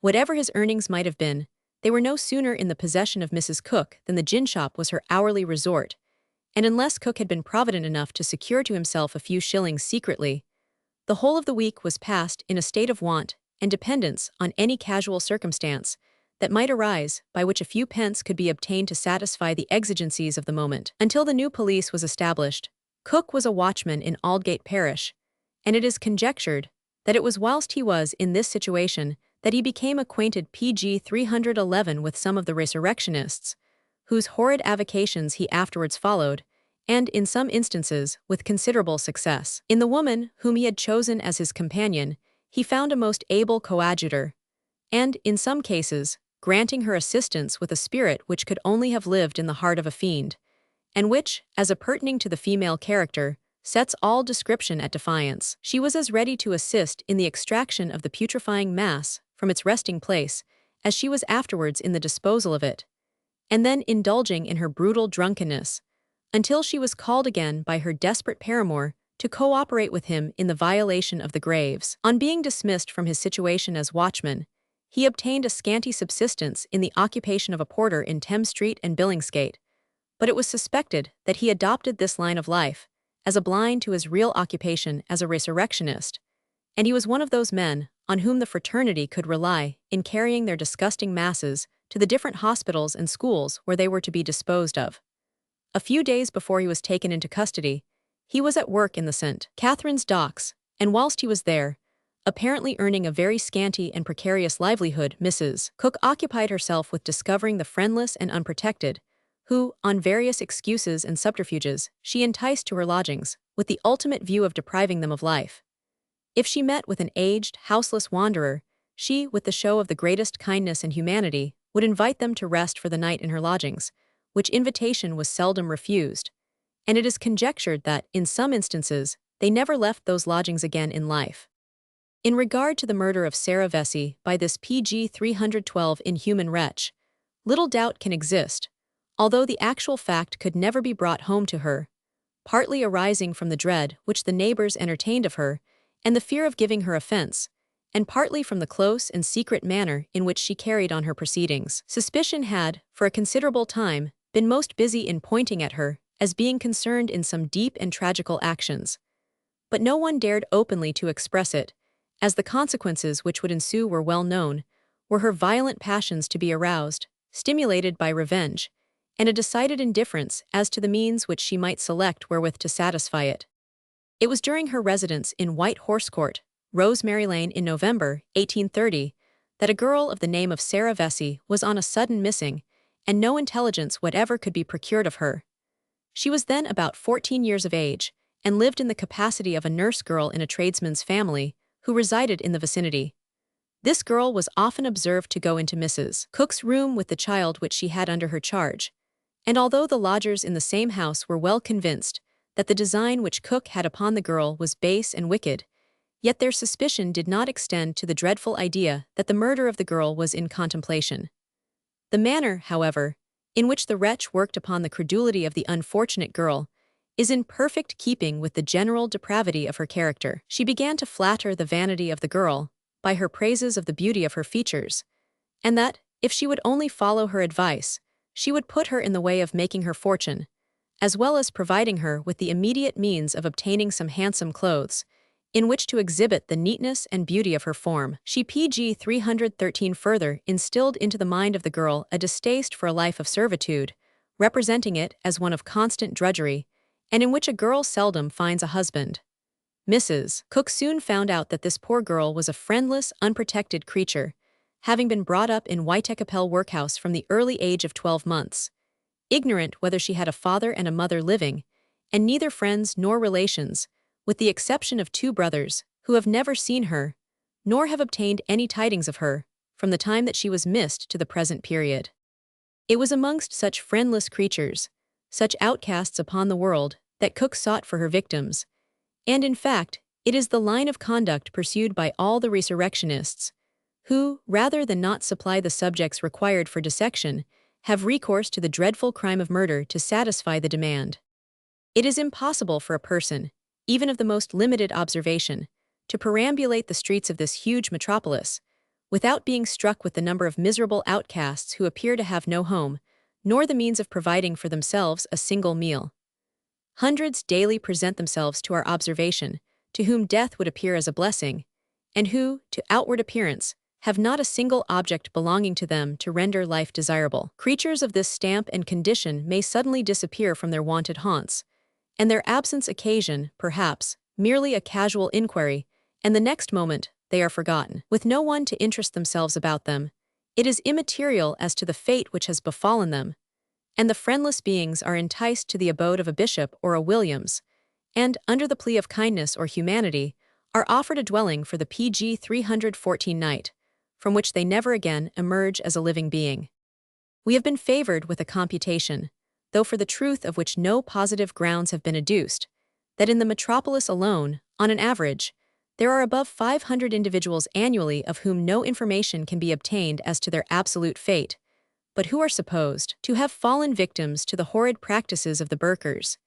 It is at variance with all probability that the Italian boy was the only victim which had suffered under the murderous grasp of a bishop, or that Mrs. Walsh was the only one that had breathed her last in the hateful den of Mrs. Cook. There are also some existing facts which have led to the conclusion that although Burke in Edinburgh was the first person who was entrapped in the crime of butchering his fellow creatures for the sake of gain, yet that it was a practice which was known amongst the resurrectionists long before his time.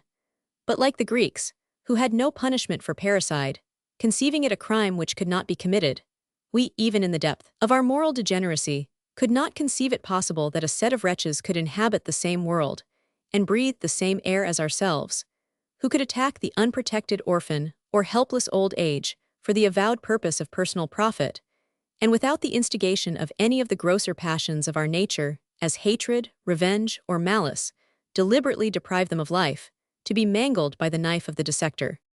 We may be allowed in this place to transcribe a few remarks contained in a pamphlet entitled Plain Reflections on Burking, written by Mr. Andrew Slight, and the chief argument of which goes to prove that an actual visual examination of the human body is not necessary to constitute a skillful PG 315 surgeon.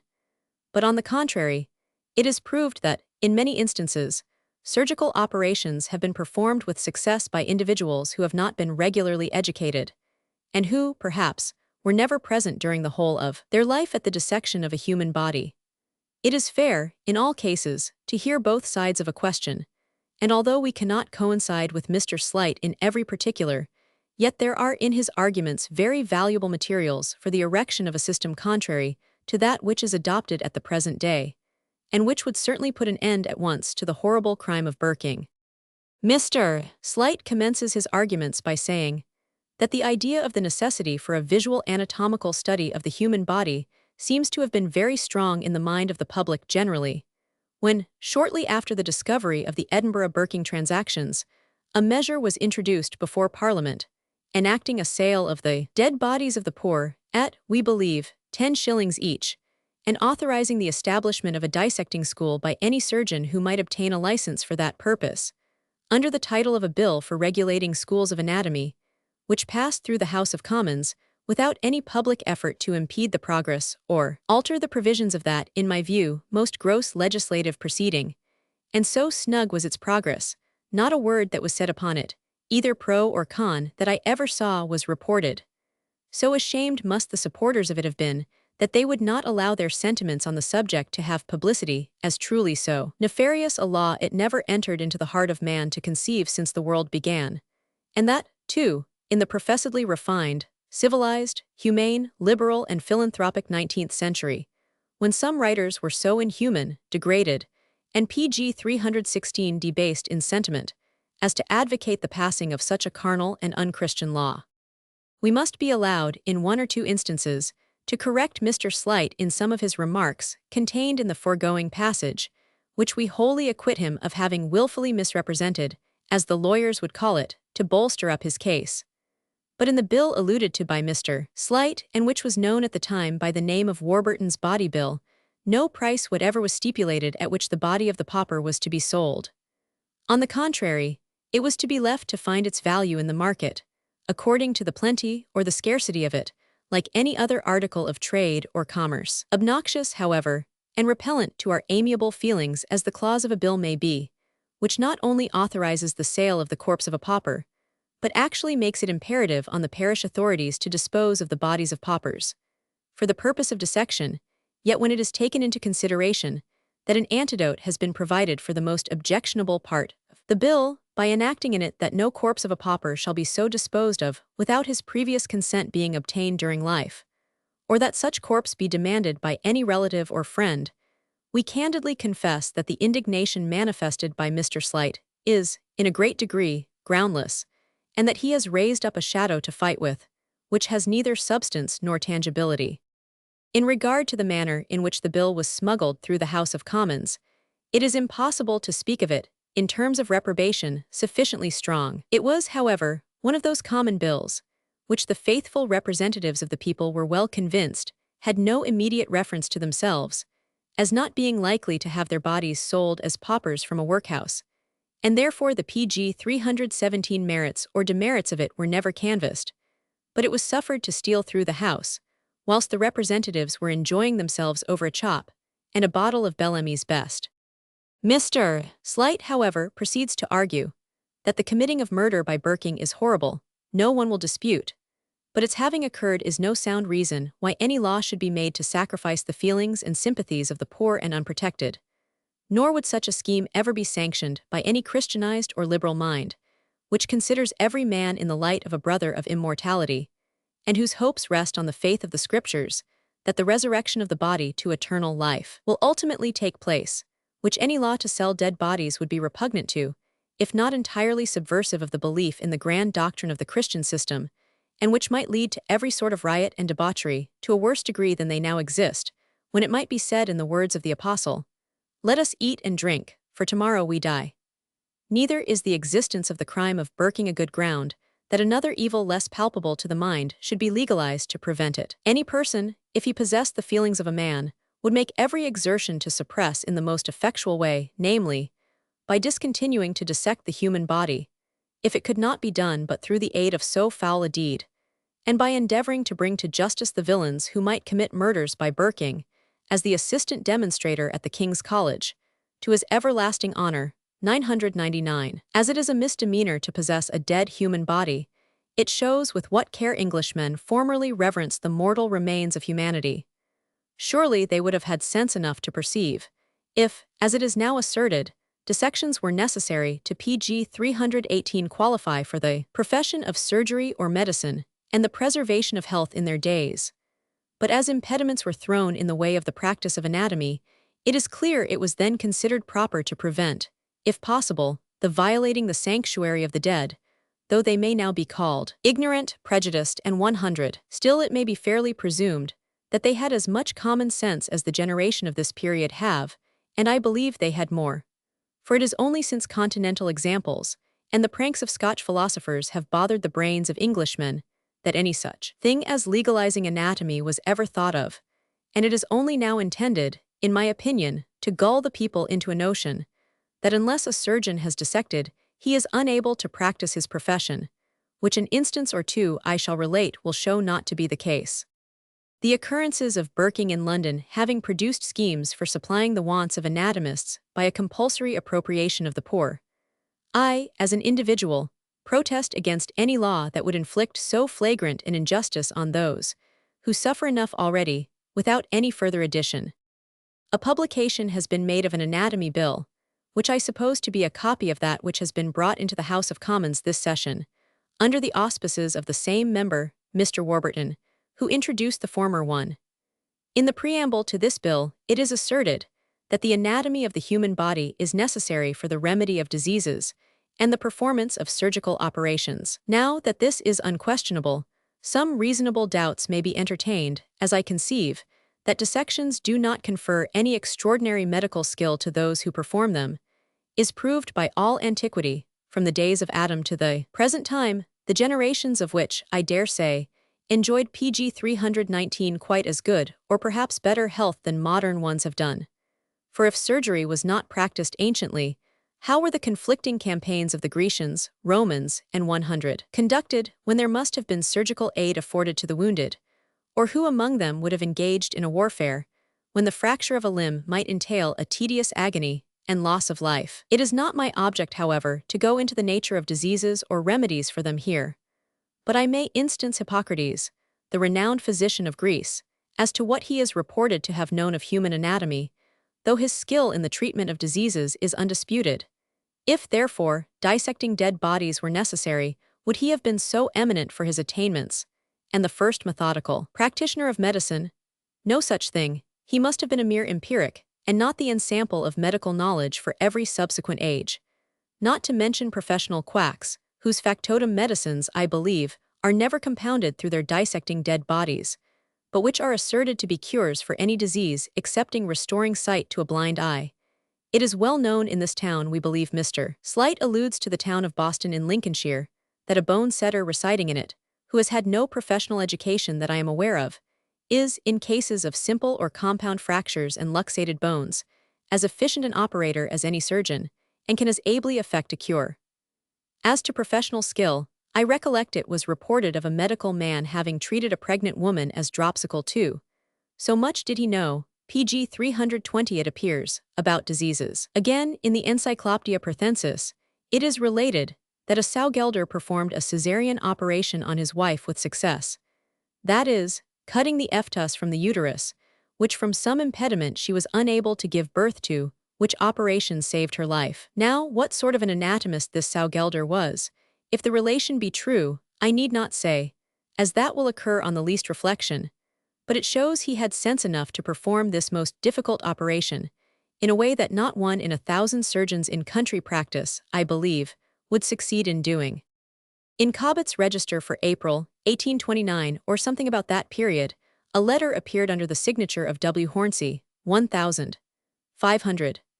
North Shields on the subject of the infamous body-selling bill, which, from what I can now recollect of its contents, strongly disapproved of that measure, and stated how little the pursuit of anatomy had improved the treatment of diseases, especially that of consumption. This is corroborated from the hubbub about the cholera morbus, as if it were a complaint that had never appeared in the world till just now, though it is well known to be a disease that has infested India for ages, and if it were of the pestilential character pg 321 attributed to it, would have swept away the natives of that part of the universe from the face of the earth ages ago, nor should we witness now shoals of Europeans flocking thither to make their fortunes, if setting foot on Asiatic soil was next to instant death. Nor is its progress in England any credit to the medical profession, some of whom are evidently grasping at it as a godsend to benefit the faculty, by frightening the public out of their wits, and setting in action the machinery of boards of health, some of the members of which may know as much about cholera morbus as the Chinese of Scotch philosophy. Pshaw, doctors of the North, with all your dissecting, cannot you control nature's volcano, nor grapple with diarrhea, puking, and spasms, either of which you would be ashamed to allow it to appear you could not treat efficiently, if nature had any strength. It seems that part first of the cholera morbus farce has concluded at Sunderland, and the Board of Health dissolved. But why so, good ex-members of it? Is not health still to be dispensed, or has disease wholly vanished through your exertions? Happy must the people of Sunderland be, with such a miraculous invention as a Board of Health, which throws the miracle-working German prince into the shade, and I suppose gives a hope that the greatest of all the blessings of human life, an exemption from disease, are thus to be obtained. What need have we of anatomy or physic, when boards of health can be formed, and able to root out of the systems of mankind the horror of horrors, cholera morbus? We admit that the foregoing remarks have no immediate relevancy to the subject under our discussion. But on the other hand, we consider that no opportunity ought to be allowed to escape, by which one of the greatest and most prejudicial deceptions pg 322 that has been practiced upon the country can be exposed in all its noxious and alarming consequences. If the cholera morbus question were confined, simply as a bugbear, to frighten a score of silly, nervous people, it might pass over as wholly unworthy of any attention, and be suffered to live as long as a few unprincipled empirics found it their interests to keep it alive. But when it becomes a question, on which the actual welfare of the country rests, on which the ruin of thousands is made to depend, by which commerce is thrown into a state of stagnation, and the usual channels of industry so choked up, that misery and want stare us in the face, whithersoever we turn our eyes, and which are in themselves sufficient actually to produce, and to aggravate the very disease, which the sapient heads of the Board of Health have distinguished by the name of the cholera morbus. Then it becomes the duty of every man to use every exertion in his power to check the growing evil, to expose the infamous and selfish views of the propagators of the bugbear, and then leave them to the contempt and indignation of an offended and injured country. We should be justly accused of digression were we here to enter into any further exposition of this subject.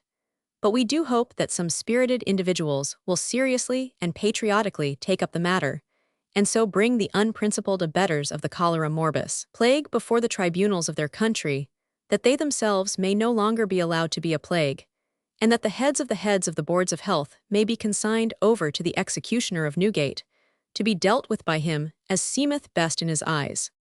There is no occasion, in my opinion, Mr. Slight proceeds, to argue for human bodies being hacked and cut up piecemeal for students' improvement, as the carcasses and extremities of old horses, cows, PG 323 bulls, and 100, would do quite as well for familiarizing them to the use of the knife in operations, which I believe to be the principal object, as well as those of sheep, dogs, cats, rabbits, monkeys, and 100, are sufficient for demonstrating the action and economy of nature, as its principles are the same in the human and the brute creation, as to the pulsation of the heart, the circulation of the blood, nervous system, and 100, which for illustrating physiology would be quite sufficient. But if anatomists are determined to have none other than human subjects, they and their pupils should be sent to the Sierra Leone settlement, where they might perhaps obtain them in abundance, and very cheap. Of all the world, this is the most proper place to locate the anatomical departments of the Scotch London University, King's College, and dissecting schools. For at this pestilential place, medical students would have to endeavor to preserve their own health, and I believe have to search more into the principles of sound medical treatment of diseases than they do in England, and thus be really useful in the cause of humanity to those of their fellow men who are resident in that abode of death, as well as be prepared to cure diseases in a more skillful way than by the regimen of Buchan's domestic medicine, which I once saw on a newly commenced practitioner's table in a country village, a copy of which I bought for 3 shillings. As to replacing dislocated joints, there is not a tinker more bungling at mending a kettle than some professional men are at setting them, nor is there a student who has passed his examinations and is authorized to practice, who could use a knife, in the difficult case I have before mentioned, equal to the Saugelder, but who, if he attempted it, his hair would, I dare say, stand as erect as the quills of the fretful porcupine. PG 324. The more dissections which students perform can never make them expert operators, in cases of extracting a stone from the bladder, reducing a hernia with a knife, or cutting off a limb of a living subject. As their operations require to become skillful at them, a more frequent practice than occurs in the course of a country surgeon's business, and when any do arise, the anxiety of the operator and array of professional attendants show what little confidence there is of success. The provisions of the Anatomy Bill, as to an appropriation of subjects for dissection being voluntary, is very proper, as any attempt to make a compulsory one would be sure to fail. For those of the community who see a necessity for anatomical study being prosecuted by the use of the knife on human dead bodies, might by bequeathing their mortal remains when dead, as it is to be expected the members of the medical profession would be the first to volunteer, afford such a supply of subjects as would be sufficient for the London anatomical schools. This, being extended to country towns, is quite out of the question, as I believe they would not be endured. So incensed would the public be against them, if subjects were forcibly furnished, that they would be upset very quickly, unless guarded by a park of artillery. But a dissecting practitioner of medicine would soon find his loss in the account of business, as many poor persons, I conceive, would rather suffer all that the pains of disease could inflict, than that their earthly remains should be compulsorily consigned to the dissecting knife, for a little medicine. Vulgar prejudice cannot be pleaded as an impediment to those persons who think anatomy is necessary in promoting surgical skill, as no soul possessed of human feelings in any degree would ever think of grasping, for anatomization, an individual who was averse from dissection, and selfishly reserve his PG 325 body from the dissecting knife, and allow the science of anatomy, so far as his good will to promote it extended, to go to the D.L., though this is precisely, I believe, the character of Scotch philosophy, to make anything subservient to its purpose, but is not disposed to make any sacrifice. I apprehend it is none but Scotch writers who, however intellectual or educated they may be, have had the insolence to invent the phrase, and call the aversion of the poor from dissection a vulgar prejudice, and only select them as subjects for anatomists, as they have done to find out that the vitals of English laborers should be wasted by law and gospel in providing means for sinecurists and titled pensioners to subsist on. Peasantry, indeed. They are not shot at like game, certainly, but if they can be induced to submit to be made brutes of, there seems to be no want of inclination in Scotch philosophy that they should. For so transfused does this villainous idea appear to be into the minds of some reading Englishmen, of higher orders, lower orders, vulgar prejudice, and 100. That a stupid fellow that I heard talking on the subject of burking, who appeared to be what is called a gentleman farmer, said it was only from vulgar prejudice that the poor objected to be dissected. But when he was asked if he should like for his wife and daughter to be anatomized, he became silent, and stared as if he had been a burked subject revived. The feelings which Britons have hitherto entertained, I hope will never be suppressed by a beastly indifference towards the disposing of the remains of the dead, to be cut up by beardless students, for the benefit of an anatomist's pocket, or to see, as I once heard one say, what guts, as he expressed it, are made of. The Anatomy Bill, however, will not, if it should become law, be what anatomists want, which is, subjects fresh, cheap, and by wholesale. PG 326, though voluntarily this will never be the case, and is rather to prevent bodies being dissected which are murdered by causing a certificate from a medical man. But I think any relative would be better, that the person deceased had died a natural death. For anyone, unless he be an idiot, can know this as well as a doctor, and which, I propose, should also distinctly state the consent of the person it might refer to, that his or her body, when dead, should be dissected. Though, except repealing so much of former enactments as to the illegality of possessing a dead human body, this bill, in my view, will not facilitate anatomical study by dissection, but otherwise, as it appears that bodies of murderers are to be interred at a cross highway, instead of being dissected, which has been considered a proper part of the punishment for that crime. The Creator of the universe and Father of mankind, under whose peculiar care the Israelites were, gave no direction to Moses relative to any dissection of them, whose infinite wisdom gave the almighty fiat, "Dust thou art, and unto dust thou shalt return," and which has been responded in all ages, in the respect paid to the remains of departed life, and will continue to be so, as long as the feelings of human nature remain what they have been. Notwithstanding the discovery of Scotchmen, that it is only a vulgar prejudice, there have none come forward to authorize their brawny bodies to be dissected, nor ever will, so long as a parliament would create a law appropriating the poor. However, it would only be proper that any legislation compulsorily providing human subjects for dissection should be reserved for a reformed parliament, and let the country see how it will deal with the matter. But come what may, it would be better that practical human anatomy should altogether cease, and rather PG 327 would I see it to be the case, than that the feelings of the poor and friendless should be outraged, and they so degraded as to be reduced to a level with brutes, as ages after ages show that mankind can exist, and have existed equally as well as they do now, where anatomy was not practiced at all, or even thought of, and that, too, in a period when the baiting a bull is considered as repugnant to humanity, and the thrashing of a horse or ass punished by fine or imprisonment. In concluding these brief reflections, I have just to observe, as to a publication purporting to be a memorial from the Council of the Royal College of Surgeons, a pompous title truly, to the Home Secretary of State, that it is sickening to read such a whining innuendo to His Majesty's government to make a dead body law. Though I would say to those who appear to have signed it, never mind continental examples, of which we see enough of the evil of copying in the beggarly condition of the working people, and an enormous national debt, and 100, to wish to imitate their brutal apathy to anatomy, or having our bodies sold for 6 or 8 shillings apiece, as at Paris, but to make shorter work of it by proffering yourselves for dissection when departed this life, which, as a proof of your sincerity, will be worth 1,000 stupid arguments. And this will be the way that I and hundreds more can only judge how far a necessity for the anatomy of the dead human body exists in your opinion. For while you keep aloof, how do you ever think that England will submit to be made subservient to the promoting of anatomical science, when those of the surgical profession, who are to be sovereignly benefited by it, wriggle and twist, argue and assert, rather than come to the practical point of showing example, is better than precept. If students want PG 328 subjects, get the carcasses of cattle for them, especially calves and asses, to cut up, and I'll warrant they will make just as good surgeons as if they had cut up human bodies. For however they may smatter over descriptive anatomy at their examinations, they know as little about it a year after as the man in the moon. But if Englishmen will shut their eyes and open their mouths to swallow anything, and put an enemy in their skull to steal away their brains, why so be it, though I hope never to see this to be the case so long as I live.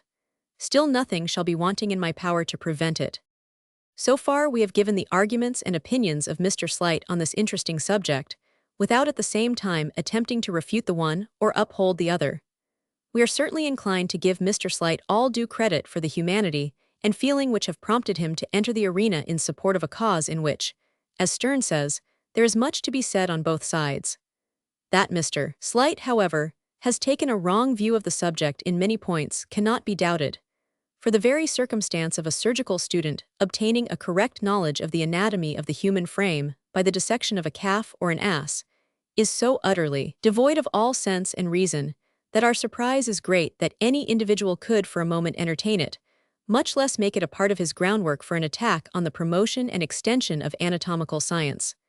We strongly suspect that, if Mr. Slight were so unfortunate as to dislocate a joint or fracture a limb, he would hesitate for some time before he entrusted himself for a cure to the care of an individual who had never dissected a human body in his life, but had always been practicing his knife upon calves and asses.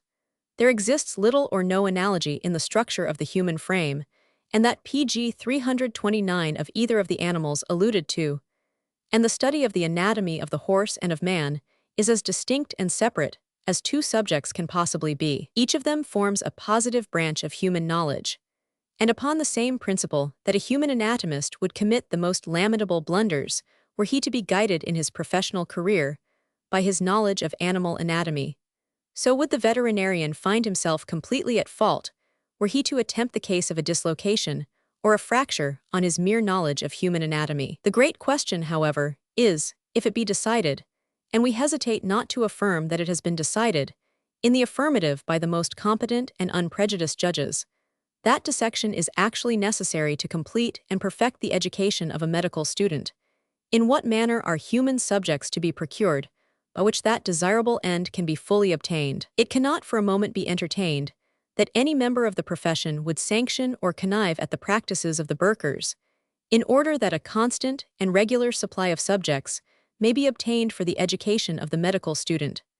But as the law now stands, every obstacle is thrown in the way of the student perfecting himself in the science to which he has devoted himself, at the same time that the law is imperative upon him, that before he shall be allowed to practice publicly as a surgeon, he shall undergo the most strict and rigid examination as to his knowledge of anatomy, which knowledge is only to be acquired by dissection, and from which he must be necessarily shut out by the very difficulty of obtaining the means of acquiring it. We have already, in a previous part of this work, given at large the arguments advanced not only by professional men, but others wholly unconnected with the science, in favor of the facility which ought to PG 330 be granted in the procuring of dead bodies, and it is only fair that both sides of the question should be heard. It is only by a collision of opinions that truth can be elicited, and on a question of such vital interest, and which, in some of its features, has aroused the attention of the country in a manner unprecedented, it may not be without its uses to place all the arguments, as it were, in a state of juxtaposition, and thence be able to draw those results, which may ultimately prove of the greatest benefit to those who are so deeply concerned in the final establishment of the law, and in the removal of those difficulties which at present press so heavily on the promotion and advancement of anatomical science.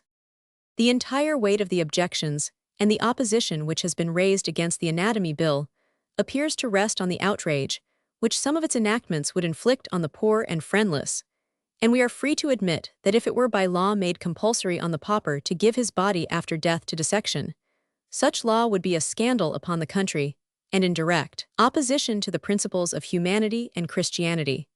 But the objection to the Anatomy Bill wholly dies away when it is expressly provided in it, that if the pauper consents not voluntarily to the anatomization of his body after death, that the overseers of the parish shall not be warranted in the disposal of the corpse of that pauper, but that it shall be buried according to the general custom. The only suspicion which rests on our mind in this case is that were a pauper known to be wholly friendless, and without any relations, some clandestine work might be set on foot to obtain that consent surreptitiously, inasmuch as the price which his body fetched would go into the hands of the parish officers, and thus a door might be opened to the introduction of many serious PG 331 abuses, which might ultimately defeat every humane intention of the legislature, and give the anti-anatomists the most formidable weapons in their hands, wherewith to combat their doughty opponents, and it would then be an easy task to determine on which side the victory would be gained. Mr. Slight suggests, in some measure to obviate this objection, that the certificate of the voluntary surrender by the pauper of his body for dissection shall not only be signed by a medical man, but also by a relative. But we are putting the question that the pauper has no friend nor relative, which is, unfortunately, too often the case with the wretched inmate of the workhouse, and the law, having sanctioned the disposal of the body, it is in perfect keeping with the natural depravity of the human character, when gain and emolument are the objects to be obtained, to suppose that the most punctilious deference will be paid to the dying wishes of the pauper, or that some advantage will not be taken of his helpless and unfriended condition to induce him to subscribe to a document, at which, under any other circumstances, every feeling of his heart would revolt at, the very saving which would accrue to the parish arising from the expenses of the funerals, which, although taken individually, may be small, but if collectively, amount to a considerable sum in the course of a year, would also operate on the mind of the parish functionaries to promote as much as possible the disposal of the body to the surgeons, for in the latter case it would be a positive gain, in the former, a positive loss.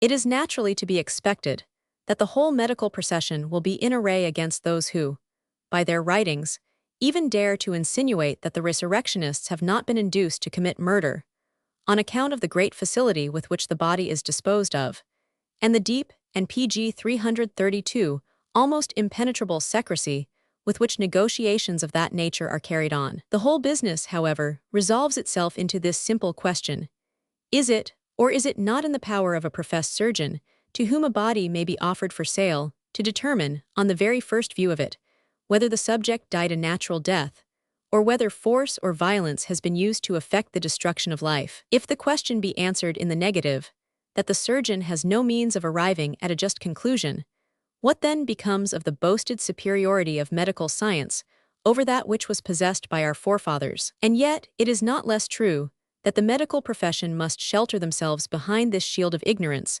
if they are to stand wholly absolved in the eyes of the country for having secretly connived at the horrid practices of the Burkers. We remember that, on the trial of Bishop and Williams, Mr. Partridge was asked by what circumstance he was led to draw the conclusion that the body of the Italian boy had never been buried. His answer was that he was chiefly led to form that conclusion on account of there being no sawdust in the hair. This information was a guide to all future Burkers, to take especial care that, in any future murders, that sign of inhumation should not be wanting. But it spoke very little for the extent of medical knowledge as to the appearance and symptoms of a violent death, that the conclusion of a murder should be drawn from a mere custom, in no way connected with surgical science. It is undoubted that the body of Mrs. Walsh and of Sarah Vesey were both of them disposed of to the anatomical schools, and in one instance, it was thought requisite by the head of one of our greatest hospitals publicly to deny the fact that the body of the former had been purchased for the benefit of that institution.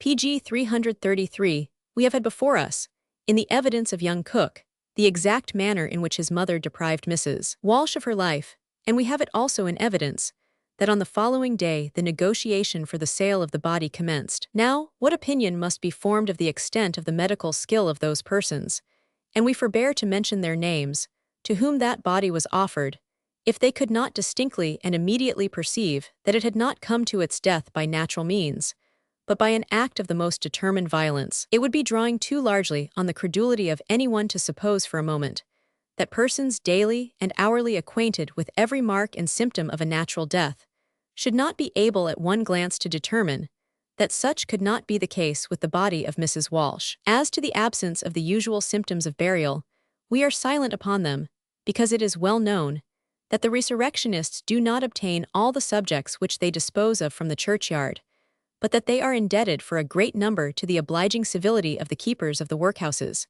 particularly those who farm the poor. It is not every coffin that leaves a workhouse that contains what it ought to do, and although the keepers may know how to shelter themselves from the probability of a discovery of acting as principals in the business, yet there are well-known methods by which they secretly connive at the stealing of a body, which being well known to be that of a friendless creature, is never likely to be inquired after, nor demanded from their hands to be buried in any other manner than at the parish expense. The absence, therefore, of the usual symptoms of burial may not therefore be considered sufficient to excite the suspicions of the surgical professor, but if he be unable to distinguish on the inspection of a corpse, and even pg 334 on the very first view of it, whether it came by a natural or a violent death, to what conclusion are we then naturally driven? But that medical science is one of the greatest humbugs of the day. It is allowed that the medical men who gave their evidence on the causes which occasioned the death of Carlo Ferrari were decidedly in error. It is true, they all agreed that he came by his death by violence, but of the manner in which that violence was committed, they were manifestly ignorant. That is, if that part of the confession of Bishop is to be credited, wherein he relates the manner in which he was accustomed to dispose of his victims, and to that part of his statement we never heard that any discredit was attached. We therefore revert to the original question: was the surgical professor, to whom the body of Caroline Walsh was disposed of, before it had scarcely become cold, so utterly ignorant of the general symptoms of a natural death, as not to discern immediately that no such symptoms did present themselves in the corpse then before him, and consequently that he was morally and religiously bound, as in the case of Mr. Partridge and Mr. Hill at the King's College, to institute a full inquiry into the causes of the death of the subject, and to hold the persons in custody who brought the corpse, until the requisite information had been obtained. We know, and it is a melancholy idea to entertain, that the improvement and knowledge of one of the most useful of human sciences are made to depend on the services of a set of the most abominable miscreants who disgrace human society. It is certain that the proprietors of the anatomical schools, and even the heads of the hospitals, although in their hearts they detest the practices of the men, yet they are obliged to truckle and to display a degree of servile subserviency to them, or otherwise the means would be pg 335 cut off by which their anatomical studies could be prosecuted. We have it from the authority of the proprietor of an anatomical school that he dare not give offense to any of the resurrectionists, for that they have it in their power to ruin any anatomical school in the metropolis. This circumstance alone may account for that apparent indifference which has been exhibited by the heads of the hospitals and the proprietors of anatomical schools in ascertaining the causes by which a subject came by his death, for to express any suspicion that it was occasioned by violence would be met by the most ferocious indignation, and accompanied perhaps by threats, not of the most pleasant nature. Subjects, say the anatomists, must be had,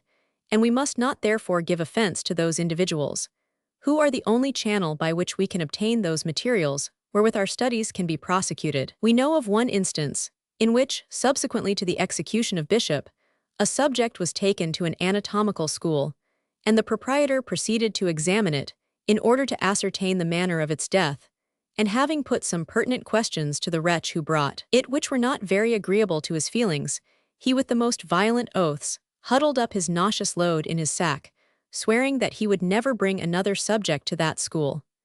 Here, then, the medical men are placed in a state of great difficulty and embarrassment, with the consciousness that they have an important duty to perform in investigating the cause of the death of the subjects which are offered to them.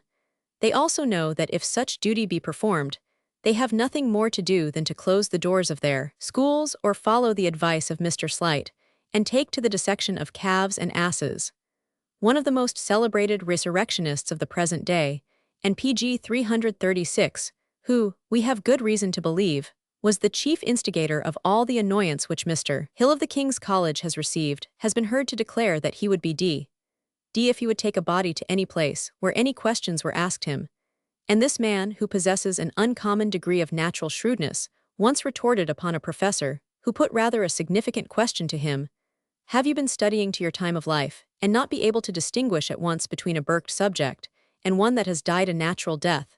It is only the fool that asks questions. Thus it is at once apparent that some legislative enactment is imperatively called for, by which the professors and students of one of the most useful and liberal of human sciences may be released from this degrading and disgraceful state of dependence on a set of wretches who are the very refuse of society, and their high and honorable feelings not daily and hourly wounded by being slavishly obliged to truckle to the miscreants, for the very materials by which their professional pursuits can be carried on.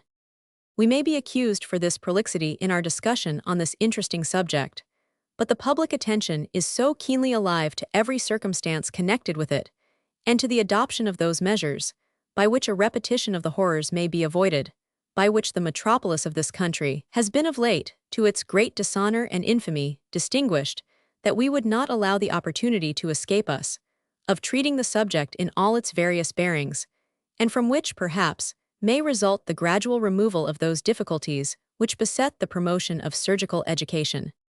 We shall now return to the alleged murder of Sarah Vesey, from which we were led to digress by the foregoing exposition of the conflicting opinions pg 337 relative to the supply of the anatomical schools, which, trammeled as they are at present by legal enactments, are wholly incompetent to furnish the instruction that is so much desired, and on which the safety and health of the whole community may be said to depend. Mrs. Cook, unfortunately, found Sarah Vesey too ready to lend a willing ear to all her artful and villainous insinuations, and she ultimately so well succeeded as to induce the girl to quarrel with the mistress with whom she lived, and without giving her any notice, left her house at night, not even taking her clothes with her. The sudden and mysterious disappearance of the girl excited a considerable sensation in the neighborhood, and the most active inquiries were set on foot to discover the fate which had befallen her. Amongst others, Mr. Lee, of the Lambeth Street Police Office, was instructed to make some inquiries, and learning that the girl was in the habit of frequenting Mrs. Cook's room, he repaired thither, and with the knowledge he possessed of the infamous and abandoned character of the wretch, his suspicions were strongly excited as to the manner in which the unfortunate girl had been disposed of. On questioning two of the people who lodged in the same house with Mrs. Cook, Mr. Lee was informed that they remembered the girl coming about the time that she left her place to inquire if Mrs. Cook was at home, and Mrs. Cook met her on the stairs and said, "Come up, we are just going to supper, we have got some herrings and potatoes."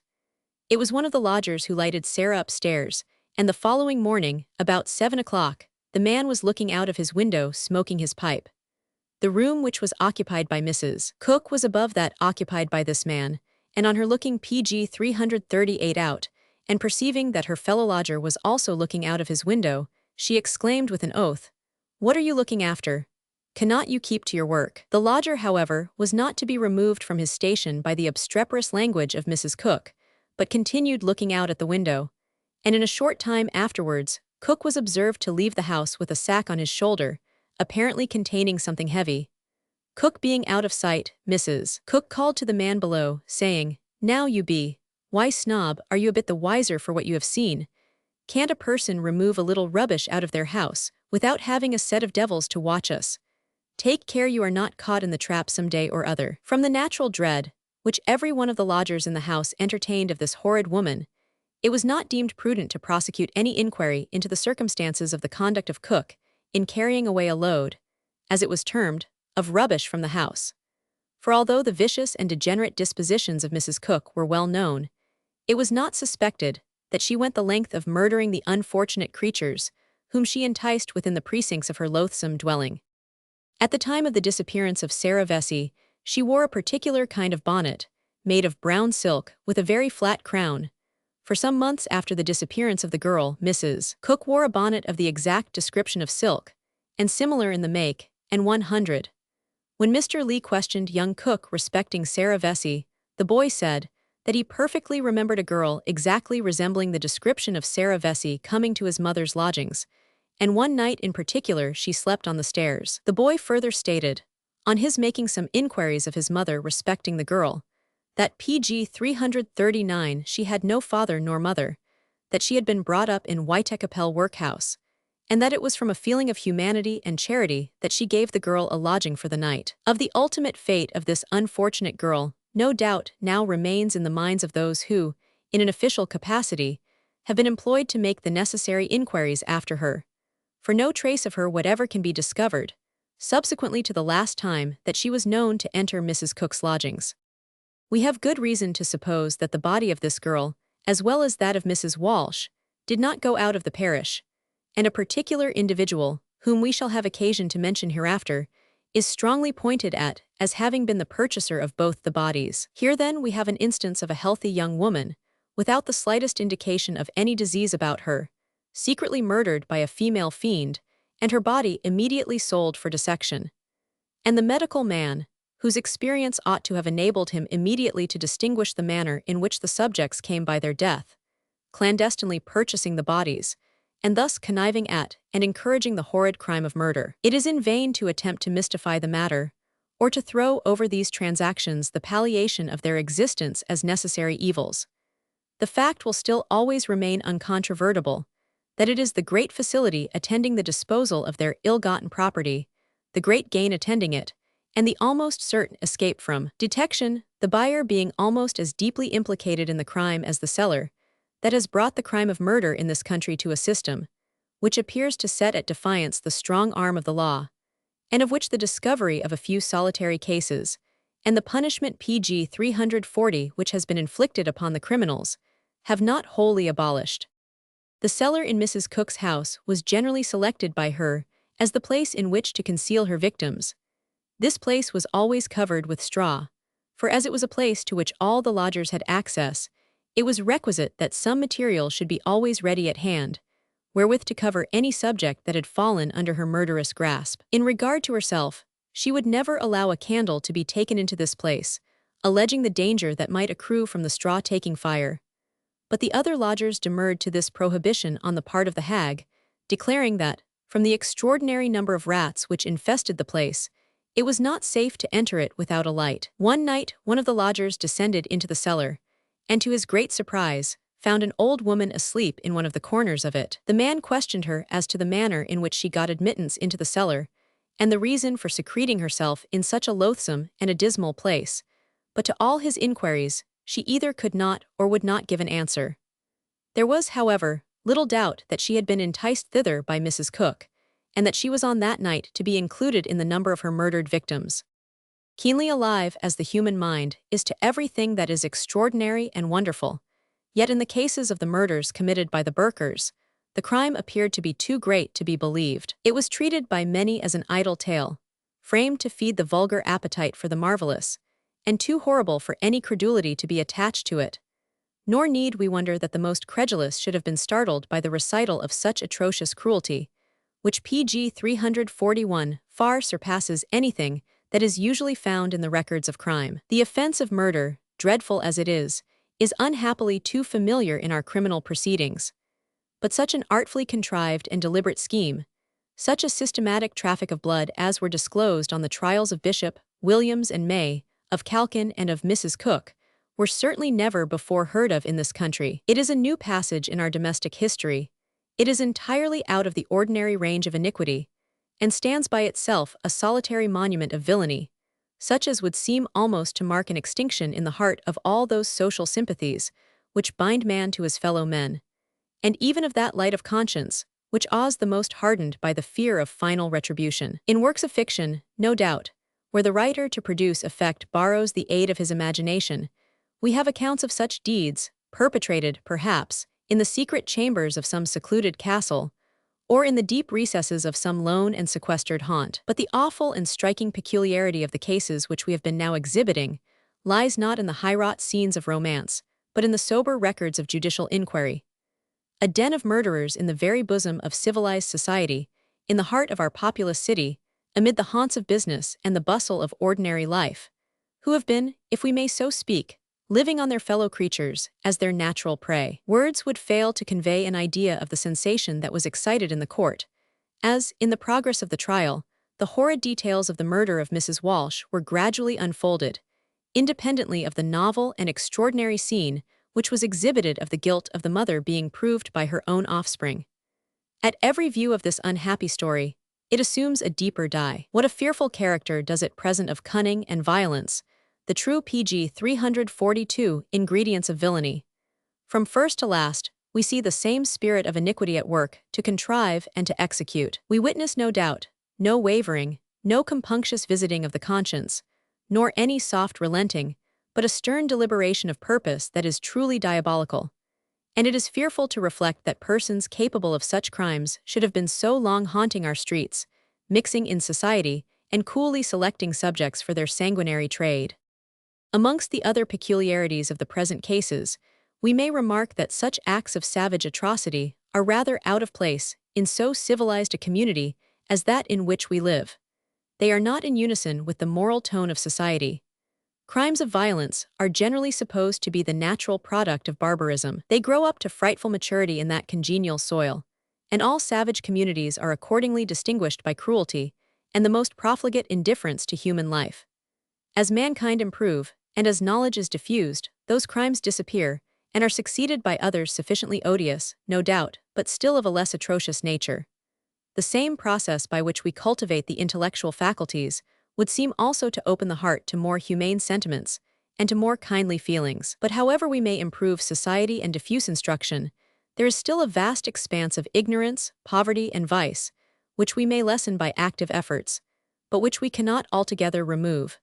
And it is in this intellectual desert, if we may so speak, where nothing that is humane, enlightened, or moral ever springs up to refresh the eye, that crimes are produced. Under the influence of ignorance, all the best affections of the human heart wither and lie dead, and it is chiefly from those who are within its sphere that the ranks of crime are recruited, and that occasionally pg 343 such wretches arise as Burke, Bishop, Williams, and Cook, who distance all competitors in iniquity, and shock the feelings of the age by their enormous crimes. It will generally be found that these criminals are not only wicked and immoral, but that they are uneducated and ignorant, living, no doubt, in a civilized community, and with certain habits of civilization, scarcely, if at all, raised above the level of savages. Hence the vast importance to society of the diffusion of knowledge, of bringing all ranks under some process of mental tuition, and of establishing schools where instruction and morality, for they go together, are retailed at a cheap rate.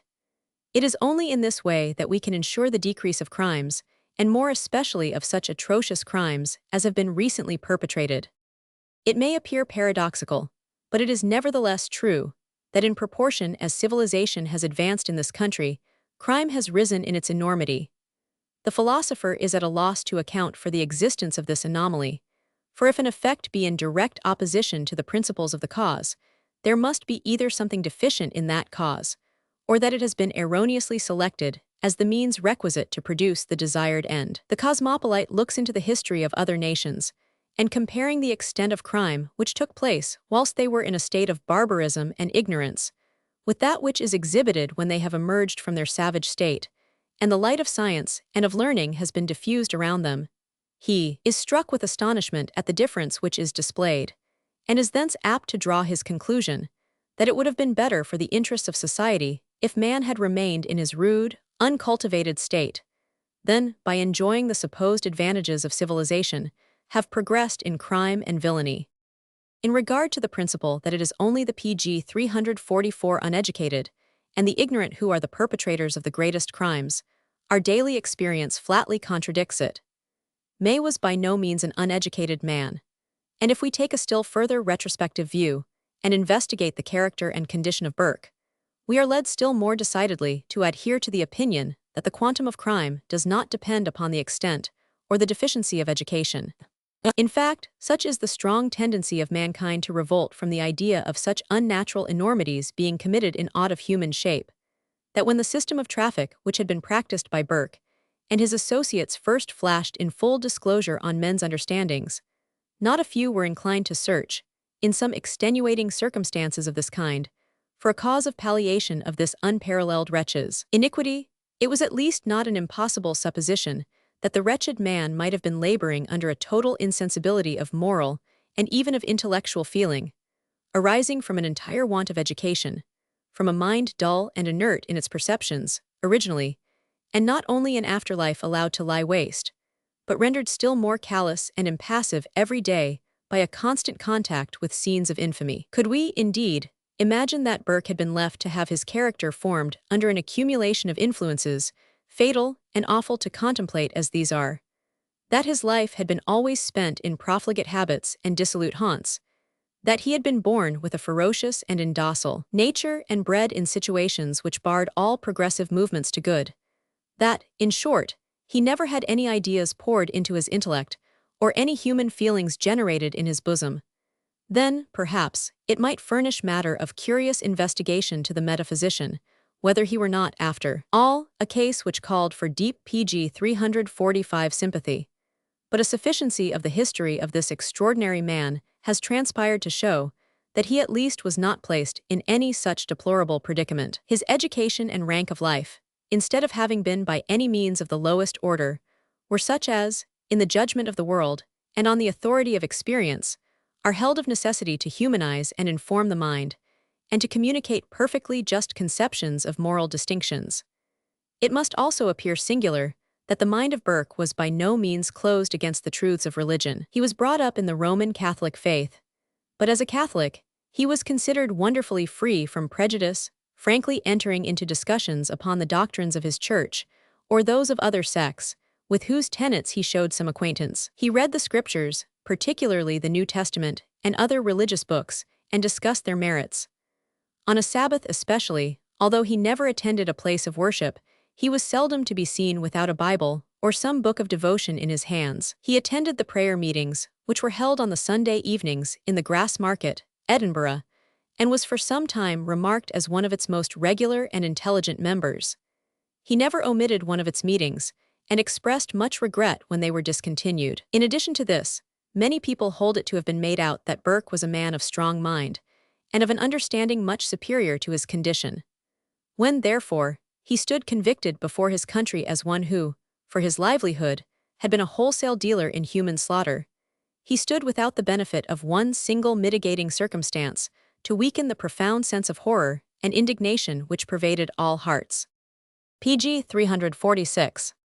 We have touched upon this trait in the character of Burke, for the purpose of establishing the negative, that even religion is not sufficient to deter men from the commission of the most horrid crimes. We have recently had an instance in the case of Holloway, in whose mind the principles of religion were inculcated at an early period, and who professed to adhere to those principles whilst standing on the scaffold, that they were in themselves incompetent to deter him from the commission of one of the most horrid murders recorded in the annals of the country. If, therefore, neither education, civilization, nor religion be sufficient to effect the prevention of crime, to what other power are we to have recourse in order to bring about such a desirable benefit for the human race? We despair of giving a satisfactory answer to that question. The penal laws of the country have been found insufficient. In fact, notwithstanding their unexampled severity, and which is stigmatized as a national disgrace, the most heinous crimes continue to be perpetrated, as if there were no laws existing by which the criminal could be punished for his misdeeds. It would occupy too much of our pages to enter here into any disquisition on the effect of capital punishments on the morals of the people. But we cannot forbear expressing our opinion that the legislators of this country appear to be the most ignorant of any of those nations professing to be civilized, in all matters on which the prevention of crime depends, and whilst they have before them such a splendid example of human wisdom as the Code of Napoleon, they will still adhere to the customs of their forefathers, which assimilate not with the present state of society, and which have been found to be, and are declared wholly inefficacious as a remedy for the evil which they pretend to cure. PG 347. As a female, Mrs. Cook may be considered as one of the most atrocious murderers of the age in which she lived, or of any preceding one. Essentially, and in her real character, an ignoble, base, mean-spirited wretch, this wholesale assassin, by the mere extinction or obliteration of every moral principle and feeling of her nature, now stands out in strong relief from the long and black catalogue of those who have most signalized themselves by their daring violation of the laws, both of God and man. Ordinary homicides slay from passion or revenge.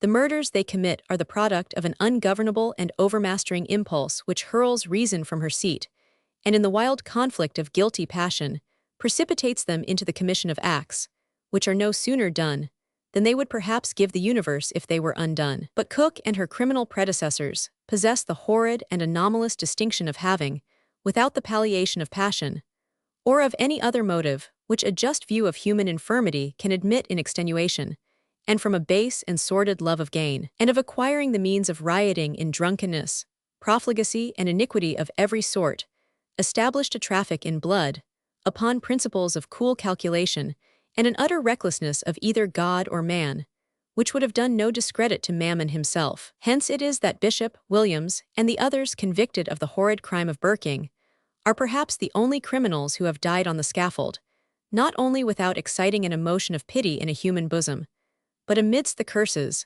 both loud and deep, of the assembled thousands who witnessed the ignominious termination of their guilty career. The wild shouts of exultation which saluted them upon their appearance on the scaffold, and which rung in their ears with still fiercer acclamations when PG 348 the world was closing on them forever, must have appalled even the hearts of ice within their worthless bosoms, and sounded as the knell of a judgment to come, where the spirits of the slain would rise up before them to demand a just retribution.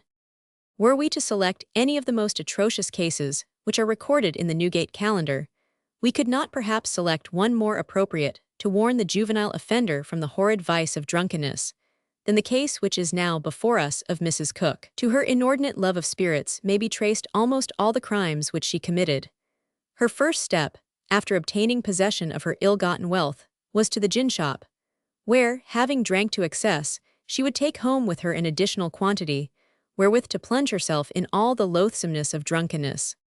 Would that we could here read a warning lesson to those who indulge themselves in the horrid vice of drunkenness, as the certain precursor of their final ruin and the destruction of all their earthly hopes. There is scarcely any vice which entails more complicated misery upon the unhappy wretch that is a slave to it than intoxication. It gradually undermines the strength and vigor both of body and mind. We every day see the most deplorable effects of this most shameful vice in the ruined health, constitution, and fortune of vast numbers of our fellow creatures. How many ingenious and industrious persons has this vice rendered useless and worthless? How many happy families does it daily reduce to beggary and indigence? How many innocent sufferers does it involve in its deplorable consequences? How many have we known who began life creditably and reputably, with a basis on which, through industry and virtue, to rear the structure of an ample fortune? By contracting these fatal and cursed habits, PG 349 have ruined themselves and their families forever. For of all vices, there is no one so incurable as this, when it is once contracted. Other vices leave us with age. This fixes its roots deeper and acquires strength and firmness with declining years. It kindles an infernal spark, which is absolutely inextinguishable. It was, however, against the juvenile part of the community that Mrs. Cook directed her thieving propensities, in order to supply herself with the daily means of satisfying her desire for spirits. It was about 2 years ago that she decoyed a little boy from his home by telling him that she would take him to see his aunt. She conducted him through several courts and alleys, from East Smithfield to Goodman's Yard, and then, having enticed him into one of the dark corners, took from him a quartern loaf and the change of half a crown. She even took the frill off the child's neck, and then told him to stay until she returned. It is, however, surprising with what acuteness some boys are apt to watch the motions of others, and on this occasion all the actions of Mrs. Cook were strictly watched by a youth, as if a suspicion had taken root in his juvenile mind that some nefarious action was about to be perpetrated. He followed Mrs. Cook and her youthful victim to Goodman's Yard, and after having watched her departure, he joined the little dupe, who was anxiously awaiting the return of the good old lady, and immediately took him home to his father, a jeweler of the name of Harris, in East Smithfield, who made the boy a present of a silver medal for his good and meritorious conduct. When Mrs. Cook was brought before the magistrates at Lambeth Street office, charged with the murder of Mrs. Walsh, she was identified as the person who had committed the theft on the unsuspicious boy. PG 350 she, however, did not deny the charge, thinking it perhaps of minor importance, and seemed to treat it as a mere trifle, and wholly unworthy of her consideration. This, however, was by no means the only case which has come to our knowledge, in which this female fiend committed her depredations on the young and the helpless. About 8 months ago, she was observed by a gentleman of the name of Chapman, from his back window in Prescott Street, which looks upon the tenor ground, playing with 2 children and giving them cakes and apples. This lasted for about half an hour, when she ultimately succeeded in enticing them out of the ground. Mr. Chapman suspected that the woman had some evil design in view towards the children, as he judged, from the style of their dress, that they did not belong to her, and went into Prescott Street, for the avowed purpose of meeting her with the children. On coming up to her, he inquired if the children belonged to her, to which she answered that, although they did not belong to her, she knew them very well and was going to take them home, giving him at the same time to understand that it would be as well if some people would attend to their own business, and not interfere with that which does not concern them. Mr. Chapman, however, was not to be daunted by the rude and insolent conduct of the wretch, and on further inquiry, he found that everything which she had said was false, and done with the intent to deceive him. Her real design was to decoy the children to her home, and there either to rob them of their apparel, and turn them shivering into the streets, or secretly to make away with them, to replenish her funds towards the support of her drunken habits. During the time that she was confined at Lambeth Street office, under the charge of the murder of Mrs. PG 351 Walsh, Mr. Chapman came to the office, and identified her as the same woman from whose devices he had rescued the two children. Mr. Lee informs us that he is acquainted with 5 persons whom Mrs. Cook had attempted to entice to her lodgings to sleep, but who were saved by the suspicious nature of her proceedings, and the infamy of her character, which was so well known throughout the whole of the neighborhood where she resided. One circumstance, however, deserves particular mention, as it will display the art and cunning with which this wretch carried on her nefarious practices, and against which the most wary could not be always upon their guard. There was an old woman, whom Mrs. Cook had selected as one of her victims, and into whose good graces she had tried, though in vain, to ingratiate herself. She had pertinaciously refused to accept of her frequent invitations to drink a cup of coffee with her, and to spend a social hour, as both of them had a great deal of time upon their hands, which might be agreeably passed over a cup of coffee, and perhaps she would be able to raise a sufficiency to purchase a quartern of gin, wherewith to regale themselves before parting. Miss Cook soon found that although no immediate attraction existed for the old woman in a cup of coffee, yet that there was something which could not be resisted in the glass of gin. She therefore began by throwing herself in the way of the old woman, who hesitated not to accept the invitation to enter the first gin shop which presented itself, and Mrs. Cook began to rise many degrees in her good opinion, on account of the kind and liberal manner in which she treated her with her favorite beverage.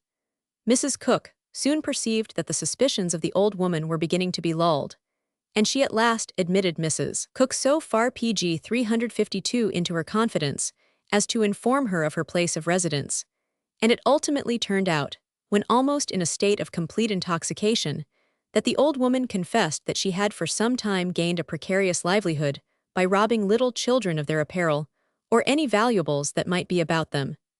Mrs. Cook was, however, too much upon her guard to make the same disclosure, but she saw in the confession of the old woman a certain instrument of accomplishing the purpose which she had in view.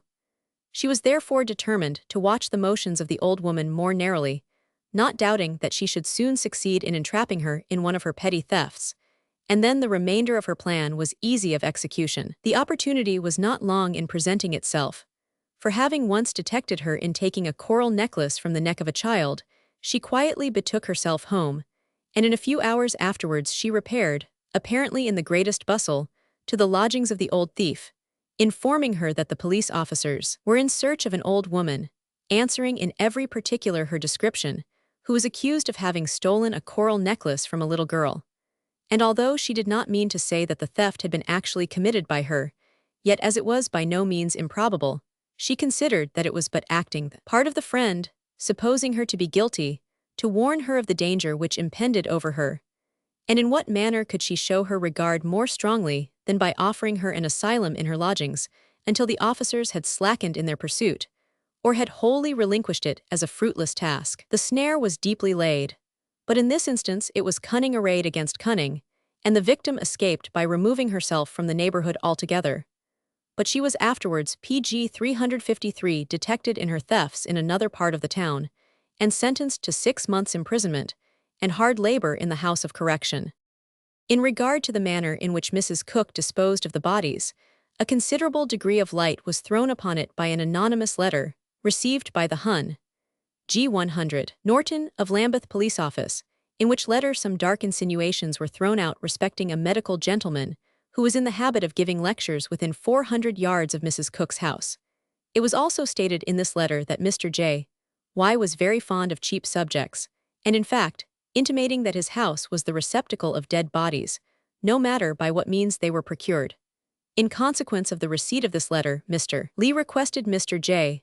Y to attend before Mr. Norton, as it was natural to suppose that some information might be elicited from him, which might supply some links that were wanting in the chain of evidence against Mrs. Cook, for it was not improbable that the body of Mrs. Walsh might be actually traced into his possession. Mr. J. Y., however, when before the magistrate, positively denied all knowledge of the body of Mrs. Walsh, and further, that he never knew the prisoner under the name of Cook, but under that of Ross, and that was merely from attending her in his professional capacity. At the time when she was under examination in the name of Cook, Mr. J. Y. almost took upon himself the character of her advocate, and he endeavored very much to draw Mr. Norton's attention from the statement of young Cook, and even to discredit it altogether. He alluded particularly to that part of the statement which touched upon Mrs. Walsh having taken coffee with Mrs. Cook, as it was not to be supposed that a person of her character was not better acquainted with the PG 354 anti-narcotic power of coffee than to administer it to the person whose life she contemplated.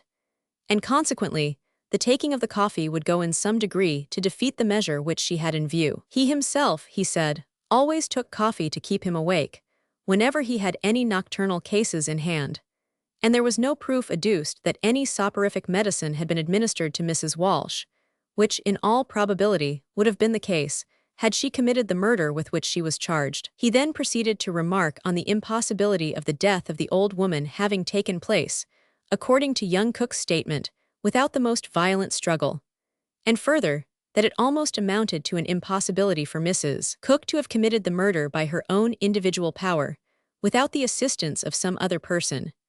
Nor was it likely that the father of the boy should be standing all the time that the work of death was going on, near the fireside, and withhold his assistance towards the accomplishment of the murder. There is an old adage, which says, an injudicious friend is a dangerous enemy, and in this instance the warm and indiscreet manner in which Mr. J. Y. espoused the cause of Mrs. Cook only aggravated the suspicions against her, at the same time that neither the private nor the professional character of the individual himself was exalted by the measure. On leaving the office, Mr. J. Y. said to Lee, "Someone will be let in for this by and by," an insinuation which had at the time its various interpretations, but the one to which the greatest probability was attached was that it had some reference to the collusion which existed between himself and the accused parties, relative to some previous transactions in the disposal of dead bodies, all of which PG 355 were supposed to find their way to the lecture room of Mr. J. Y. At another examination of the prisoners, Mr. J. Y. attended voluntarily, as he alleged, to speak to the magistrates. The prisoners, it being then early in the forenoon, were not yet brought up for examination, and Lee informed Mr. J. Y. that, if he wished it, he might then communicate to the magistrates what he had to say, as most probably several hours might elapse before the prisoners would be brought up. Mr. J. Y., however, declined the offer, saying he would wait until the prisoners came, and he did actually wait in and about the office for nearly 4 hours. That a conduct of this kind was calculated to excite suspicion may be easily conceived, for an individual seldom enters into the defense or justification of an accused person without some ostensible motive being displayed. Friendship or a long acquaintance or personal interest may induce a person to come forward and exert himself to obtain the exculpation of the accused party. But in the present instance the question was asked, what connection could possibly exist between Mr. J. Y. and the Cooks, to sanction the zealous manner in which he presented himself to espouse their cause, at the same time that, on a previous occasion, he had publicly stated that he knew nothing at all about them. Mr. J. Y. has been heard to declare that he could always get plenty of cheap subjects if he had the means of paying for them, and it has been ascertained that although Mrs. Cook may be regarded as one of the most finished Burkers of her time, yet that she never disposed of any of her victims in those quarters where it was supposed she would most readily apply, and where the greatest prices were to be obtained, namely, the hospitals and the anatomical schools. PG 356, she appeared to be contented with almost any sum she could obtain, to satisfy the immediate necessities of the day, and therefore the probability exists that she did actually dispose of her victims in that quarter, where confidence was established, and where cheapness was a primary object.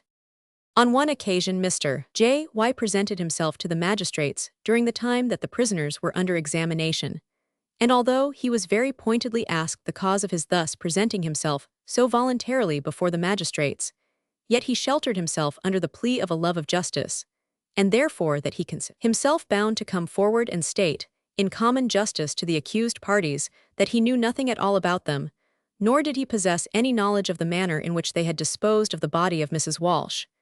Having given this statement, Mrs. Cook turned to him, saying, "Thank you, sir, thank you, sir.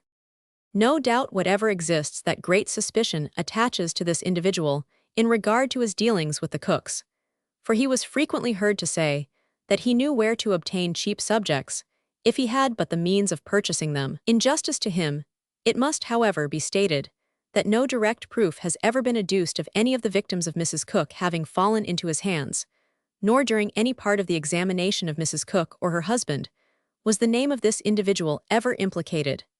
It is not to be supposed that at this remote period any clue will be obtained as to the actual disposal of the body of Mrs. Walsh, but of its ultimate fate, no doubt whatever rests on the public mind. The police establishment of Worship Street had, however, scarcely finished their labors with Mrs. P.G. 357 Cook and her associates, then the attention of the Worship Street officers was directed to other circumstances, which afforded strong grounds for suspicion that several Burking murders had been committed by some persons who had recently taken a house in Severn Place, 3 Calf's Lane, Bethnal Green, described as a lonely spot near the fields between Bethnal Green and the Whitacapel Road. A search warrant was accordingly issued and executed by the Worship Street officers, who apprehended 3 persons whom they found on the premises. The prisoners, George Bradley, a young fellow about 20 years of age, Sarah Skinner, a young woman with whom he cohabited, and Louisa Covington, alias Carpenter, his sister, were placed at the bar for examination before Mr. Broughton. And Sarah Bradley, an elderly Irishwoman, mother of George, who had gone to the office to see the prisoners, was taken into custody and placed at the bar with them. Mrs. Hannah Smith, a respectable-looking, middle-aged widow, deposed that she lived at No. 6, Severn Place, and the 2 young women at the bar lived in the next house, No. 7. She had also seen a young man there, whom she believed to be the prisoner, George Bradley. The prisoner, who wore a fustian jacket, was ordered to put on a white greatcoat produced, and his hat, and the witness then said she was sure he was the person whom she had seen go in and out of No. 7. The witness proceeded to state that they were very small houses, only 1 story high, and the partition between them so thin that in her apartment she could hear any talking or noise in the next house. On Wednesday evening she was sitting at work in her lower room, close to the partition, and PG 358 heard a female voice faintly but distinctly cry, "Murder, murder." And she then heard one man say to another, "Hold thee B.H. hold her." Some boys then tapped at the window of No. 7 and called out Burkers, and a female went and opened the door, but they had ran away. The prisoner Covington here went into hysterics, and the examination was suspended until she recovered. The witness, in continuation, said that after what she had already stated took place, all remained quiet until about 8:30 o'clock, and she then heard a noise in the same room, like persons cording a box, and after that there was a stamping noise upon the pavement before the door, which was then opened. Mr. Broughton, was it a stamping of feet, as of persons carrying a load, or by way of signal?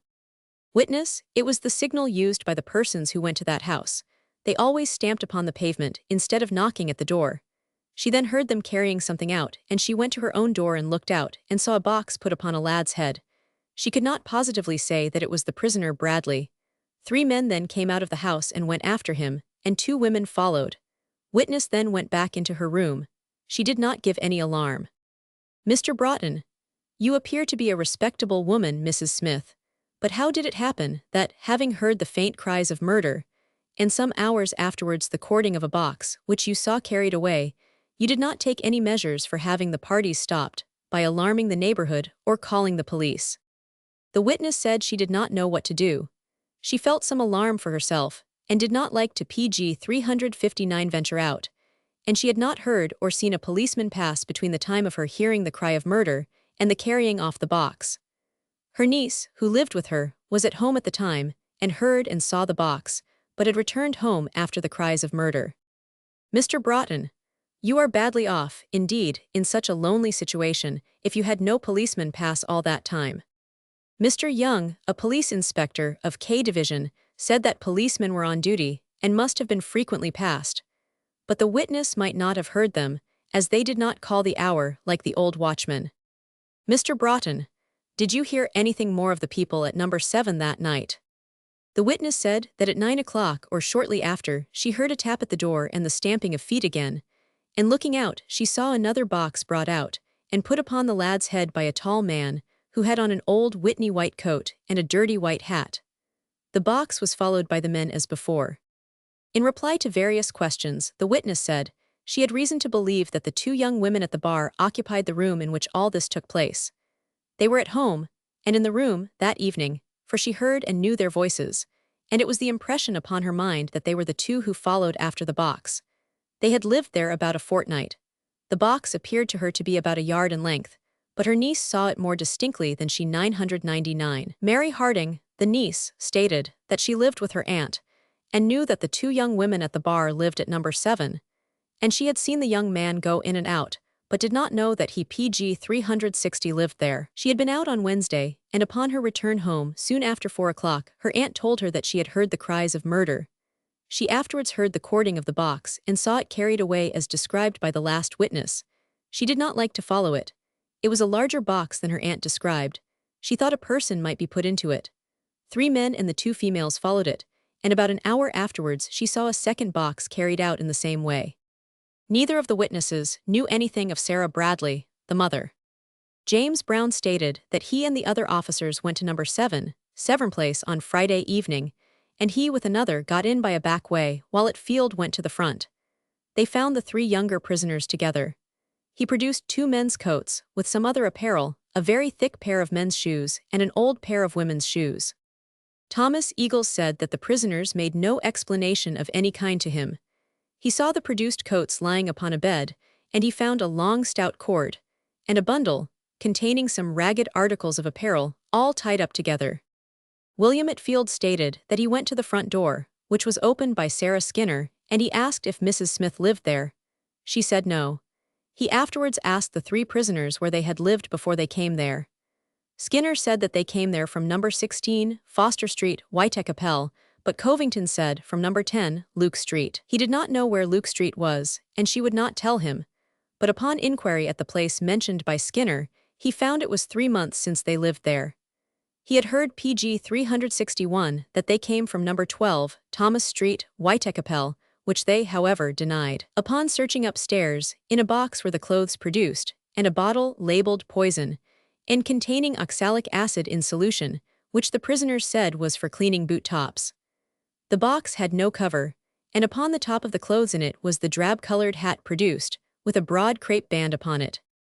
It was remarked in the office that it was precisely such a hat, as the boy Newton had described to have been worn by the tall man, whom he saw run from the spot where the body of Margaret Duffy was found in Cowhill Alley. James Hanley produced a small tin box, which he found in the room with the prisoners. It contained 6 pawnbrokers' tickets, 1 of them for a shawl, and 2 for other articles of female apparel, all pawned on Wednesday, the day mentioned by Mrs. Smith. Police Inspector Young produced a small file which, he said, had been found in the house that morning, by a constable who had been placed there, but was not now present. It contained some oil of vitriol. It appeared that Mrs. Smith had intimated her suspicions to the police, and a constable had been placed in her house since Thursday, to watch the next, and a written statement made by her was now shown to the magistrate. Mr. Broughton recalled Mrs. Smith, and asked if she had seen any females at the house besides the prisoners, or seen or heard anything suspicious previously to last Wednesday.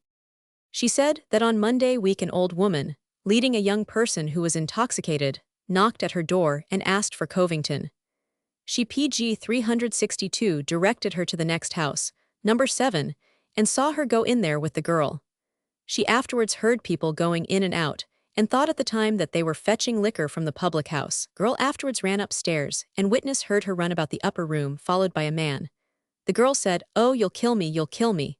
The old woman remained in the lower room, and the witness heard her say, "Oh, my dear," when the girl cried out, but she did not appear to move or take any further notice. Witness heard the girl fall when she cried out. It was then late at night, and about 2 in the morning she heard a rustling in the passage, as if two persons were carrying something out. Mr. Broughton, after some further inquiries, had the prisoners placed at the bar separately, to hear if they wished to make any defense or explanation. But he repeatedly cautioned them that they were not obliged to say anything, and that if they did, it might be used against them. They all protested very earnestly that what Mrs. Smith and her niece saw carried out was nothing but a bedstead and a table, and other things which had been carried away by night. The noises and crying out which she had heard were laughing, which ended in a quarrel, and an old woman named Smith who had lived with them moved away in consequence.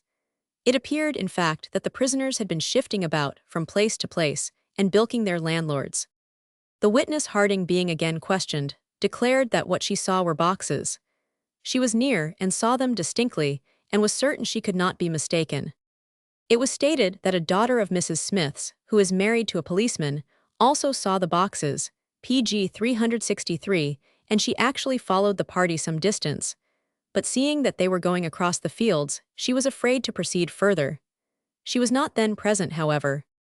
Mr. Broughton said that from the positive swearing of the witnesses, he must believe that it was a box which they saw carried out, and it was exceedingly to be regretted that means had not been taken to stop the party and ascertain what the box contained. God forbid that he should say that it did contain a body, but the circumstances stated by Mrs. Smith as to what had occurred on Monday week, when she heard the girl running about, followed by a man, and crying out, "You'll kill me," and her hearing the faint cries of murder on Wednesday, and seeing the box carried off some hours afterwards, made it a case of strong suspicion, and he would give ample time to search for further evidence. Sarah Bradley was discharged, nothing having been stated against her. The other 3 prisoners were remanded for a week. Accordingly, on that day, the prisoners were again brought up, but no conclusive evidence being adduced against them, they were discharged. On taking a summary view of the chief subject connected with the crime of burking, and which has particularly engaged our attention during our progress through this work, we are fully aware that we have, in several instances, laid ourselves open to the animadversions and the opprobrium of the surgical profession at large, inasmuch as we may have been supposed to attach to it a positive degree of stigma, as having been the encourager, and in some cases, the actual parent of the burking system, which, without their cooperation and connivance, would never have been known in this country. In PG 360 for this respect, however, the charge against us is unfounded. We have adhered to a strict line of impartiality in recording the different arguments which have been adduced, publicly and privately, against the practices of the anatomical schools in general, and particularly in regard to the culpable ignorance which has been manifestly displayed by several persons connected with the purchase of dead bodies, in their discrimination between a murdered person and a corpse that has been exhumed. It would be an affected display of sensibility to condemn altogether the sale and purchase of human corpses, for it is a practice which must and will prevail so long as a knowledge of the anatomy of the human frame constitutes a part of the education of the medical student. Our great aim, however, has been, by a collision of arguments and an impartial exposition of facts, to devise those measures by which the science of anatomy may be encouraged, facilitated, and maintained without having recourse for its support to midnight murders, and to the reckless sacrifice of life, on account of the tempting gain which is held out to those whose consummate villainy can lead them to the commission of such dreadful crimes. It is on record in the preceding pages that several individuals have fallen under the murderous grasp of the burker, whose bodies have been conveyed to the hospitals and the anatomical schools, and they're disposed of with the utmost facility, and apparently without the slightest suspicion, as if they were the carcasses of so many pigs, whilst at the same time, the experience of the purchasers of the subjects, leaving the extent of science out of the question, altogether should have enabled them at once to decide upon the manner in which the subject came by its death, or in other words, whether it was violent or natural. In the illustration of this part of PG 365 our argument, let us, for instance, take the cases of Mrs. Walsh and Sarah Vesey. It was proved in evidence that on the morning after the murder of the former, her body was carried out of the house by the husband. Of its destination no doubt whatever can exist. What opinion, then, can we form of the surgical professor, who can have a human corpse offered to him before it is scarcely cold, destitute of all the distinctive marks of exhumation, and without any of the concomitant signs of corruption, coolly and deliberately purchasing the same, without instituting the slightest inquiry into the suspicious nature of the subject, and whether he was not himself actually abetting and encouraging a human wretch in the crime of murder. We have never been told by any of the surgical professors of the anatomical schools that their science, or more properly speaking, their knowledge, is still so far in its infancy that they do not know of any criteria by which to judge of a murdered subject, and one that has undergone the ceremony of exhumation and been torn from the grave by the resurrectionist. The public, however, must take it for granted that such ignorance on the part of the professor does actually exist, or what is the natural inference that must be drawn? That he must be conscious to himself that some deed of violence has been committed upon the body, so as to occasion death, but that it does not become him to institute any inquiry into the business, as he is not supposed to entertain the slightest suspicion, but that the body has been clandestinely obtained from the grave. We cannot designate this conduct by any other term than a bonus held out for the crime of murder, and it is on this account, and on this account only, that in our arguments, we have dwelt particularly on the necessity of the interference of the legislature to devise pg 366 those legal means, by which the science of anatomy may be supported, without being obliged to have recourse to the dreadful crime of murder, or even to the disgusting avocation of the resurrectionist. It appears that, notwithstanding the greater facility which is offered in France to the surgical student in the prosecution of his anatomical knowledge, owing to the removal of many of the impediments which exist in this country in the procuring of human corpses for the purpose of dissection, yet that the attention of some of the most enlightened men of that country has for some time been directed to the devising of those measures, by which the human body may, in a great degree, be dispensed with, whilst, at the same time, the promotion of science is neither frustrated nor impeded. Amongst those men who have chiefly signalized themselves in these laudable endeavors stands conspicuously 1000. Azus, who, by perseverance, industry, and skill, has succeeded in the construction of an artificial skeleton, which promises to answer almost all the purposes of the human body. In the preparation of this extraordinary piece of mechanism, if it may be so called, he has been employed for several years. It has received the sanction and approbation of the principal medical professors of Paris, and it is now brought to this country as an exhibition, with the intent of promoting the science of artificial anatomy and the removal of those abuses and inconveniences with which the dissection of the human body is attended. We have been favored with the pamphlet of 1000. Azus, descriptive of the uses and plans of his ingenious invention, as well as with the report of the Royal Academy of Physic at Paris on its peculiar merits and advantages. We give the following translation of it. pg 367. Since, in 1822, after a number of experiments, and several years of incessant application, I published my first work on artificial anatomy, a kind of excitement arose in the schools of medicine, and amongst those individuals who are supposed to guide the public opinion. Hitherto, the study of anatomy was confined to the amphitheaters, and it was not considered possible to perfect the study of it in any other manner. On the other hand, so many ineffectual attempts had been made to procure a regular and sufficient supply of subjects, that artificial anatomy became the subject of very contrary and dissimilar opinions. Some individuals, by a method of reasoning wholly divested of proof, beheld in artificial anatomy nothing less than the means of encouraging the idleness of the students and a fallacious resource for the practitioner, whilst, on the other hand, others, exaggerating the benefits of it, beheld in it the means of dispensing with dissections. Others, as is always the case when anything of a novel nature appears, declared the thing to be both impossible and impracticable, and the remainder were content with decrying it altogether, or they became the servile imitators of it. The academies, where judgment is always the result of profound deliberation, having announced the importance of this discovery, encouraged me to prosecute my plans and experiments, pointing out to me at the same time some imperfections in them.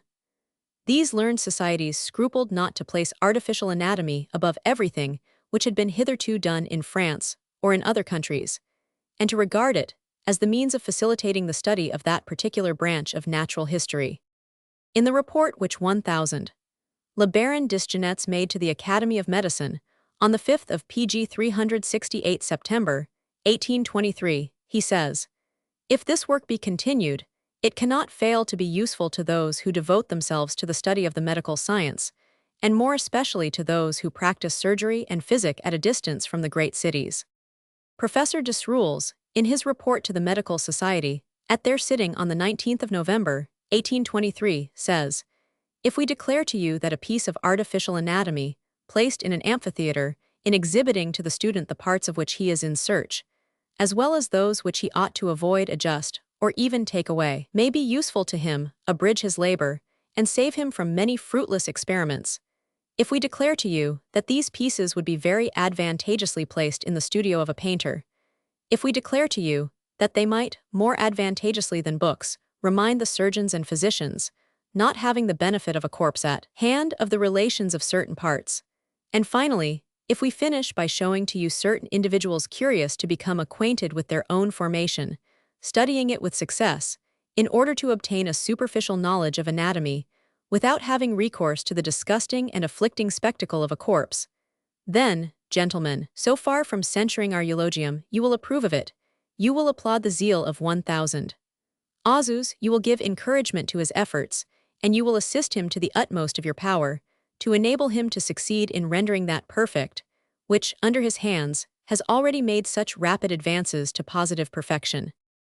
In the report made by Professor Dumeril to the Academy of Sciences, at its sitting on the 11th of April, 1825, he says, "No one is ignorant how great is the natural repugnance which is felt for the study of anatomy, and especially to the examination and pg 369 inspection of those objects which form the subject of it, by all those persons who are not attached towards it by the necessary calls of their profession. It were desirable that general ideas of the organization of the human frame should be imparted to young people, and which ought to form a branch of their earliest education. Is it to be supposed that an educated man of the present day should be ignorant in what manner, and by what organs our motions are executed, in what consist the instruments by which our sensations and our principal functions are performed? Besides, it is indispensable that every skillful designer, who wishes to become a painter or a statuary, may be enabled, without applying himself to anatomical researches, to learn in what manner the forms are constantly modified in the motions by the organs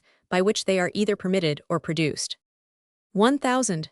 Ehlert, in his report made to the Academy of Medicine on the 5th of July, 1825, thus expressed himself, "We will not dilate any further on the great utility of these pieces, which doubtless will soon be generally felt. It may be sufficient to add that they are competent, by a preliminary knowledge of the situation of the relations of the parts, greatly to simplify the study of anatomy, by facilitating the dissections which are indispensable to the study of medicine, from which will result the eminent advantage of rescuing a great number of students from those accidents which are caused by a protracted stay in the dissecting theaters. Further, that they are well calculated to supply the place of corpses in those places where it is not possible to procure them, and that, by the study of similar pieces and the dissection of certain animals, a knowledge can be acquired of the structure of the human body, sufficient for the majority of cases, and much more pg 370 precise and indubitable than that which can be acquired by any other artificial means."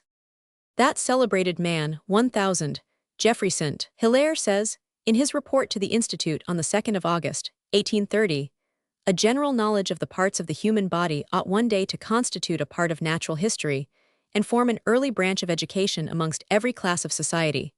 Sooner or later, this study will be adopted in our schools, but this will never become, nor is it possible to be executed without the resources offered by the new branch of industry created by 1,000 Azus." 1,000. Richerand, one of the most celebrated professors of medicine of France, says, "He who cultivates the science of human anatomy resembles, in some degree, the chemist, in the same manner that the latter cannot attain to a correct knowledge of a substance without being able to decompose it, and to analyze it in all its parts.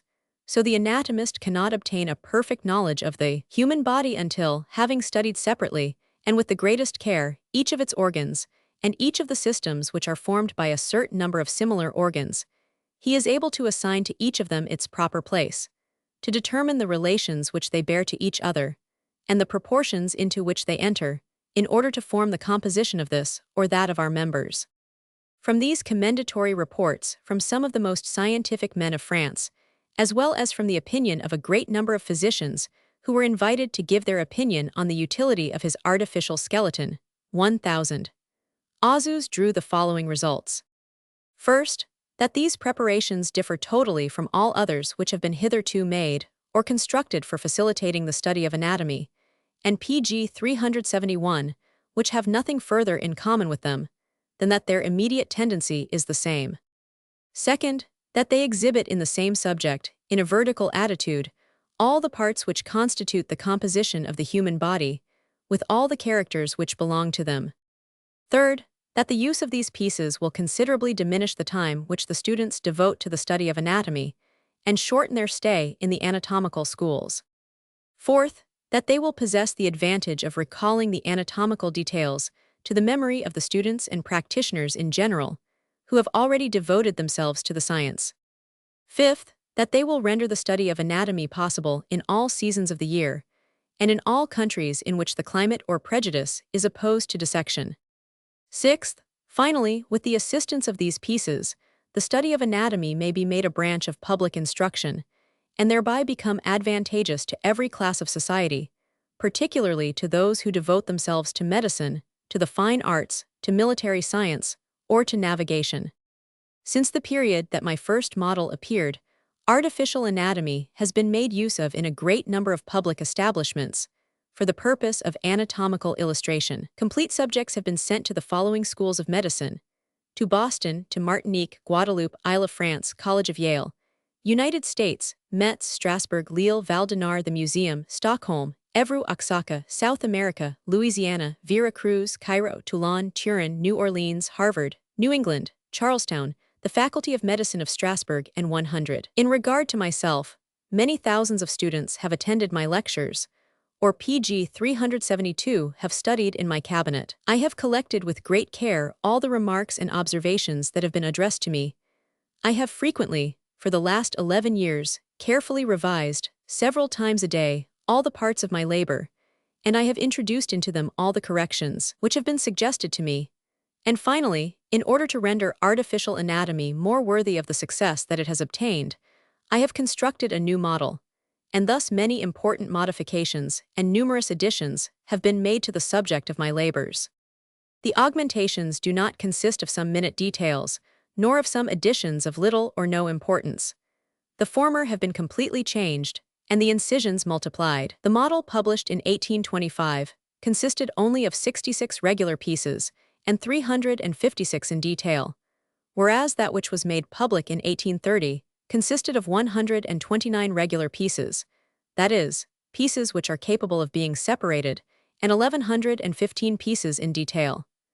The skeleton taken for the model represents a man of an athletic constitution. I have given it the attitude of Antinous, to which it may be compared, on account of the beauty and exactitude of its forms. The left foot is fixed in a wooden socket, for the purpose of giving it a rotatory movement. All the parts united present a man, from whom the skin only has been taken. One half of the subject is represented entire. All the parts which constitute the other half may be detached. Every muscle, every organ may be removed, one by one, from the skin to the bone, with the greatest facility, and replaced in the same manner. An order number, corresponding with a synoptic table, is made to indicate the name of the organ, and the extremity at which the displacement should be made. pg 373. A few moments only are necessary to cover a table with the numerous pieces which enter into the composition of this anatomical imitation, and a few minutes are sufficient to put them together again, and to form the complete skeleton. So far may be considered as the report of 1000. Auzus himself, relative to the advantages of his invention, and being afterwards submitted to the Royal Academy of Physic to pronounce upon its merits, the following report was made on the 10th of May, 1831. Dubois, Ribes, Adelin, Cravelhier, Brechet, Cloquet, and de Massey were appointed by the Academy to examine the invention of 1000. Auzus, and the report is drawn up and signed by 1000. De Massey. It was in the year 1822, 1823, and 1825 that 1000. Auzus submitted for your examination a number of pieces of artificial anatomy, adapted to represent the different parts which belong to the composition of the human body. It is by means of a particular paste that 1000. Auzus executes his preparations. This paste, in a fresh state, is susceptible of being run into molds to take and preserve the most delicate impressions and to acquire by desiccation a solidity equal to that of wood. In due course of time, you appointed Messrs. Dumeril, Burlard, Cloquet, Disgenetz, Brechet, Richerand, and Ehlert, whose well-known science rendered them fully competent to give a correct opinion of similar works, to report to you on the labors of our associate, 1000 Azus, and they reported to you the importance of the discovery, and called upon you to bestow your commendations on the inventor. They also reported to you that he was deserving of the encouragement which the government bestows upon those who render a benefit to their country. Your reporter, 1000 Ehlert, says, pg 374, that France at this time possesses the advantage of surpassing all other countries in the art of anatomical imitations. Your decision, gentlemen, has been fortified by the zeal and anxiety evinced by the public establishments of other countries to become possessed of similar anatomical subjects. Your commendations, and the anxious activity with which foreigners have applied for the works of our skillful associate, inspired him with fresh ardor and zeal to render his work still more perfect. We will here repeat with pleasure what was said by the Medical Society of Emulation in 1823. It is with pleasure that we bestow upon 1000 Azus every encomium of which he is deserving, for his zeal for the promotion of science, for his patience, his ingenious attempts, and finally for the results which are due to his perseverance and his correct knowledge of anatomy.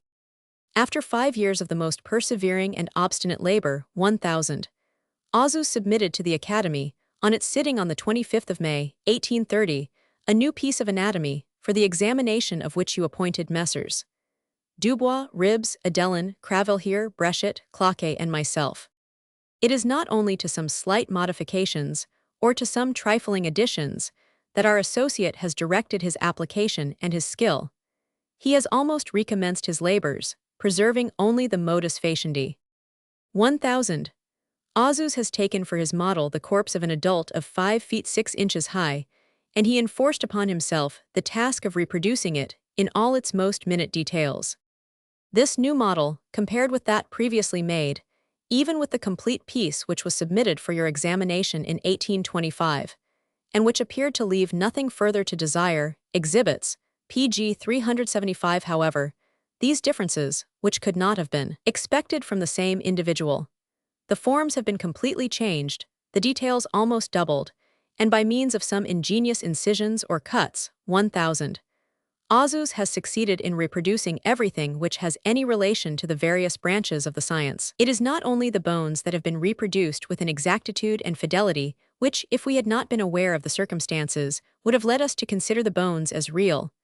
The most tender, the most delicate, as well as the most voluminous, the softest as well as the hardest, the most superficial as well as the most profound, all are represented with the most scrupulous exactness in their form and color, their relations and connections. We consider that it would be useless to lay before you an analysis of all those details, and will therefore only draw your attention to some particular facts, to which your commissioners have principally directed their attention. The heart has been produced with the happiest success, by means of a particular cut. This organ is divided into 2 moieties, on each of which are 2 cavities, which may be opened in such a manner as to admit of a full inspection of the valves. All these parts are united with such extreme nicety and exactness that the traces of the division are scarcely distinguishable, and when combined, they exhibit a heart of the natural size, from which the vessels arise which digress from it, or which terminate in it. All these vessels being produced from their origin to their termination, it becomes an easy task to study the branches which depart from it, the numerous anastomoses which they have between them, and their relations with the different organs. The preparation of the head, in which are found the head, the pharynx, the larynx, the nasal cavities, with the muscles, the veins, the arteries, the nerves pg 376 which accompany those parts, or which are distributed about them, appears to your commissioners to exhibit a whole, which has never before been produced. This work is, however, not yet complete, even 1000 Azus himself admits that some errors may have crept in. Your commissioners have employed several sittings in the examination of this new preparation, and they have discovered some inaccuracies, some anatomical errors. These inaccuracies and errors were, however, no sooner pointed out than they were rectified, so great is the facility with which 1000 Azus can remove and replace every one of the parts. Your commissioners congratulate themselves on having announced to you the entire realization of the hopes, which not only your former commissions, and those of the Royal Academy of Sciences, and the Medical Society of Emulation have entertained, but also of several very able physicians who have been called on to give their opinion. In regard to the measures adopted in this country to legalize the sale of bodies, Mr. Warburton has succeeded in carrying his bill through the House of Commons, extending the provisions of it to Ireland. It is supposed that some of the clauses of the bill may have an injurious effect upon the private anatomical schools. But taking the general principle of the bill under our consideration, we are convinced that, when certain prejudices are overcome, it will be found fully adequate to remedy the evil which has so long existed, to the odium and disgrace of the country, and that the general interests of science will be encouraged and supported by it. The end.